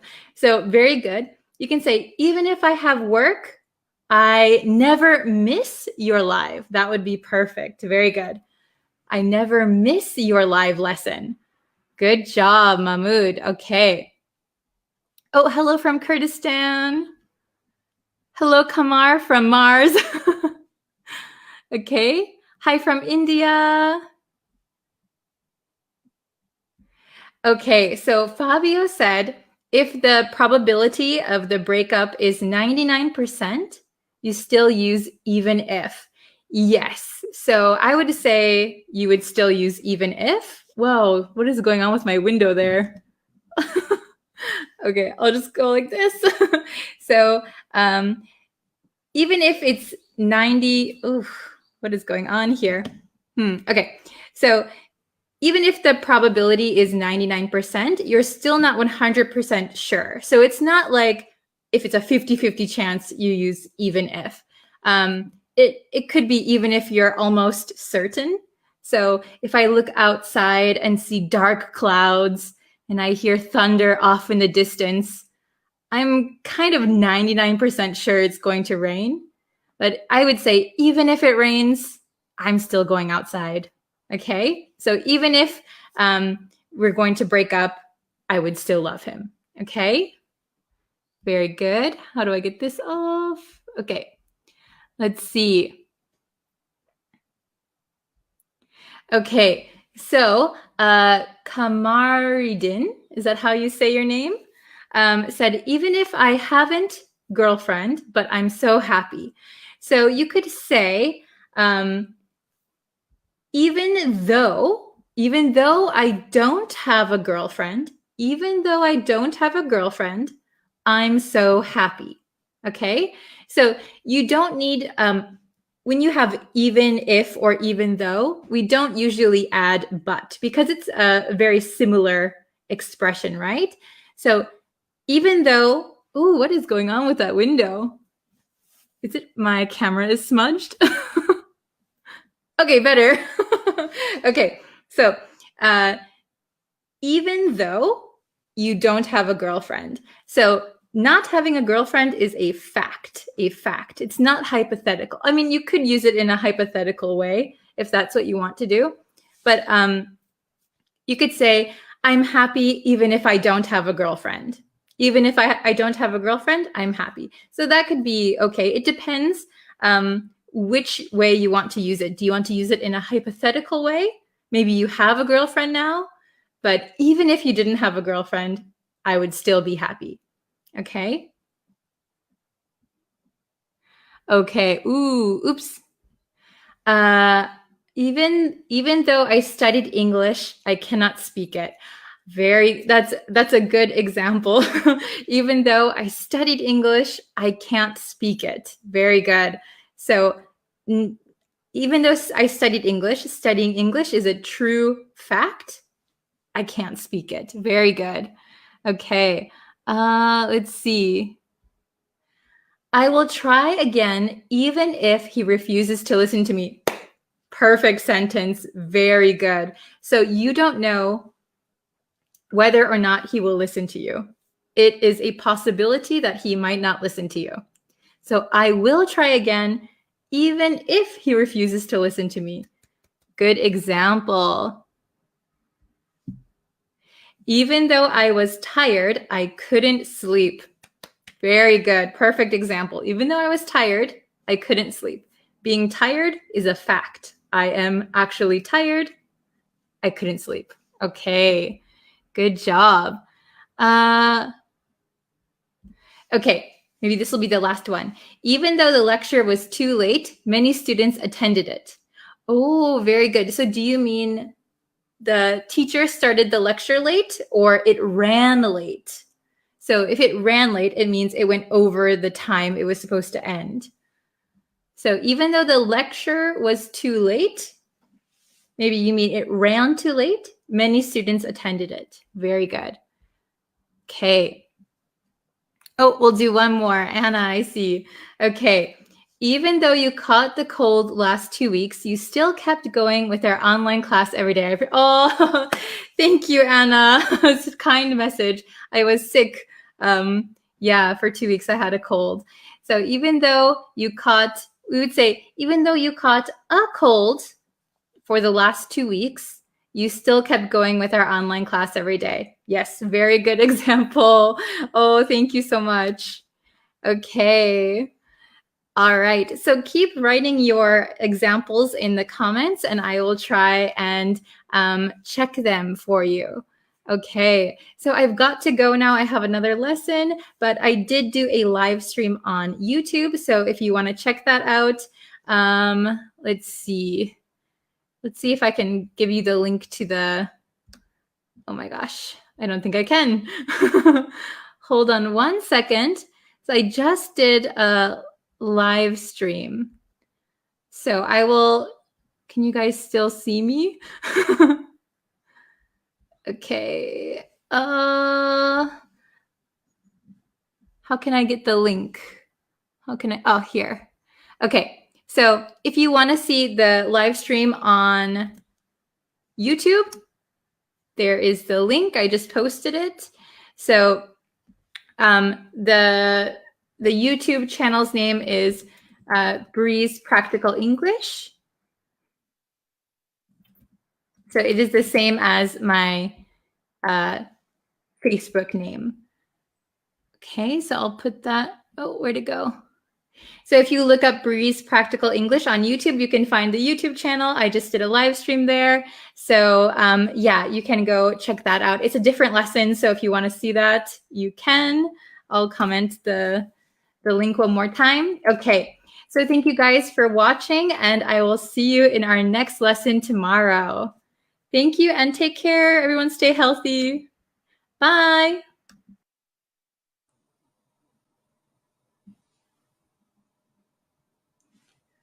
Hello, students. How are you guys today? Welcome to our live lesson. So today we are going to talk about the difference between get and take. Okay, so this has been a highly requested lesson. So we're going to get into it. Get or take. Okay, so these are basic English verbs that we use a lot in speaking. We use them a lot in different expressions, We're going to take a look at the basics today, okay? Hello, everyone. Welcome. Before we jump into the lesson, if you haven't yet, please consider subscribing to the YouTube channel. I would really, really appreciate it. You can also follow me on Facebook. I think you can turn on notifications there as well, so that you know when I go live. And you can follow me on TikTok, Twitter, Instagram, everywhere. Okay, hello, hello. Happy to see you also. Welcome. Okay, so I hope you guys are having a fantastic day, and I hope you're ready to start the lesson. Okay, so we are going to share. There we go. Okay, get or take. Get or take. Very good. So these are just some basic English verbs, but they often get confused, okay? So let's take a look at each one, and then we'll do a little bit of a quiz at the end, okay? Hello from Canada. Hello from Peru. Very good. Okay. So let's look at get first. Get, okay? Meaning, come to have something. So come to have something. For some reason, you have something, right? So synonyms are obtain, receive, acquire. So I would think that obtain, receive, and acquire, yes, these are all synonyms of get, but they're probably a little bit more formal, okay? A little bit more formal. Get is, used in conversation all the time, every day. So I would say get is one that you'll need to know how to use because we use it so much. It's more casual. We often use it in conversation. But synonyms are obtain, receive, acquire. Okay, very good. Oh, I get some money from my mom. That's a good example. Very good. So you obtain it, you receive it. Okay. So here are just two simple examples. So let's take a look. I got a new bike from my parents. I got a new bike from my parents. So just a reminder here, I know in some countries, like in Japan, when I say bike, you think like motorcycle, motorbike. Bike in American English is usually a bicycle, but we often shorten it to bike when we're talking. So I got a new bike or bicycle from my parents. Okay, so we're using got here because you received it. My parents gave me a new bike. So I received it. I got it. Okay, I got a new bike from my parents. You wouldn't use take in this sentence. So if you use take, it sounds like you stole it from your parents. I took a new bike from my parents. Okay, so be careful. The next one, I included this one because it's a little bit relevant with the vaccine, right? And I often hear my students making a mistake with this one. So, did you get the vaccine yet? Did you get the vaccine yet? So when we talk about a vaccine, or we could just call it a shot. Did you get your shot yet? Did you get the vaccine yet? So a lot of my students would say take here. I took the vaccine. Did you take the vaccine? So for vaccine or shots, we do not say take, we would say get because we are receiving it. A nurse or a doctor is injecting you, so you are receiving it, okay? You are not taking it, you're receiving it, okay? So did you get the vaccine yet? I hope you all have gotten the vaccine. Oh, very good. Oh, I got a new car yesterday. Wonderful. Is that a true story? Did you actually get a new car? If so, great. Let's see. I see a lot of examples here, so I'll just show some.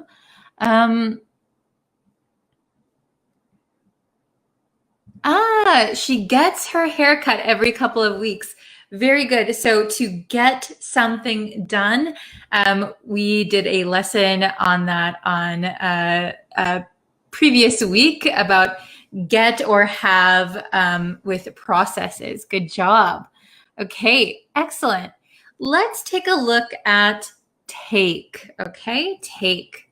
So I have two meanings here. Actually, there are many ways to use take, but we're going to focus on these two meanings, okay? Because they are very similar and they often get confused with get, okay? So meaning number one is to move something from point A to point B, okay? For example, your phone. I took my phone to the living room. I took my phone to the office. Okay, you're moving it. Meaning number two is to remove something, usually without permission. Okay, so to remove something without permission. So that means that you take something without asking. Okay, very good. So let's look at the examples. Okay, so example number one, can you take your bike, so bicycle, can you take your bike to the repair shop? Can you take your bike to the repair shop? So that means you are moving your bicycle, your bike from point A, maybe your house, to point B, the repair shop. So you are actually moving it, okay? Example number two, did you take my book? I can't find it.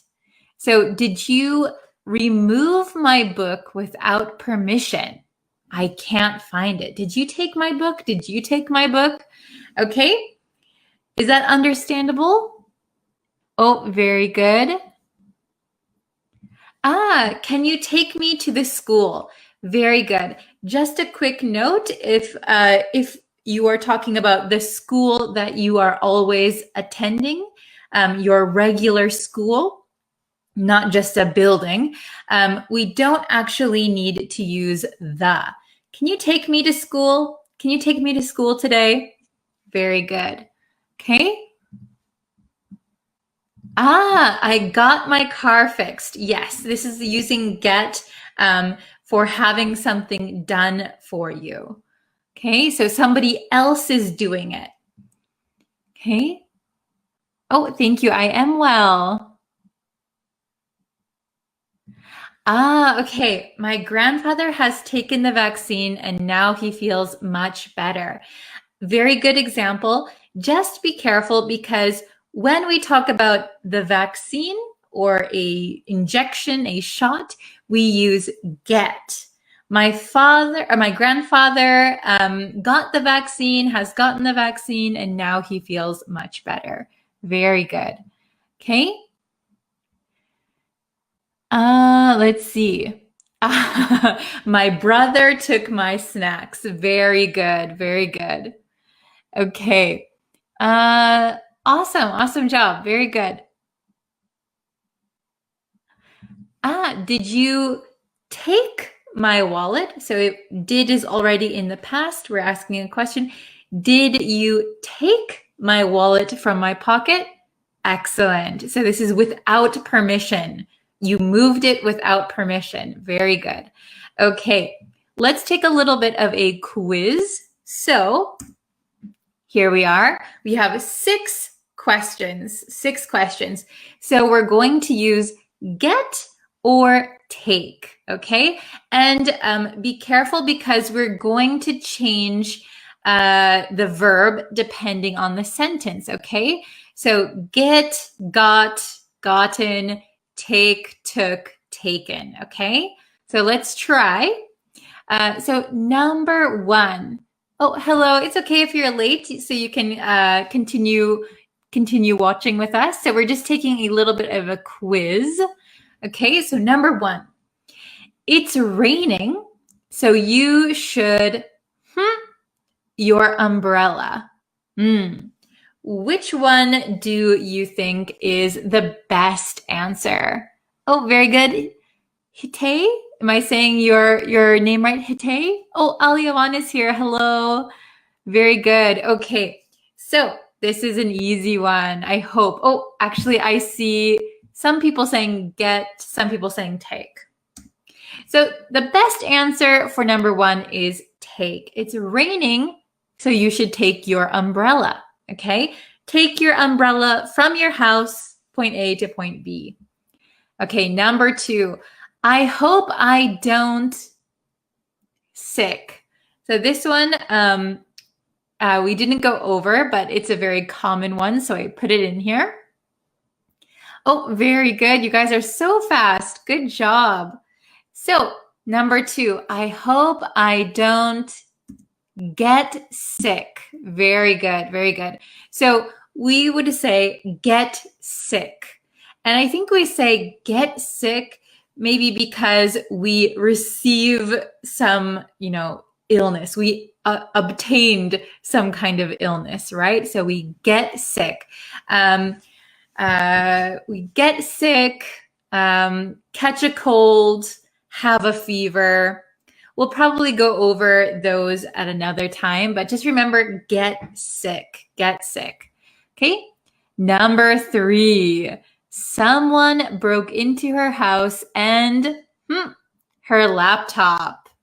Very good. Remember, we're going to change the verb to fit the sentence. Excellent. You guys are so good. Okay. Write your answer in the comments. Someone broke into her house and her laptop. Very good. So the correct answer is took. Someone broke into her house. So to break into someone's house means maybe you go to someone's house without their permission. You break a window. Usually this is a very bad thing. You can get arrested. So don't break into people's houses. Okay. And they took her laptop. So without permission. They did not ask her. They just took it. Okay. Number 4. You shouldn't things without asking.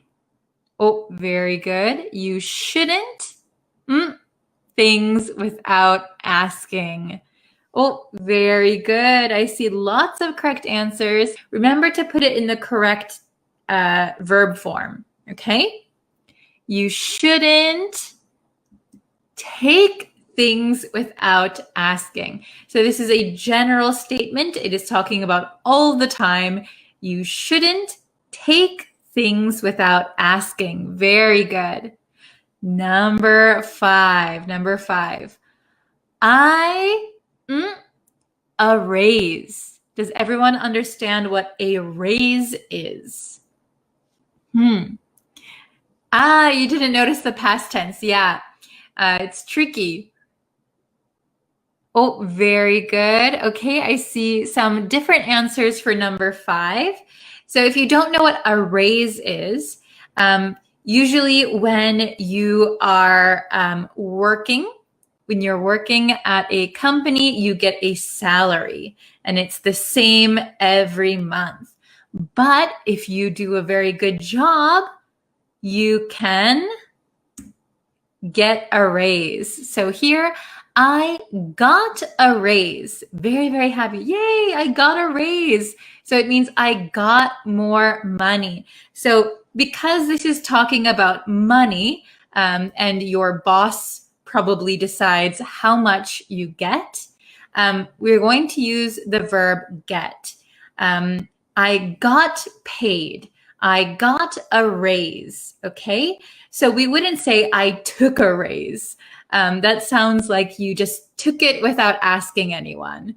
That probably can't happen, right? So you can ask for a raise, and then once they say, okay, I got a raise. Very good. Number 6, you will see this a lot if you go shopping in, for example, in the US. Buy one. Oh, I should have wrote it the same way. Buy one, one free. So imagine this is the number 1. Buy one, one free. Okay, we have some mixed answers. We have some people saying get, some people saying take. Okay, so this is a very, very common thing that you will see maybe in stores. So what is usually always written is buy one, get one free. Buy one, get one free. Or sometimes it just says buy one, get one, and they don't say free, but they mean free. So this is buy one. So if you buy, for example, you buy one notebook, you get one notebook free. So you are able to receive it. It's kind of like a present, So when we're receiving something, we use get. Take means maybe you're just taking it without asking, okay? So be careful. Buy one, get one free. So you are receiving something. Very good. Okay. Was that tricky or was that super easy? Let me know in the comments. There were 6 questions. Did you get all 6 correct? Let me know. Okay. And I'm working on a ton of new lessons. So thank you for your patience. It's been very, very busy for me recently. So I'm trying to get everything done.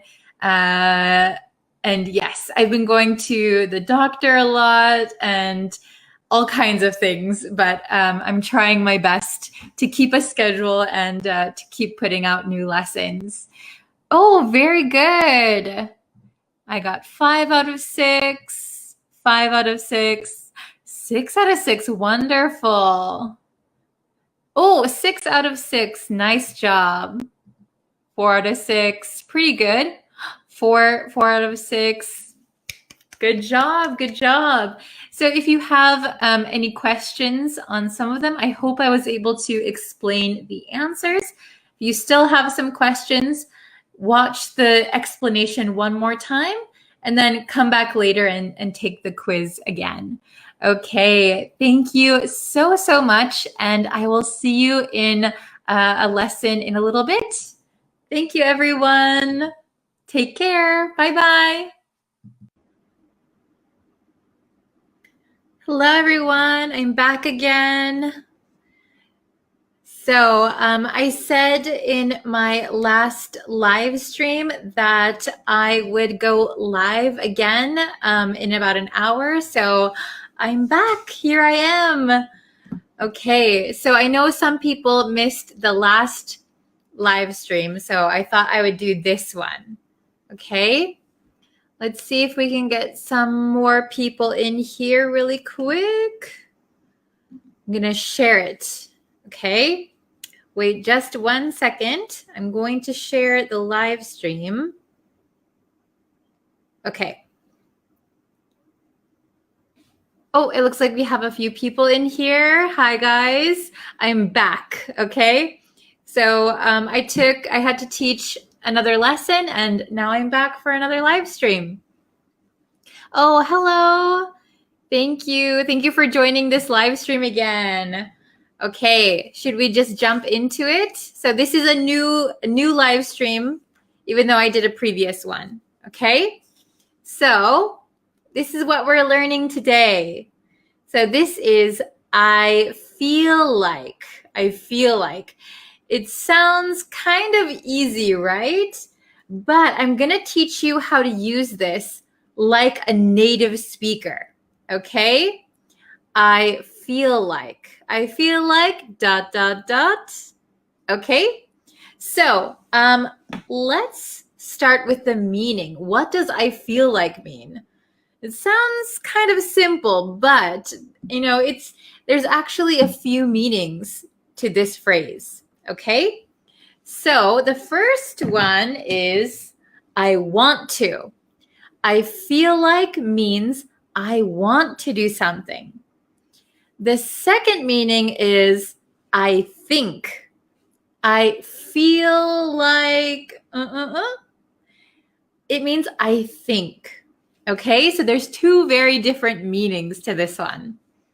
Oh, hello. Thank you for joining us. Do you pronounce your name Bird? Bird Kang? Welcome. Oh, hello.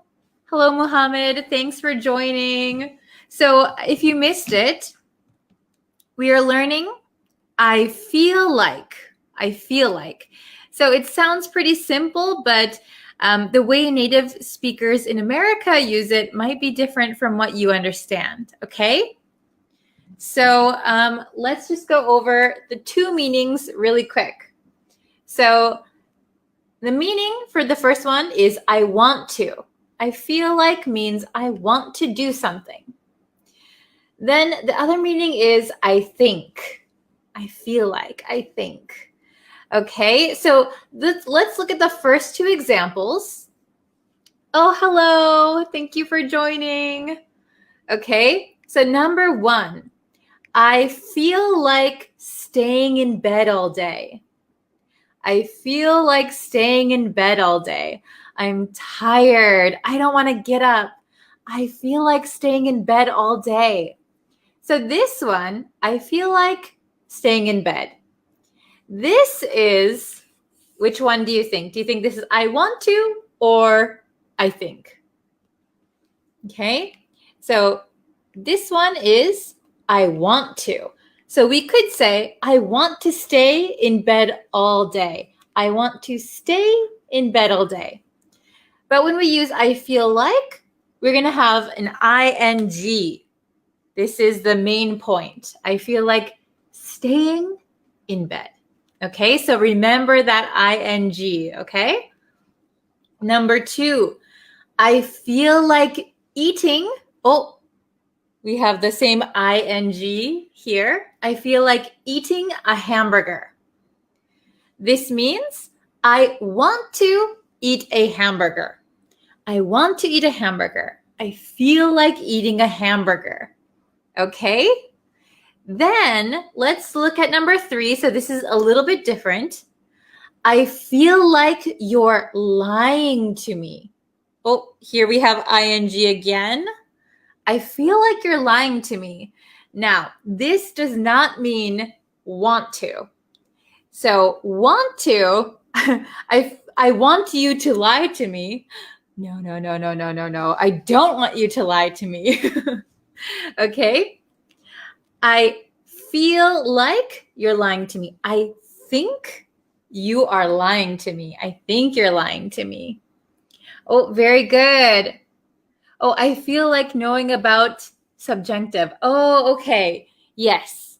You can say, I feel like, instead of knowing, you could say, I feel like studying. I feel like studying, blah, blah, blah, blah, blah. Okay?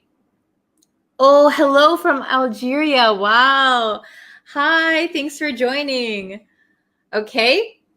I feel like you're lying to me. I think you're lying to me. And then the last one, I feel like it's going to rain. I feel like it's going to rain. So this doesn't mean I want it to rain. It means I think it's going to rain. So we have that ing again here. I feel like it's going to rain. Okay? So let's look one more time. The expression that we're learning, and this is very American, I think. We're learning I feel like. I feel like. Okay? So I'll go over them one more time. The meaning is I want to or I think. I feel like staying in bed all day. I feel like staying in bed all day. I want to. I feel like eating a hamburger. I want to eat a hamburger. I feel like you're lying to me. I think you're lying to me.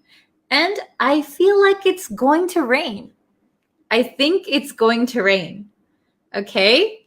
Very good. Very good. Okay. Oh, I feel like enjoying your wonderful lesson. Oh, thank you. Very good. Very nice. Can you guys make some sentences using I feel like? I feel like. So let me think of an example off of the top of my head. I feel like taking a shower. I feel like taking a shower. Maybe after doing a lot of exercise, you get very hot, you get very sweaty. Oh, I feel like taking a shower. I want to take a shower. Or let's see. I feel like it's going to be a busy day. I feel like it's going to be a busy day. This means that I think it's going to be a busy day. Okay? I feel like I met you before. Yes, that's very good. I feel like I met you before. Good example. I feel like staying with you. Oh, good job. You guys have some good examples. Okay? Let's see. So I feel like when you want to or when you think something. So it's kind of like you sense something about yourself or you sense something about the situation. Okay? Yes, very good. So I feel like, what's a good one? I feel like doing the dishes. It's like your own feeling. I want to. My feeling is I want to do the dishes. So I feel like doing the dishes. Okay. Oh, I feel like mastering English. That's a good one. Very good. I hope you all feel like mastering English. I feel like I'm flying in the air. Oh no, what's happening? That is a perfect, correct sentence. I feel like I'm flying in the air. So maybe if you're jumping on a trampoline, you could feel like you're flying through the air. That's a good one.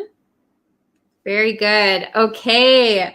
So I hope you guys understand how to use I feel like, okay, in the two different ways that we talked about today. So please try to write some sentences in the comments. I'll check them.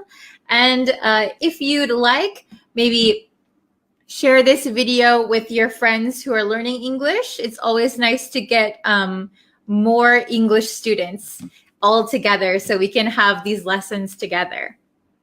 Okay? I feel like I love attending classes. Very good. So it means you think you love attending classes. Very good. Okay. Thank you guys so much for joining us. It was really fun talking with all of you. So I'll try to post a lesson on YouTube very soon. And I also will try to do more live streams. Okay. Very good. Feel like practicing my favorite sport. Yes, that's a good example. Very good. Okay. Well, I have to go now, but thank you so much for joining. I really appreciate it. It's always fun to talk with all of you guys. So I will see you either tomorrow or the day after tomorrow. Okay. Thank you very much. Have a great weekend. Bye-bye.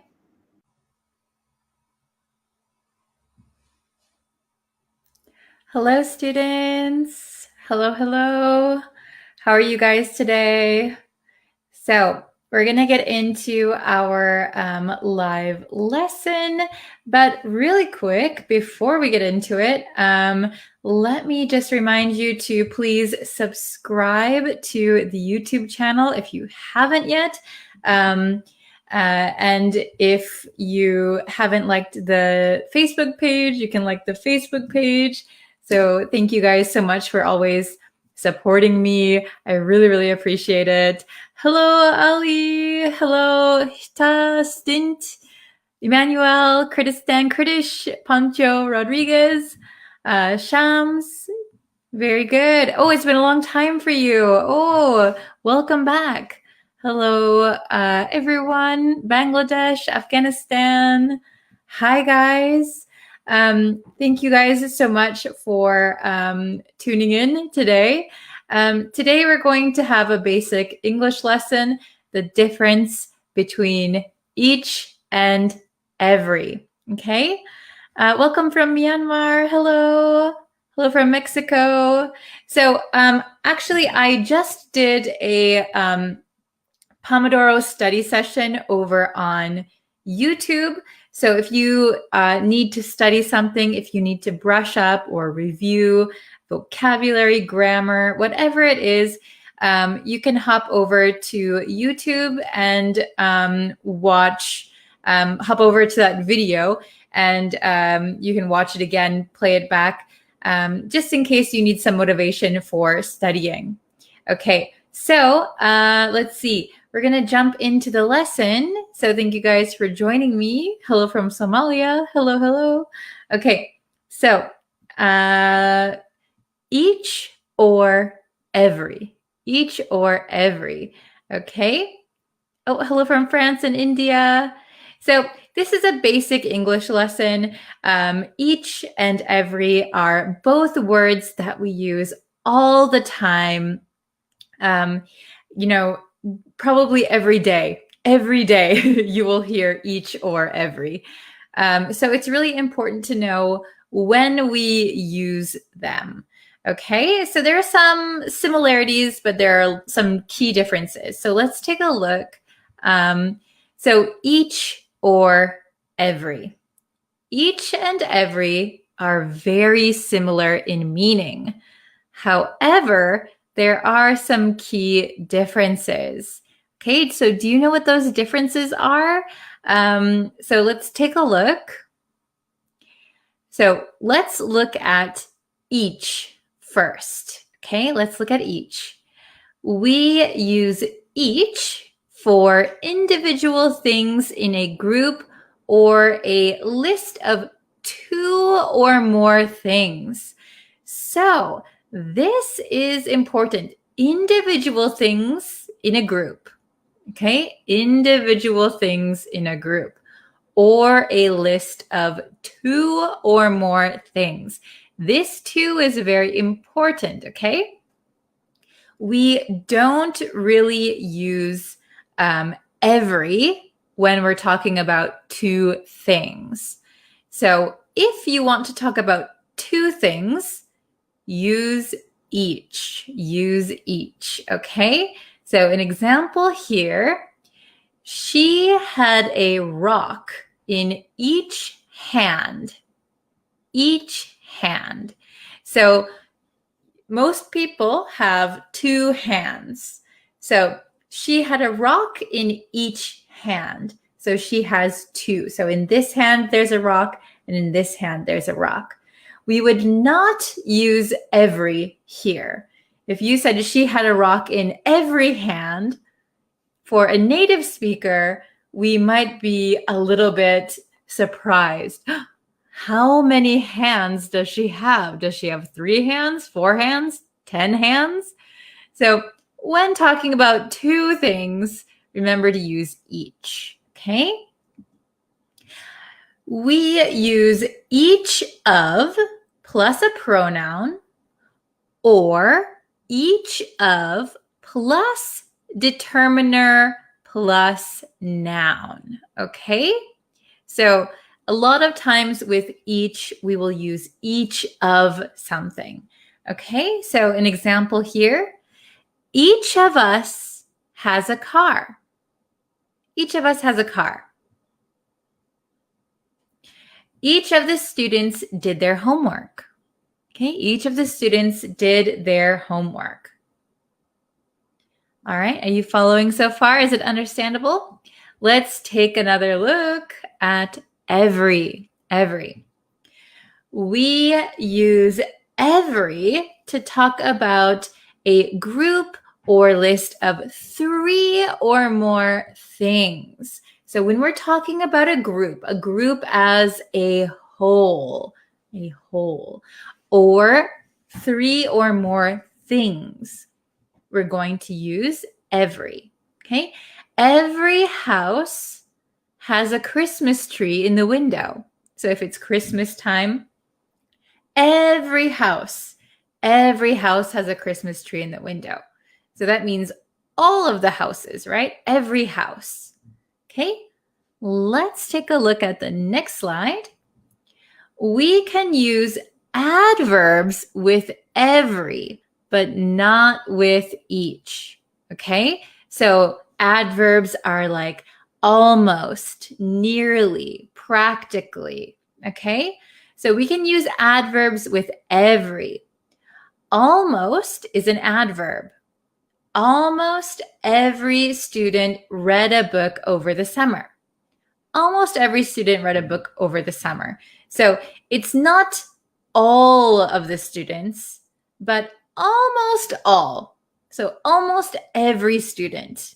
Okay? Oops. Yeah, let's see. Okay. We can use everyone.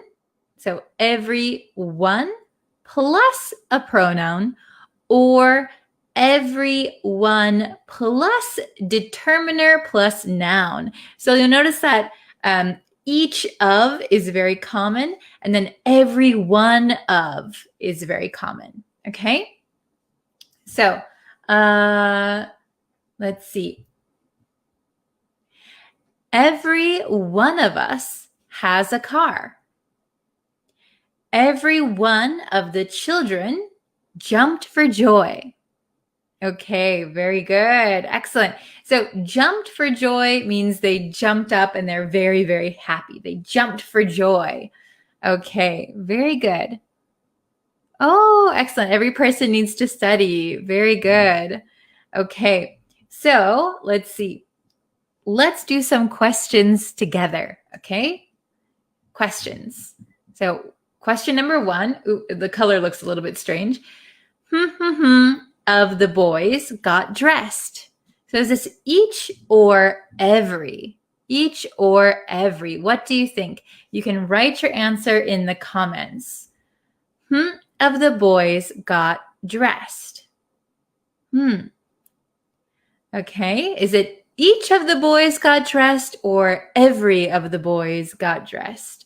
What do you think? Okay, so the correct answer is oh, very good. Each of the boys got dressed. Excellent, excellent. I see a lot of correct answers in the comments. Very good, very good. I think there's probably a slight delay here. Okay, so number 2. Oh, let me check the time. Okay, number 2. Nearly of the girls received a gift. Nearly each one of the girls received a gift, or nearly every one of the girls received a gift. Number 2. Oh, Ali has his answer. Very good. Amar, very good. Okay, so number 2, the answer is every. Nearly every one of the girls received a gift. So here, nearly is an adverb. So we usually use the adverbs with every. Okay, every. Very good, very good. Let's try number 3. He had bandages on leg. He had bandages on leg. Oh, very good. I see some correct answers in the comments. Excellent, excellent.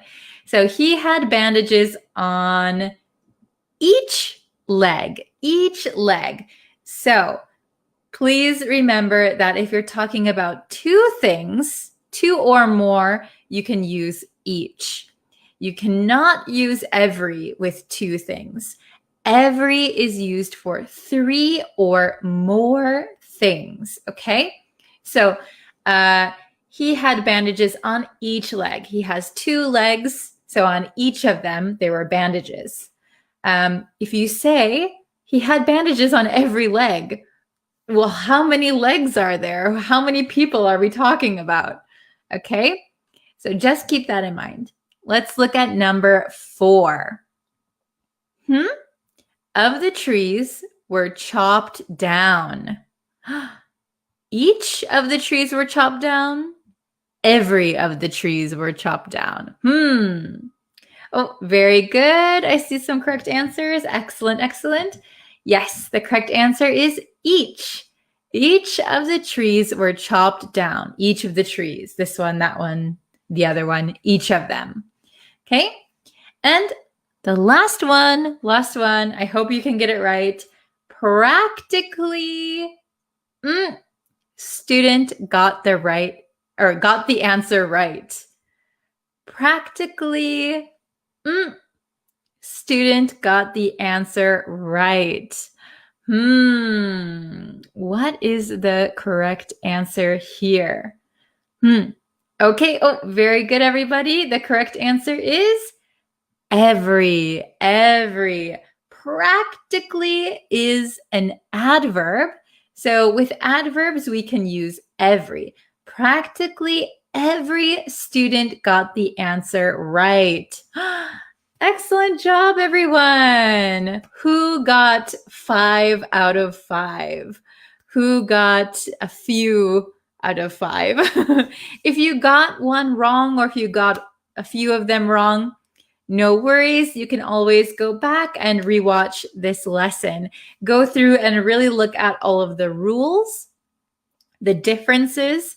Once you understand the differences, it's going to become quite easy, I think. Oh, very good.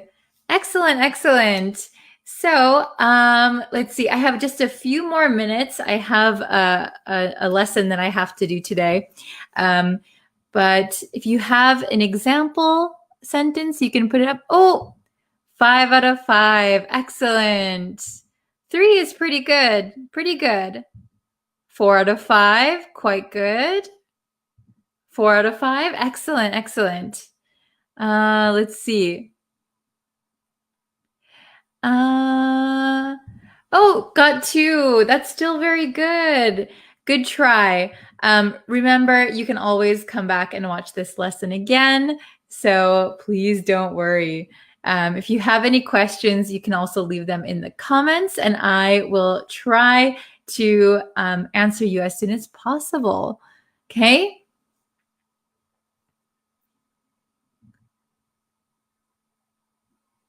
Okay, very good. So I am going to end today's lesson. I will be back with another lesson on YouTube. So I go live on Facebook Monday through Fridays, and every day there will be lessons on YouTube. Okay, so and if you want exclusive lessons, they're on YouTube as well.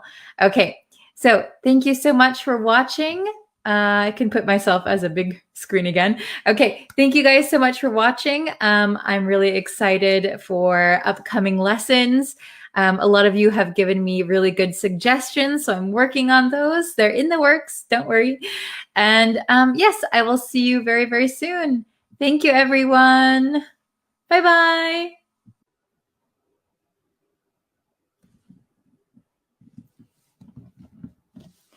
Hello, everyone. How is everybody doing today? How are you? Okay, so we're going to get into the lesson today, and today we're going to go over some adjectives that end in able, that end in able, okay? So we're going to look at some of those today. Hello, Joelle. Hello, Hazel, is that how you say it? Devaska, hello, always good to see you. Uza, Fatihi, Jalil, hello, Sharon. Joshua, hello, Gerardo. Siobhan Patrick. Hello, Syed. Hello, Ahmed. Afrat. Nice to see all of you guys today. How are you guys doing? I hope you are all having a wonderful day. I'm good. It's a little bit hot actually today, so I'm kind of feeling the heat today. Hello. Hello, English teachers. Hello, David. Hello. From India. From Myanmar. Hello. So, today, as I was saying, we're going to go over some adjectives that end in able, that end in A-B-L-E, okay? So when adjectives end in able, basically it means capable of something or tend to do something. So that's why we put able at the end, okay? Hello, Pradeep. Hello, hello. Okay.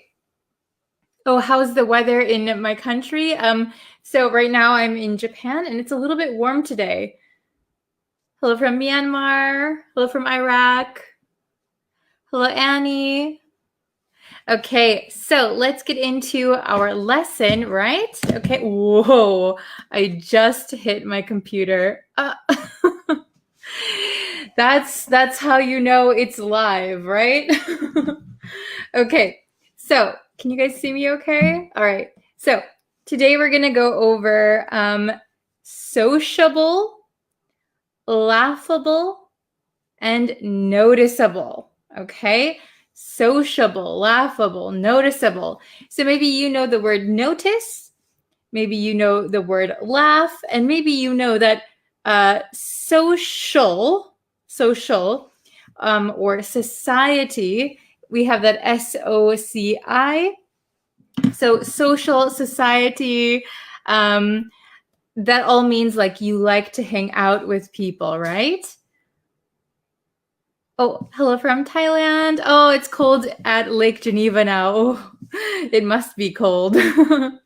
Okay, so let's go over the meanings really quick. So if we have something that ends with able, usually it means capable of something or tending to be something, right? So if we have sociable, sociable, sociable. So I know this word looks a little bit funny. So sometimes my students say sociable, but it's sociable, sociable, sociable. Okay, so sociable means usually we use this as a personality trait. So if someone is sociable, that means that they are very friendly. They like to meet and hang out with other people.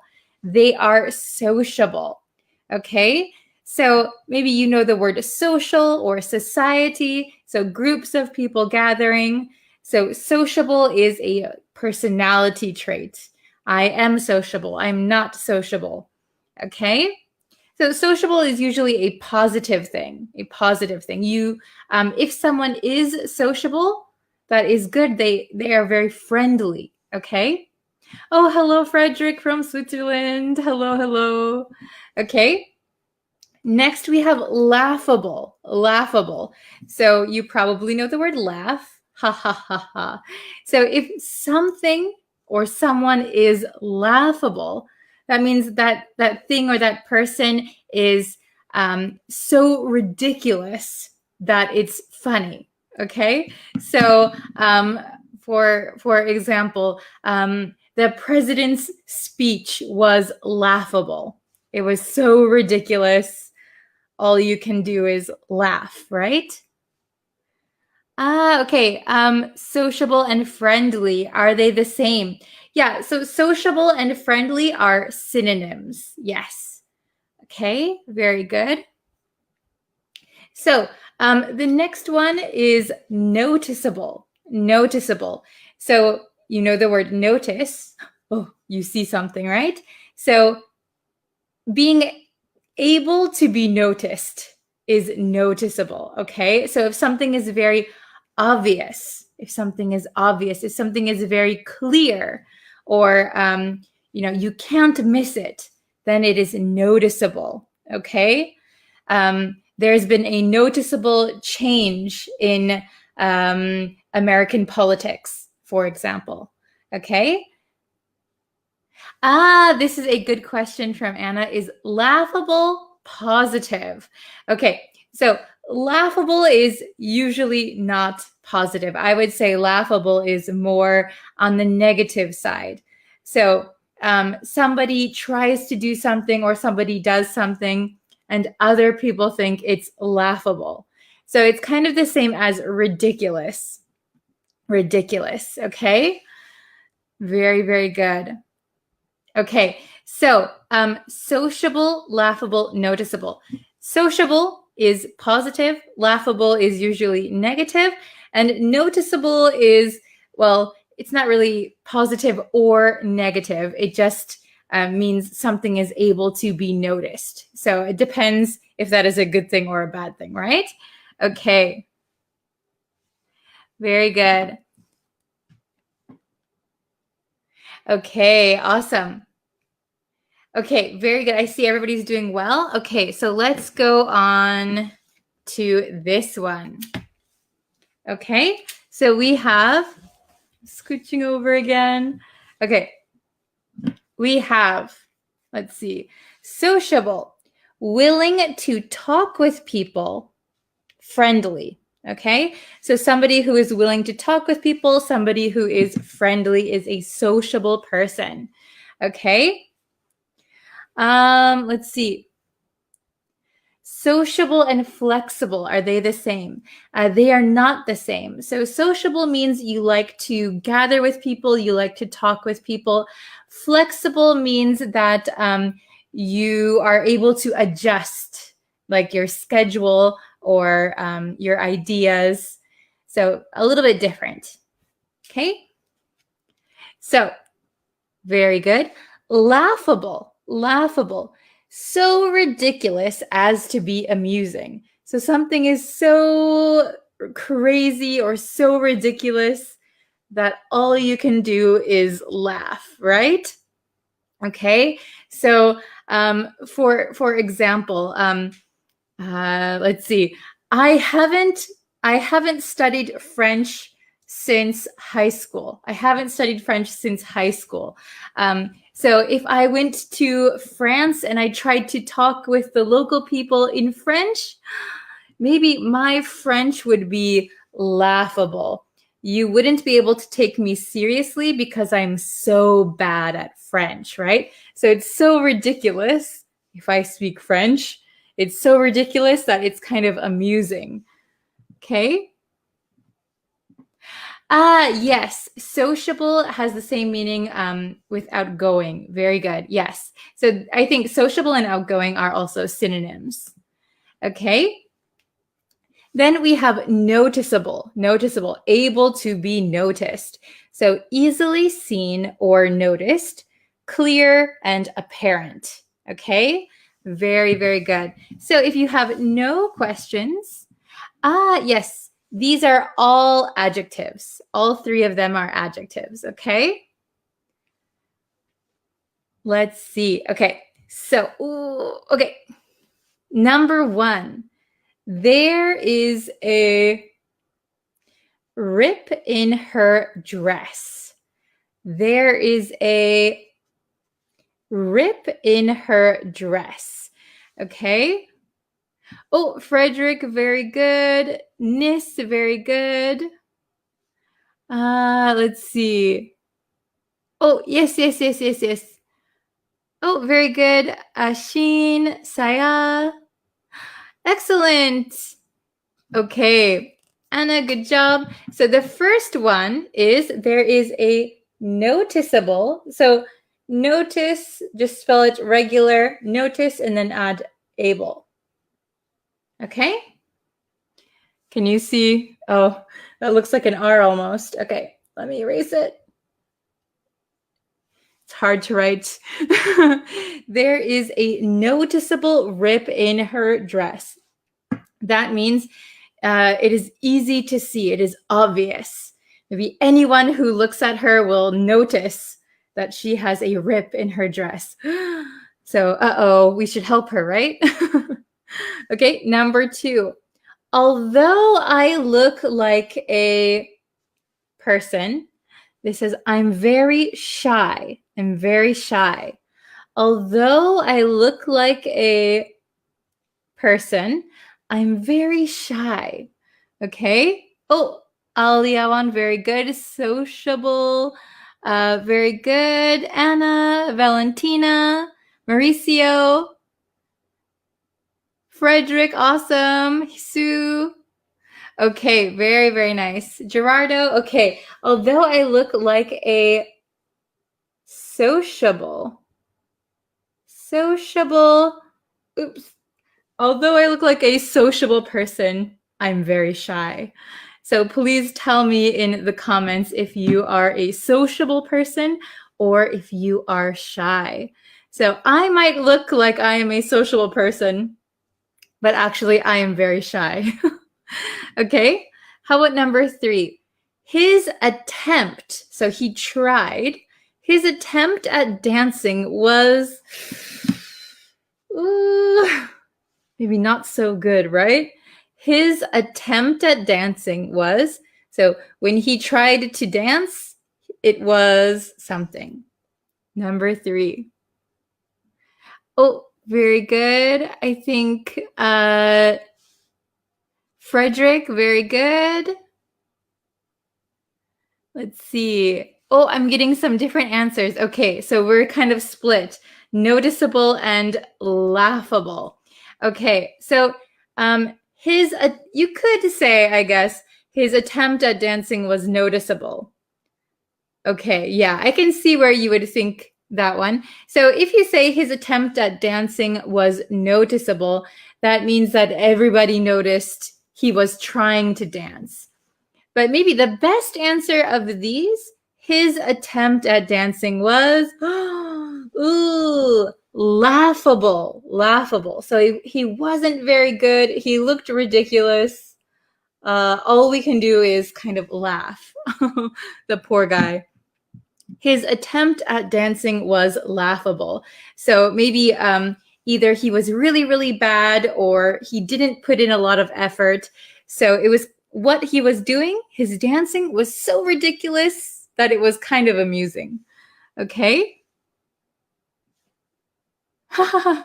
So Frederick said that could be me. My partner needs to wear security shoes. Okay. Number 4. She is a girl who enjoys hosting parties. I think this one is pretty easy, right? She is a girl who enjoys hosting parties. Oh, very good, Anna. Very good. How do you say your name? Andre? Tiut? Jadong? Valentina, very good. Nocta. Okay, so she is a sociable girl. She is a sociable girl. So she enjoys talking with people. She is very friendly. She is outgoing. She is a sociable person. She's a sociable girl who enjoys hosting parties. Okay. How about number 5? Do you think this is stain. I couldn't even read it myself. Do you think this stain is So do you guys know what a stain is? Do you think this stain is Oh, very good, Anna. Yes. Very good, Josette, Janang, Asma, Sumyat, Devaska, very good. Jose, Mauricio, Hain, Lorena. Okay, so do you think this stain is noticeable? So do you think people will be able to notice this stain? So this is, if we say, do you think this stain is noticeable? You could also say, do you think people will notice this stain? Do you think people will be able to notice this stain? So instead of making that long sentence, we could just change it to noticeable. Do you think this stain is noticeable? Okay, so stain, if you don't know what a stain is, if you spill something like, for example, I'm wearing a kind of white blouse today. So if I was drinking coffee and I spilled coffee on me, oh no, maybe I would ask, is this stain noticeable? Can you see it? Okay. Number 6, they thought his idea was ridiculous. Okay. They thought his idea was ridiculous, foolish. Okay, I see a lot of people asking what stain is. I'll answer that again in a second. Mauricio, good job. Anna, Hisumyat, Rashid, very good. Davaska, Mauricio. Okay, so, oops. They thought his idea, I'm erasing it with my hand again, was laughable. It was not a good idea. So maybe they thought his idea was ridiculous. His idea was too crazy. Okay, it's laughable. I could laugh at your idea. I could laugh. I am capable of laughing at it, right? So you can think of able at the end as being capable of something. So sociable, capable of being social. Laughable, capable of laughing at something. Noticeable, capable of being noticed. Okay, I hope that helps. So really quick, I saw a lot of people in the chat that were asking what a stain was. Yes, so Anna actually just answered it. So some marks that are very clear and difficult to wash. Yes, very good. So if you, for example, my example was like if I'm drinking coffee and I spill coffee on my white blouse. So coffee is a dark color, right? So it's easy to notice, and it might leave a big splotch, like brown spot here. So if we can't wash it out, we would call it a stain. It is staying there forever. It's a stain. Okay? Oh, what does rip mean? What does rip mean? So I can show you. So this, I have a tissue, right? So rip means there you can have a verb and a noun for rip. So I can rip this tissue means I ripped the tissue.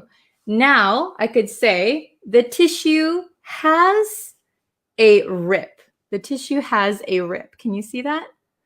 Okay, so I ripped the tissue and now the tissue as a noun has a rip. Okay? Very good. Hello from Pakistan. Okay. Hitet, very good. Rose is not only a sociable, but also considerate girl because she always bends over backwards for other people. Very, very good. So Hitet always uses our vocabulary that we've been learning. So we learned sociable, we learned considerate, and we learned bend over backwards. Awesome. Good sentence. Okay. Okay. What is the difference between thank and appreciate? Okay, so I'll answer this really quick. So to thank someone is a verb, right? We say thank you or to thank someone. Appreciate is the same meaning. What we would say instead of when we use thank, we would say thank you for something. Appreciate would be like, I appreciate what you did. I appreciate your help. I hope that makes sense. I appreciate your help. Thanks for your help. Okay, but they're synonyms. They both mean that you are thanking somebody for something, or you have the feeling of thanks, right? Okay, so I have to go very soon. I saw some questions still in the chat, so I'll try and answer them. I have a few more lessons today, but I will try and answer your questions. Okay, so can you please make a video about verb plus out, off, up? Yes, I will do that as soon as I can. Okay. So thank you guys so much for watching. Again, today we learned sociable, laughable, and noticeable, okay? So please try and use these the next time you are speaking English, okay? Let's see. Oh, hello from Peru. Okay. Let's see. Donald Trump was a laughable president. That is a good example. Okay. Are a spot and stain similar? Yes. So if you say, I have a spot on my dress or a stain on my dress, yeah, they're similar. Okay, so thank you everybody for watching, and I'll try and answer your questions as soon as I can, okay? Thank you for taking the time to watch. Please share with your friends, and if you can, subscribe to the YouTube channel. I will be posting videos quite frequently over there. Okay, thank you so much for watching, and